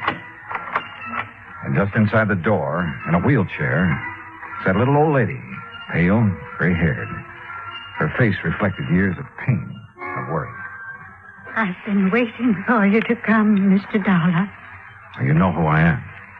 I overheard you at my window when you talked to Mr. McNeil and Miss Conroy. Listening to the neighborhood is the only thing I have left these days, tied down as I am to this wheelchair. Yes, I see. I'm sorry. Come in and sit down, please. Thanks. There's no one to take care of you here? Only Rudolph, who does as little as he dares. And you must take him away, Mr. Dollar. Rudolph? My stepson, who keeps me here, waits for me to die. What? Not even a rest home where I'd have care and friends, but here to die. He'd help me die, too, if he dared, because of the money. What money, Mrs. Cummings? That my husband left me. A lot, Mr. Dollar. And this Rudolph wants to get his hands on it? That's all he wants. That's why he wants me dead. But he hasn't dared kill me, because everybody knows that we're alone here together. And if I should die from his neglect, they'd know he did it. But he's smart. That's why he thought of the fire.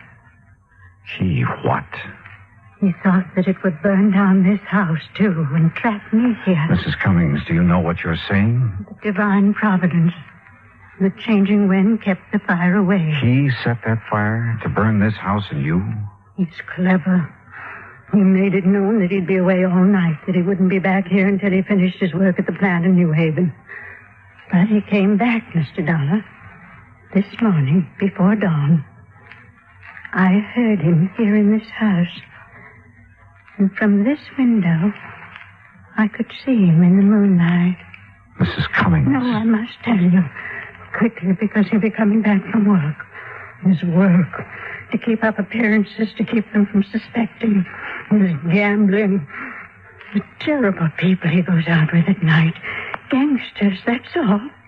And I must tell you, because if I don't... Listen to me. I'm listening. I saw him take a can, the kerosene we keep in the cellar for when the electricity goes out. He took it across the street. He broke the window of the shed and went in. Then he came out. He threw a piece of burning waste back in. Then ran. Mrs. Cummings, are you sure? I lied to the police. I couldn't make myself tell them. After all these years of knowing what he's been and saying nothing. But I thought I'd wait for him. Maybe when he saw his evil plan had failed, that I was still here. Maybe I could make him give himself up. But in my heart, I knew he wouldn't. Because he's bad. All bad. Mrs. Cummings, I'm glad you told me. God forgive me. But I knew that if I didn't, he'd find some other way to... You must take him away, Mr. Dollar. Before he does murder.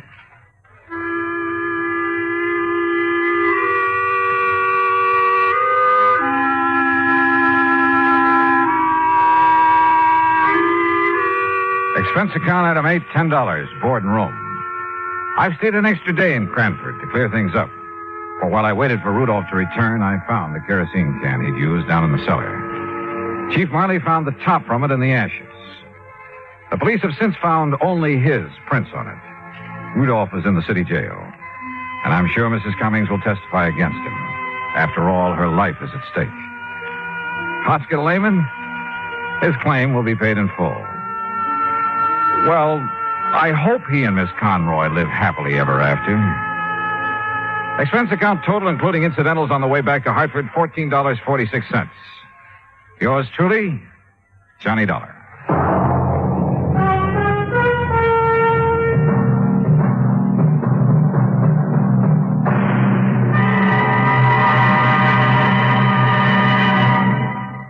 Now, here is our star to tell you about next week's story. Next week, exploration in the high Sierra country of California.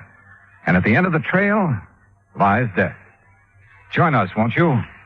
Yours truly, Johnny Dollar.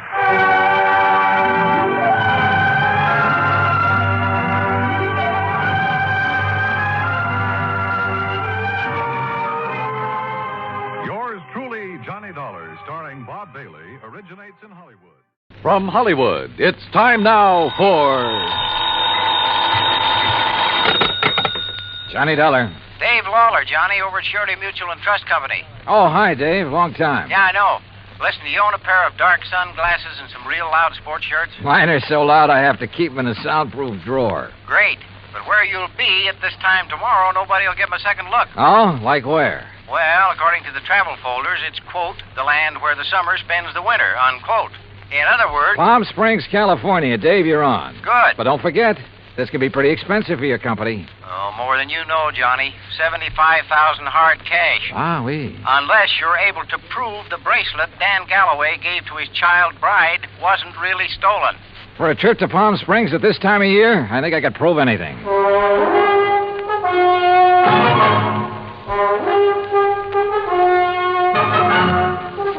Bob Bailey in the exciting adventures of the man with the action-packed expense account. America's fabulous freelance insurance investigator. Yours truly, Johnny Dollar.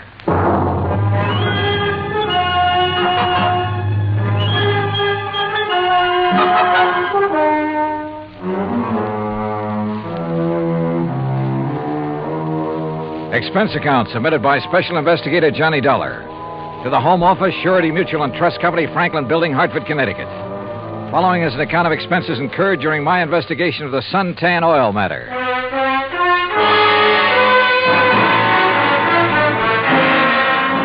Expense account item 1, $197.40. Airline fare and incidentals, Hartford to Palm Springs, California. I registered at La Casa de Paz on South Palm Canyon Drive, changed into casual clothes, and sauntered over to police headquarters. Detective Sergeant Lacey was about to leave for lunch, so I went along with him. Yeah, Dollar. You'd be surprised at how much stuff is lost in this town during the course of just one season. The report we got says it was stolen, Sergeant. Oh, sure. But I doubt it. A $75,000 bracelet, just 5 days old? That'd be a little careless of the lady, wouldn't it? Well, if you were married to one of the biggest wildcatters in the oil business, maybe you could afford to be careless. What about Dan Galloway? Didn't you say he was drilling somewhere around here? About 80 miles south, in the middle of the desert, down by Salton Sea. Salton Sea. Oh, that's really a big inland lake that lies way down below sea level, isn't it? Want to bring me a check, Dottie? 245 feet below sea level, Dollar. There's oil there? Dan Galloway figures it this way. One of the most successful new fields that's been worked in years is deep under the Gulf of Mexico off the coast of Louisiana. There are a lot of salt domes down there, and underneath them are big pools of oil, millions of barrels. So, why not under the Salton Sea, which is all salt deposits? Who knows? Maybe he has something. Anybody else drilling down there? Just Galloway. Who else needs it? I mean, any more than he does. Well, does he? All yours, Dottie. How would I know if Galloway needs it? But there has been talk around. You know. But if he's hard up, how could he afford that fancy bracelet last week? Yeah, or the snazzy Italian sports car the week before that. I don't know either, Dollar. What about his wife? Oh, that Roberta. What a doll. And in 3D, if you know what I mean. How an old coot like him could ever latch onto a pretty little chick like her. Ruff. I take it Roberta's somewhat younger than her husband. Oh, not more than 35, 40 years. Oh, I see. How long have they been married? 2, maybe 3 years. Down in Dallas, I think it was. She's a Texas girl. Well, is it working out? I mean, are they happy? There's talk about that, too. What kind of talk? Oh, it's really just small-town gossip for the most part. Ever hear of Sonny Wyman? Wyman? No. Well, Sonny's around Roberta's age. One of those kids who came up from nothing, but all the time knew exactly where he was going. You know, made a point of meeting the right people, shaking the right hands. Real nice kid, too. What's he do? Well, when the season's over here, he works Pasadena, Beverly Hills, and L.A. Always has something that'll intrigue his wealthy friends. This season, it's Italian sports cars. Cosmo Romas, I think they are. And he's the one who sold the Galloways theirs, huh? He sold Roberta hers. Any angle there in connection with the bracelet? There is. You let me know. Well, if there isn't, what have you been working up to? Well, actually, nothing. You see, I still believe it was lost.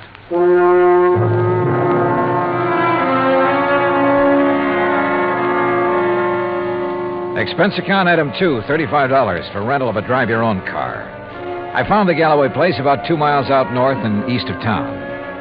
As I parked in the broad U-shaped driveway, I noticed a low, shiny suntan color sports car standing in the shade of a date palm back by the garage. I started over to take a look at it. But the front door of the house opened, a Filipino boy appeared, took my name, and showed me into the living room.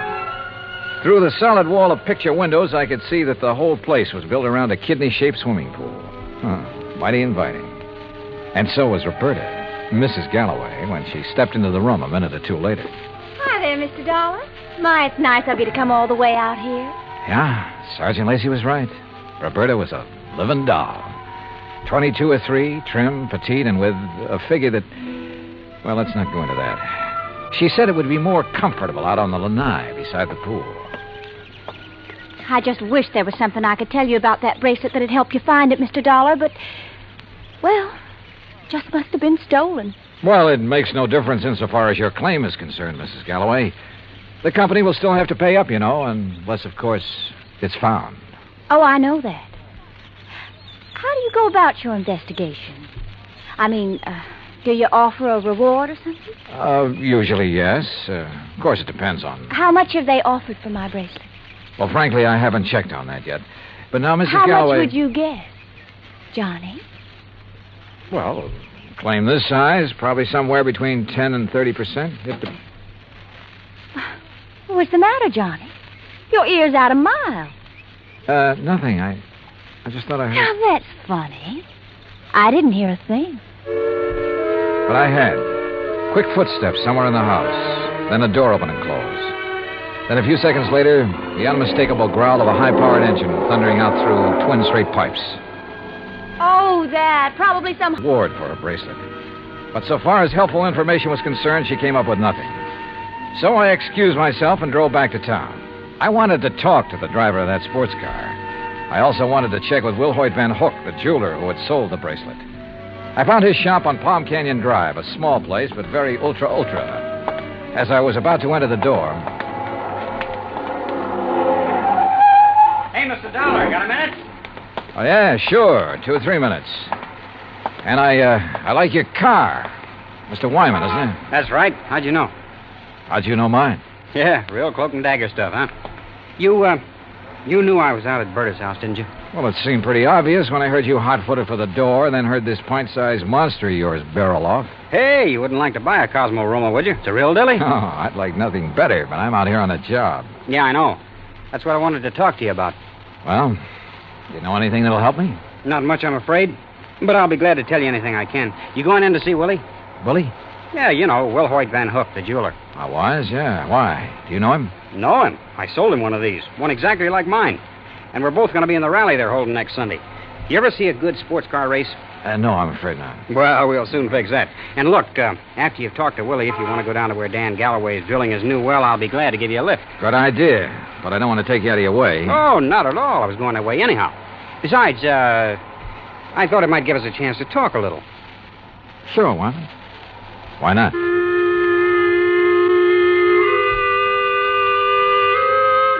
With a name like Wilhoit Van Hook, I expected... Well, I don't know what I expected. As it turned out, he was a smartly dressed chap of about 40, tall and slim, blonde hair and quick blue eyes, an alert mind. I told him why I was in Palm Springs, showed him my credentials, and he immediately offered full cooperation. Now, here we are, Mr. Dollar. Here's a copy of the appraisal. A duplicate of the statement I sent Dan Galloway. And here, yes, here's a sketch of the bracelet. Ah, very good. Diamonds here, emeralds, and the mounting is yellow gold. Hand-worked, all of it. Mm-hmm. One thing I can't help wondering about, Mr. Van Hook. Yes? Isn't a $75,000 bracelet a bit unusual for a shop in a resort town? As a matter of fact, it is. As you can see, I specialize in rare and exclusive sort of things. But very little over, say, $10,000 or $12,000. Then the Galloway bracelet was an exception. Yes. After Dan told me what he had in mind to give to his wife, I had some sent over from Pasadena and Los Angeles by wholesalers with whom I do business. You know, had them shipped down on consignment. He liked one, and that was that. I see. Mr. Dollar, I wouldn't want this to go any farther, of course. But after all, jewelers and insurance companies are... Well, our businesses are pretty well tied together, at least on occasion. Yes, unfortunately. But what are you getting at? I'll tell you. 2 days after the bracelet was delivered, one morning, just as I was opening up, Dan came in here. So? He was ill at ease, looked worried. He said he had to have some cash quickly. He asked if I could possibly refund his money. Oh? Did you? No, because I couldn't. Things have been rather slow for me this season. Quite frankly, I'd used all I'd made on the bracelet to pay up some old bills. I told him as much and that I was sorry, but I just couldn't help him. Did Galloway say why he had to have that much cash right away? Yes. Well?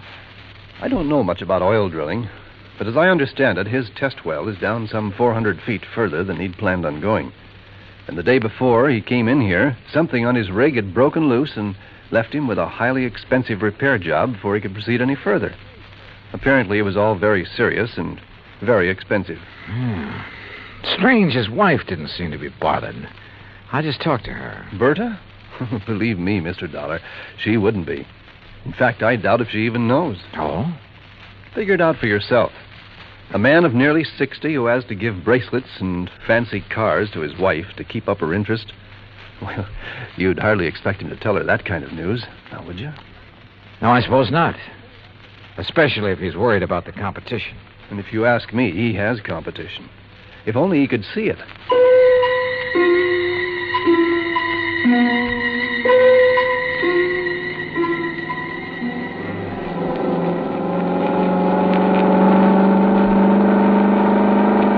That suntan and chrome Cosmorama was all Sonny Wyman claimed it was. It purred like a kitten, performed beautifully. But I was more interested at the moment in what Sonny wanted to talk about. Johnny, I'm going to be perfectly blunt with you. I'll go along with that. Out at the house a while ago, I felt pretty foolish when you arrived, and Berta insisted I hide until she could get you out on the lanai. Did she have any particular reason? Well, you see, we know that... Well, there's some talk going around about Berta and me. Any truth in it, Sonny? A little, I guess. You saw her. Oh, yeah? I mean, there's nothing serious between us. It's just that, well, with Dan away so much of the time, we have fun together. Yeah, sure. Now, what about the bracelet? You mean who might have stolen it? That's the general idea. I don't know. I have no idea. That sound funny to you? Should it? Well, after all, Dan and Berta keeping their house open to everybody. People in to swim, play badminton, cocktails, barbecues. I guess half the population of Palm Springs has been there at one time or another. And even if it weren't an invited guest, why, it'd be simple for someone to just sneak in and walk off with it. Providing, of course, they knew where it was kept. Well, yeah, someone who was close enough to... Well, yeah, I heard Berta ask you about a reward for it. You think a big enough reward would turn it up? I would think so. I understand that stolen jewelry brings about 20 cents on the dollar. Sometimes it brings 20 cents. Sometimes 20 years. Well, yeah. Well, I just wondered. How's the car business doing, Sonny? Oh, great. It's really one of the reasons I'm driving out this way. Oh, a prospect? An oil-rich Indian or a well-to-do prairie dog? Hardly. No, I told you we were having a sports car rally on Sunday. Well, being the promoter, so to speak, I'm going down to check the course. If you're still around, you ought to come. Oh, maybe I will. Having some good events, too. Willie Van Hook and I are running a match race.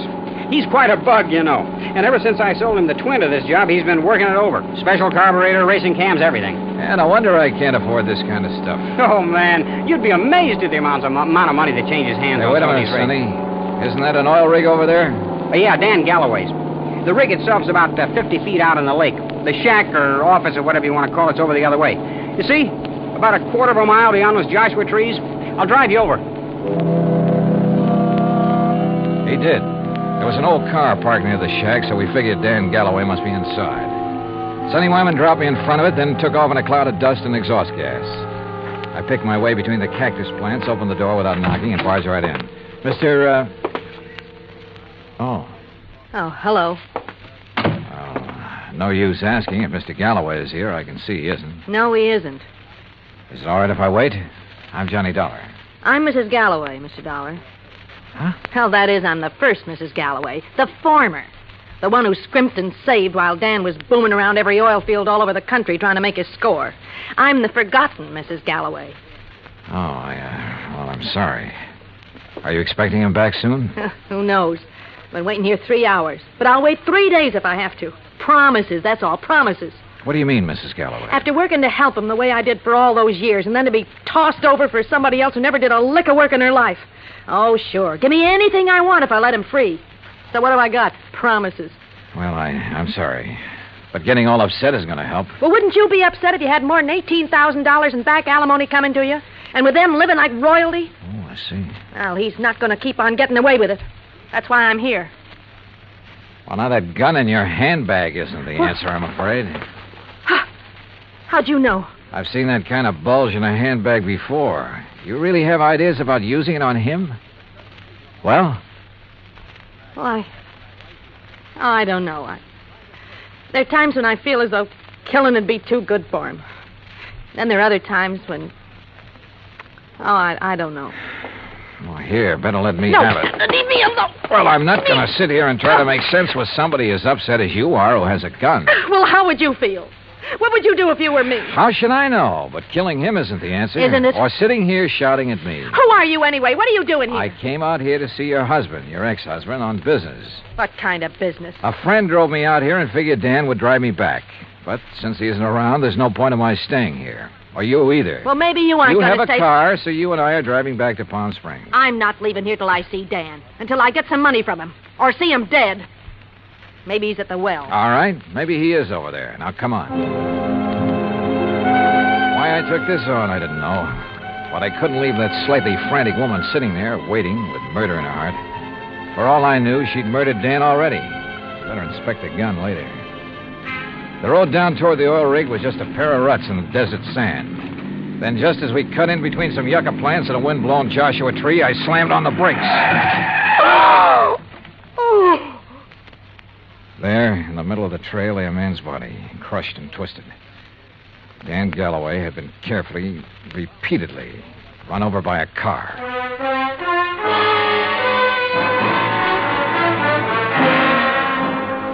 Expense account item 3, $1.19 for a quick phone call to Sergeant Lacey in Palm Springs and smelling salts and a bromide for Florida, the ex-Mrs. Galloway. Then I dropped her off at the Galloway house. She and Roberta ended up consoling each other while I huddled with Lacey in his office at headquarters. Some of the boys are still out there, Dollar, checking tire prints, taking pictures, and so on. No clue as to who ran Galloway down? Not yet. Looked to me as though Galloway stepped out of his own car to see whoever had pulled up in the other and was run down for his trouble. The car that did it ran around in a circle over and over him. Any suspects, Sergeant? You found his ex-wife, Flora, waiting for him in the field office, you said. That's right. And she was pretty nervous, on edge, you said. So? Also, she was carrying a gun. Whoa, now, wait a minute. Any reason why she couldn't have run him down earlier, then gone back and just waited for somebody like you to come along? Somebody with whom she could then discover the body? Only one hitch. You told me yourself, Dollar, that she was pretty insistent about your going over there to look for Galloway. Yeah, I know. But, Sergeant, you're off on the wrong foot. Why? Because of the tracks left by the killer's car. They didn't match the tires on Flora's car. You checked? I checked. And if I were you, I'd have your boys find out whose car did make those tracks. I'm way ahead of you. Well, if you know, then what do you... Hey, wait a second. Yeah? Levine, Sergeant. I got news for you. Hey, listen to this, Dollar. About those tire tracks at the scene of the killing. Well, right on cue. They're the same make and size as the tires on Sonny Wyman's Cosmo Roma. You sure? Well, I told you at the scene I thought it was a sports car by the small size of the circle the tracks made. Yeah? And knowing the feeling between Wyman and Galloway, I went right over to his place. Nice, clean tracks all over. And they match. You holding Wyman? Oh, well, I don't know where he is, Sergeant. He wasn't at his place, and there was no answer to the phone at his showroom. Well, then get after him. Put out a flash on him. With that car, he shouldn't be too hard to find. Let me know when he's picked up. Yes, sir. What do you think, Sergeant? You know something, Dollar? I have a notion that when we find Sonny Wyman, we'll also find out what happened to that bracelet. Yeah, could be. One thing was certain. Dan Galloway could no longer be suspect in the case. But Roberta? Why not? Maybe she did know that Dan had run out of money. Maybe that's why she was so interested in the amount of reward for the bracelet. Now, what about Sonny Wyman? Well, it looked bad. A smart young opportunist out for the fast buck. And, of course, close to Galloway's wife. Anything he could do to hurt Galloway would help him. And now these tire tracks, the one solid clue to Galloway's killer. Sergeant Lacey and I drove out to the Galloway house. No, Johnny. I haven't seen Sonny since he left here this afternoon. That's when you were here. He didn't call up? Why should he call up? Why shouldn't he call, Roberta, if he'd heard that Dan was killed? Now, you listen here, Mr. Dollar. If you're trying to trick me into saying something about Sonny having anything to do with Dan's death, you're wasting your time. And what's more... Pardon me. Hello? Oh, yes. Just a minute. For you, Sergeant Lacey. Oh, thanks. Hello? Yes? Yes, when? Yeah, I see. Okay, Levine, thanks. Has he found Sonny Wyman? He sure has. And if you want to see him, you'll have to go to the coroner's office. What? No. Yeah, that souped-up car of his, a couple of miles out of town. Ran off a curve and over a 100-foot bank. Within minutes, Lacey and I were at the scene of the accident, looking things over with the help of flashlights. Yeah, he must have been really burning up the road to spin and roll this far off the highway. But surely he must have been familiar with that curve. Oh, sure. He knew these roads around here as well as anybody in the county. Tires still in one piece, too. And these sport cars usually corner pretty well. Well, this one didn't. Hey, Lacey, look here. Yeah? This left rear fender. Looks to me like this car was sideswiped. Hey, you're right. Rolling over would never make a long crease like that. Uh-huh. No, wait. If another car sideswiped him, there'd be paint on this fender. Paint from the other car. Sergeant, you're absolutely right. And since there's none here... Sergeant, you're absolutely wrong. How far to the nearest filling station? What? I want to make a couple of calls to some wholesale jewelers in Pasadena and Los Angeles. Right now, in the middle of the night? Right now. Wholesale jewelers? Expense account item 4, $11.90, phone calls to Pasadena and L.A. The third call yielded Mr. Alfred Mencken of Mencken Imports Incorporated, who was pretty cheerful about having been gotten out of bed. It's quite all right, Mr. Dollar. Now that I'm up, I'm wide awake almost. Well, I hate to throw something like this at you in the middle of the night, Mr. Mencken, but tell me, please, did you ship a diamond and emerald bracelet to Will Hoyt Van Hook in Palm Springs within the past few weeks? Why, yes, Mr. Dollar. Oh? As a matter of fact, I sent him 3. That was 2 weeks ago, and he returned them all. Returned them? When? Well, 2 of them the day after he got them. But the third one he kept for a while. I got it back just last Thursday. Now, I don't know if that means anything to you. You bet it does. Thanks very much. Lacey and I piled into one squad car, 4 patrolmen in another.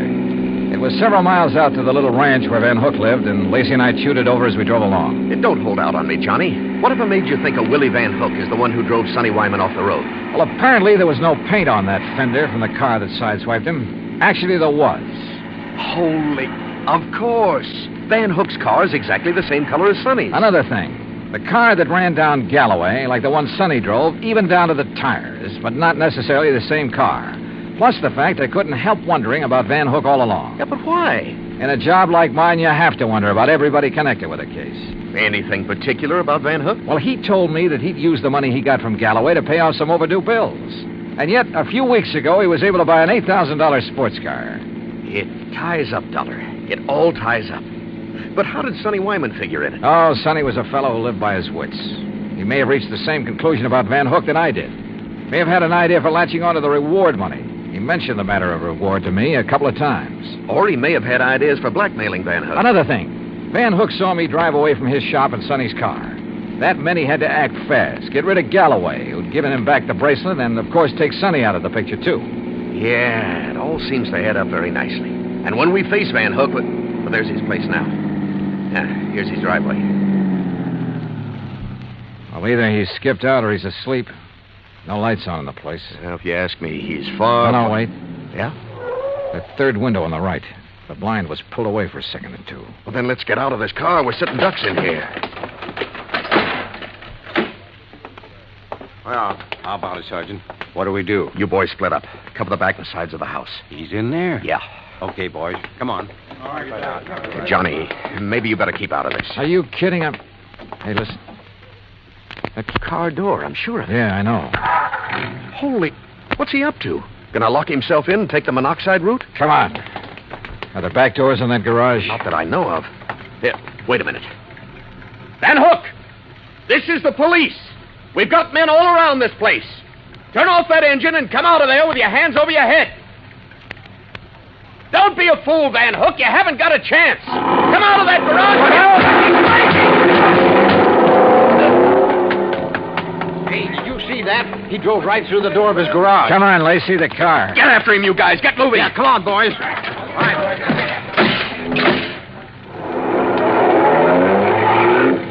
Crazy fool. He's getting into the sideswiping habit. See what he did to that other patrol car? Yeah, they're okay. They're off and tailing us. Come on, step on it, Lacey. This is one time we ought to have a Cosmo-Roma. Well, maybe he can outrun us, but with 2 cars on his tail, he may get careless, take chances. If so... Yeah, hang on.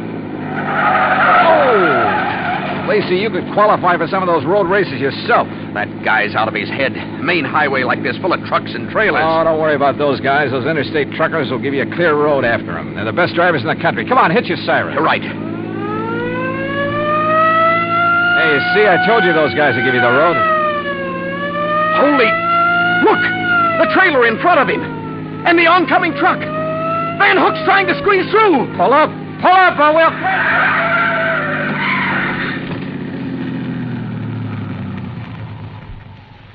Well, he squeezed through all right. Squeezed right through the pearly gates.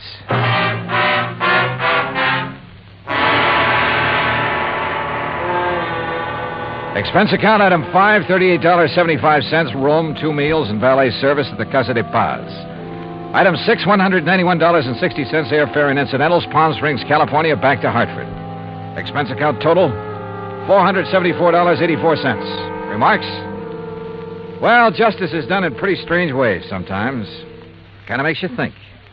Maybe it pays to tread the straight and narrow, doesn't it?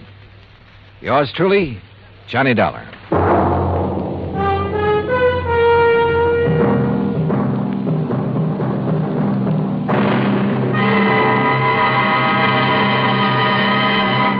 Now, here is our star to tell you about next week's story. Next week, international intrigue.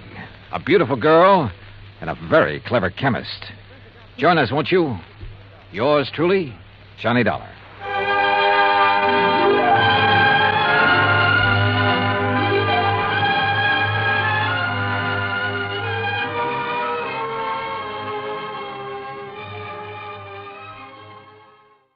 From Hollywood, it's time now for... Johnny Dollar.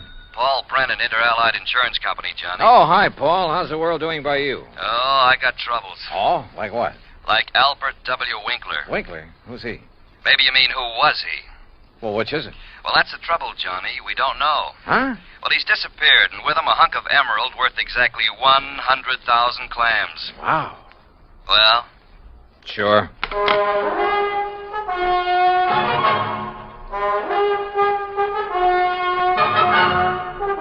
Bob Bailey in the exciting adventures of the man with the action-packed expense account. America's fabulous freelance insurance investigator. Yours truly, Johnny Dollar.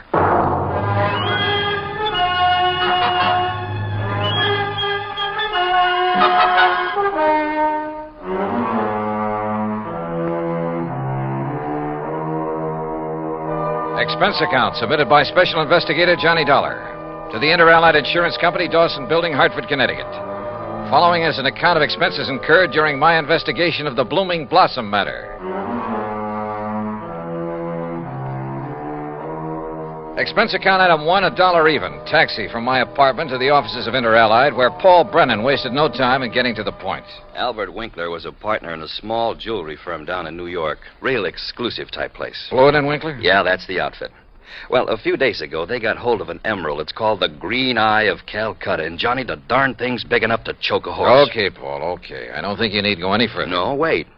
They planned to put it on an exhibition at the big international jewelry show in Chicago next month, and Winkler took it home to work on it. Oof. Insured for 100,000, you said. Yeah, and Winkler's insured for 10. Okay, so who killed him and stole the rock? Listen, will you? Go ahead. Well, Sunday morning, his partner Blewett tried to phone him at his apartment. No answer. So Blewett sauntered down to the office thinking he might be there. But no sign of him? Right. Nor of the Green Eye of Calcutta. Only a note Winkler had left the night before saying he was taking the stone home to work on it. Well, that makes it look as though maybe Winkler... Listen. About that time, the phone rang there in the office. It was the police department, also looking for Winkler. Oh. Yeah, they'd been called by Winkler's landlord after a chambermaid had found his apartment completely ransacked and the old boy missing. Uh-oh. Who's working on it? For the NYPD, I mean. Sergeant Randy Singer, 18th Precinct, homicide. Old friend of yours, I believe. Yeah, good man. Has he come up with anything? Nothing. Well, Johnny? Sure, Paul. Now? Now. Item 2, another $1 for a taxi back to my apartment where I slicked the stubble off my face, showered, dressed, and was about to head for New York when the phone rang.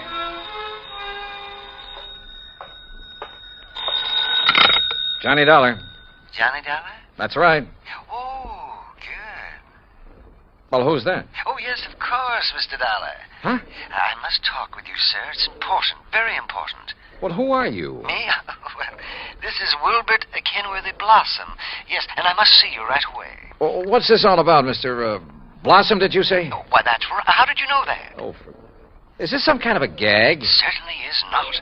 And to think that now I'll be working with you on a... Oh, it's wonderful, just wonderful. What are you talking about? Why, don't you see? I follow every single one of your cases, sir. Either in the newspapers or on the radio. Oh, I'm your biggest fan. Is that all you called to say, Mr. Blossom? It is not. I'm calling about the mysterious disappearance of Mr. Albert Winkler. Winkler? You know something about him, his whereabouts? I certainly do. Where are you, Mr. Blossom? Here at my house in New York, and I'll be waiting for you, sir. Goodbye. No, wait. Give me your address. Oh, yes, of course. How could you know where to come if I hadn't given you that? Yeah. That was silly of me. Well, goodbye. The address, man, the address. Oh, of course. Yeah. It's 825 East 73rd Street.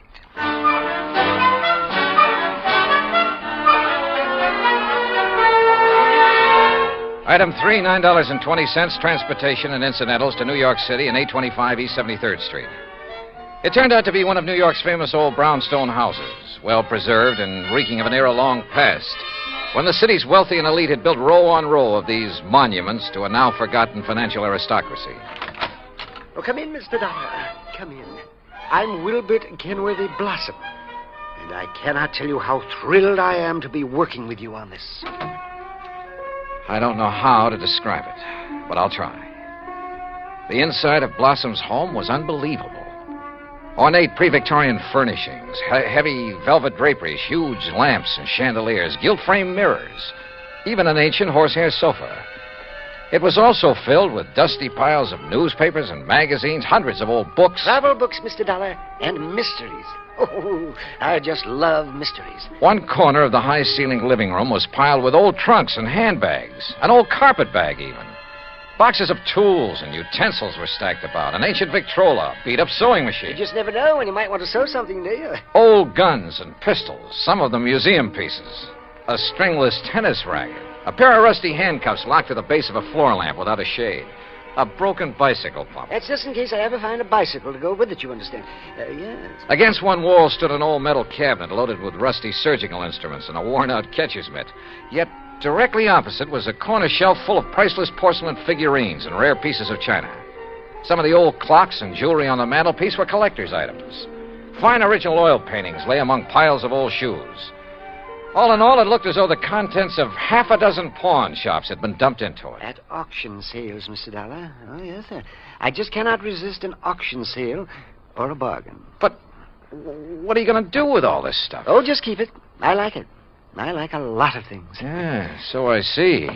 Including 12 gross suspense superlative steel-tipped shoelaces patented 1841. They were a bargain, Mr. Dollar. Just like all this fine artwork is, too. Yeah, I'm sure. Some of my friends pamper me a bit, though. You know, send me things they pick up at sale. Yeah, now look, Mr. Blossom, you told me you know something about Albert W. Winkler. Oh, yes. Yes, indeed. Well? And think of that magnificent emerald. Gone. Disappeared. Yeah, but now you said... And that poor Intralite Insurance Company. Oh, my. That's how I knew you would be called on this case. But $100,000... and $10,000 on Mr. Winkler. Well, at least they're off the hook on him until he's proved dead. Aha. And that's where I come in. With proof. Proof? What proof? Have you seen Winkler? Mr. Dollar, I have. Well, where is he? You understand, of course, that I know Mr. Winkler very well because I've seen him at his office so many times. Yeah, okay, go on. Oh, go on. Yes, indeed. Such beautiful, beautiful jewelry he had there. And, of course, he was always trying to buy some of the things I But had. you say you've seen him where? Well, Saturday I'd planned with a couple of old friends to attend a railroad auction. That was the Canyon City and Metropolitan Railroad. Winkler was there at the auction sale? Yes. Did you speak to him? Oh, no. Well, why not? You said you knew him. Oh, I didn't go to the auction. I wasn't feeling very well that day. I had a little cough. It was kind of like that. Then how do you know he was there? My friends went, and at least they talked about going. Mr. Blossom. And I'm sure they did, too, because they sent me something from... And what do you suppose it was? I don't know. I don't care. Now, look here. You got me It was the very thing that has solved this whole case for you. What? And think of it. This dull, drab, dreary life of mine has suddenly become... Why, it's almost like a mystery story, isn't it? Adventure and... Look, Mr. Blossom, will you... Think of it. I'm being a detective. I'm working with my idol, the famous Johnny Dollar. Oh, George. Mr. Blossom, what did they send you? What's that? Oh, yes, of course. Here. Here it is, sir. It's right here between the erector set and the golf clubs. This old trunk? That's right. Oh, great Scott, you think you do. But at first, of course, I thought of calling the police. But knowing all about you... Mr. Blossom, let me see that. Excuse me.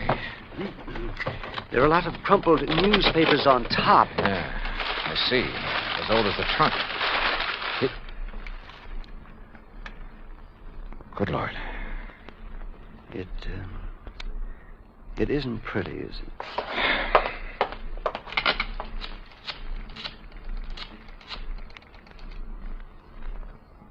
Sergeant Randy Singer, homicide. Randy, Johnny Dollar, get somebody over to 825 East 73rd Street right away, will you? Body of Albert Winkler. Randy got there in a matter of minutes. Got the same story from Blossom that I had, then called for the lab crew to come and take over. Now, who delivered this trunk, Mr. Blossom? Why, it was just a delivery man. Can you describe him? Would you know him if you saw him? Yeah, well, he was big and strong. He was very strong. Distinguishing features, scars or a limp or a beard or something? Well, I told you, Johnny, he was big and strong. How old? Well, I would say he was somewhere between 25 and, Yeah? 50. Yes, I'm sure. Well, that's a lot of help. Yeah, you better have those thick spectacles changed. But he was big. Yes, we know, and strong. What about his truck? Oh, I didn't see that. He left it outside. No. Now, look. These friends of yours who did attend the auction, who were they? Oh, yes. Now the investigation proceeds. Now the excitement... Who were they, Mr. Blossom? Well, there's Randolph Harrison and Prison.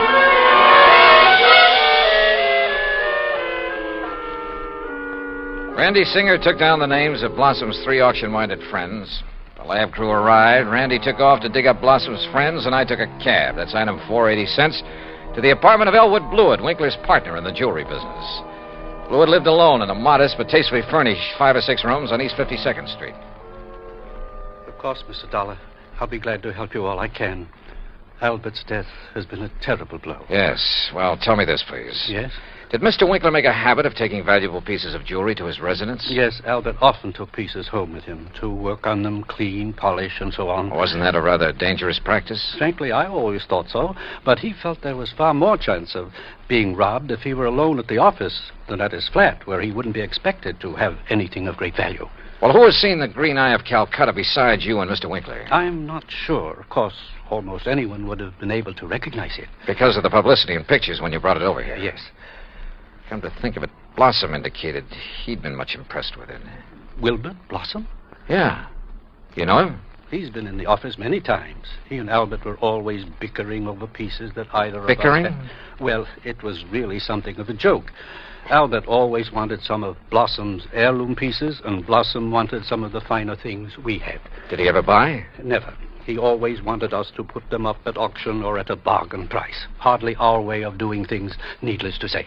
When did you last see Blossom? Why, last Friday. I was busy with an important client, and from the back room where Albert worked, I remember hearing Blossom insist that Albert show him the emerald. Oh, did he? I don't know. The silly argument got so noisy that I closed the door on them. Oh, now, wait. Certainly you aren't thinking that perhaps Wilbur Blossom... I'm not quite certain what I'm thinking, Mr. Blewett. Item 5, 10 cents, phone call to Randy Singer. No, not a thing, Johnny. One of the 3 names on Blossom's list is in Europe. The other 2 did go to the railroad auction, but purchased nothing. Randy, do a couple of things for me, will you? Like what? Phone whoever is stationed at Winkler's place that I want to look it over. Sure, everything is just as it was, including the poker that was used to kill him. Also, I want a copy of the picture of the trunk your lab boys took and the list of Blossom's friends. I'll have them waiting for you. And post a man at Blossom's place. Keep an eye on him. Yes, right away. Johnny, have you learned something? No, just, just for his protection, say. I'll talk to you later. Yeah, but...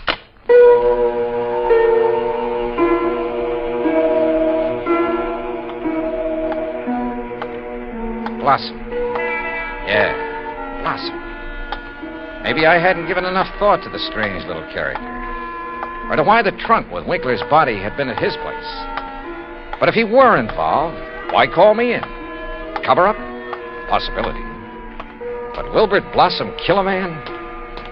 Yeah, maybe he could. Maybe he did. I'd better see him as soon as I get through with the inspection of Winkler's apartment. Mr. Dollar? Oh, hi, officer. Did Sergeant Singer call and tell you that... He's on the phone here in the Winkler apartment now. Wants to talk to you. Says it's very urgent, sir. Okay, thanks. Johnny Dollar. Johnny, how did you know? Huh? The man I sent to cover Blossom's house for you got there too late. What? Whoever got in and attacked the poor old coot got away. Attacked? Blossom? Yeah, really did a job on him. Johnny? Okay, Randy. Thanks.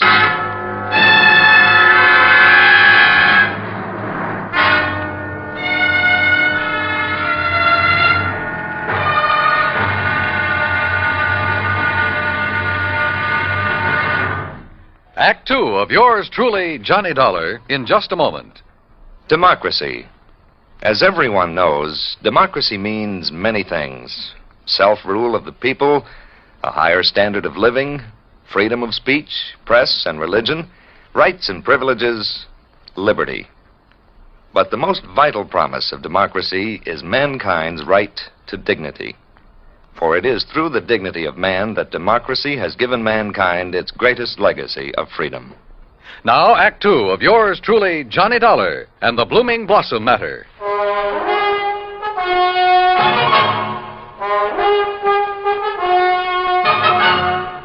Expense account item 6, $2.25 for a fast taxi ride to 18th Precinct Police Headquarters. All right. As soon as I got your call, Johnny, I sent a uniformed man over to Blossom's house. From the way you talked, I thought maybe you suspected him. Yeah, Randy, I'm afraid I did. Boy, how wrong can you be? Anyhow, when he got there, he found the front door open and Blossom lying in the dark hallway. Where's Blossom now? The hospital, but he's okay, just bruised up a bit. They're letting him out. Fingerprints? Anything to go on? The lab's checking on the prints right now. Uh-huh. Let me know. Yeah. Anything else? Nope. So, now let's find out who tried to put Blossom out of the way, and we'll have the guy who killed Winkler. And stole the $100,000 worth of emerald, then shipped Winkler's body to Blossom. Oh, and by the way, here's the picture of the trunk you asked for and the three names Blossom gave me. Harrison, Norton, and Scatterday. What are you going to do with them? Randy, suppose the man who attacked Blossom is the one who did all the rest. You got a better suppose? Well, look, Randy, whoever wielded that poker on Winkler couldn't have been very strong. A really hefty wallop would have bent it out of shape. Yeah, and the lab agrees with you. But, of course, it didn't take much of a blow to finish off old Winkler. He didn't weigh much over 100 pounds, you know. Yeah. Any strong arm could have finished him off easily and without messing up the whole apartment. And don't forget, whoever did him in also put him in the trunk and delivered it to Blossom's house. But why? Yeah. Yeah, and where's the emerald? That's what you should be worried about. $100,000 worth of worry for your insurance company. Now, what are you going to do with that picture of the trunk and the list of Blossom's friends? Oh, yeah, sure. I'll see you later.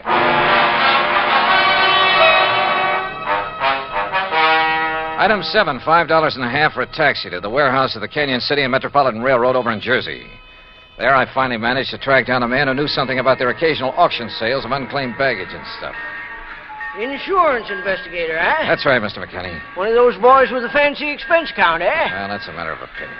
Look, you had an auction sale here last Saturday, didn't you? That's right, handled it myself. Want to know something about something we sold off? Exactly. Then I'm your man. Always remember all about every single item I sell and who bought it and all about it. That's fine, because I want to know if any of the names on this list bought from you on Saturday. Yeah? Randolph Harrison. Man by the name of Harrison buy anything? Nope. How about Percival Wentworth Scatterday? Nope. Ellsworth Norton? Nope. You sure, Mr. McKinney? I'm sure. How about Blossom? That a man's name? Yes, Wilbert Blossom. Well? No, sir. Nope, never heard of him. And like I told you, I never forget the stuff I sell or the fellas I sell it to. Wait. This picture of a trunk. Huh? Have you ever seen this trunk? Well, yes. Did you sell this trunk on Saturday? Yes, I did. To whom? Come on, man, it's important. Well, I was real early in the sale. Yeah, before most of the people got here. Bought this trunk and had it sent to his apartment in New York. And his name? Well, it was a funny kind of name. Blinky or Winky or... Oh, no. Winkler. That was it. Albert Winkler. Item 8, $2, 2 drinks for myself at the nearest bar. But they didn't help to kill my feeling of utter frustration. Item 9, $5.50 taxi back to 18th Precinct headquarters in New York for want of a better place to go. Oh, it's about time you got here, Johnny. Oh? We matched up the prints we found after Blossom was attacked. You know who made them? Yeah, here's his card. Carlo Bernasconi. Any reckon? Couple of a dozen arrests, only one conviction. Anything to do with jewelry? Better. Accessory to a hijack operation a couple of years ago. He drove the truck. Hey. Sure. Got a mugshot of him? We got him. Downstairs. Come on, I'll take you down. Randy, what's he look like? Like you'd expect the truck driver to look. Big husky brute. Has he admitted anything? Well, the threat of a murder charge made him talk all right, but none of it makes any sense. Of course it doesn't. But he's our boy, all right. He killed Winkler and beat up Blossom. I thought your lab decided whoever killed Winkler was a small fella. Yeah. So the theory about the same man killing Winkler and beating up Blossom doesn't work. But, Johnny, holy...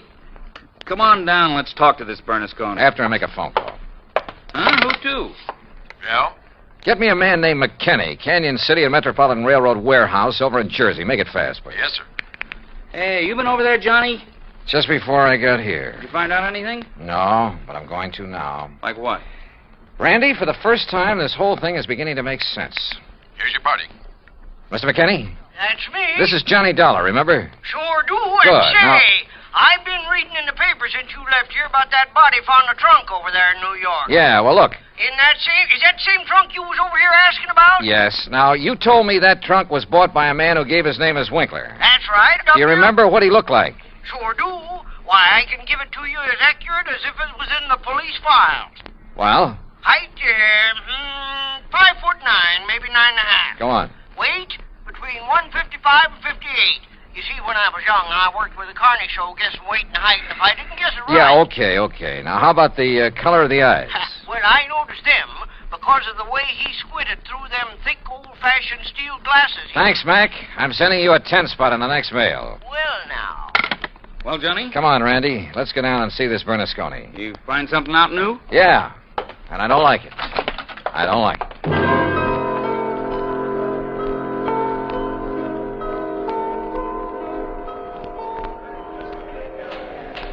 Now, look, Bernasconi, you're in plenty of trouble for the assault on Blossom. Maybe even more.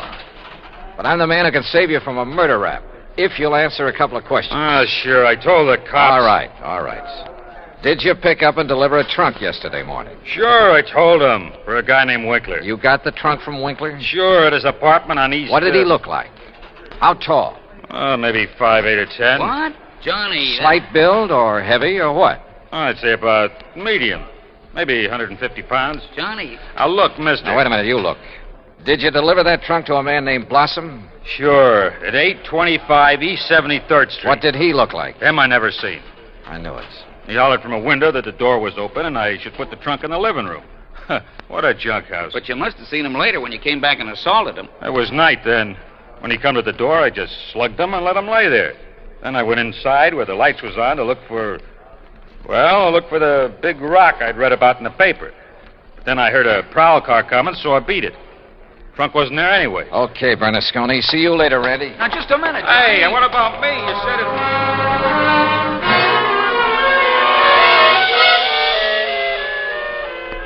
Item 10, 90 cents, taxi to Wilbert Blossom's old brownstone house on East 73rd. Come in, Johnny. Thanks, Mr. Blossom. All recovered from your beating? Oh, of course I am. Here, sit down. You said you wanted to help me on this case. Oh, yes, indeed. Why, this chance to work with a man I consider the finest insurance investigator in the world. Yeah. That's why I called you when I got the trunk with Mr. Winkler's body in it. Mr. Blossom, why don't you All tell the my truth? drab, dull life, I wanted to be a detective, an investigator. And this was my chance. My chance. Tell the truth, did you say? Mr. Blossom, listen to some facts for a minute and see what conclusions you draw from them. Oh, deductions. Like a detective. To begin with, this house of yours so full of, well, junk. I told you, Johnny, I like things. I like things. But it also has a lot of fine paintings, sculpture, china, jewelry. Oh, I like all sorts of things, especially if they're fine and rare. And bargains. Like the Green Eye of Calcutta? Oh, the most beautiful emerald in the world. And I would conclude that you'd do just about anything to have that stone. Yes, sir, Johnny. I'd reach the same conclusion. Okay. Now, when Albert Winkler and the emerald disappeared, it was in the papers that Inter Allied had written policies on them. Conclusion? Yes, sir. I would deduce that you would be called in. Wouldn't it be smart, then, if the killer was afraid I'd eventually get around to him anyway? Wouldn't it be smart for him to call me in and offer to help me? As a cover-up for what he'd done? Oh, yes.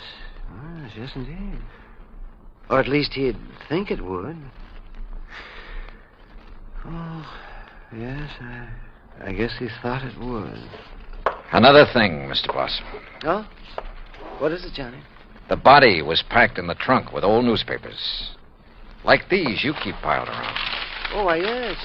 And I would deduce... So obvious that both Randy Singer and I overlooked them completely. Oh, well, there's so many things piled around here. You couldn't be expected to... Johnny. Yeah? What really made you decide that... Well, I'd like to know. All right. Albert Winkler was a frail little old man, about 4'11", not much over 100 pounds. Yes, he was. But the man who bought the trunk and had it sent to Winkler's apartment, who gave his name as Winkler, that man was about 5'9", 155 pounds. And he wore thick, old-fashioned steel-rimmed glasses. But, Johnny, I can't see without them.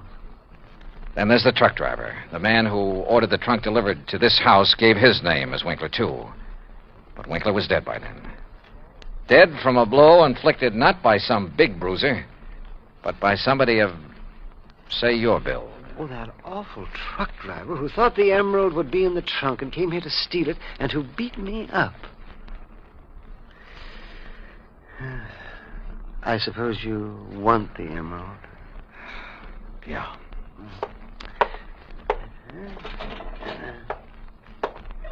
Here, Johnny, I kept it in this old coffee pot that I picked up at an auction sale. Real bargain, too. Oh, isn't it a beautiful stone? Oh, if only Mr. Winkler would have sold it to me. At a bargain, that is. Then none of this would have happened. Well, I guess we better go now, hadn't we? It's such a silly thing. Me trying to act like a detective.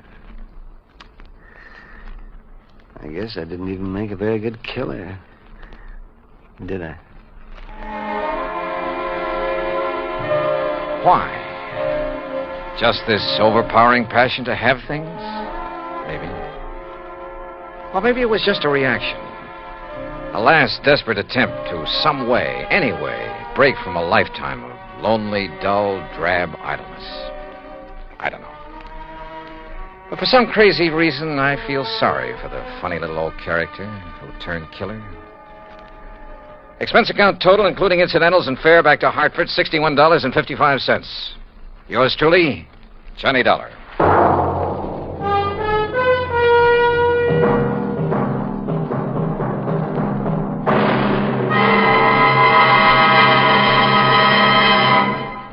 Now, here is our star to tell you about next week's story. Next week, a case so simple, so easy, so obvious, that it proves almost impossible to solve. Join us, won't you? Yours truly, Johnny Dollar.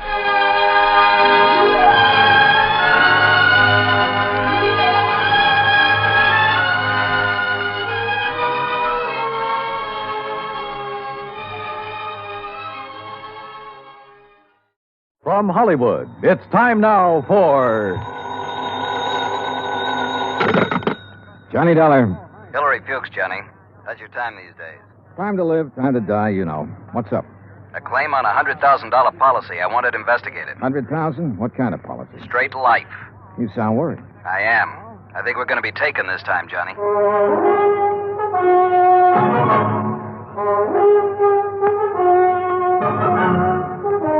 Bob Bailey in the exciting adventures of the man with the action-packed expense account, America's fabulous freelance insurance investigator. Yours truly, Johnny Dollar.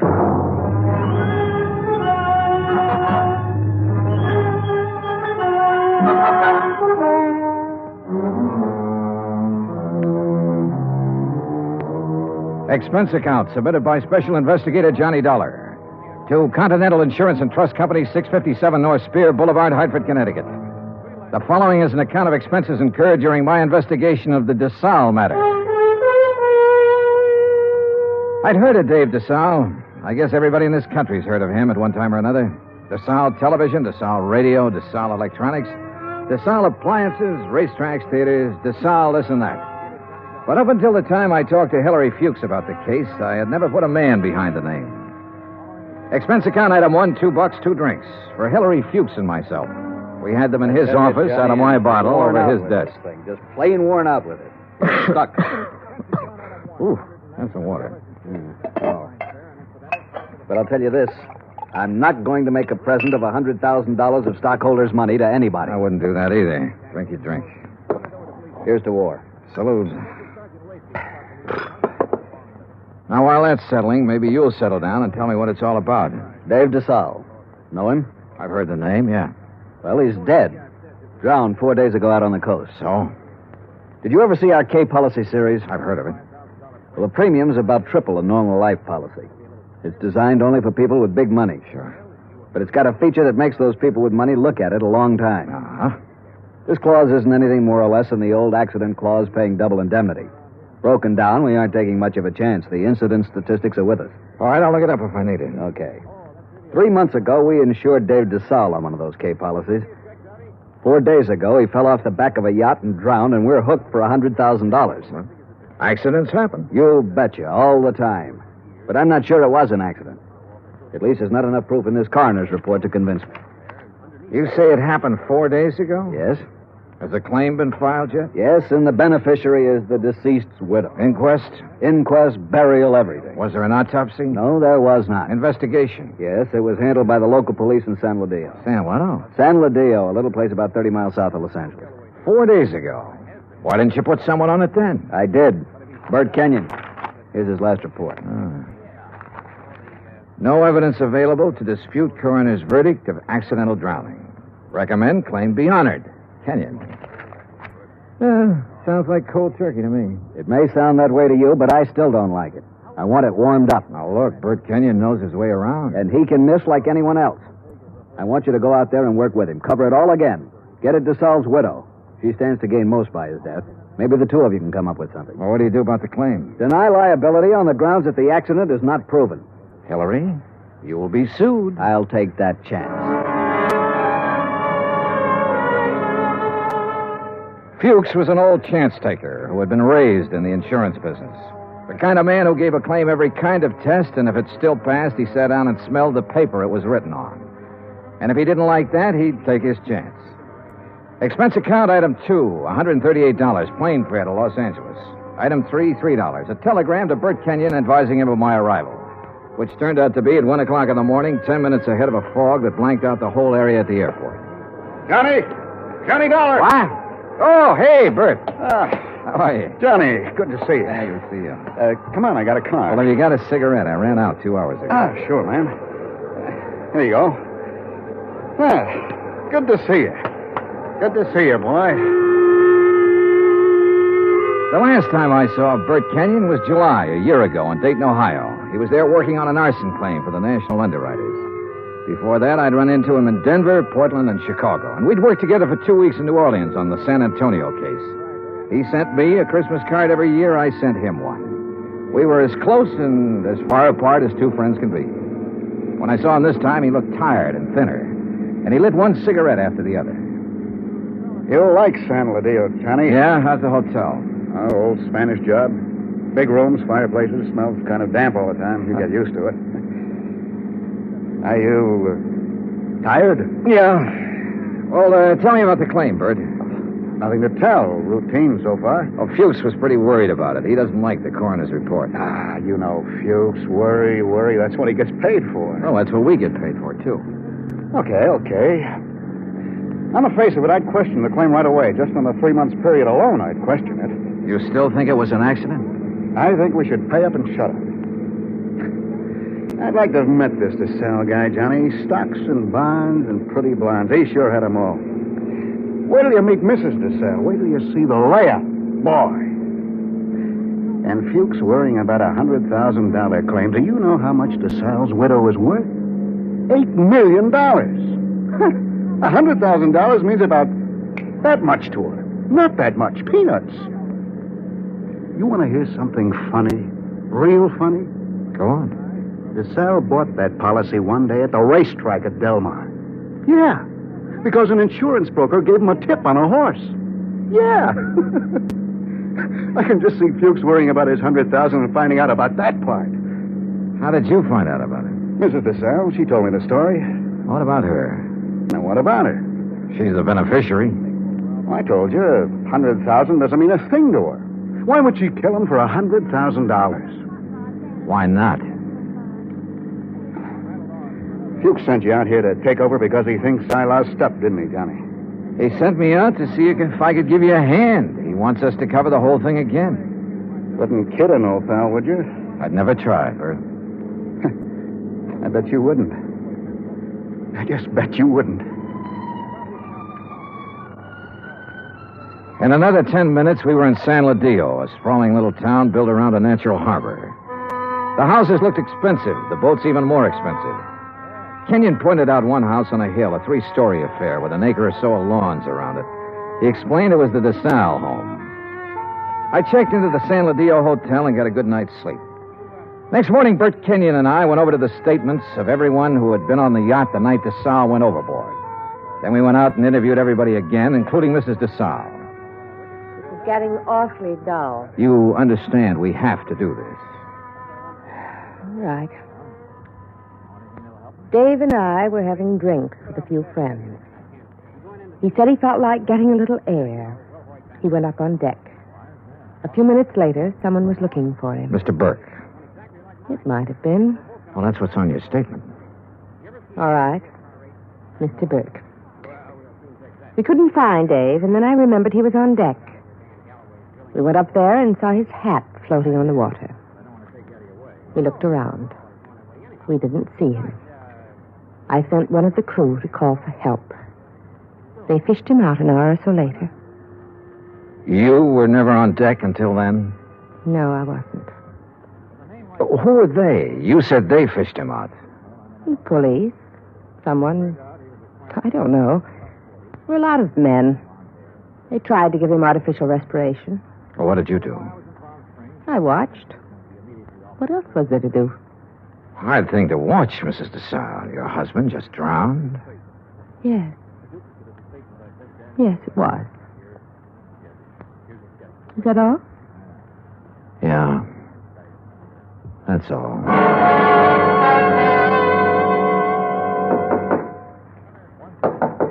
Come in. Hi. What's all this? Thought you'd be in bed. Just going over the reports again. Well, what do you think? Oh, I don't know. I'm trying to make up my mind, Bert. About Mrs. Desalles. The way she looks, the way she acts. I told you she was something. Yeah, sure. 50 men would sell their souls to be tied up with her one way or another. She had help, Bert. What? She had to have help to kill him. A dozen people swear she was below drinking martinis with him, so someone was up on deck waiting for Desalles. What have you got to go on? Desalles swam the English Channel 20 years ago. He should have been able to swim 20 feet to a gangplank. Drunk or sober, he should have been able to do that. I knew about that swimming business. Expert swimmers drown all the time. We both know that. What else? Well, why didn't somebody hear him yell? Maybe he didn't. Everybody lets out a yell in a situation like that, falling or in the water. There were a dozen people aboard. One of them should have heard him yell. Yeah, I guess you're right. All right, suppose he didn't yell. But suppose this coroner made a mistake about the bruises on the side of his head. Suppose they happened before he went over the side. It'd be hard to prove now, Johnny. Oh, look, she's got a boyfriend somewhere, Bert. She had to have one. The servants can be gone over. Somebody at the house has seen him. He's called her, sent her messages. He's our boy. We can bring him out in the open. We'll get help from Los Angeles. We'll call the legal department and get them busy. Get permission to exhume the body and have an autopsy. We'll bring... What? Let this one go, huh? What? Drop it. It's just lousy enough to get by, Fuchs. We got a good case, Bert. I know. I've known it all along, Johnny. A sellout? Mrs. Desalles offered me the whole 100,000. The whole 100,000, Johnny, to let it get by. Who helped you do it? I don't know. I wasn't interested anymore when she came up with the offer. Look, what does Desalles mean to you and me? Nothing. He had a whole life, the best it could give him. We can't bring him back. I'll split the 100,000 with you, Johnny. We'd have a little chance for some things, too. Johnny? Bert. No deal? No deal. You're a good dick, Johnny. Stand up. Oh, put that thing away. I've been looking a long time for a mark like this. Now you've lost it up, and I have to beat it. Turn around.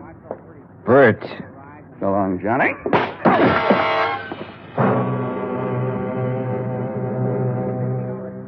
I went down to my knees trying to hold onto the desk. I saw him stand there a minute, like he might want to help me. And then he was gone.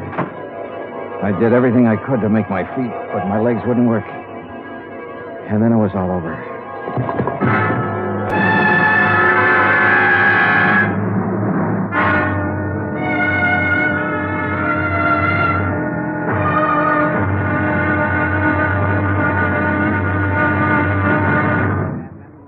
Act two of yours truly, Johnny Dollar, in just a moment. Democracy. What does it mean? The word itself is of Greek origin. Demos meaning the people, and kratos meaning authority. Thus, in a democracy, the people have the authority to rule themselves. But where does the authority come from? The authority comes from the people themselves. They put it in their constitution, and the constitution can't be changed by anyone except the people. That puts the supreme power of the government of a democratic country right in the hands of the people, and the people elect their representatives to run the government. In that manner, democracy gives everyone equal representation in the government. Democracy provides mankind with its greatest legacy of freedom. Now, Act two of yours truly, Johnny Dollar, and the Desalles matter.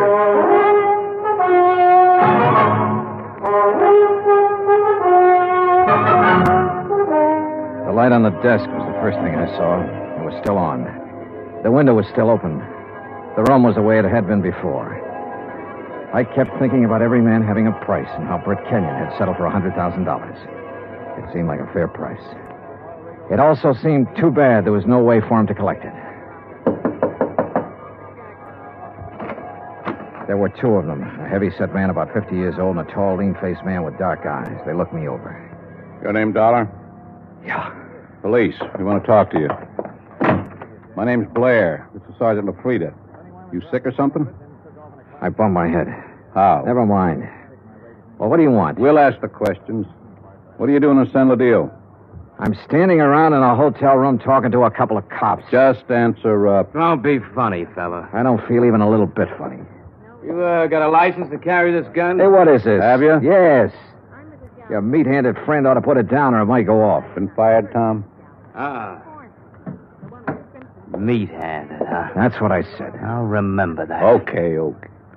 Tell us about it.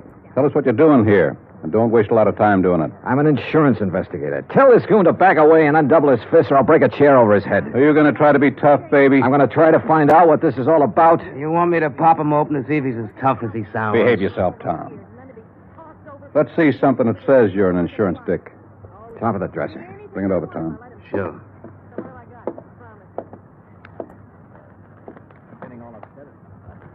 Yeah. Okay. Now tell us what you're doing in town. The Desalles case. Now, you tell You me know what Bert Kenyon? I know him. I've been working with him. Well, he's been around town 4 or 5 days. We haven't seen you. I only got here this morning. You could prove all that, could you? Oh, sure. With a plane ticket, with a hotel clerk downstairs, with a bellhop who brought up my luggage, with a dozen people or more I've talked to today. And tonight? What about tonight? Right here. You could prove that, too? Try the clerk downstairs. Ask Kenyon. Where is Kenyon? I don't know. You ought to know. Why don't you sit down, Tom? Okay. Now, when did you see Kenyon last? A couple of hours ago. Now, tell us what you talked about, and don't forget anything. We talked about the Desalles case. Kenyon have something new on it? No. Don't hold out on me, boy. This is police business. Tom here's pretty edgy for a cop, but I'll turn him loose on you if I have to, because I haven't got a whole lot of time to waste being sweet. Tom worries me to death. One more minute. Just one more minute is all I'm going to take off this guy. Oh, shut up. I'll ask you again, Dollar. What's new on the Desalles case? What did Kenyon tell you? The way we look at it, you came out here because something new popped up that might take 2 guys to handle it. Look at it any way you want to. Blair, you going to take this stuff? Never mind. Okay. Get your hat and coat, Dollar. We're going to see a fella. Not unless I know why. And I mean that. Dollar, your buddy's been killed. What? Kenyon. Somebody shot him up an hour ago.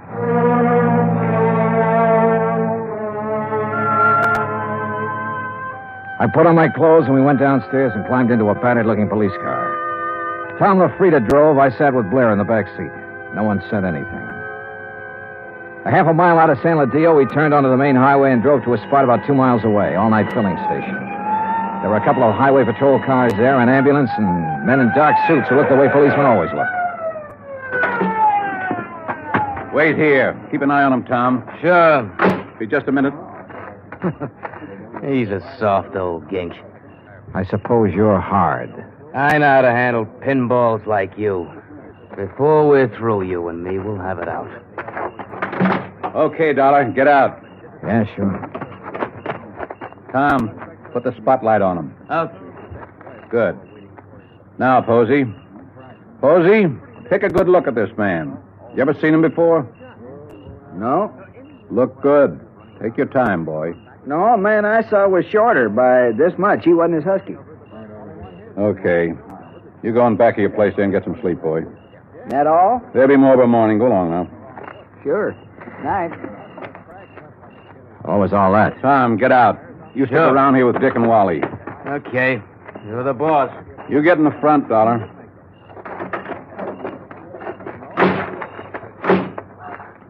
You're lucky. Posey didn't recognize you.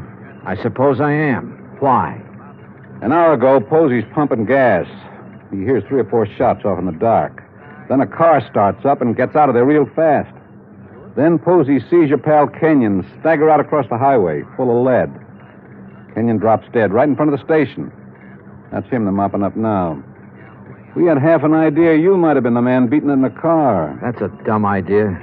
Well, he was shot close up, like it was somebody he was just standing talking to. An old friend. You're an old friend of his. Blair, you got it all wrong. Huh?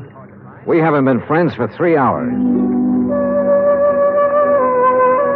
His full name was George Blair. He'd been on the Los Angeles force 12 years. Then they retired him at half pay when a holdup man shot off part of his right foot. He'd taken the San Ladillo job because it was the only police force he could find that would take a man who limped more than a little.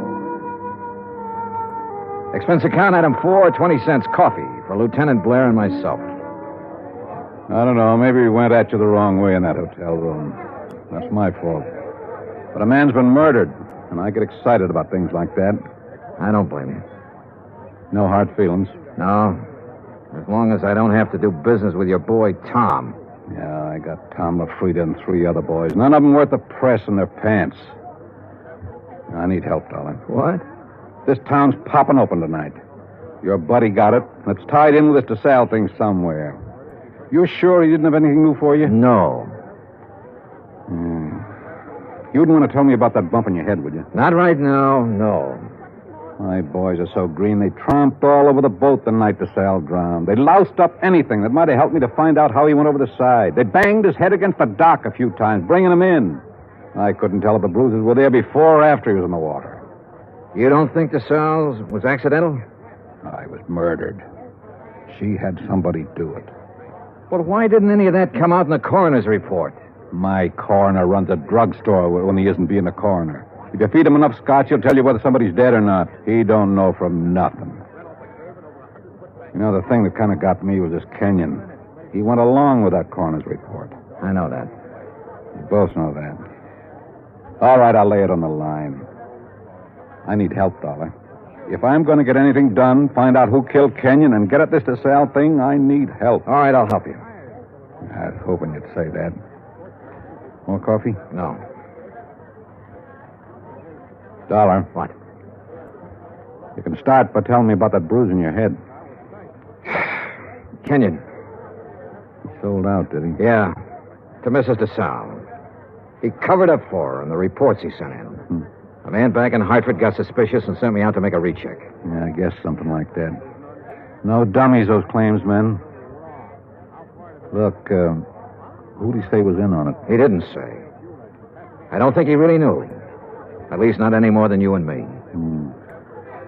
No wonder you didn't want to talk up that kind of news. Kind of hurts, doesn't it? Like having a bad cop around. You should know. I know. Well, how do you feel? Mister, I feel lousy. A friend of mine's been shot. What's more, he died a bum. Well, I'm talking about dropping in on people while the smoke's still hanging around. Mrs. Desalles? Yeah. Let's go. It was about 6:45 in the morning when we left the diner. By 7:30, we were winding up the driveway to the Desalles mansion overlooking the ocean. Claire mumbled things about the fog lifting and what a nice day it would be. I smoked cigarettes and looked and watched the contented smile he kept on his face. Well, what do you know?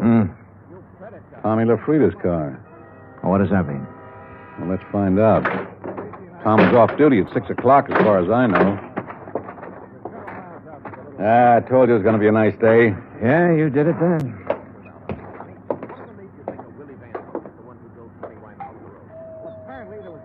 Nice place. The only thing nicer is Buckingham Palace. Mr. Desalles picks up all these little knickknacks when we probate that will. The boat down there, everything. Nice. Yes? Mrs. Desalles, please. At this hour of the morning. She's still asleep. Yeah, we kind of guessed she might be in bed. You tell her the police are here and want to talk to her. Police? Now, you got it. Yes, sir. Just a moment. That's you, Blair? Hello, Tom. I'm waiting to see her, too.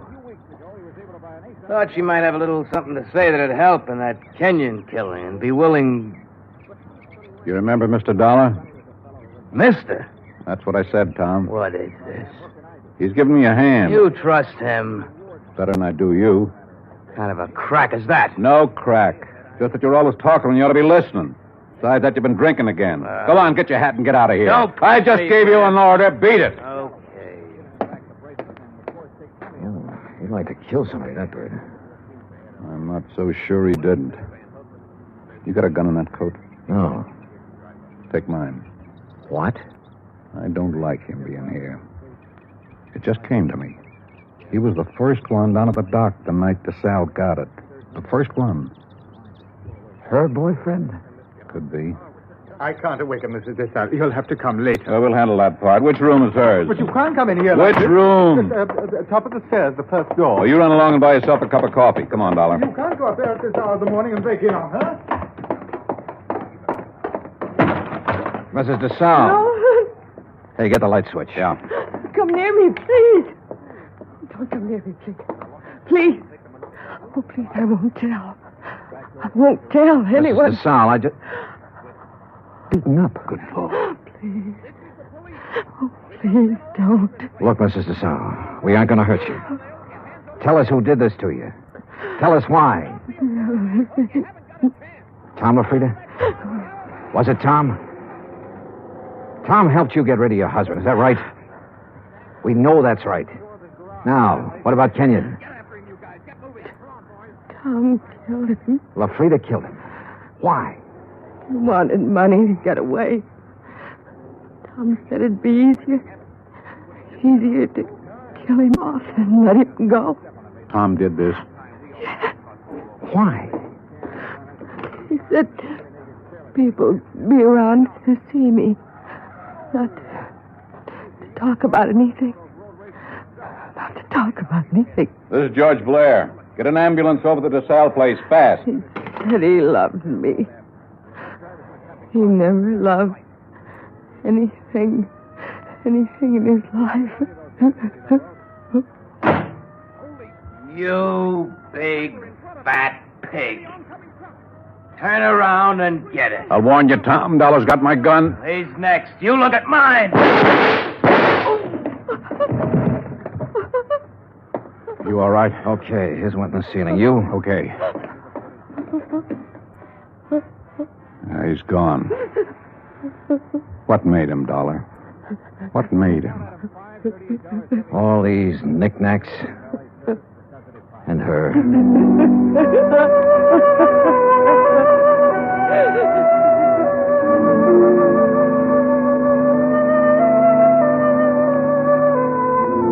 Expense account item 5, $25. One phone call to Hartford. I told Hilary Fuchs the whole story, and he promised to send out the necessary legal aid. Item 6, $10. Flowers for Bert Kenyon. Item 7, $2. One drink. To one good cop with a bad foot. The drink cost $1. The glass cost $1. The drink for the good. The smashed glass for the bad. Oh, yeah, it was hammy, but it made me feel... Expense account total, $416. Remarks, none. Yours truly, Johnny Dollar.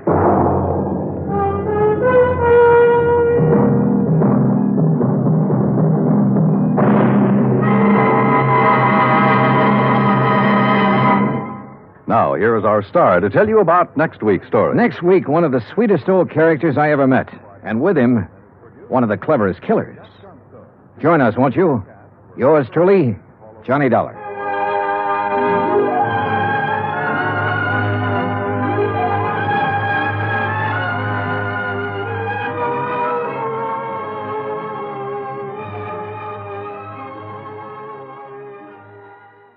From Hollywood, it's time now for...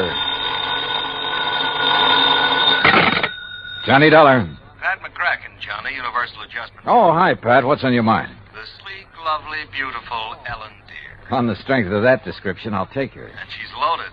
$325,000 worth of jewelry. Hey, that girl needs a bodyguard. Sleek. Yeah, Johnny, needs a guard of some kind, only she isn't a girl. She's a boat. I've just lost my enthusiasm. What's the matter with the old tub? That's what I want you to find out, Johnny. That last crack suddenly got me interested again. Okay, Pat, I'll be right over.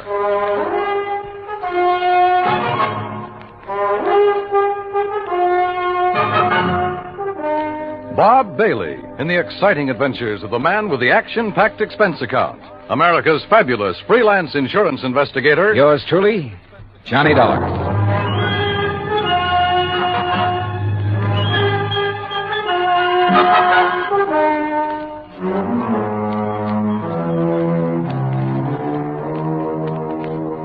Expense account submitted by Special Investigator Johnny Dollar to the Western Maritime and Property Insurance Company, Los Angeles, California.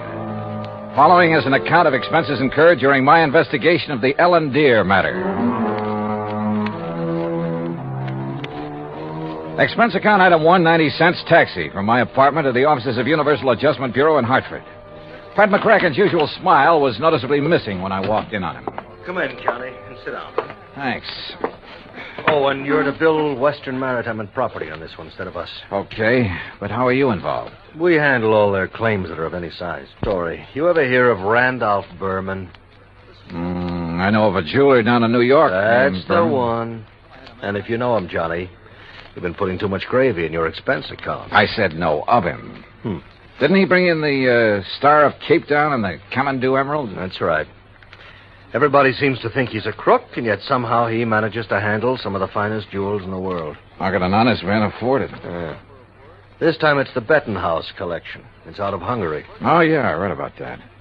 Only I thought somebody down in Mexico owned it. Yeah, a fellow named Rigo Mariani down in Guadalajara. He's the one who sold it to Randolph Berman. Okay, now. Is this Ellen dear you mentioned Berman's wife? No. Former wife. He's on about his 5th.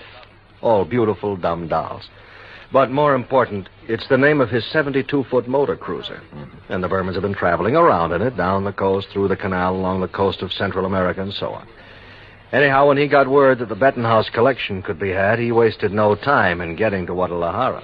And that's where Western Maritime and Property comes in. Right. They had already written a policy on the boat for $52,000.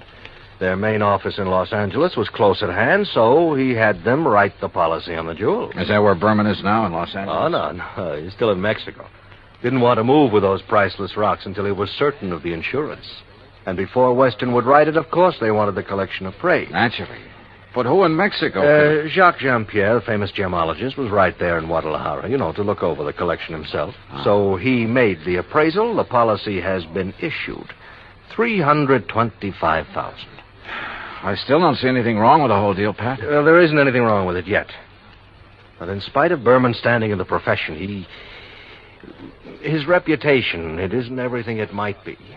Yeah, come to think of it, wasn't there a killing or two involved in this acquisition of the Star of Cape Town? There have been several things like that. He's been involved in attempts to smuggle in some valuable pieces. He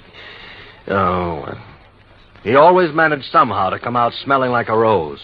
Legally, perfectly clean, you understand? But you still don't trust him? Oh, no. And with his planning to carry that load of stuff around in his yacht. Yeah, I see what you mean. If anything happened to those rocks or the boat, over $300,000 right out the window. Exactly. Now, belatedly, Western is worried about it. And they'll pay good money to have you assuage their worries. You have a Mexican tourist card? Sure, from my last fishing trip down there. And I think you better go down and guard that collection until Berman gets it safely up into the States. He's considered quite the host. He'll probably be perfectly willing to have you aboard. Now, this is the kind of assignment I like. Yachting in the Blue Pacific. But surely he hasn't got his boat parked in Guadalajara. That's over 100 miles inland. No, it's at Mazatlan. And from what I've been able to learn, it's surrounded by armed guards day and night while he has some engine work done. But as soon as that's finished, he'll head north to the States. So he says. Got a branch office in Los Angeles. He'll probably deliver the collection there.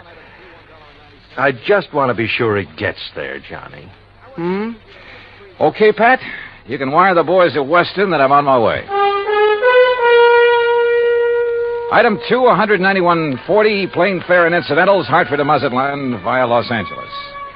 The first leg of the flight to L.A. was uneventful, except for a good-looking young blonde from Santa Barbara, whom I promised to look up as soon as his case is... Well, that's not for the expense account. When we arrived at the Los Angeles International Airport, I learned that I'd have a three-quarter-hour wait for my plane to Mazatlan. So I grabbed a magazine, that's item 3, 35 cents, when I heard my name being called on the PA system. Johnny Dollar, report to Pan American Airways desk. With the thought in mind that perhaps my little friend from the plane might have decided to stay over in L.A. Her name was Rita, by the way. I lost no time in getting over to the Pan Am desk. Mr. Dollar? Yeah? Johnny Dollar? That's right. I'm Arthur, Western Maritime and Property Insurance Company. Oh, yeah, how do, Mr. Arthur? Planning to go on down to Mazatlan with me? No. But, meet Monsieur Jacques Jean-Pierre. Monsieur Dollar, I am honored. How are you, Mr. Jean-Pierre? This is the gentleman who appraised the Bettenhouse collection for us. Oh, yes. I am an expert. expert. Could issue the policy on it to Mr. Berman. Oh, yes. Yes, he's done this sort of thing for us many times. Oh, I do not now, have I'm any... afraid that he's brought us rather bad news. Something's already happened to the collection? Well, not exactly. Not for the whole collection. No, not the whole... Please. That is, I'm not quite sure. What I mean is... Yeah, just what do you mean, Mr. Arthur? Perhaps I should explain to Monsieur Dollar, eh? Well, I think somebody better. Yes, you go ahead, Jacques. Yeah, very well. And while you're doing it, I'll cancel the rest of Mr. Dollar's reservation to Mazatlan. Yes, I'll do that. Oh, clerk... Oh, no, wait a minute. First, let me find out what this is all about. Oui. Oh, very well. Jacques here was in Guadalajara when the Bettenhouse collection became available for purchase. Yes, Monsieur Dollar. I had gone there in the hope that some of the pieces might be purchased separately. So?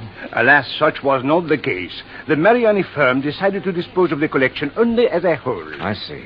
Well, what's this bad news you have? I am getting to Yes, that. you see, it's this no, way. Please.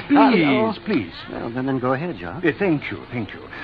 Monsieur Dollar, interested as I was, I looked over the collection very carefully, each individual piece. And you must believe me, to an expert like myself, every facet of every gem has a character all its own. A precious stone is like a face to me, always to be remembered. Yeah. Well, go on, please. I simply wish to make it clear to you, monsieur, that every item in the Bettenhouse collection is completely familiar to me. Oh, it is? As are many other important gems throughout the world. You know, each is like a friend. And each stone in him is like a face to you. Precisely. Always to be remembered. Yes. Allô. Well, The collection is purchased by Monsieur Randolph Berman. Yes, Mr. Berman. Please.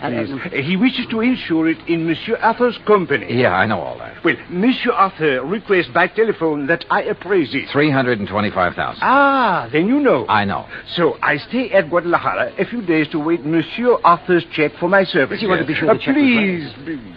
I visit some of my old friends among the jewel setters. And then, on the third day, what do you think happens? You tell me. Johnny, this is it. In the shop. No, please, Monsieur I'm sorry. In the shop of my friend Garcia. Hernandez, I watch him work on the mount for a beautiful diamond. And suddenly, I see that the stone is an old friend. One from the Bettenhouse collection? Oui. The Calabar diamond that was supposedly in the possession of Monsieur Berman. You're sure of the identity of that stone, Mr. Jean-Pierre? Oh, please. As I told you, monsieur, a precious stone to me. Yeah, it's like a face to you. So what you figure, Arthur, is that you've insured a boatload of $300,000 worth of gems on the way to the USA, and maybe they're not on board. Exactly. Unless, of course... Mr. Jean-Pierre, did you tell Mr. Berman about this one stone? Oh, I went immediately to Mazatlan, where I knew he had his boat, the LMD. Well, what did he say? Alas, he had sailed away. Did you learn his destination? Oh, yes.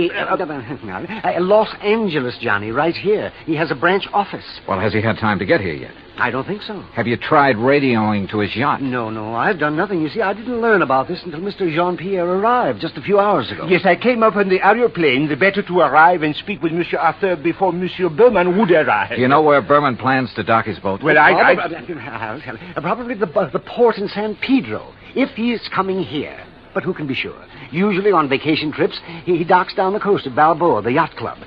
Or who knows, he might even... Yeah. He might have no intention of coming up to the States at all. He might not even have the jewels with him. Arthur, do you know where his branch office is? Yes, it's in Los Angeles. Well, actually, it's in Beverly Hills. Got a car? Yeah. Then let's go. Though he couldn't quite put his finger on it, Arthur was convinced that Randolph Berman was up to something and that his insurance company was going to have to take the rap. On the way into Berman's Beverly Hills office, we dropped Jean-Pierre at the Beverly Hilton and told him to sit tight in case we needed him again. Berman's office was in a nice modern building on South Beverly Drive, tastefully furnished with pictures of various famous jewels on the walls, but with nothing of particular value in evidence. However, I did notice that one wall held a built-in vault big enough for a reasonably sized bank. We were approached by a hand-rubbing, obsequious little character dressed in striped pants and cutaway coat and wearing thick glasses. Good morning, gentlemen. Is there any way I may be of service to you? Yeah, I think there is. Are you the... Mr. Arthur, forgive me. I didn't recognize you for a moment. Mr. Corello, this is Mr. Johnny Dollar. Hi. How do you do? Is there something I may show you, Mr. Dollar? Some little bauble, perhaps, for a charming lady? Well, not at the moment, Mr. Corello. Oh, Mr. Arthur, there's no reason to mail this to you. Let me see now. Oh, yes, here it is. Here is a request for slight revision of the policy on the Bettenhouse collection. Oh? What's this? Well, the wire was sent by Mr. Berman just before he embarked for Mazatlan.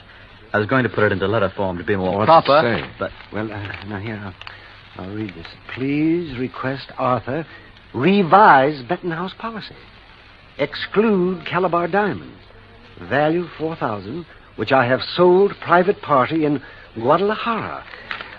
Oh, well, we kind of guessed wrong, didn't we, Johnny? Mr. Corello. Yes? Has Mr. Berman wired you whether he's coming here? Oh, of course he is, with that collection. When? When is he going to arrive? Well, his lovely yacht, the India, should reach San Pedro Harbor late tonight. But that's what he wired me, and I intend to meet him there. Then I'm sure you won't mind if I go with you. Oh? Mr. Dollar is a special investigator.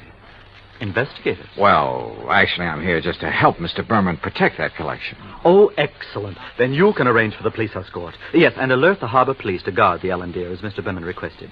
Did he request that? Oh, indeed. But apparently he hasn't been worried about anything happening to the collection while he's at sea. At sea? Oh, surely you don't mean pirates or anything like that in this modern day and age. You know something? At this point, I'm not quite sure what I mean, or even why I'm here. Well, of course. Well, of course, what, Arthur? Oh, excuse me while I answer that. Well, I mean... Berman Jewels. That is... What? Well, at least I'll feel better when the stuff is here in the vault. Wait a minute. Oh, no. Corello at the phone paled visibly, then gasped and clutched the back of a chair for support as he listened on the phone. His jaw dropped, his eyes widened, and he shook his head once or twice in horrified disbelief.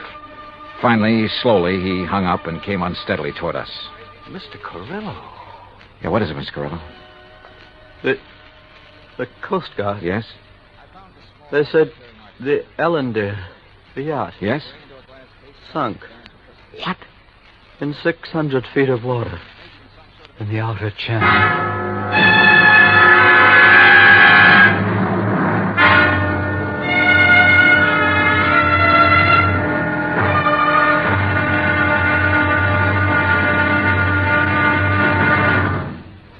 Act Two of yours truly, Johnny Dollar, in just a moment. Democracy. What has it to do with money, the medium of exchange of mankind? A couple of thousand years ago, it was said that money alone sets the world in motion. That's one way of saying that money and economy are virtually one and the same thing. The economy of a nation depends on its commerce. Commerce depends on manufacturing and services. It has been proven that those nations which practice democracy have the greatest economics. That means money, more money for more people, and a greater freedom of opportunity to earn a higher standard of living. That's why democracy provides mankind with its richest legacy of freedom. Now, Act Two of yours truly, Johnny Dollar, and the Ellen Deer matter.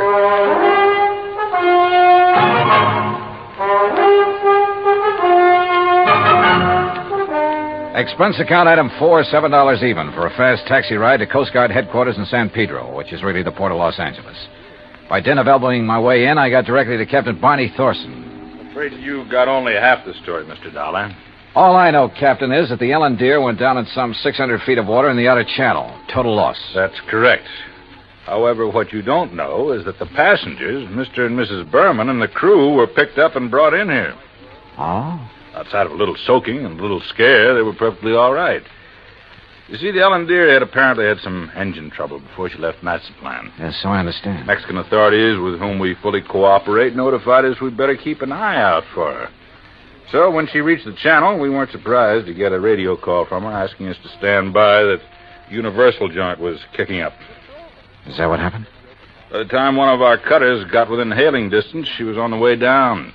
That propeller shaft had whipped loose, torn through the hull, and the Ellen Deer was sinking fast.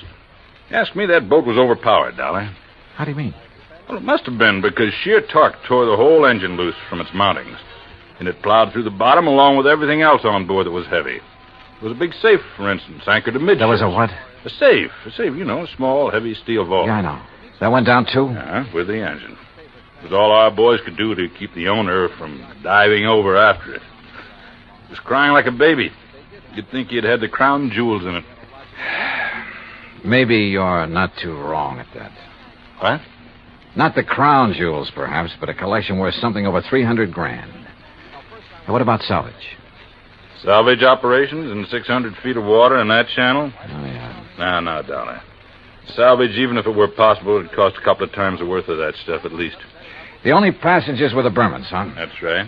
Prove 3. And they weren't able to save anything? Nothing. Not of any consequence, that is. One of the crew didn't even have his shoes and shirt on. What about Berman and his wife? It's funny what people will do in an emergency sometimes. What do you mean? Well, you've heard about the man whose house catches fire. He gets panicky, throws all the china and the glassware out the window, and carries out the mattress. What are you getting at, Captain? The only thing that Berman saved in his excitement was 2 beat-up old hats and a fishing rod. Oh, yeah, I see what you mean. And all his wife brought along was a handful of nylon stockings. She was hanging on to him for dear life. Oh, yeah, a big hat box with an evening dress half hanging out of it. And that's all? That's all. Hey, you know, that Mrs. Berman's quite a dish. Not too bright, but a real looker. Where are they now, Captain? They headed for Beverly Hills. Beverly, Wilshire was the hotel, I think. In any event, Dollar, I'm afraid your company is going to have a big, fat claim to pay. On the yacht, yes. What's that mean? What do you think? Item 5, 320, long-distance call to the police in Mazatlan. I wanted to be sure that the Bettenhouse collection had been on board the Ellen when she left port down there. Inspector Romulo assured me it had, that he'd checked the safe on the boat himself before allowing it to sail. Furthermore, he had insisted his own maritime service keep tabs on it up to the point where it made contact with the U.S. Coast Guard. In other words, the loot couldn't very well have been passed to someone else at sea. Item 6, 580 cab fare to Beverly Hills, where I dropped in at Berman's office. No, Mr. Dollar. He and Mrs. Berman are at the Beverly Wilshire.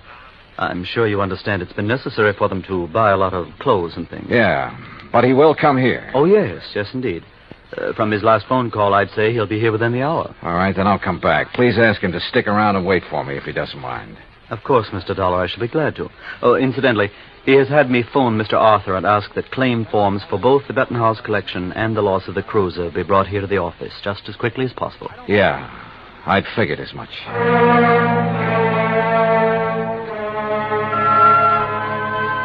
Berman wasn't wasting any time. Oh, I know there still wasn't any concrete evidence that Berman was trying to pull a fast one. Ostensibly, the only reason for my trip out here was to watch over that fabulous jewel collection. A lot of good I'd been. He'd lost the collection and his boat, and the company'd have to pay. Then a wild idea hit me. I suddenly remembered something that had happened months ago. Last July, to be exact, when a big passenger liner, the Andrea Doria, had sunk off the Atlantic coast. According to the papers, when the survivors were brought into the port, the usual customs inspection was waived. And it occurred to me at the time that every one of those people could have easily smuggled in anything he could carry or conceal in his clothing. I'm not saying it did happen. I'm sure it didn't. But it could have. And if such an idea occurred to me, why not to a man like Berman, who was already pretty well known for his tricks to evade customs? Item 6, 20 cents, phone call to the Coast Guard and Captain Thorson. Thorson speaking. Johnny Dollar, Captain. Answer me just one question, will you? Sure, what? When you brought them in, were the Bermans required to pass through customs? Well, no, of course not. There'd hardly be any reason to... Thank you very much.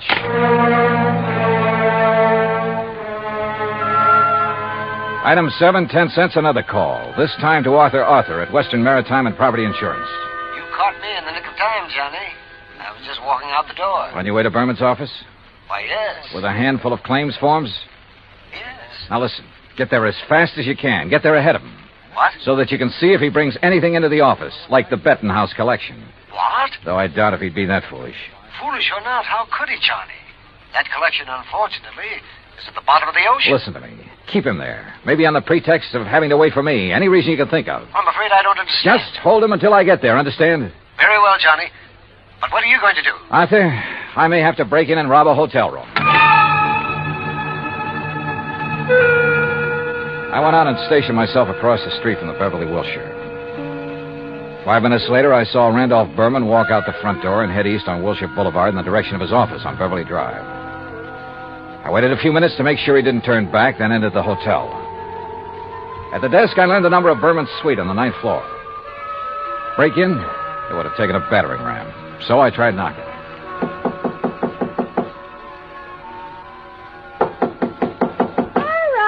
All right. You don't have to bust down the door. What's the matter? You forget your key and... No. Get out of here, buddy. Randy said not to let anybody in. He's out buying us clothes. Oh, he'd tell you to let me in, baby. Hey, who are you? Hernandez sent me up here from Guadalajara. Oh, well, then come in. Oh, you are in? Yeah. Well, have a drink then. No, thanks. A girl's entitled to a couple of drinks after that dousing in the ocean, and you might as well... What about Hernandez? Your husband sold him the wrong stone from that collection. Sold? Oh, he gave it to him. Oh, then you know about it. Well, sure. so he could make a legit-looking change in the insurance and convince everybody he was on the up and... You sure you're from Hernandez? You kidding? How else would I know about the whole deal? I don't know. Hey, Randy said not to let anybody in here or he'd kill me. Dumb blonde, he called me. You? A smart, beautiful girl like you? Oh, hey, you're okay. My name's Vi. Come on, let's have a drink. No, thanks. Listen, Vi. I've got to get the right stone from that collection, the caliber diamond. Then I'll leave this one I've got in my pocket here. Which one you got? Let me see it. Oh, no, only Mr. Berman. And only when he gives me the caliber. Well, which one you got there, huh? Well, never mind. I'll show it to Mr. Berman. I just want to see it. Not until I get the caliber from the collection. So, if he isn't here, if he's taken it to the office, I'll just... You think he's crazy? Let everybody know he... Let me see the one you have, huh? Look, I just told you. Anyway, how do I know I can trust you? I didn't even see you in Guadalajara. Oh, now you sound like Randy. Dumb blonde, he says. Keep the door locked. But I let the bellboy in with the drinks, and I let you in, didn't I? Well, let me see the one you got. Will you, if I get you the other one? From the hat box that didn't have to go through customs? How did you know? Hey, you're a cutie. I bet you read about the Andrew Dorsey, just like Randy did. Come on, now let's have Where's a the look. hat box, Vi? Now, wait a minute. Maybe I am dumb. Who'd you say you are? Where's the hat box? No, I won't tell you. You get out of here. Now, without the collection, Vi. No, you can't.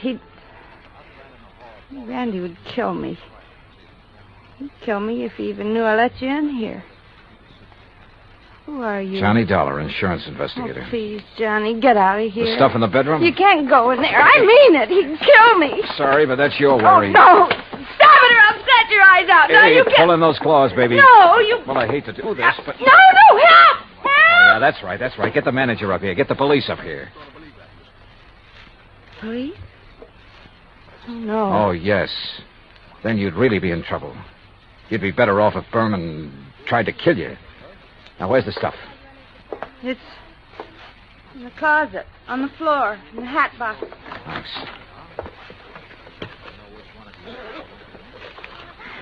Well. Just a handful, but worth a fortune. Well. Oh, now, wait a minute, girl. Put down that bottle. I gotta stop you. He'd kill me, don't you understand? Just for letting you in here. You don't know him. Look, baby, you're in this thing deep enough as it is. Don't try to make it any worse for yourself. But when he finds out that I... Yeah, he's come back. And I open up. Get my hands full. What'll I do? Where'll I go? Right here, behind this closet door. Quick. Carr. Johnny, Just stay there. Hang on to that bottle and think over what I told you about getting in deep. Hi, where'd you get these drinks? You let somebody in here. Bellboy? Why, you half-witted bird brain, I told you. Who are you? The name is Dollar, Mr. Berman. Insurance Dick? I just dropped by to pick up the Bettenhouse collection. Put it down, Dollar. I'm a good shot with this thing. Yeah. And it wouldn't be the first time you killed over a handful of jewelry, would it? That's right. Won't be the last. But you'll never know about it. Now, where's Vi? How should I know? She let you in here? I'll murder that dizzy blonde. That dizzy blonde is a lot smarter than you think. Where is she? What do you mean? By helping me, she has a chance of getting out of this mess you've involved her in, of getting out clean. That dirty two-timing... Dollar, I'm going to kill you. You'd even like to involve her in that, too, wouldn't you? Thanks for the idea. I'll make it look like she killed you. Oh, no, you...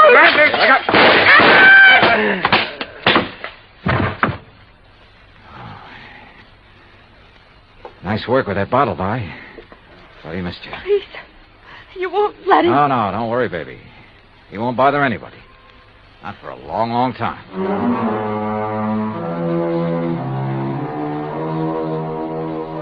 Item 8, $245 even. Incidentals during a couple of days of relaxation under the California sun and transportation back to Hartford. Expense account total, $453.95. Remarks? By way of getting off as easily as possible, Vi sang like a canary, and incidentally cleared up a couple of other of his shady deals. Result? By the time his prison term runs out, he'll be too long dead to collect the insurance on his yacht. End of remarks, end of report. Yours truly, Johnny Dollar.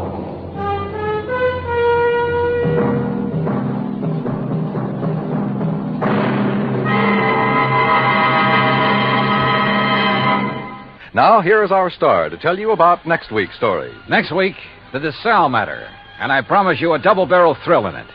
Join us, won't you? Yours truly, Johnny Dollar.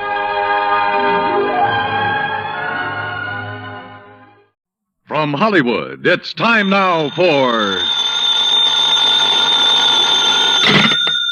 Johnny Dollar. Earl Poorman here. Poorman?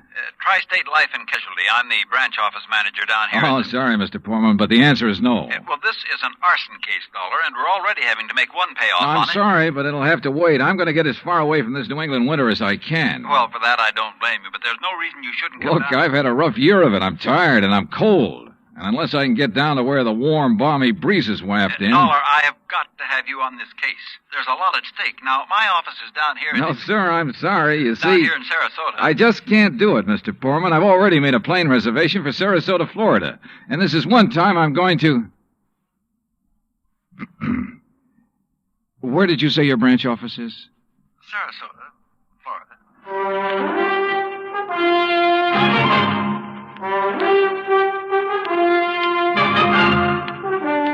Bob Bailey in the exciting adventures of the man with the action-packed expense account. America's fabulous freelance insurance investigator. Yours truly, Johnny Dollar.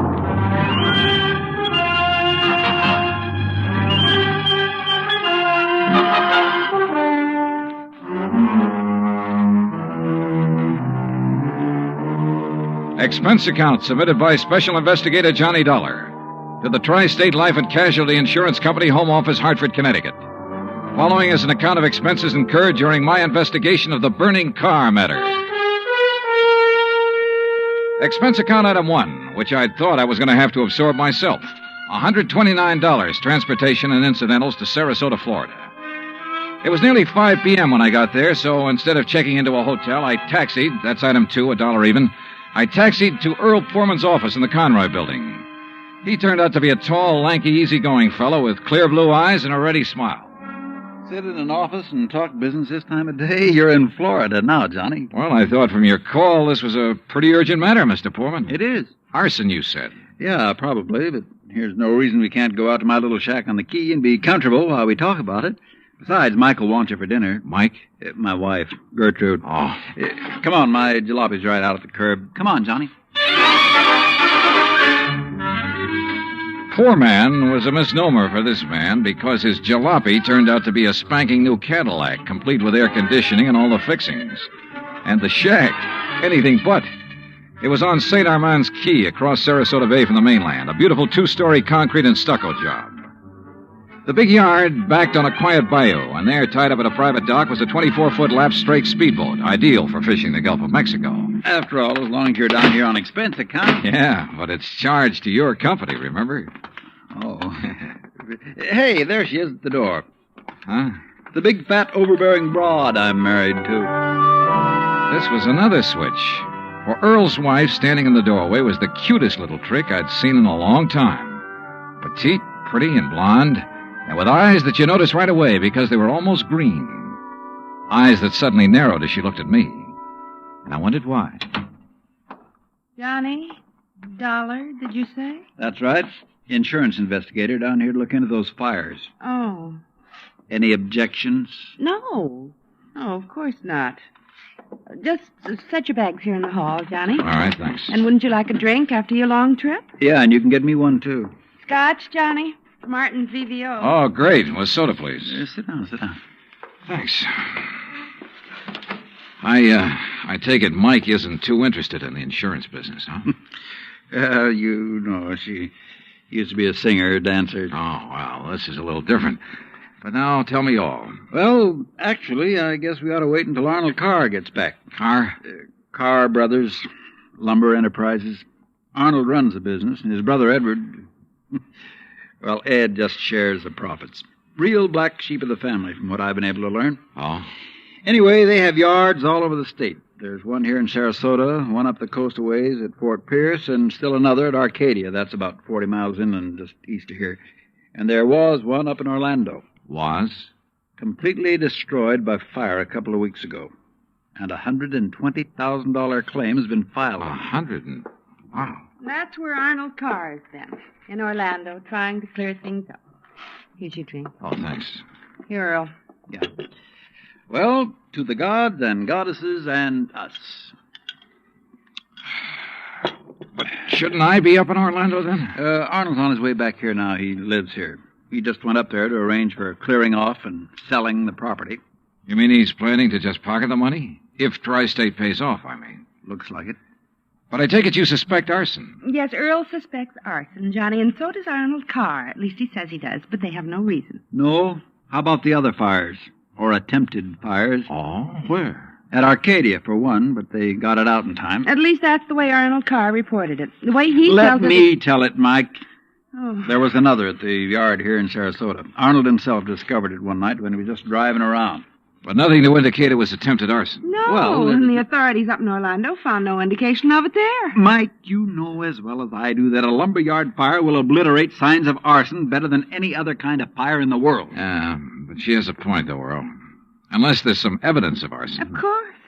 Yeah, why send for me? Well, mostly because... Actually, because Arnold Carr suspects him. But he's given you no real reason. None at all. I think he has a real reason, but he just won't tell us. Wait till you see him. He's going to call when he gets in. We'll run over to his place on Longboat Key. What about his brother? Edward, did you say? I've never met him. He's always stayed in Orlando. I was wondering if he might tell things that Arnold is holding back. Edward Carr wouldn't know anything. You can never be too sure. Look, why can't you agree with me for a... that must be Arnie now. Excuse me.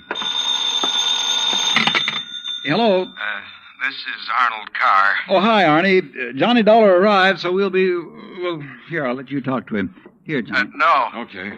No, Earl, listen. What? I told you before it was arson. It was arson again tonight. Tonight? What's that? Arcadia just went up in flames. The whole yard. Good Lord. Did you hear that, Johnny? Yeah, I heard. Well, can you prove it was arson tonight in Arcadia and before in Orlando? I have proof. Well, Arnie, we'll be over just as fast No. as... What? No.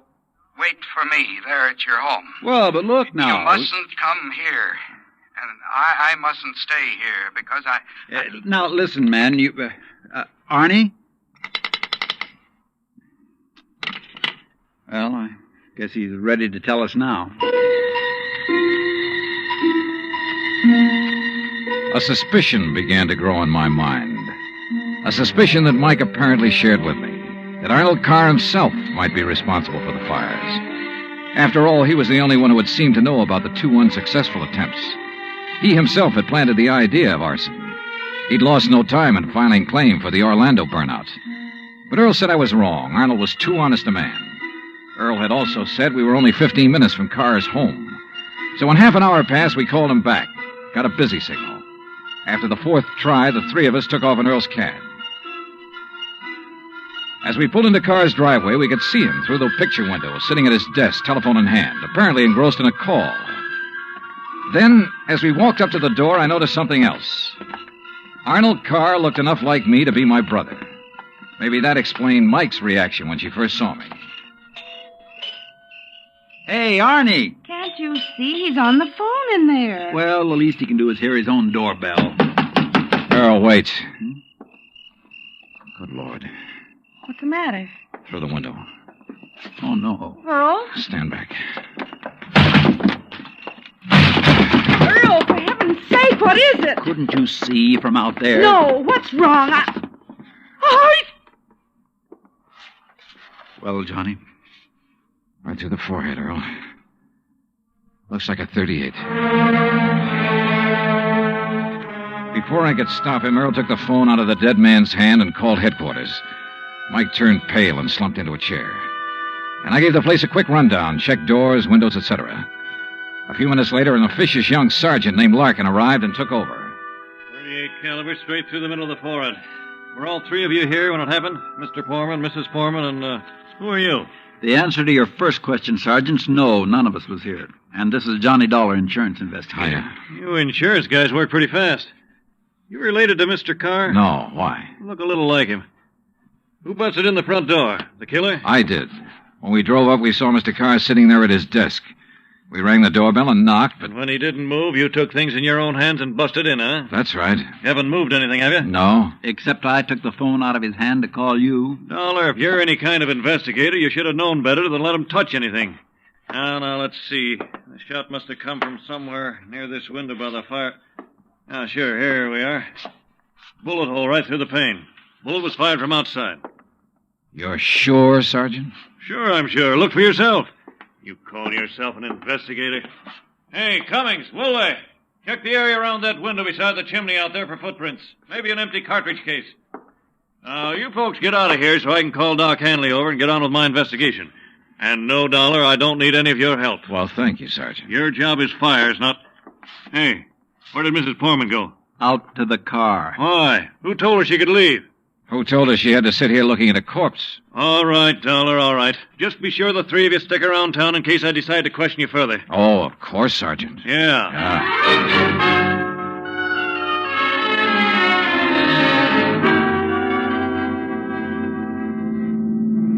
Not shot by somebody standing outside? What do you mean, Johnny? Oh, I spotted that bullet hole in the window, too. So? I also noticed there were no particles of glass on the inside sill. But there were some on the outside. Yeah. The shot that made that hole was fired from inside that room to make it look as though it had come from outside.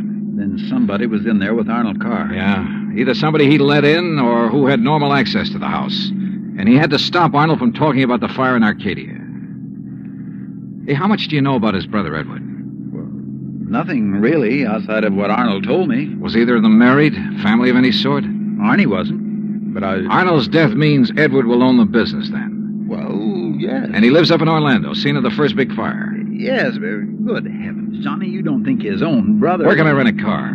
Take Mike's Chevy. It's in the carport at the house. But what are you going to do? Drive up to Orlando by way of Arcadia.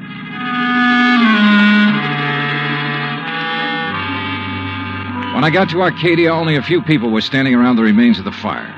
One hose company was still working on it, and a couple of police were poking about in the embers. Walking toward it, I almost stumbled over a little old man sitting alone in the darkness beside a palm tree, hunched over, his head in his hands, sobbing.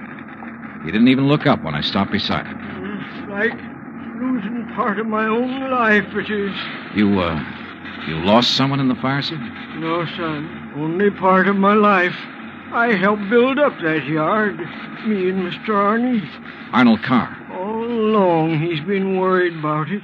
And last week, when him and me smelled smoke and come over here and put out the barrel of trash that was smoldering, he knew. Knew what? That somebody was trying to burn him out? That's why he stopped by tonight on his way home. That's why we drove over here, him and me. And I brought my gun just in case. Yeah. Well, we got here too late. It was already blazing. And when he seen the automobile pulling away... What auto? Yes, Frank, he said to me. I knowed he was the one trying to burn me out, he said. Who, old-timer? Who do you mean? He didn't say. Then he called the fire department. That car that pulled away, what was it?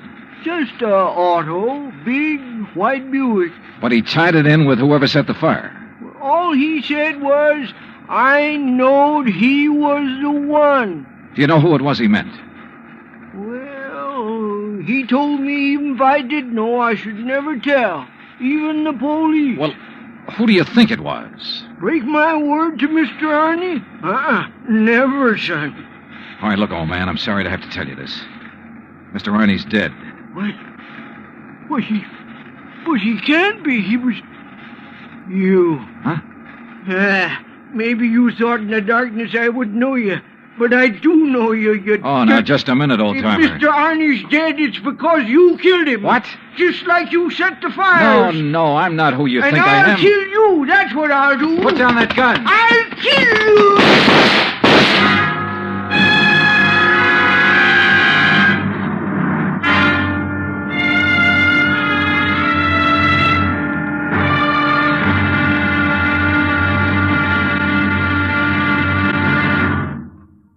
Act Two of yours truly, Johnny Dollar, in just a moment. Back in the old days, the very old days, that is, a girl named Cassandra had a corner on the oracle market. But nowadays, you can do some foretelling yourself. On Jukebox Jury, for example, you can help decide which of Tin Pan Alley's new recordings are destined for the hit brackets and which ones are likely to spiral all the way down to oblivion. Remember, Jukebox Jury is yours to hear on most of these same stations every Sunday. Now, Act Two of yours truly, Johnny Dollar, and the burning car matter.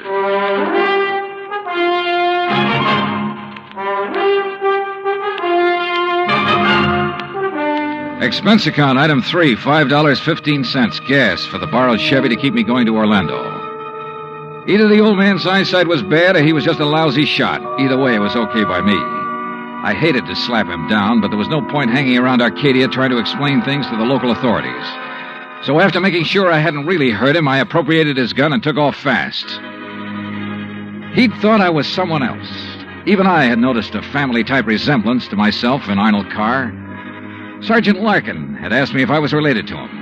And now the old man at the fire had apparently thought I was the one who... Oh, well, I'm afraid I made the rest of the trip to Orlando in somewhat less than legal time. And at police headquarters, I barged into the office of Lieutenant Cal Hudson without bothering to be announced. So early in the morning? Sit down while I finish up a report, Mr. Carr. Thanks.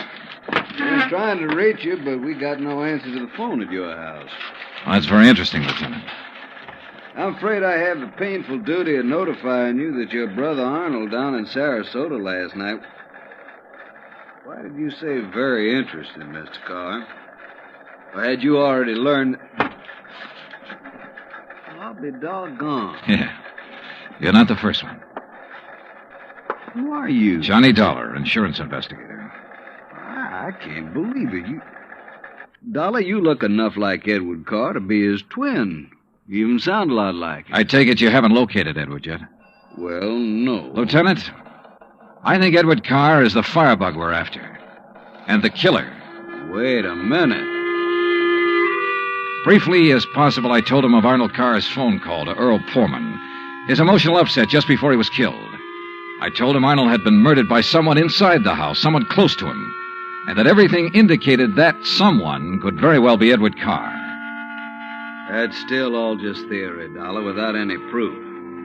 Well, I will admit that Edward is a pretty worthless playboy living off the profits of the lumberyard. In any event, the lieutenant promised to put out an APB on Edward Carr. That was at breakfast for the two of us, item 4, $3.25. Before I left him, he gave me Ed Carr's address, 1726 Allen Place. As I expected, there was no answer to the doorbell at 1726, so I tried visiting up the street. It quickly became clear that Ed Carr wasn't very popular in this otherwise quiet, well-ordered neighborhood. Those big, noisy parties at all hours of the night, cars parked up and down the street, blocking respectable people's driveways. Yes, ma'am. You know, well, once in a while you expect a person to have callers and such. Me, I have the ladies' bridge club every third Wednesday, for instance. Well, that's nice. But these are all ladies, not like some of the trash that man and his friends have, dancing and drinking and carrying on at all hours. Yes, you mentioned cars, Mrs. You know, people like Mrs. Hereford Robin. She's awfully nice. And Janet Osterworthy. Now, she's a widow. Well, and, you know, she could have her pick of anybody she liked. But does she ever look at another man? No, sir. And then there's Mrs. Harper. Yes? You mentioned cars. Do you know what kind Mr. Carr drove? Why, yes. It was a big white one. And the make? Well, no. My husband, when he was alive, always drove a Maxwell, and I guess that's the only kind I ever got to know by name. But Mr. Carr's is white. Only I guess that isn't much help to you, is it? All the white cars here in Florida, I mean. Look. Now, even that blonde hussy who's around him all the time drives a white car. Oh, I really shouldn't use a word like that, though, should I? But it fits. Wait a minute. What blonde, Mrs. Harper? Mr. Dollar, I don't pay any attention to people like that. Why, you'd think she owned that house of his. The way she keeps popping in and out all hours as if she belonged there. Mrs. Harper. And drives all the way up from Sarasota, too. Do you know who she is? I do not. I refuse to pay any attention to people like... And the way she dresses, too, like a newly rich chorus girl with all her fancy clothes and furs and things. How do you know she comes from Sarasota? By the license on her car, of course. Every city has its own number. You know that very well. And hers is 12WW something. And you don't know her name? Of course not. Flaunting all those expensive furs as though she bought and paid for them herself. And if there's anything I hate to see, it's a little shrimp loaded down with furs. Now, a tall person like me... And well, her thanks. Eyes, if there's anyone I don't trust, it's a person with green eyes. Why, Thank you, Mrs. Harper. Her description of Carr's girlfriend stopped me in my tracks. That description could fit Mike Poorman to the letter. Petite, blonde, green eyes, and she came from Sarasota. And then I remembered Mike's reaction when she first saw me. Her dismissal of Edward as a possible suspect. There was obvious friction between Earl and Mike, too. I figured it was just normal in a couple who'd been married for a while. But now... Item 5, $1.30 phone call from the nearest booth I could find to Earl Poorman at his office in Sarasota. No, she isn't, Johnny. Why? Well, do you know where Mike is? When I woke up this morning, I could hear her talking to her girlfriend, Betty, on the phone downstairs. Betty? Betty lives here in Sarasota. They used to be on the stage together, sister act, you know. Yeah, well, well, then when I went down for breakfast, she was gone. Took my car, too. I had to come here to the office in a taxi. Yeah, well, okay, Earl. Thanks a lot. Hey, now, wait a minute. How are you doing? You found out anything I ought to know about this arson and murder business? No, Earl. Nothing that you need to worry about. Liar. I sat down at a corner drugstore. That's item 5, 80 cents, over a sandwich and a Coke to try to think things out. But I'm afraid I didn't like anything that I thought. Finally, I drove over to Allen Place again. I parked a couple of blocks away and walked to 1726. I rang the front doorbell, knocked a couple of times. Then I slipped around to the back door, finagled a lock on it with a little celluloid pocket calendar, finally got it open. I left it open for the sake of a quick exit if such became necessary. But I guess that was a mistake.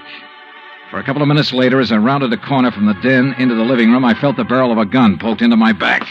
Out of town, huh, Ed? Now, wait a minute. Don't move, Eddie boy. Trying to stall off pay me the $5,000 by saying you're going to be out of town, huh? Okay, so you think I'm Edward Carr? You kidding? Don't you know what happens when somebody tries to stall me? I don't know exactly how long I was out, but when I came to, it was dark. Except for the glow from a streetlight outside. And what roused me was the sound of footsteps, feminine steps, cautiously entering the back door.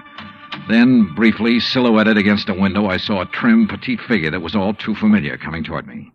Then she saw me, too. Darling, you're hurt. What happened? What do you think? Who did this? Who struck you? You don't know? Yes, of course, it was Tony. Because you didn't pay him soon enough for the Arcadia job. Here, Eddie, let me help you. No, just let me rest for a minute. I thought that was Tony I passed on the road in from Sarasota. Why'd you come over from Sarasota? To see you. I knew you'd be here. Oh, why? Why, so the police could surprise you with the news of your poor dear brother's death. But why did you come to the house? Because I hoped you'd come here, I guess. Eddie, you should have waited until I could raise the money to pay off Tony. You mean for killing Arnold, too? Of course. No. Are you trying to say you didn't kill Arnold? But I saw you from outside in the Buick. You'd swear to that, wouldn't you? I don't know what you... Eddie, you sound like you don't trust me. We're in this thing together. Yeah, you sure of that? What are you talking about? Whose idea was it to knock off Arnold? But you had to. When he saw you at Arcadia, he knew that you were having the yards burned up. That's the way you figured it from the beginning, wasn't it? Now, look, baby. First burn up the lumber yards and collect the insurance on them. Then convince me that you and I should have it all by putting Arnold out of the way. But you had to kill Arnold. I don't understand you, Eddie. Yeah. And I wish I didn't understand you, Mike. Mike? Come on. Let's turn on the light. No. No, if somebody sees us. Eddie, you... Who are you? Are you kidding, Mike? Wait a minute. Who are you? You're that insurance investigator, Johnny Dollar, that Mike told me.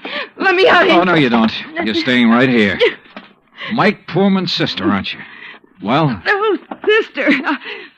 So we once did a sister act before she married that Poorman guy. Now, let me go. Not by a long shot. You may as well, Dollar. What? Eddie. Don't move, Dollar. Get his gun, Betty. Get it. Yeah, sure. Here, Ed. Good. Ed Carr, huh? That's right. You know, we do look alike, you and me. Yeah, sure. Enough for Betty here to have told me all I need to know. Don't believe him, Eddie. He's lying. I heard, No, baby. Eddie, I thought it was you. Don't you see? Sure. Why'd you come up here anyway? Because Mike told me that Dollar was coming up here. You been shooting off your mouth to her, too? She knew about us. She thought you might have something to do with the fire. She was my friend. She was trying to get me out of this whole mess, and I wish I'd listened to her. Well, it's too late now, baby. Eddie, what are you going to do? Now I gotta get rid of both of No! you. And figure some way to shut up Tony's mouth. Ed, please! You know you'd never get away with it, Carr. Oh, no, I'll call him. That's what I'll do. Yeah, Betty, and he'll come here to get his money. Then I'll call the police, see? Tell him to come right away. Tell him I found out about you having Tony start the fire. What? That's right, that you had him burn up the yard so there'd be even more money for you to bleed from me, like all the dough you got from me already. You're crazy, Ed. I'll tell the police to meet me here. And when they come in, it'll just be in time to see me kill Tony in self-defense. After getting here too late to save you, I'll tell them. You're out of your mind. They'll check that gun of yours so fast. And that'll prove it. Because the only shot out of my gun will be the one that gets Tony. This gun of yours is the one that's going to knock you two off. And they'll think it's Tony. Oh, Eddie, please, you're drunk. Are you crazy? Crazy? To save my own life? To keep you and Tony and Dollar from putting a noose around my neck? If you think that harebrained scheme of yours will ever work, you're off your rocker. It's gotta work, because it's my only chance, so it's gonna work now.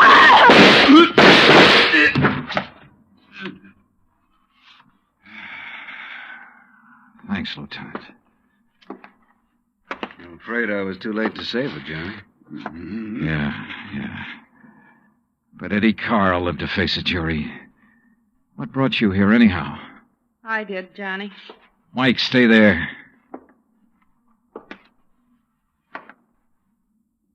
Stay right here, Mike. I know. I don't want to see it. She was my friend. Where's Earl? I came alone. When I talked to Betty this morning, I knew your suspicions about Ed were right because, you see, I knew Betty and Ed were going together. Earl didn't know. Yeah. Maybe you better call him.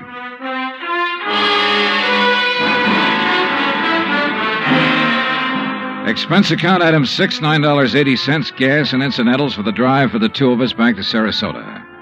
Remarks? Betty, of course, has already paid for her part in the deal, and I guess it's pretty obvious what'll happen to Ed Carr and Tony Ricardo. The insurance money in the Carr estates will be distributed according to Florida law. Further remarks, the apparent friction between Earl and Mike was only part of a normal married life. They're a pretty nice pair. Oh, and I thoroughly enjoyed 3 days of fishing in the Gulf, thanks to Earl. Expense account total, including all the incidentals I could think of, $385.26. Yours truly, Johnny Dollar.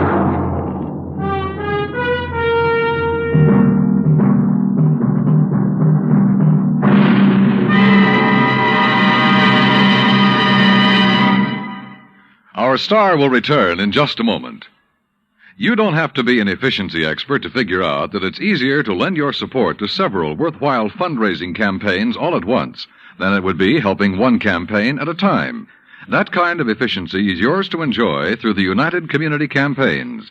CBS Radio hopes that when the United Community Campaigns are underway in your town, that you'll remember how much good you can accomplish with one gesture of support.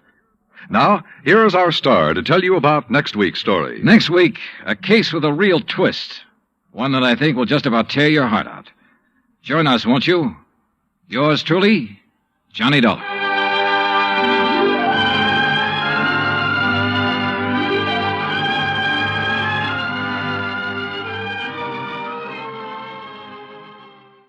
From Hollywood, it's time now for Johnny Dollar. Oh, hi, man. How's your stomach, Johnny? What? Rich food give you any trouble? Who is this? Why, your old buddy, Angie Orsatti. Oh, hi, Angie. Glad you got my message. Yeah. How about dinner tonight at Antoine's, Johnny? Shrimp gumbo, oysters, Rockefeller. Yeah, sounds fine. Only I've got to do some work first. Man, I thought you was here in New Orleans on vacation. Nope, little matter of fire insurance and the company's check for $16,000. Somebody trying to cheat him out of it, huh? You won't believe this, Angie. Somebody turned it down. What?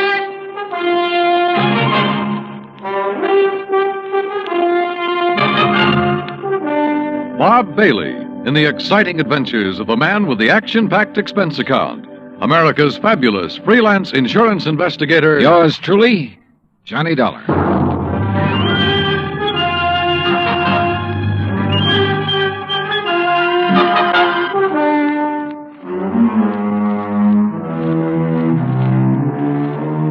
Expense account submitted by Special Investigator Johnny Dollar to Providential Fire and Marine, 787 Greenleaf Avenue, Hartford, Connecticut. The following is an account of expenses incurred during my investigation of the Royal Street matter.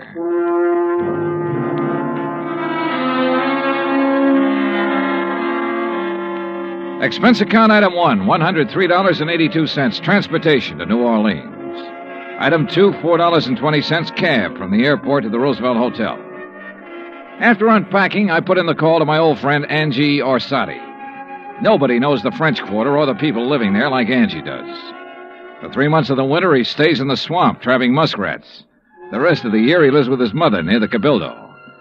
Angie wasn't in, but his mother said she knew where to reach him, and 5 minutes later, he returned my call. We arranged to meet for dinner, then I phoned the agent who had sold the policy in question. His name's Binford, and naturally, he was anxious to see me. C.D. Binford's office is on the 3rd floor of the Hibernia Bank building. He's a stocky, red-faced man, probably in his late 50s. Come in, Mr. Dollar. Come in. Thanks. Help yourself to the chair. Say, you fellas sure don't waste any time, do you? We try not to, Mr. Binford. C.D., boy. What? You call me C.D. like all the other folks do. Oh, okay, C.D. Yeah. Now, like I was saying, you boys sure don't waste any time at all. Why, I didn't even call the home office till day before yesterday. I know. When was the fire? Last week on Thursday night. What'd they tell you about it? Well, not very much. Figured I'd get all the information from you. Well, it's a doozy. First time I've ever run across a policyholder who wasn't yelling for us to pay him yesterday for his loss today. You know what I mean? Yeah. Who is the insured, Mr. C.D.? Man named Dupas, Henry Dupas. Took out a policy for $48,000. That's full coverage on his antique shop down on Royal Street. How long ago? August, just 3 months back. I'd been after him for, maybe 5-6 months to buy some protection, but he kept saying didn't have the money. Didn't have the money? And one day I dropped in to see him about his car insurance, and right off he told me to write a policy giving him full fire coverage on the shop. Well, how do you arrange to pay it? Cash, in full, the day I delivered the policy. He tell you why he changed his mind? Yeah, not exactly. Bet he mentioned something about times being better. I reckon there must have been. Why'd he say that? Well, a few days later, he had the back part of his shop all painted and fixed up. That's the part that burned. And he hired himself a girl to work in the office. A real good looker, too. Well, what caused the fire? You know? I sure do. Antique kerosene lamp got knocked over accidental. According to what Dupas told the fireman, he was in the back of the shop with a customer showing him the lamp. Uh-huh. When it fell, the fire started. The two of them tried to put it out. I reckon that's why they didn't call the fire department right off. Uh-huh. And did Dupas tell you the same thing? Dupas? He didn't tell me nothing. Well, he reported the fire to you, didn't he? He did not. And that's what's got me so riled up. I wouldn't know about it now if I hadn't dropped in there the other day. Was Dupas there when you stopped in? Yes, sirree. And when I saw the place look, the whole back of the store gutted out and a slew of his antiques destroyed, I let him have both barrels, I tell you. Oh, what'd he say to that? Well, nothing too much. Just acted like he wasn't interested in whether we paid for it or not. Didn't even ask for a claim form. That's funny. Sure is. I thought maybe he was so upset over losing some of his valuable antiques, he didn't know what he was doing. So, after I checked with the fire department, got a copy of their report, I typed up a claim for him. You figured the damage at $16,000, right? Mm-hmm. I knew how much he spent fixing up the back. When I'd issued the policy, I'd gotten an estimate on most of the antiques. So what happened when you gave him the claim? He signed it? He did not. Said to forget about the fire. And when I kept after him, he called me a busybody and told me to get out of his shop and stay out. What do you think, C.D.? You have any idea why he didn't report it or sign that claim? If I had, boy, I wouldn't have sent for you. I left Binford's office and walked over to Canal Street. The sun had gone down and a cool breeze was coming in off the river, bringing with it the smell of coffee beans and fruit from the banana boats. I crossed Canal and turned onto Royal, heading into the French Quarter. When I reached Henry Dupas's antique shop, I stopped. There are a lot of antique shops on Royal. All of them look pretty much the same. The building's as old as the fine rosewood and mahogany pieces they shelter. There was nothing different about this one, at least from the outside. The fire had started and finished in the rear of the building. I tried the front door, but it was locked. I didn't think anyone would be there that late, but I knocked anyway.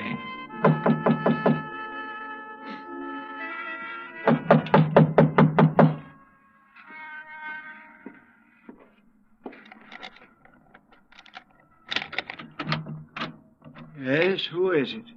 Mr. Dupas? Who is it? My name's Dollar, Mr. Dupas. I represent the Providential Fire Marine. Why do you people persist in annoying me? Well, we wouldn't if you'd tell us about the fire you There's had nothing special about that fire, Mr. Dollar. It was an accident. Well, then why didn't you file a claim? You're entitled to enough money to cover your loss. Mr. Binford explained that to me quite carefully. If you haven't talked to him, Mr. Dollar, you should. Oh, I've talked to him. Well, then go away. Well, not until you answer a few questions. No, leave me alone, please. I'd noticed an alley next to the shop that ended where the rear door had been. I started back along it, not quite sure what I was looking for or what I expected to find. But I was sure of one thing. Dupas was a frightened man. It was too dark to see anything at the end of the alley, so I returned to the street. Item 3, $30.50, phone call, taxi, and dinner for two at Antoine's. Oh, man. Kind of nice, ain't it, Johnny? Oh, the way it never changes. Same waiter, same chef, same clientele. Yeah. Like another Cafe Royale, Ashy? No, thanks. Well, Johnny? Yeah? Well, when you going to ask me? Ask you what? Oh, don't kid me, John. You had that old bloodhound look in your eye ever since we sat down. What's the question? Okay, Angie. What do you know about a man named Henry Dupas? Dupas's antique shop? That's right. Oh, not much. Seen him around some's all. Yeah, where? Oh, you know what kind of places I like, Johnny. Yeah, but I can't picture Dupas liking them. Well, maybe he don't, but maybe that little old blonde he's been carrying with him does. Blonde? Yeah, you know. Female, girl, bleached hair. I know. Yeah. How old? Oh, 24, 5. Yeah, real nice for old coot like him. Real winter and spring, huh? Yeah. You seen them together often? Oh, a few times. Saw him about 2 weeks ago at Butcher's place. Hey, you know something? I walked in there that night with a 5, and I walked out with 200. How about that? Great. You know who the blonde is? No, but I might be able to find out. You want? Yeah, I want. I left Angie and started back toward Royal Street. On the way, I ran up item 4, $1.85 for one flashlight and batteries. The shades on Dupas's shop were drawn, but I could tell there were lights on inside. In the alley, a small pickup truck was parked near the side entrance to the shop. In the back of the truck, looking like they'd just been taken off the boat, were several stalks of bananas. There wasn't much else to see except the charred wood and refuse left in the alley after the fire. I started back toward the street when a man, a much larger man than Dupas, came out the side door and got into the truck. He turned over the engine and switched on the lights before I could get clear. Hey, what are you doing there? Hold it, mister, right there. Here, buddy, you just hold it. What were you doing back there, huh? Well, right now, mister, I'm wondering what this load of bananas is doing in an antique shop. What is it, Carl? Well, I just caught this guy snooping around in the back. What? It's Mr. Dollar. Yeah, that's right. You know him, Dupas? He's one of those insurance men I told you about. Oh, well, what are you here for, Dollar? Didn't Dupas tell you he doesn't want any money from you people? Now, why not? Because he's afraid we might have to take a good look around before paying off? No, son. Now, look, Dollar. Mr. Dupas has been okay with you people, so you got no reason to come snooping around. Especially after he's told you he don't want you around. So now maybe Mr. Dupas will have to do something to keep you away. Ain't that right, Mr. Dupas? You know what I mean. Yes. Yes, all right, I'll do it, Carl. And he'll never bother us again. Go on, Dollar. Get out of here. At the time, I had no idea what they meant to do, so it wasn't easy to turn my back on them. But I did. Nothing happened. I went back to my hotel and hit the sack, and I must confess I slept later than usual the next morning. I was still in bed when the phone rang.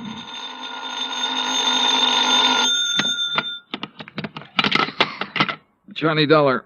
Well, hey now, where's my dynamic northern friend? Oh, he's off today. I'm taking his place.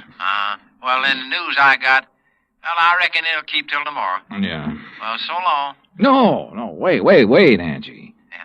Did you find out anything about that blonde DePauw's been seeing? Sure, everybody around the French Market coffee shop used to know her. Used to, meaning up till she went to work for Mr. DuPont. She worked for DuPont? Yeah, in the office at his store. Started in there about 3 months ago. Well, come on. Well, since then, nobody sees her anymore. At least none of her old gang. You know where she lives? Yep.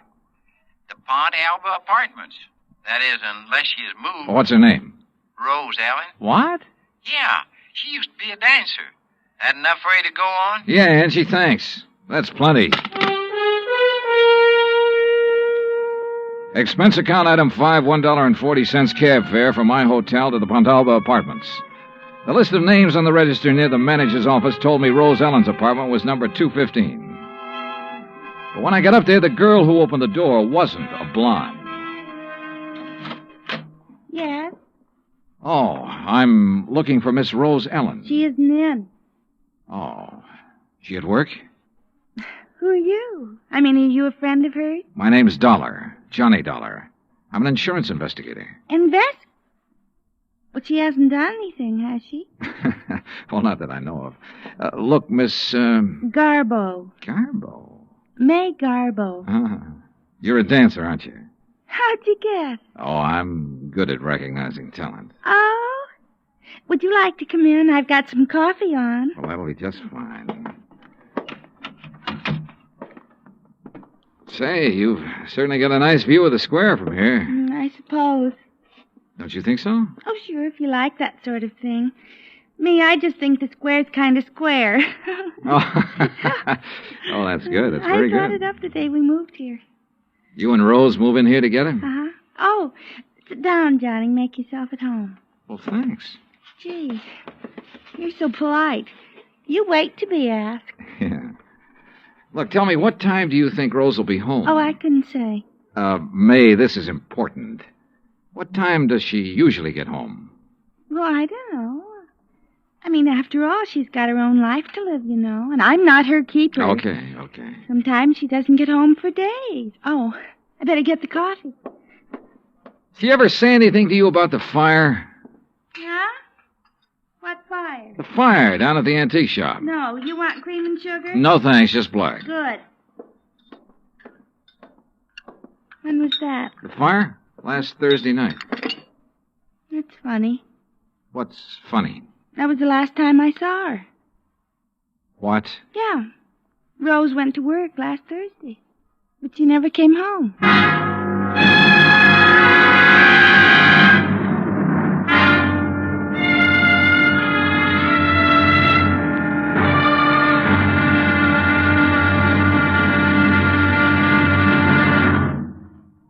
Act Two of yours truly, Johnny Dollar, in just a moment.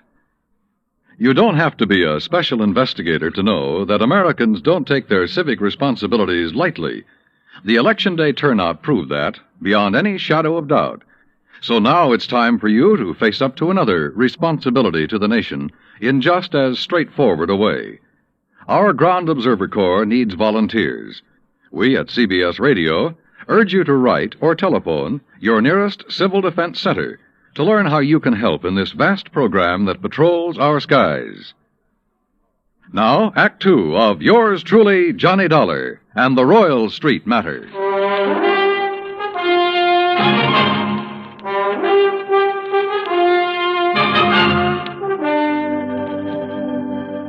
This was the screwiest deal I'd ever seen. A guy refusing insurance money he was entitled to.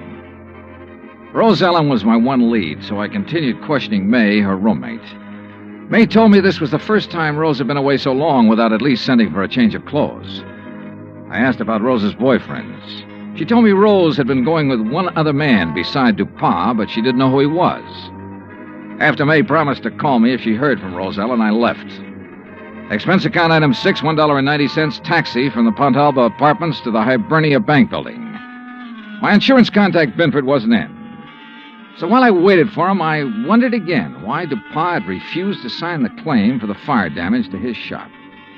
Could he afford a loss of $16,000? I wondered if something had happened in that shop, something DuPont tried to cover up with a fire. I was wondering what it could have been when Binford walked in. Well, I'm glad you're here, Johnny. We got trouble. Oh? I hear you paid DuPont a call last night. That where you've been? Yeah. He phoned me about 10, wanted me there fast. Oh, boy. I wish I had sense enough to stay away. Well, what happened, C.D.? And before I tell you that, you tell me what he said to you last night. Nothing important. Just something about fixing it so I couldn't bother him again. Oh? Well, he did. How? He canceled his fire insurance policy and every other policy he ever bought from me. Cancel? Yeah. So you might as well go on back to your hotel and pack, Johnny. It's none of your affair now, no matter what he's up to. Yeah, it's too bad it had to turn out this way. You want a drink before you go? Yeah, I guess I need one. Yeah. What'll it be, scotch or rye? Scotch, neat, please. Good, saves making the mess. When you reckon you leave? Oh, I don't know. I'll check with the airline when I get back to the hotel. Mm-hmm. Well, here you go. Thanks. Better luck next time. Mm-hmm. Well, that's that. C.D. Hmm? What about the policy? Policy? Did he return the policy to you? No, he said do it tomorrow. But he's covered until he does return it. Does he know that? Why, no. I don't reckon he does. Good. He might get careless.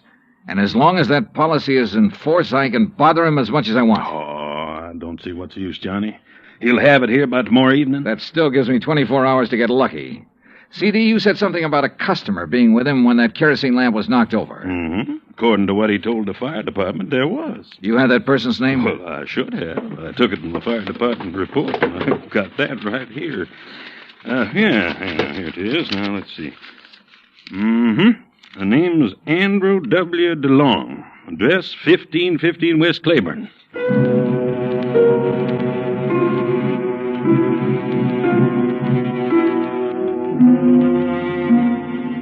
There wasn't any Andrew DeLong at that address. We checked the telephone book and the city directory, and the only Andrew W. DeLong we found was out in Metairie, in a mausoleum. So we drove back towards C.D.'s office. Well, now what, Johnny? DuPont. What? Find out everything we can about DuPont and everybody who works for him. Ain't nobody but his secretary and his assistant. Fellow named Carr. Yeah, how long has Carl been working for him? Oh, about as long as she has. Does this Carl own a fruit stand? Well, not I know about. Why? Oh, I just wondered. Hey, what time is it, C.D.? 2:15. Say, if we're going to check on DuPont's credit, we better get to the bank before they close. You're driving. Let's move. Expense account item 7, $22.80. Telephone calls and a couple of gratuities to obtain a lot of information about DuPont. I learned, among other things, that he'd banked almost $11,000 in the past 3 months. Before that, almost nothing. But there's no law against making money, so I still had nothing concrete to go on. At 5:30, I left Binford, went back to my hotel, and there found a message from May, Rose Ellen's roommate, asking me to go to her apartment immediately. So I did. Oh, Johnny. Yeah, hi, May. Oh, well, come in. Johnny, you know what you made me promise. Yeah? Well, it happened. You mean you've heard from Rose? Well, no, not exactly. But a man called this afternoon and talked about her. Oh, well, I hope he had only nice things to say. Oh, yes, he said she's just fine. What? Didn't you hear me? Yeah, he said she's fine. Fine. Well, what else did he say? Well, he said he was going to come by at 4 o'clock and pick up her clothes. I should have them ready. No, but of course he didn't. Well, he did so. He did?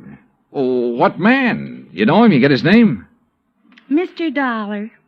You don't think I'd let Rose's things go out of here with a complete stranger, do you? Of course he told me his name. Well? You aren't nearly as polite as you were this morning. All right, I'm sorry. What's the man's name, darling? Oh, well, that's much better. It's Grant. Grant? That's right. That doesn't register. From the way he talked, he must be the one Rose was going with while she was dating that old antique. You ever see this guy, Grant, before? No, but I'm sure he's the one she talked about. Really, it used to get so tiresome. Carl this and Carl does that. Oh. What? I said, oh. May, tell me, where did he say he was taking her clothes? Well, he didn't say. Just put them in that old truck. Thanks, sweetheart. See you later. I needed a fast car and a driver who could handle it, so I called Angelo Arsati. 20 minutes later, we parked in front of Dupas' antique shop. There was a dim light on inside. Now, look, brother, there's really no reason for you to get mixed up in this thing. Oh, you kidding, son? Looks like Dupas ain't gonna answer. All right, let's see what this hunk of stone will do to the glass. Here. Hey, that got it. I can reach through the lock.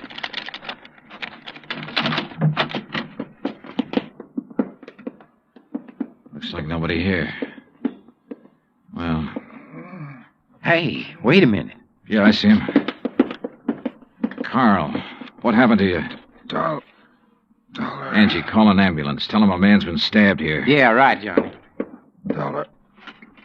Get to her before he can. Dupas? Gonna kill Rose. You got to help her. Dupas wants to kill her? Why? She found out. Smuggling. Is that what Dupas been up to? Smuggling in banana shipments. Rose found out. Where is she? He thought I'd killed her, but I love her. Yeah, well, look, tell me. You gotta get to her before he does. Where is she? Old Spanish fortress. Yeah? Out on Bayou Slidell. Old Spanish fortress on the Bayou Slidell. Yeah. You know where that is, Angie? Oh, sure. An old ruin out in the swamps north of town near the highway bridge that goes over to the Gulf Coast. Carl, how long ago did Dupas leave? 10 or 15 minutes. Yeah, well, we could beat him, Johnny, by cutting across the swamps. That is, if you could take it. What do you mean by that? Well, it's rugged. Like what? Johnny, did you ever ride a swamp buggy?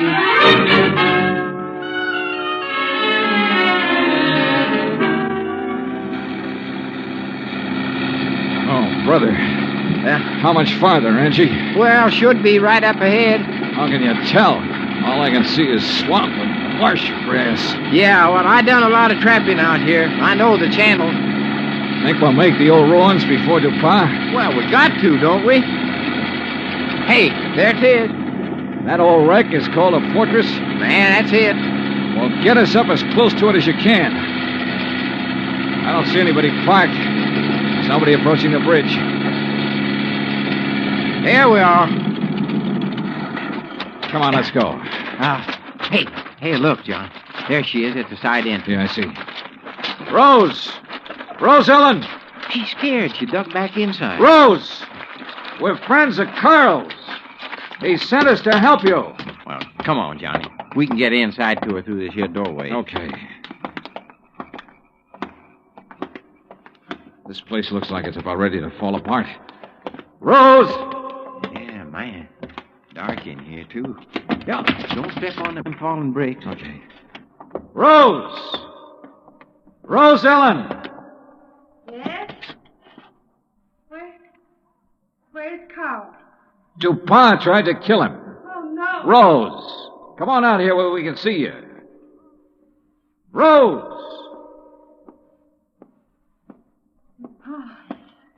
He found out that Carl didn't kill me, is that it? Yeah.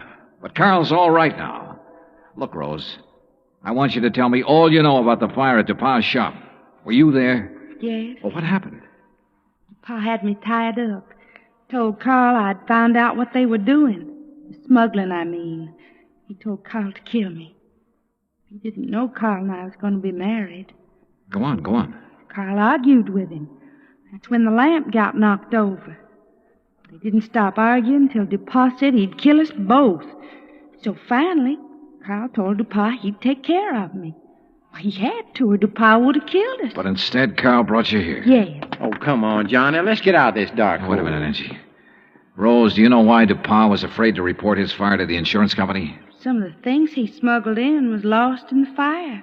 If anybody come poking around, they might have found out what he's doing. What was he smuggling, do you know?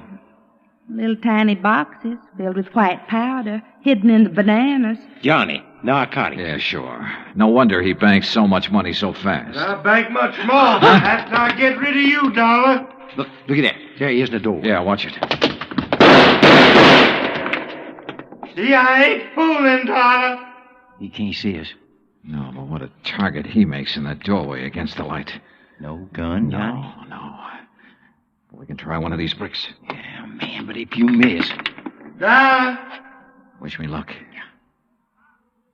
Dollar. Right here, DuPont!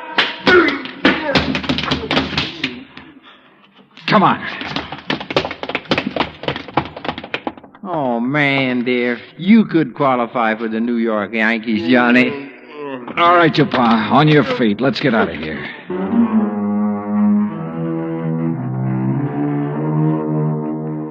Expense account total, including rental on the swamp buggy, incidentals and transportation back to Hartford, $517.20. Remarks? Well, where he's going, DuPont wouldn't have any use for the insurance money anyway. Carl Grant turned state's evidence and clinched the smuggling charges against him. Because of that, Carl may get off easy. I hope so. He and Rose could make a very happy couple. End of remarks, end of report. Yours truly, Johnny Dollar.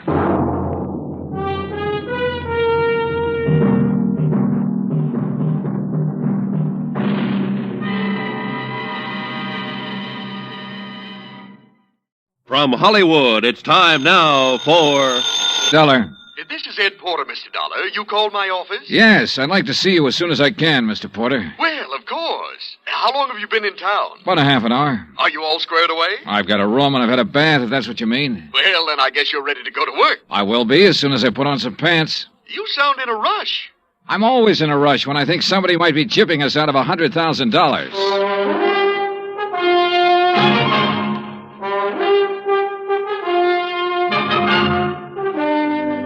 Bob Bailey in the transcribed adventures of the man with the action-packed expense account, America's fabulous freelance insurance investigator. Yours truly, Johnny Dollar.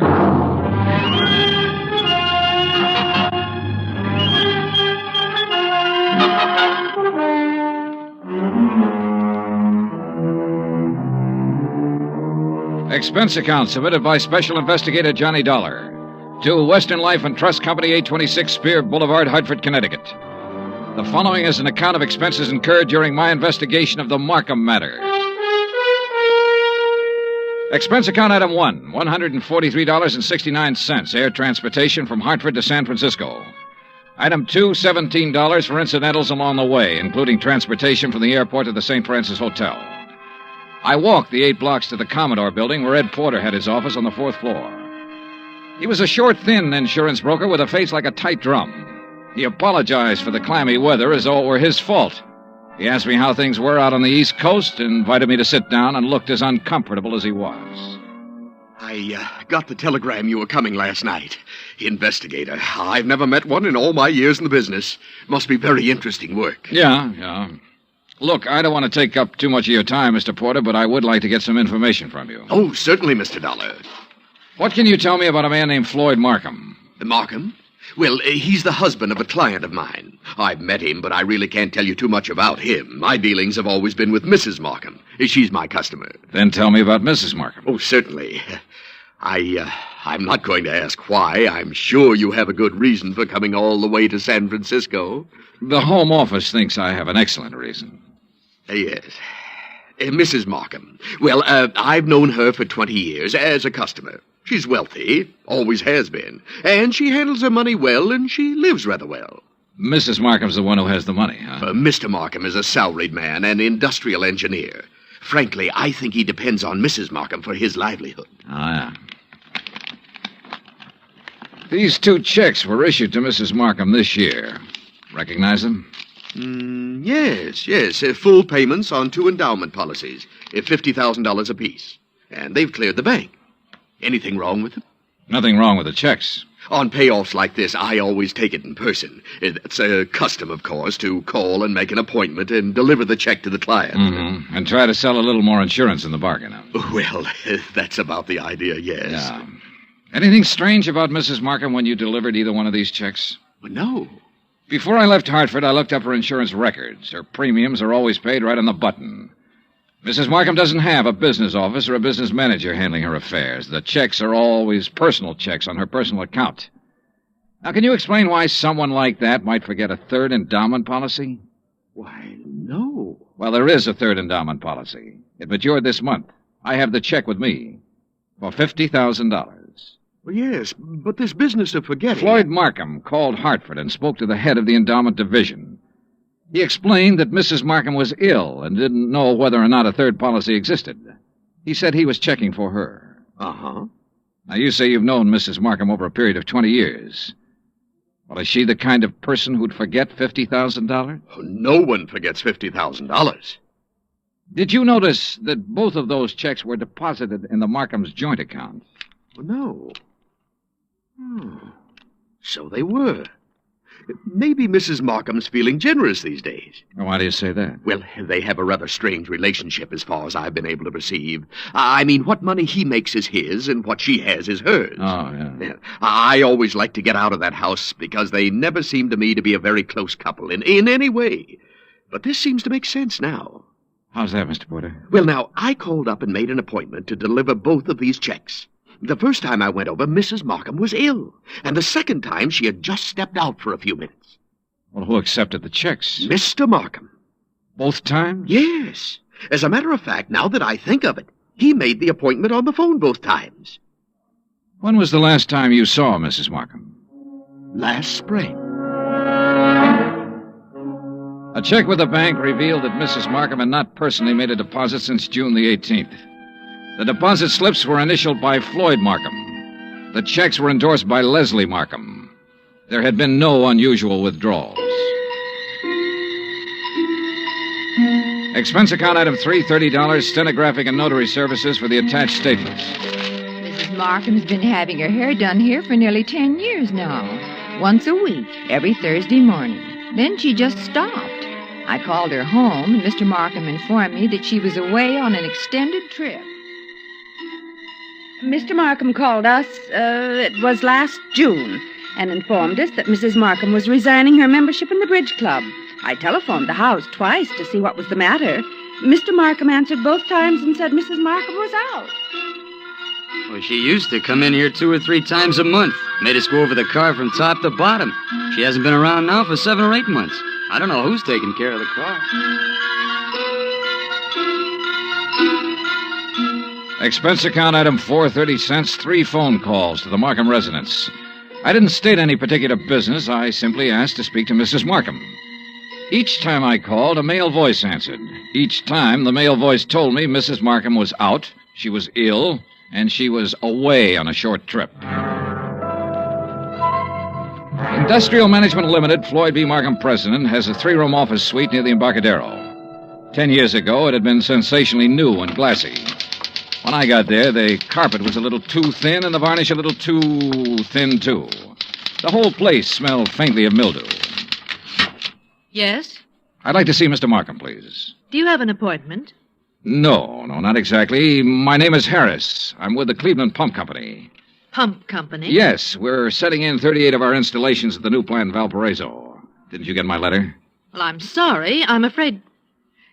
May I ask your name again? Harris, Stephen B. Harris, Cleveland Pump Company. Oh, yes. Well, Mr. Harris, I'm afraid Mr. Markham never received your letter. When did you mail it? 30 days ago. Maybe it was 2 weeks. Well, tell Mr. Markham I'm here and I'll... I'm sorry, Mr. Harris. Mr. Markham isn't in the office just now. Oh. Well, I'll wait. Well... Well? He won't be in today. As a matter of fact, he won't be in the rest of the week. Where can I call him? Well, I'm afraid that's impossible. Can't I call him at home? No. Now, look, is he in business or isn't he? Mr. Harris, Mr. Markham hasn't been in the office for 6 months or more. He's tied up on a rather long-range project. What's your name? I'm Miss Beidler. Why didn't you say that in the first place, Miss Beidler? Well, Who else can I talk to here? No one, I'm afraid. You mean that's all there is in this office? Just you and him when he feels like coming in? I'll tell Mr. Markham you were here.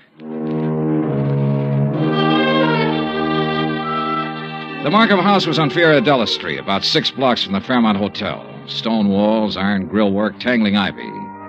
An old house that had been built by rich people for rich people to live in. The kind of shabby-looking place that only New Yorkers and San Franciscans can get by with and still be called wealthy. I used Ed Porter's car, with the Western Life and Trust Company emblem on the door, parked it in the driveway as close as I could to the entrance. It was exactly 1 o'clock when the door opened. He was tall and pretty, with black hair and broad shoulders. Yes? What is it? I'd like to see Mrs. Markham, please. I'm Mr. Markham. Can I help you? My name's Dollar. I'm with Western Life and Trust Company. Mr. Porter called you? No, he didn't. Oh, well, I must have slipped his mind. He said he was going to call. What's it about? I brought a check from Mrs. Markham on her third endowment policy. Oh. Well, I'll give it to her. She isn't in right now. Well, I'm supposed to deliver it to her. I'll come back another time when she's in. No, you can give it to me. I'll see that she gets it. I'm sorry, Mr. Markham, but I have to Look, give I know you want to give her the check and try to sell her some more insurance. She's just not in the market. And you can save your little spiel where it'll do some good. Oh, you misunderstand me, Mr. Markham. I have to deliver this to her in person. What's your name again? Dollar. Johnny Dollar. Come in. I'll wait till she comes back and make an appointment. Mr. Porter told me he'd made it for 3 today. She's here. Just come in. Why the runaround, then? Mrs. Markham is desperately ill.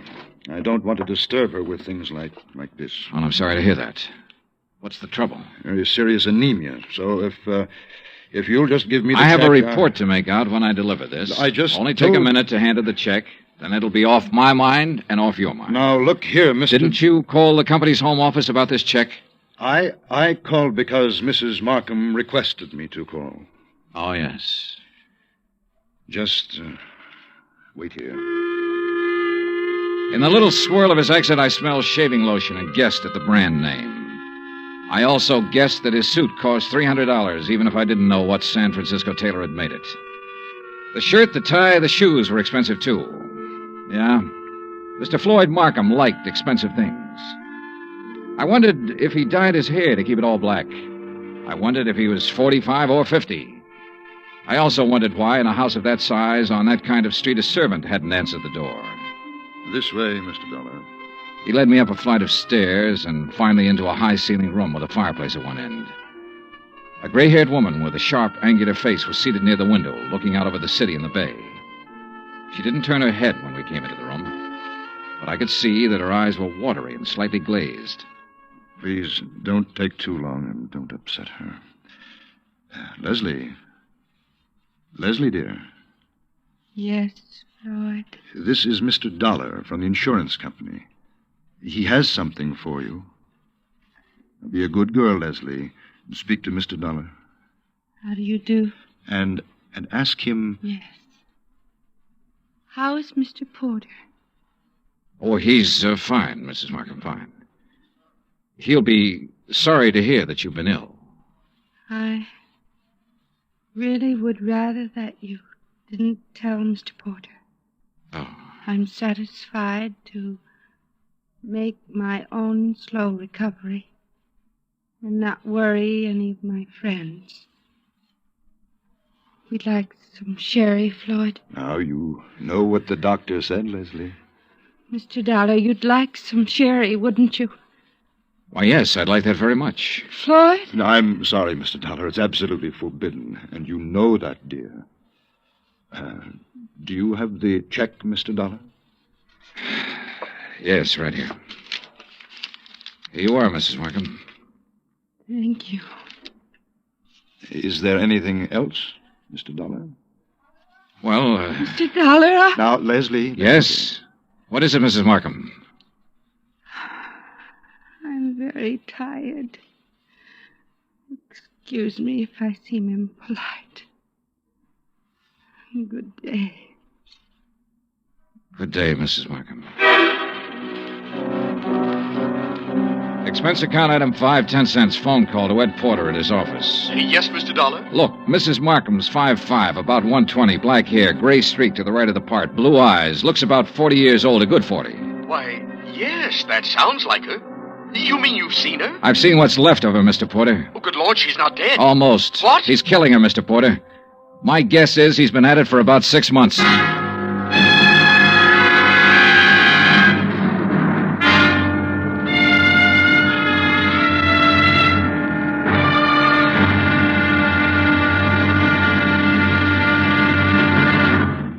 Act 2 of yours truly, Johnny Dollar, in just a moment. Nobody will take a frown at face value anymore now that the word has gotten around about Jack Benny's return to the air. With Mary Livingston, Dennis Day, Rochester, Don Wilson, Mel Blanc, Frank Nelson, and Mr. Kitzel, nothing less than your very best smile will do for the occasion. Tonight, and every Sunday night, hear CBS Radio's Jack Benny Show and give your sense of humor a real workout. Now, Act 2 of yours truly, Johnny Dollar, and the Markham Matter.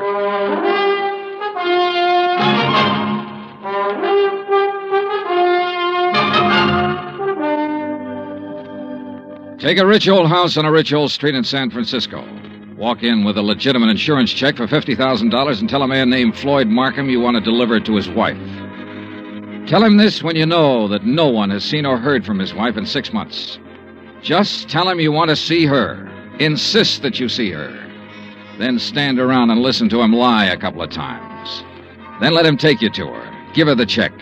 Say goodbye. 20 minutes after I walked out of the Markham's house and picked up Ed Porter, we drove back to the house and parked 100 feet from the entrance. This is the darndest thing I ever heard of, Mr. Dollar. I'm not sure it's all clear to me. What's our position? Oh, I wouldn't know that, Mr. Porter. That's up to the legal department. This much I'm sure of right now. Markham's already deposited $100,000 of her insurance money into a joint account. If I'm not mistaken, this last check will go into that account, too. Right now, while we're sitting here, she's probably endorsing that check. Well, then I don't see where it's any of our He's business. making her endorse the check. He's making her stay in that house, in that room, away from everybody. Well, how? What way? He said she was ill. You said she appeared ill. I don't know how he's doing it, but I'm going to find out. Are you sure this isn't all surmise on your part? You weren't in the room when she said, "Let's have some sherry. Please, let's have some sherry." Well, I must be pretty dumb. She was really trying to say she wanted him to leave the room so she could talk to me. So she could have one little minute to tell me what the matter is, what's going on. His next move is to deposit that check. Then one big withdrawal, the whole $150,000, and bye-bye Floyd Markham. Mr. Dollar, I'm just an insurance broker. I don't understand that... Well, how'd you like to be an investigator for about 10 minutes? Me? Yeah. You see that car that just pulled up in the driveway? Well, yes, The girl driving it holds down that dummy office of Markham's. Her name's Beidler. She might be in on this with him. And that's Mr. Markham leaving the house. Good. Now, look, here's what you do. Follow them. I think I know where they're going, but you follow them and make sure. Well, where are they going? To the bank to deposit that check. Oh. Well, where are you going? To have that glass of sherry, Mr. Porter. Ed Porter pulled his hat down low over his face and put both hands on the wheel and took out after that '55 Cadillac sedan. I crossed the street, went back up on the porch of the house and knocked. I didn't expect her to answer. I didn't expect anyone to answer, but I wanted to make sure. I went around to the garden.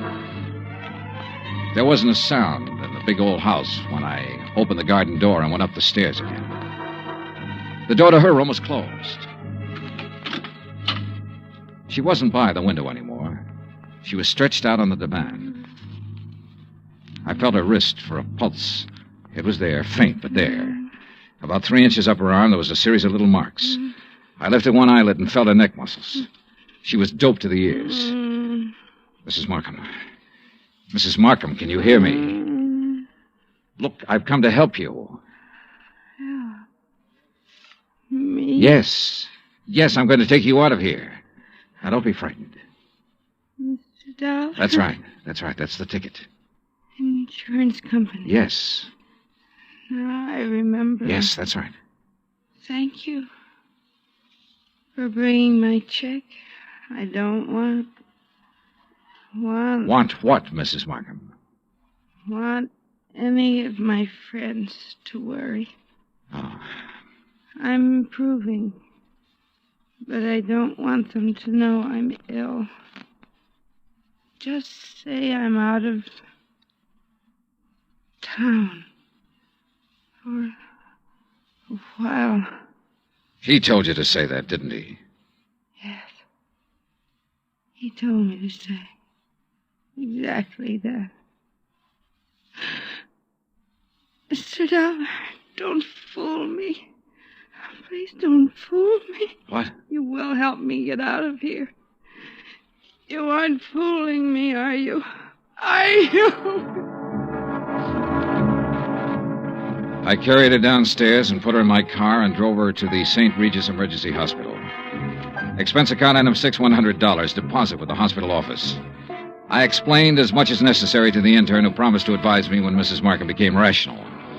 After that, I drove back to the house. Ed Porter's blue coupe was parked across the street. I didn't know what to do but come back here. And when I got back, I didn't know what to do either. Slow down. You're doing fine. Oh, you were right. You were absolutely right. They went straight to the Bank of America to deposit that money. I kind of thought they might be back here by now. No, they're over at Angelo's having a drink and some dinner. I followed them there. You're getting to be quite a sleuth, Mr. Porter. Well, I try to do my best and use my head. Mr. Dollar, did you talk to Mrs. Markham? As much as I could. She was doped. I took her out and put her in the hospital. Oh. Well, should you have done that, Mr. Dollar? I could have left her up in that room to die, Mr. Porter. Oh, yes. Well, what's our next move? Ours? Well, certainly. I can't quit now, Mr. Johnny. Well, let's go to Angelo's, Eddie. Ed Porter settled the hat lower on his ears and gripped the wheel harder, and we took off for Angelo's on Stoker Street. When we got there, we didn't have to go inside to see if our people were still around. The Cadillac sedan was in the parking lot. So we took up a plant across the street. Well, why wait? Why not go in and take them out of there and take them down to the police? Well, that might blow the whole thing. Now, we have to wait and see what Mrs. Markham has to say when she's well enough to talk. Yeah, but... I'm sure she'll have some charges to prefer. In the meantime, we wait and see what's what. Yeah, what do you think he'll do when he goes home and finds her gone? Well, that'll be pretty interesting. What do you think he'll do? Well, I imagine he'll think she got up and walked out. No, he knows better than that. He's had her doped up for 6 months. He knows he can go out of the house and she'll stay right where he left her while he's gone. No, that isn't it. Oh. Well, then he'll know that she had help. That's more like it, Mr. Porter. I liked Eddie. It gives me kind of a feeling. Okay, Eddie. Now answer the question. Oh, what'll he do? Well, he'll try to get out of town. That's it. He'll try to leave town. He'll know that he's had it. Come on. Huh? They're pulling out. We followed them to a cocktail lounge near the Presidio. We waited around outside the place for 2 hours. Expense account item 7, 25 cents. I called the St. Regis Receiving Hospital. Mrs. Markham's condition was unchanged. Item 8, $2, 2 hamburgers, 2 Cokes, and cigarettes for Mr. Porter and myself. We had just finished eating when Floyd Markham's Cadillac turned out onto the street. We followed it for 10 minutes. When Markham parked on a dark hill, we cut our lights and came to a stop. Mr. Dollar. Yeah, Eddie? Can you see what they're doing? Yeah. What? Necking. Huh? Necking. You know. I should have telephoned my wife. At 12:10, Floyd Markham turned the car around and drove back into town. We followed once more. We saw him double park outside a 4-story apartment house on a steep hill, let the woman out, then drive on. Eddie? Yeah, Johnny? Think you can handle something else alone? Oh, I'd love to. Women sometimes talk a lot easier than men. You keep on him. When he finds his wife absent, I want to know where he goes. Wherever it is, I'll let you know. You gonna shake her down? Something like that. Yeah. Get going.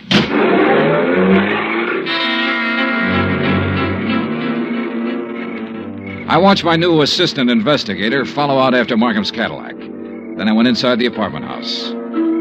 Beidler was on the mailbox of apartment 104. I walked down the hall, listened a minute, and gave it a try.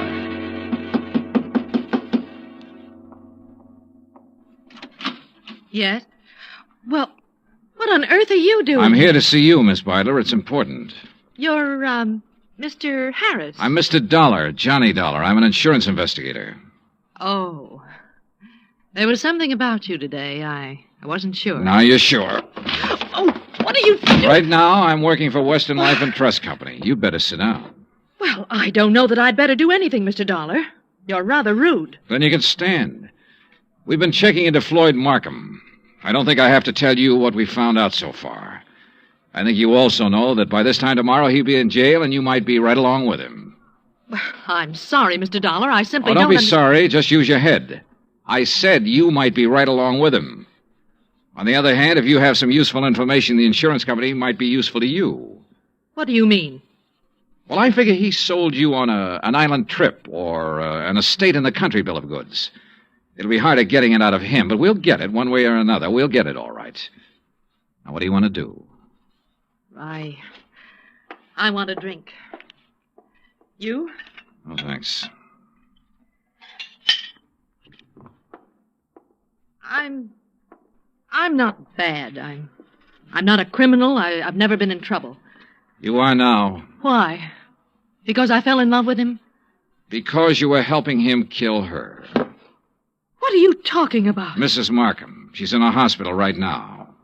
What? I took her there myself today. He's had her doped with I don't know what for months. Having her sign checks, endorse deposit slips. Funny. Is it? He told me that Mrs. Markham was out of town, divorcing him. I wondered how. You were right. It was a country estate. In England. A genteel life, he said. The London theater, walks in the country, little harmless things that most people can never do.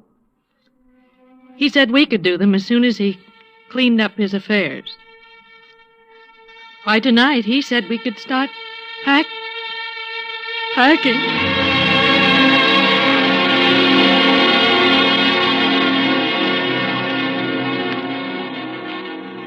I took Iris Byler with me back to the Markham house. The Cadillac was in the garage, and Ed Porter's blue coupe was pulled up across the street. When he saw us in the cab, he walked up. Hi. Hi. How's he doing? You can talk in front of her. Well, he hasn't done anything. No, I saw the light go on upstairs in Mrs. Markham's room, then it went out again.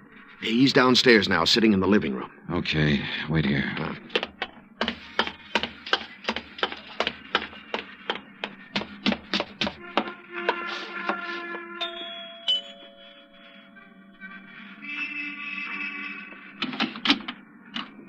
Hello, Markham.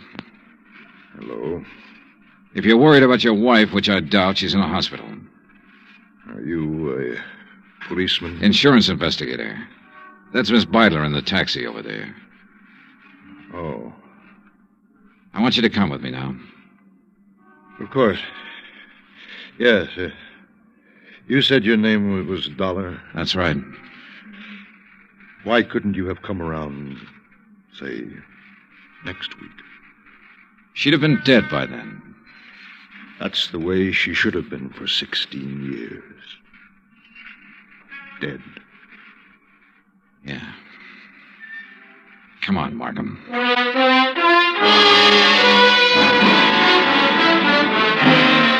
Expense account, item 9, $102, hotel and board in San Francisco. Item 10, $116, airfare back to Hartford. Item 11, $42.16, miscellaneous. Remarks? This one will wind up in court. Mrs. Markham's charges will include attempted homicide, attempt to defraud, attempt to... In the end, it was his attempt to run away, and it didn't work. It never works. Even if you get away, you find something new to run from. Total expenses, $968.20. Yours truly, Johnny Dollar.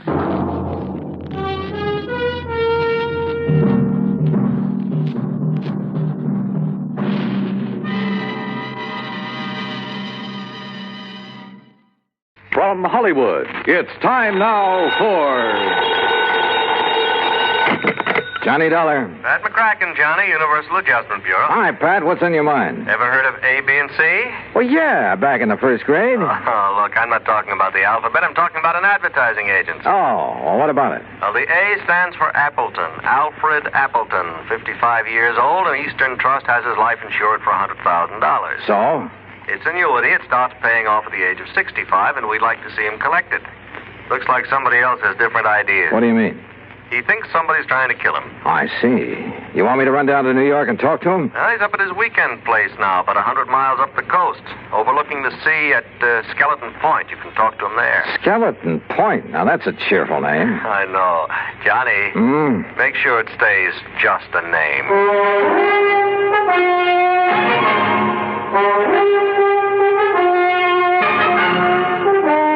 Bob Bailey in the exciting adventures of the man with the action-packed expense account.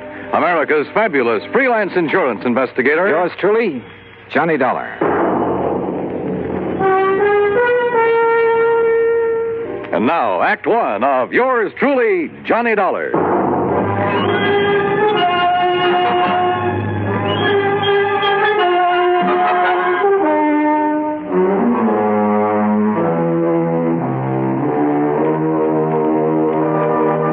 Expense account submitted by Special Investigator Johnny Dollar to the Eastern Trust and Insurance Company, Hartford, Connecticut.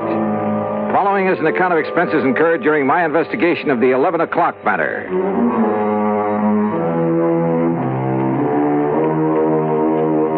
Expense account item 1, $8.40 gas and mileage on my car to Skeleton Point through a drenching rainstorm. The Appleton home, perched high on a cliff at the edge of the sea, was an old weather-beaten affair, but right now it looked mighty good to me.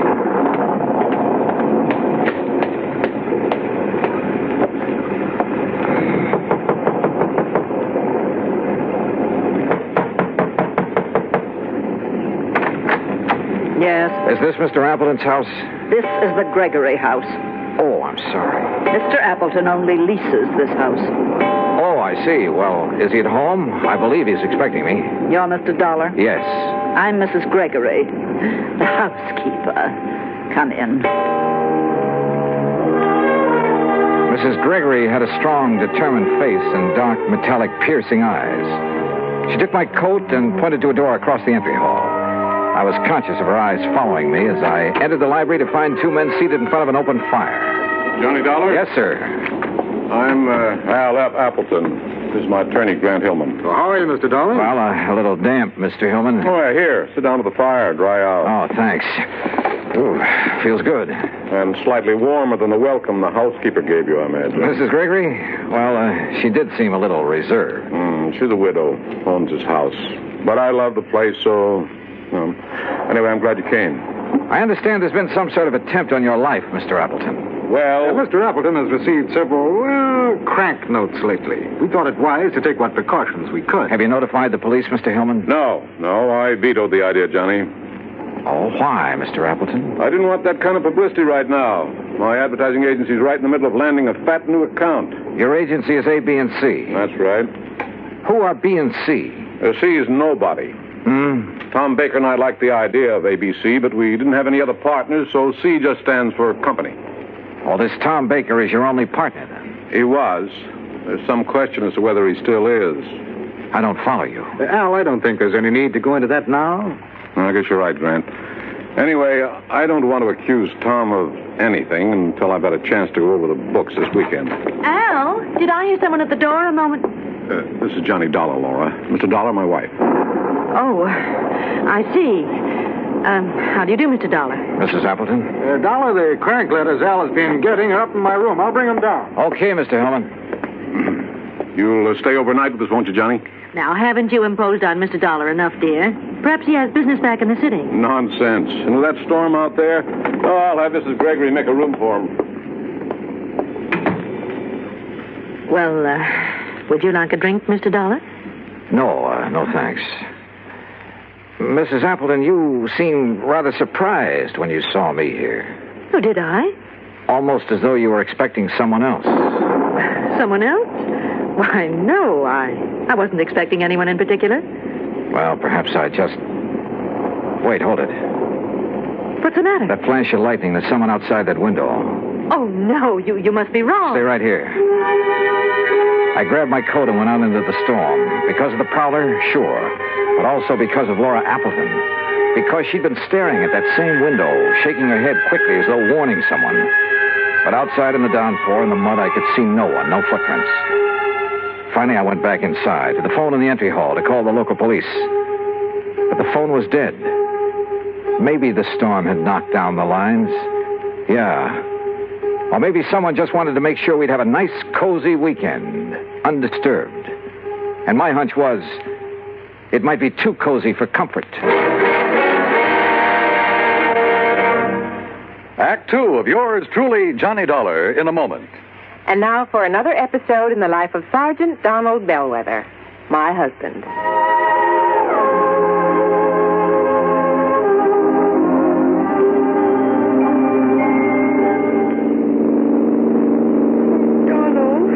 Yes, dear?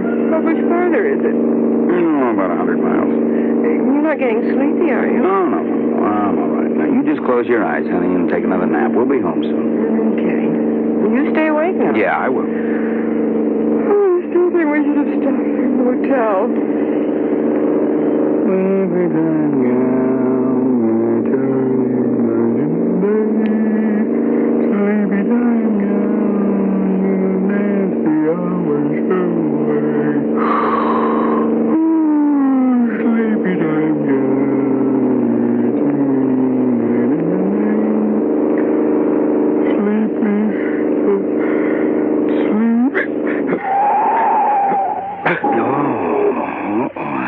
Enough of that. Donald? Huh? Donald, are you awake? What No, nothing, Reba. It's all right. I guess I'm getting a little sleepy, that's all. I'm going to stop a while, take a little nap. It's a good idea. So what if we do get home later than we planned? At least we'll arrive in good health. Yeah, you're so right. About 1,800 American drivers lose their lives each year because they fall asleep at the wheel. Well, I'm just not going to make it 1,801. Are we parked far enough off the highway? Oh, yeah, we're way off the road, honey. I'll just take a nap for about an hour. I'll be refreshed, and we'll be on our way again, huh? All right, dear. Sir, I'm not going to make it 1,801. And you're not going to make it 1,802 either. Oh, that's my Donald. That's my doll.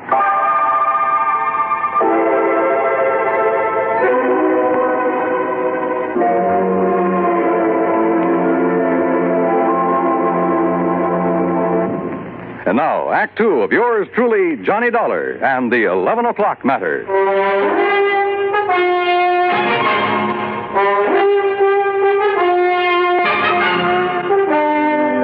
Did you see anybody outside, Mr. Dollar? In that rain, Mr. Hillman, I couldn't see 10 feet in front of me. Can you describe the face you saw at the window? Well, it was more of a silhouette. I couldn't even tell if it was a man or a woman. You sure you did see someone, Johnny? Yes, reasonably sure, Mr. Appleton. Come in. Your partner is here, Mr. Appleton. Tom Baker? Hello, Al. I thought I'd surprise you. I tried to call you earlier, but your phone was out. Well, this is a surprise. Well, I'd like you to meet Johnny Dollar. Hi. Tom, you're soaking wet.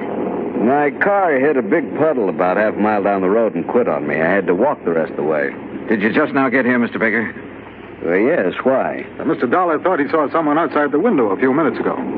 Oh, no, I just now got here. Well, I got some extra clothes up in my room that should fit you, Tom. Let's get you changed before you catch cold. Thank you, Hellman. Oh, look, this rain is getting all of us down. Why don't we live a little? Huh? Al, how about going down to the beach house, building a fire, playing some records, having some drinks, huh? Yeah, it might be a good idea. Where's the beach house? Down near the bottom of the cliff with a beach. It's real nice. But in this weather? Oh, there's a stairway leading down. Yes, why don't we go down there? I'm getting the creeps just sitting around here like this. So we went down to the beach house. The rain had let up a little, but nobody seemed to feel much like a party. We just sat there in front of the fire, not saying much. Once or twice I thought I detected Laura Appleton and Tom Baker exchanging quick glances, but I couldn't be sure. That's the intercom from the house, Al. Oh, yeah, I'll get it. Yes? Oh, yes, Mr. Gregory. You can go on to bed. We won't be needing you anymore tonight. You know, bed sounds like a good idea. Oh, it's almost 11 and I'm beat, so if you'll excuse me. Oh, sure. Well, why don't we all... Could we have our talk now? Okay, Tom, if you insist. Laura, why don't you fix us another drink? All right, Al. How about you, Mr. Dollar? Yeah, I'm with you, Hellman. Let's go on up to the house.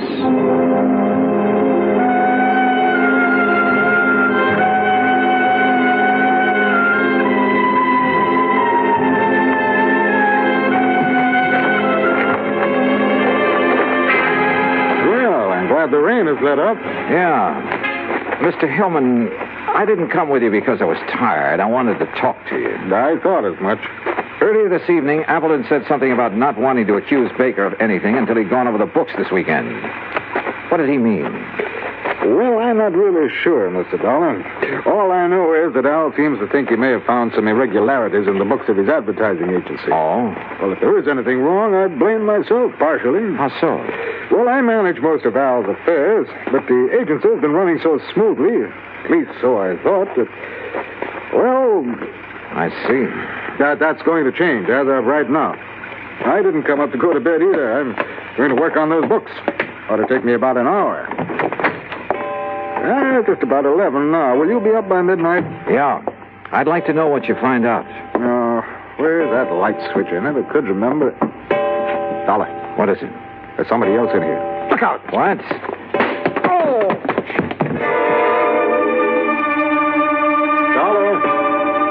Dollar!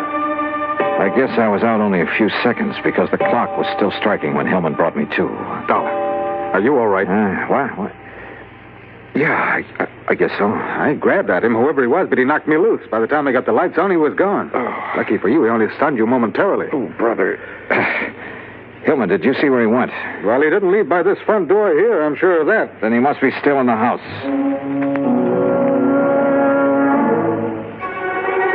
We worked our way through the house room by room. Finally, 10 minutes later, we stood by an open window in a back room. Well, there's our answer. He went out this window. Yeah. What is it? What's the matter? What? Oh, Mrs. Gregory. Yeah, Mr. Dollar was attacked by a prowler. A prowler? What?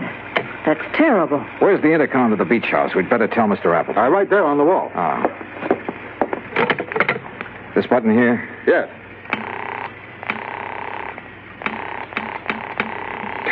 No answer. Come on, Hillman, let's get down there. We pounded out of the house and along the path to the edge of the cliff.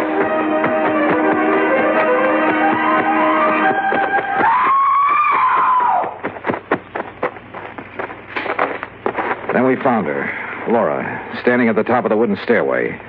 One section of the railing was broken away. We looked over the cliff. There was a body lying on the rocks down below. It was Al Appleton.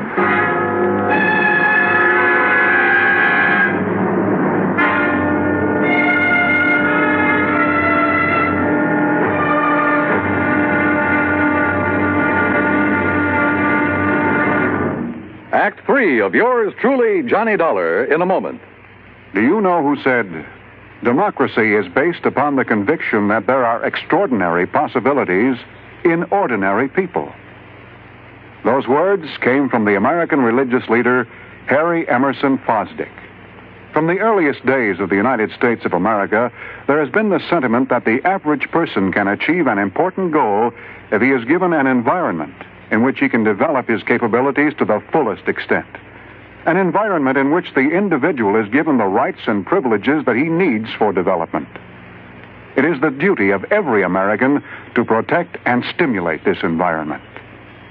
Remember the words of Harry Emerson Fosdick. They are part of your American heritage. The extraordinary possibilities of ordinary people are inherent in American democracy. And now, Act 3 of yours truly, Johnny Dollar, and the 11 o'clock matter. We stood on the stairway at the top of the cliff looking down at Appleton's body on the rocks below. That is, Hillman and I did. Laura Appleton was in a state of shock, and we couldn't get much sense out of her. We had Mrs. Gregory take her back to the house, then Hillman and I got a flashlight and climbed down the rocks to Appleton's body. Dead, Mr. Dollar. We'd better not move that body until the police get here. Yeah. Let's see. His wristwatch stopped at 10 after 11. It's 11:30 now. Right. And because the clock was just striking 11 when I got hit over the head in the entry hall... Yeah, so then we must have spent 10 or 15 minutes searching the house for that prowler. Meantime, he or somebody else was shoving Appleton over the cliff. Somebody else? There were a couple of people with Appleton down at the beach house. Laura and Tom Baker. I'd forgotten about Tom. Where is he? Right now, Hillman, that's a very good question. We went back to the house. The phone was working now, so I put in a call to the local sheriff's office. But all the units were out on call. They'd send somebody as soon as they could. I started for Laura Appleton's room. Grant Hillman overtook me in the hall. Belle, I made a preliminary check of the agency records Appleton brought up here with him this weekend. Did you find a shortage? Yes. Possibly as much as $50,000. I see. Thanks, Hillman. Yeah, I'll see you later. Come in. Oh, Mr. Dollar. I'm feeling better now. I'm sorry to bother you with questions, Mrs. Appleton, but I'm afraid I have no choice. Yes, I understand. I want you to tell me exactly what happened. Well, I'll try. After you and Grant Hillman left the beach house, my husband and Tom Baker and I sat there a few minutes, and then Tom left. I see. Then, a couple of minutes later, somebody from the house called my husband on the intercom, so he left me. What time was that? Oh, a few minutes after 11, I guess. Uh-huh. What happened then? I sat there a few minutes longer. Then I just didn't feel like sitting there alone, so I started up the stairway.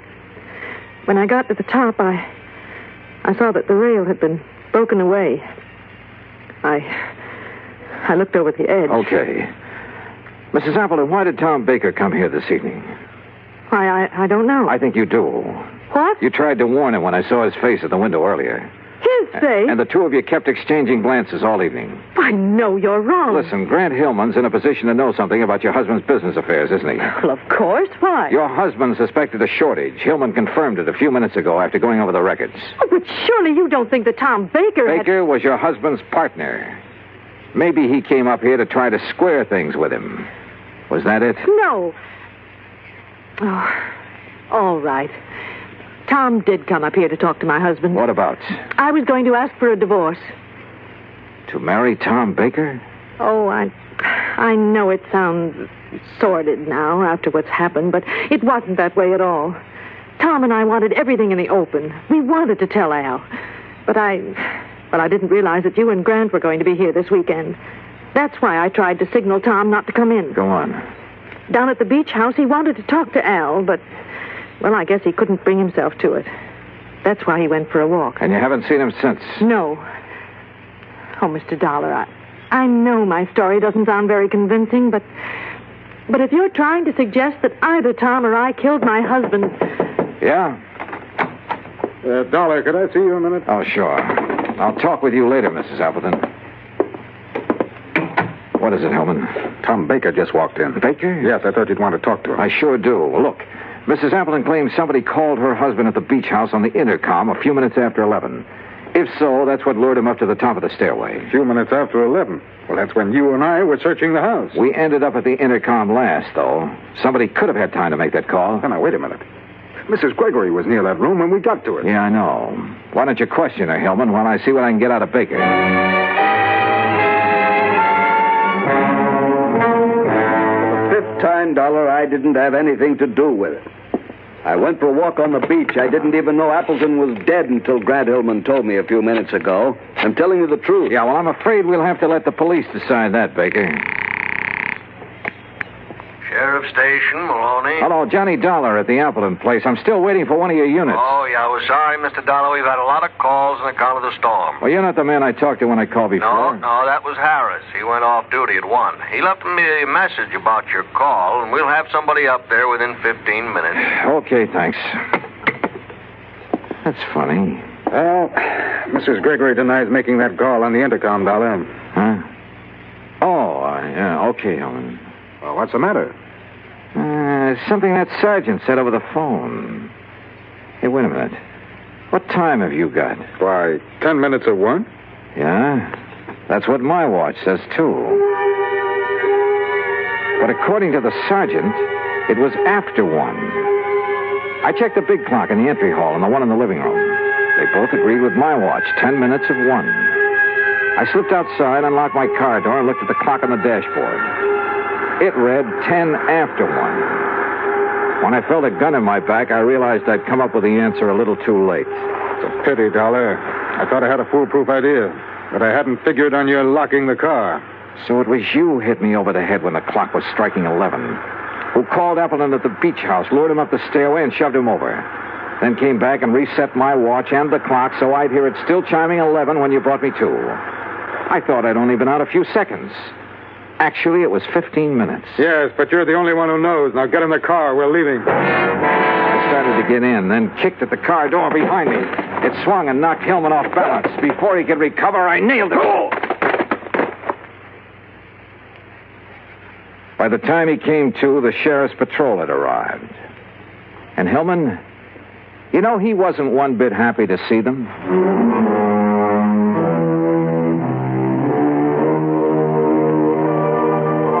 Expense account item 2, $13 even. Transportation back home. Total expenses, $21.40. And a real bargain, if I do say so myself.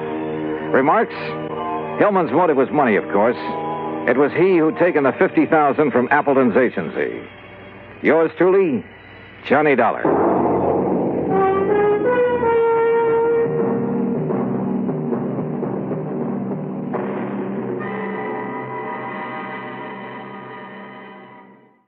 Johnny Dollar. Don't you read, Johnny? It's Lloyd's of England. George, every time I hear your voice on the phone, I shudder. Well, I guess I have asked you to handle some rather out-of-the-ordinary matters for us.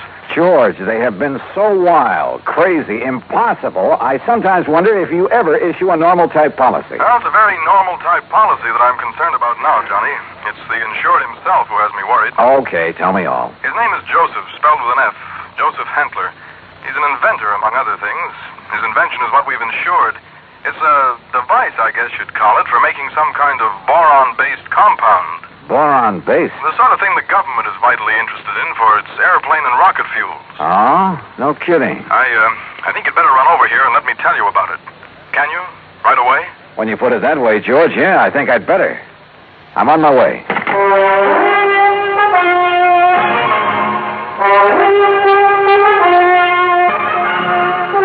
Bob Bailey in the exciting adventures of the man with the action-packed expense account. America's fabulous freelance insurance investigator. Yours truly, Johnny Dollar. And now, Act One of yours truly, Johnny Dollar.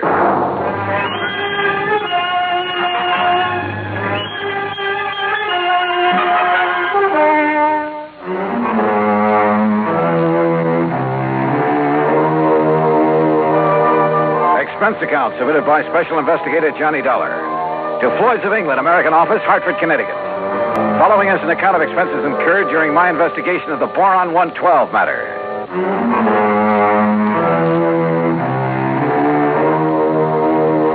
Expense account item 1, $1.10 cab from my apartment at George Reed's office. As I walked in, he motioned me to a chair, leaned over to the intercom on his desk, and pushed a key. Sit down, Johnny. Miss Larkin. Yes, Mr. Reed? Mr. Dollar is here. Would you come in, please? Oh, yes, sir. Well, George, what's it about this time? Glad to see you, Johnny. I gave you most of the story over the phone. Well, you only told me you've issued a policy to this man, Hantler, was it? That's right, Joseph Hantler. Yeah, and that you've insured some invention of his for, how much did you insure it for? $20,000. It's a piece of apparatus, Johnny, that he has spent over 7 years developing. Sit down, Miss Larkin. Oh, thank you. Apparently, it's a very complicated something or other. I never did know much about such things. For making borax, or more specifically, a compound he calls Boron 112 for use in high-powered fuel. Sounds important. It is, at least so far as I've been able to determine. Yeah, been all sorts of government tests and experiments with these super fuels, hasn't there? Exactly. Many things formerly used purely as explosives, remember this, Johnny, many things formerly used as explosives are now being developed as fuels. Well, the perfect example is atomic fission and hydrogen fission or fusion or whatever it is. Exactly. All right, now let's get down to cases. You've insured some apparatus that's supposed to make Boron 112. What kind of apparatus? I've never seen it. It's all very secret. Well, now, wait a minute. How do you know this machine or whatever it is even exists? Looks to me like you've insured a pig in a poke. No, Johnny. For $20,000. Wow. No, Johnny, I'm not that much of a fool. One man, a recognized physicist, has, at my request. And mind you, this was before I'd agreed to issue the policy. Understand? Go on. His name is Dr. Hugo von Brauer. Oh, I've heard of him. Yes. Well, Hantler permitted him to see enough to convince von Brauer that he has something mighty important there. That he's on the right track to, well, whatever it is he's out to accomplish. Okay. I'll take your word that you were right in issuing him the policy on it. But now what's happened? The thing blow up in his face or something? No, as I told you over the phone, it's the man himself I'm worried about. Because of something I've just learned. Like what? Miss Larkin, this is Mr. Johnny Dollar. Now, will you please... Yeah, I know.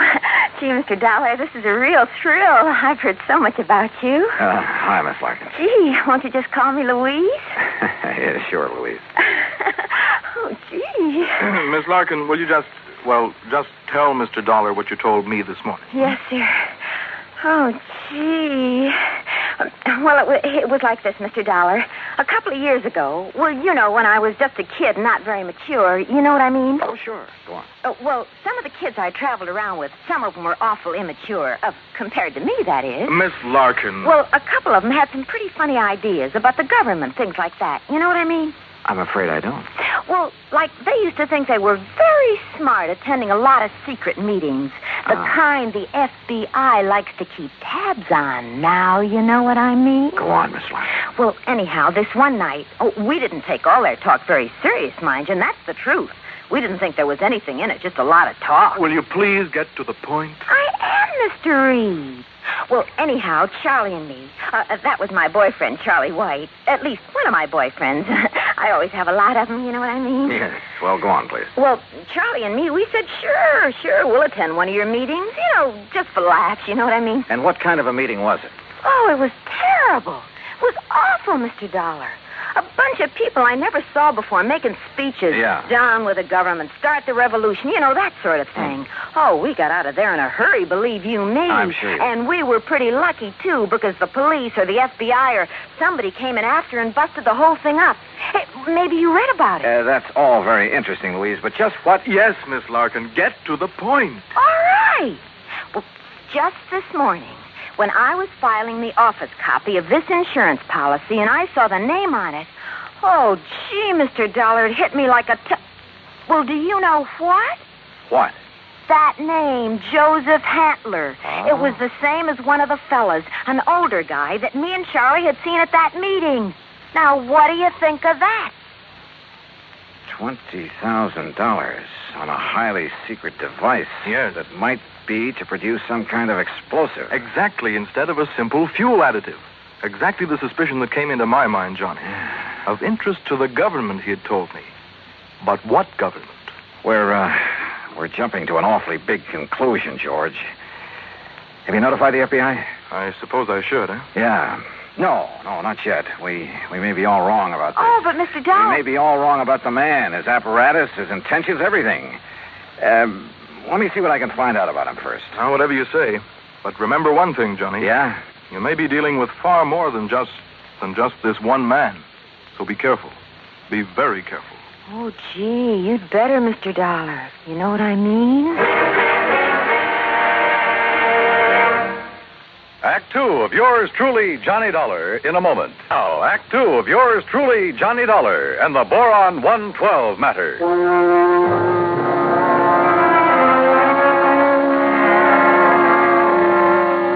Louise Larkin, secretary to George Reed at Floyd's of England, was certain she would recognize Joseph Hantler, the inventor who had ensured a secret process for making Boron 112. If, that is, he were the same Joseph Hantler she'd met at one time at a meeting of a subversive group. Expense account item 2, $50, deposit on a rental car. In it, Louise and I crossed the Connecticut River to East Hartford, went south to Hockenham on Route 2, then south and east on a seldom-used gravel road that took us a few miles to the edge of a stream called the Salmon Branch. There in a little grove of trees, we found a windowless concrete block building, the so-called laboratory of Joseph Hantler. Gee, those directions Mr. Reed gave us were pretty good, weren't they? Yeah. Hantler certainly picked himself an isolated spot. Come on. Boy, this is exciting, isn't it? Now, just remember what I told you. If this is the man you met at that party line meeting, don't appear to recognize him. Just give me a slight nod to say yes or no. Yeah, but what if he recognizes me? Yeah, we'll cross that bridge when we get... Stop! Stop right where you are! Do you not see the signs on the fence? Keep out! Keep out! Yeah, Johnny, it's him. You're sure? Yeah, gee. Where did you hear me? I'd like to talk with you, Mr. Handler.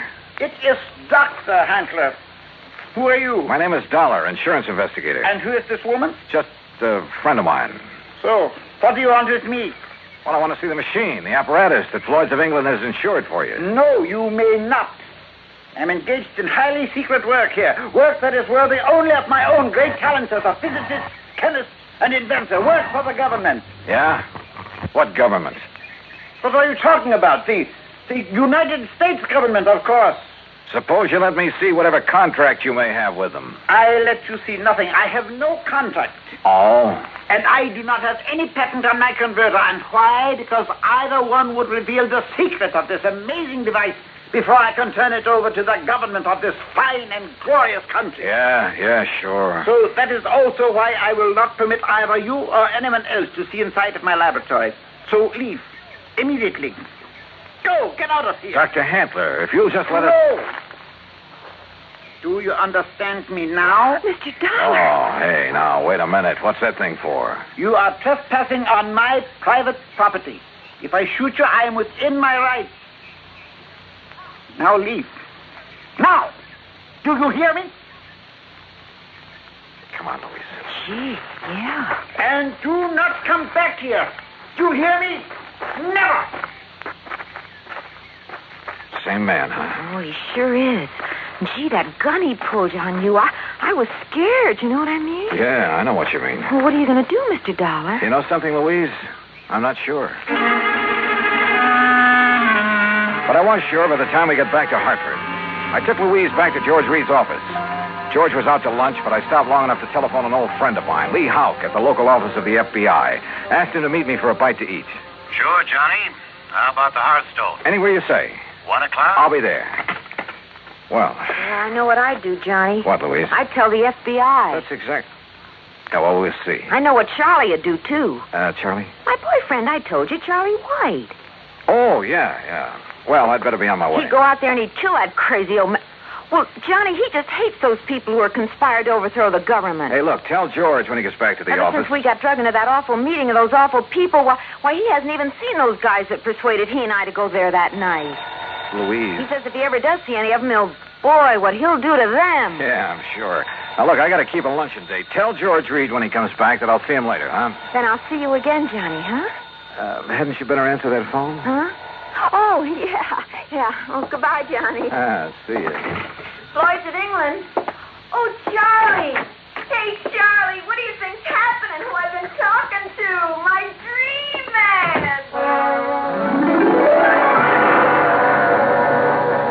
Item 3, 7:20, lunch for Lee Houck and myself. No, Johnny, you're off on the wrong tack. I'll bet on it. What do you mean by that, Lee? And Joseph Handler's just an old crackpot who thinks the world has done him wrong by failing to recognize his fabulous talents as a chemist, physicist, engineer, inventor, anything else he's claimed to be. But if he was attending meetings of a subversive group... A meeting. We know all about that. A lot of innocent people have been sucked in on that sort of thing at one time or another.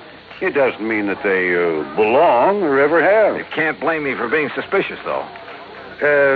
Isn't George Reed your contact at Floyd's of England? Yeah. Okay. Even his kind of dumb little secretary, name's Louise Larkin. I know the girl. Even she was at one of those meetings before we cleaned him out of town. Not much gets by you boys. With one of her boyfriends, Charlie somebody or other. He's the kind you have to watch out for, Johnny. Young hothead. An easy recruit for a group like that, huh? More important, the kind who's liable to take the law into his own hands when it comes to fighting back at him. But you're sure old Handler is harmless? Sure. He's an erratic old coot, liable to blow your head off if he thinks you're interfering with one of his crazy projects. He'd probably rob a bank if he thought he could get away with it to further one of his crackpot inventions, and would feel entirely justified. But believe me, he'd have no part of subversive activity. Hey, you said crackpot inventions. George Reed tells me Dr. Hugo von Brauer okayed this present project. That's a real sad one, isn't it? Huh? Von Brauer, one of the best minds in the country. Until that breakdown last fall. You mean that he's no longer... Holy smoke. Well, sure, Johnny. If George sold him insurance on Von Brauer's okay, well... How does Handler keep going? Does he ever sell anything he develops? No, he probably lives off an old trust fund, something like that. Want me to check on it? No, wait till after I've seen him again. Somehow I've got to see that machine of his, see how badly the insurance company stands to get took. Yeah, Johnny. I think you better. Maybe he was right. Maybe the idea George Reed and I had cooked up, that the old scientist was working on some kind of bomb or explosive, was... Anyhow, my problem was to find out exactly what he was working on, what the company had blindly insured. So I drove out there again. To keep Handler from barging out with his gun, I blew the horn a couple of times as I pulled up alongside the fence. But there was no response to it. Good. Maybe Handler wasn't there. Maybe I could somehow get into the place, see for myself what was up. But suddenly, from inside the building came a couple of dull thuds. And then the whole thing began to bulge at the seams, began to...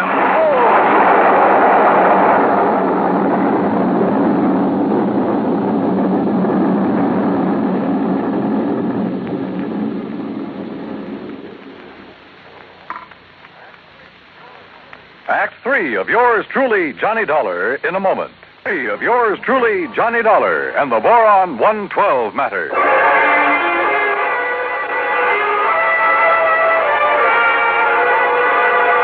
Carefully, I dragged myself out from under what was left of my rental car, where the explosion of the laboratory building had blown me, pushing aside a few chunks of concrete, bits of lumber that had landed on me. And I saw them coming down the road toward me from a car parked in the trees at the side. Louise Larkin, a big, husky football player type who looked as though he could stand a good bath and a shave. Well, served him right. That's all I got to say, Louise. Any guy plotting against the United States, murder's too good for him. Oh, gee, Charlie, it sure looks like he's done for now. He must have went up with the building. Yeah, and it served him right. Oh, gee, there's not a thing left of this lap. Oh, Hello, Louise. Mr. Dollar. Yeah, that's right. And I take it you're Charlie. Yeah. Hiya, Dollar. What do you think of that? You did a pretty good job, didn't you? What? Yes, sirree. Huh? What are you talking about? Was he still inside? Did you murder Dr. Handler, too? Johnny! Now, wait a minute. You think I done that? Oh, no, Johnny. We just got here. Oh, sure. Honest. Charlie was going to have a showdown with him. He was going to drag him out of that place and hand him over to the FBI. Sure. What'd you think? Gee, I was worried about the old man's gun, remember? I remember. But if you think a lousy gun was going to stop me from handing a subversion guy like him over to the... Now, look, you don't mean you think I done this. What would you think? No, I did it. Oh, was it not wonderful? Dr. Handler. Yes, Mr. Dollar, and I want you to meet... So you're still alive, huh? You're okay. I beg your pardon? Well, you won't be for long because I'm going to take you in. I'm going to... Quiet. Mr. Dollar, my good friend, Mr. Dollar. Huh? I want you to meet this gentleman from the commission in Washington. Commission? D.C., Washington. Dr. Bernard Steiner. The Dr. Steiner? Yeah, but of course. I've heard of you, and now it's nice to meet you, Mr. Dollar. This final test, it was proof. It was final, all right. Yes, it was all the proof I need. We observed the buildup of the explosion from the top of yonder hill. The proof of what? That Dr. Handler has finally come up with a controlled power source in his boron compound of inestimable value to the country's rocket program. So, I am a great man at last. Though why he calls it Boron 112, I'll never know. Well, because it was experiment number 112 with my wonderful converter process. What else? Hey, if you're from Washington, mister, I am, young man, and I assure you the government will take over Dr. Handler's process immediately. Well, I'll be doggone. I don't get this. Neither do I, honey. Well, what about the converter, as you call it? Did that go up with the building? Yeah, but of course. And now I can build for the government a big one. Big enough to serve this glorious country of ours. Yeah, sure. But you'll expect the insurance company to pay for the one you deliberately blew up. Me? Dr. Joseph Handler? No, never. I am a great man now. I am above such petty things. I tear up that policy. I do not want their money because now I am a great man.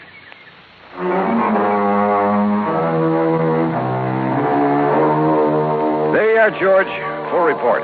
Payment on the policy is up to you. And if you do pay, at least it's in a good cause. Also, well, I guess you and I have both learned a lesson about jumping to conclusions. Expense account total, including incidentals, replacement of the rental car, and transportation back to Hartford, $2,431. Yours truly, Johnny Dollar.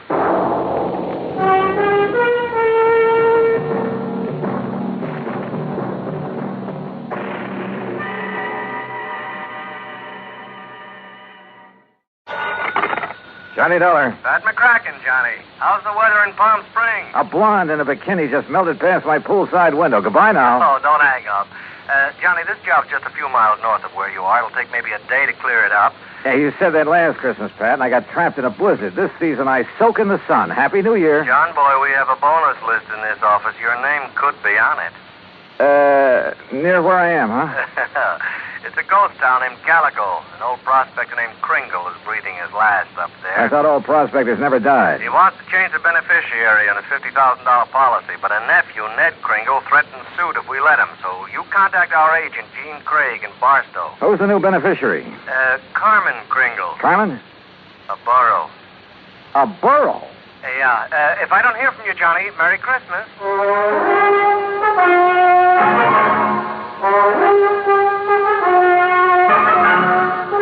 Bob Bailey in the exciting adventures of the man with the action-packed expense account. America's fabulous freelance insurance investigator. Yours truly, Johnny Dollar. And now, Act One of yours truly, Johnny Dollar.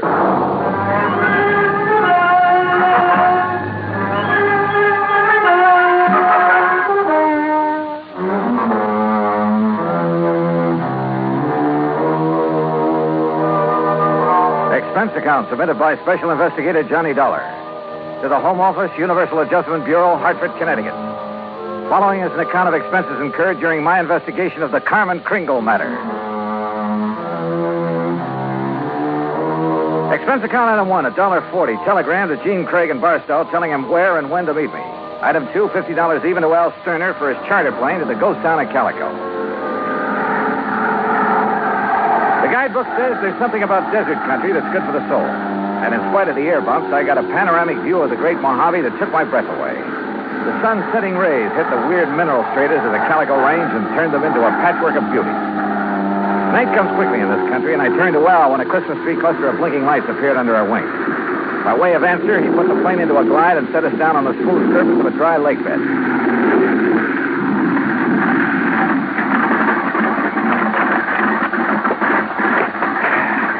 You want me to wait around till your friend shows up?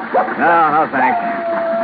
Well, there seems to be plenty of company. That's just an old coyote. Don't stand too long or you'll freeze to the spot. Okay. Good luck. Call me when you want to be picked up.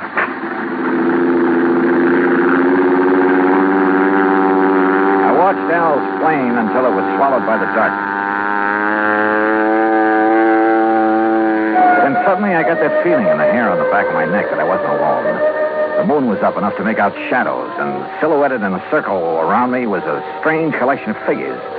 One of the pack moved toward me, and for a crazy second, I thought I'd bumped into Santa Claus's reindeer. Then a car without lights came rushing at me. The headlights slammed on, and I got a glimpse of a donkey herd scattering into the night. All right, mister. Walk toward me, slow, with your hands high. I've learned never to argue with a Winchester 94, so I followed orders. I spotted the weaving headlamps of another car approaching and prayed it was the agent, Gene Craig. Close enough, Sonny. I can pop the rattlers off a sidewinder at 60 yards, so don't you make no sudden move. He was maybe 60 with gray sideburns and a frosty goatee. A marshal's badge was pinned to his leather jacket. All right, now, mister. Marshal, it's all right. That's Mr. Dollar. Huh? I was supposed to meet him earlier. I'm awfully sorry, Mr. Dollar. I'm Gene Craig. Huh? I couldn't get here until I drove Doc Spangler up to Chris. He's had another setback, Marshal. Yeah, some darn fool let down a rail on his corral, and Chris Kringle's whole herd got loose. He don't give a chuck for most of them, though, except Carmen. Now he's fretting because she's running wild. Almost had him tracked down when this here fella showed up. If you vouch for him, huh, Gene? Well, you are Johnny Dollar, aren't you? Well, a frozen facsimile. Come on, I'll drive you into Calico. You tell Chris that I'll have his Carmen back in the corral before the moon's full. And, Jean. Yeah, Master. Tell the old sourdough to stay alive, will you? We need him around here. Sorry about mistaking you, Mr. Dollar.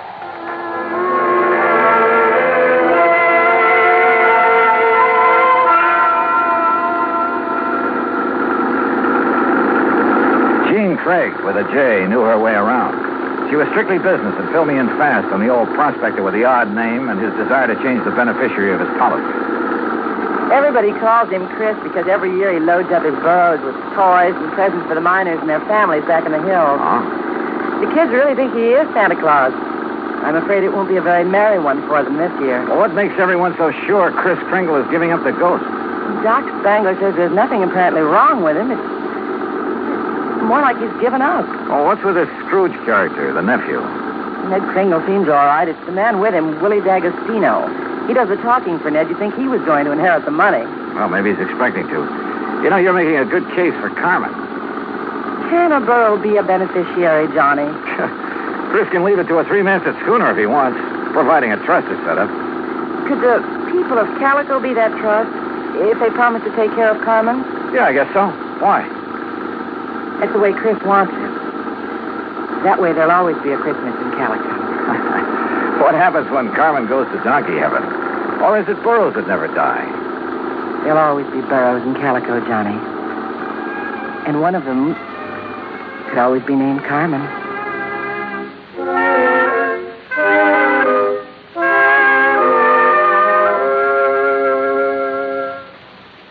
Act two of yours truly, Johnny Dollar, in a moment. Act two of yours truly, Johnny Dollar, and the Carmen Kringle matter.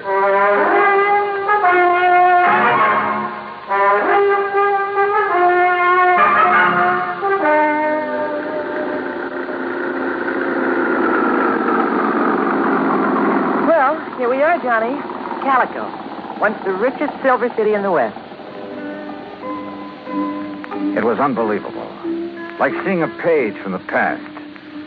Walter Nutt, famed creator of Nutt's Berry Farm and Western historian, had bought the old ghost town's battered remnants and restored it to the way it must have appeared in the wild and fevered days of the Silver Lode. I could make out signs nailed to weathered batten boards that told of a flourishing and colorful past. Joe's Saloon, The Last Chance, Hyena House Hotel, Lane's Mercantile, the Calico Prince. High on a hill at the edge of town, people were gathered at the entrance to a cave that was illuminated by hundreds of miners' lamps. Kind of gets you, huh? Almost like it was planned. They're rehearsing for the Christmas Eve pageant.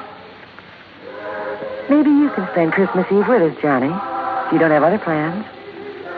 I have a day with a steam-heated swimming pool. What? Come on. Let's meet the old man. Expense account item 3, $100 for a quart of perfume or a mink scarf, anything to wipe the hurt look off of Jean Craig's face. She led me up the steps to the rickety porch of Chris Kringle's wooden shack.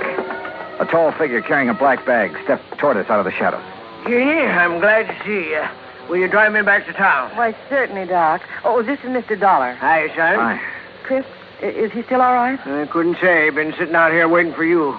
You haven't seen the patient? The medical man knows the duty and all that, but I'm too old to talk back to a gun. They wouldn't let you in? Tired of it. Well, I'm not a medical man. Oh, please be careful, Johnny. I told you, Stallbone, stay away and leave the old man. Well, if it ain't little Jeannie, the policy fixer. And who are you, mister? Willie D'Agostino. This is Johnny Dollar. He's from the insurance company to see about changing the policy. Who is it, Wooly? Who are you talking Relax, will you, and let him give us some tourist directions back to Barstow. There'll be no policy changing at this late date, mister. Ned Kringle is very bereaved at the imminence of his uncle's demise. Just family admitted at this sad hour, so mosey along, folks. I'll leave the young man to his grief.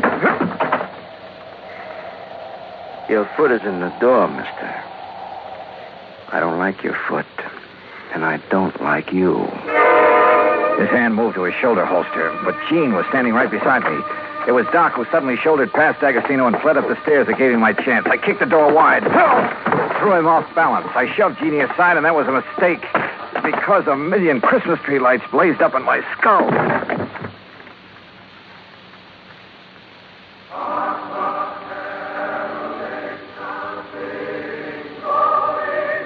Slowly, the tree lights faded away, and I saw Jeannie fussing over me and looking worried. A young, nice-looking fellow was seated next to a marble-top table.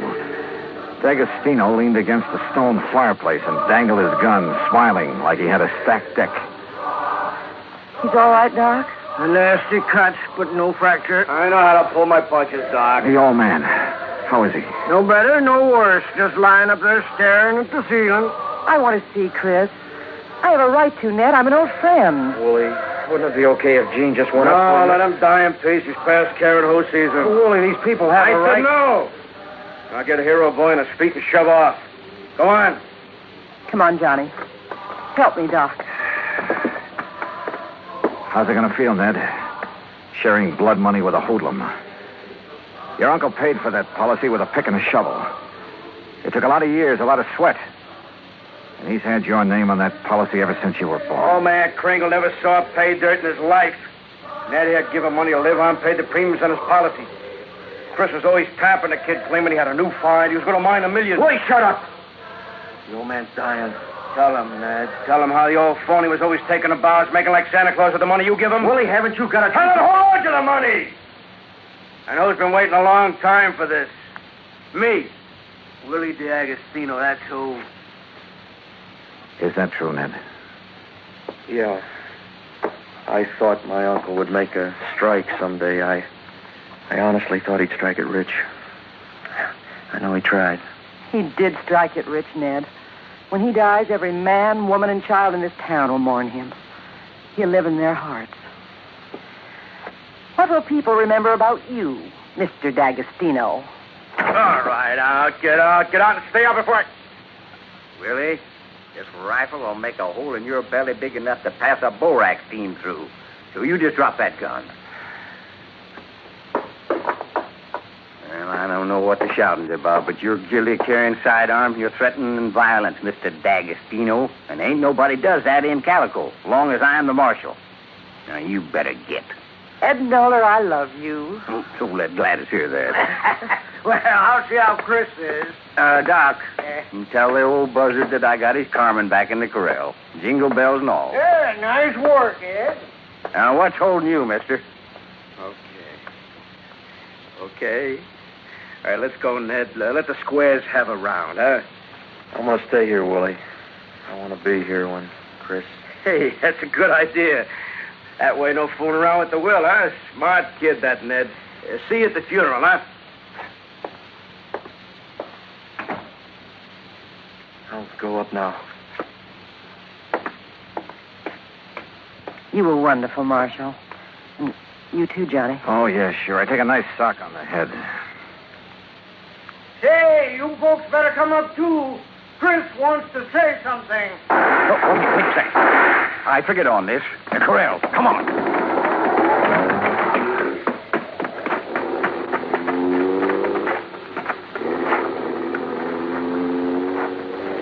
D'Agostino must have had another gun in his car. One of the bullets had found the mark he intended. Willie Boy wasn't taking any chances that Carmen Kringle would inherit $50,000. We found the burro lying on her side, quite dead. Jingle bells and all.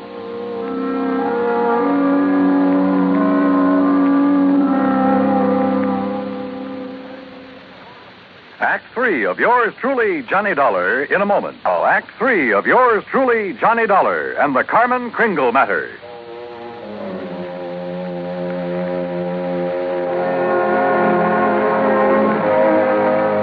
Oh, Marshal. Johnny, how could he have been so cruel? Carmen dead. It's just not right.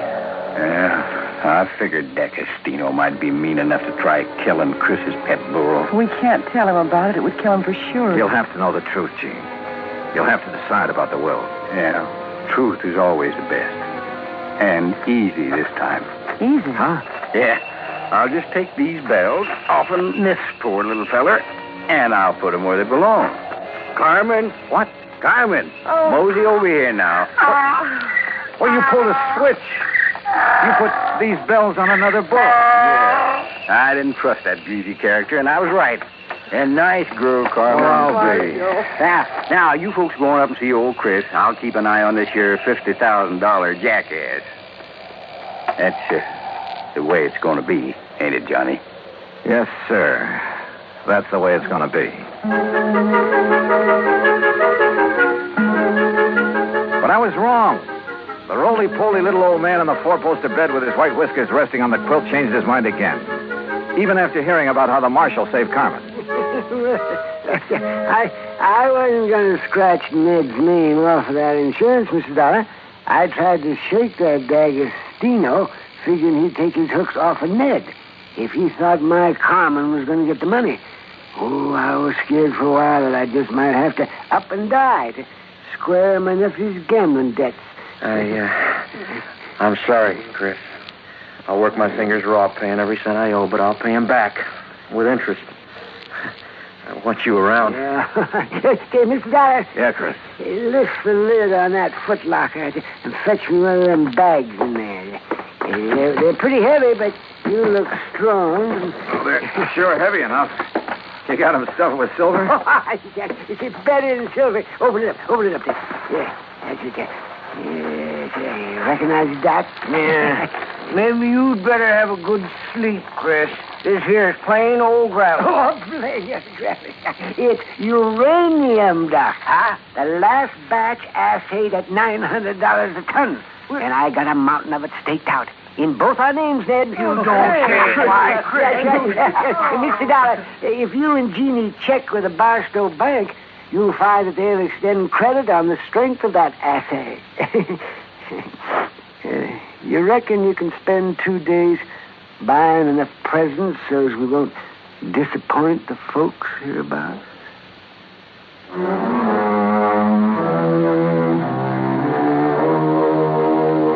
Expense account item 4, $68 even. Telephone calls to 5 principal cities where I thought Willie D'Agostino might be remembered.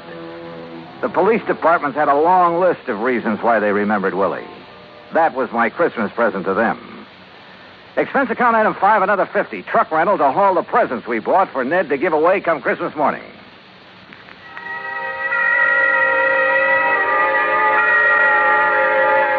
And then it was Christmas Eve. We sat on the Kringle's porch and watched the procession up to the Maggie mine. The flickering lights from the miners' lamps reflecting on the faces of the happy children. Old Chris was bundled up in blankets, his little eyes twinkling, chuckling to himself like he knew all the answers to the universe. Jean was there, too. Kind of nice.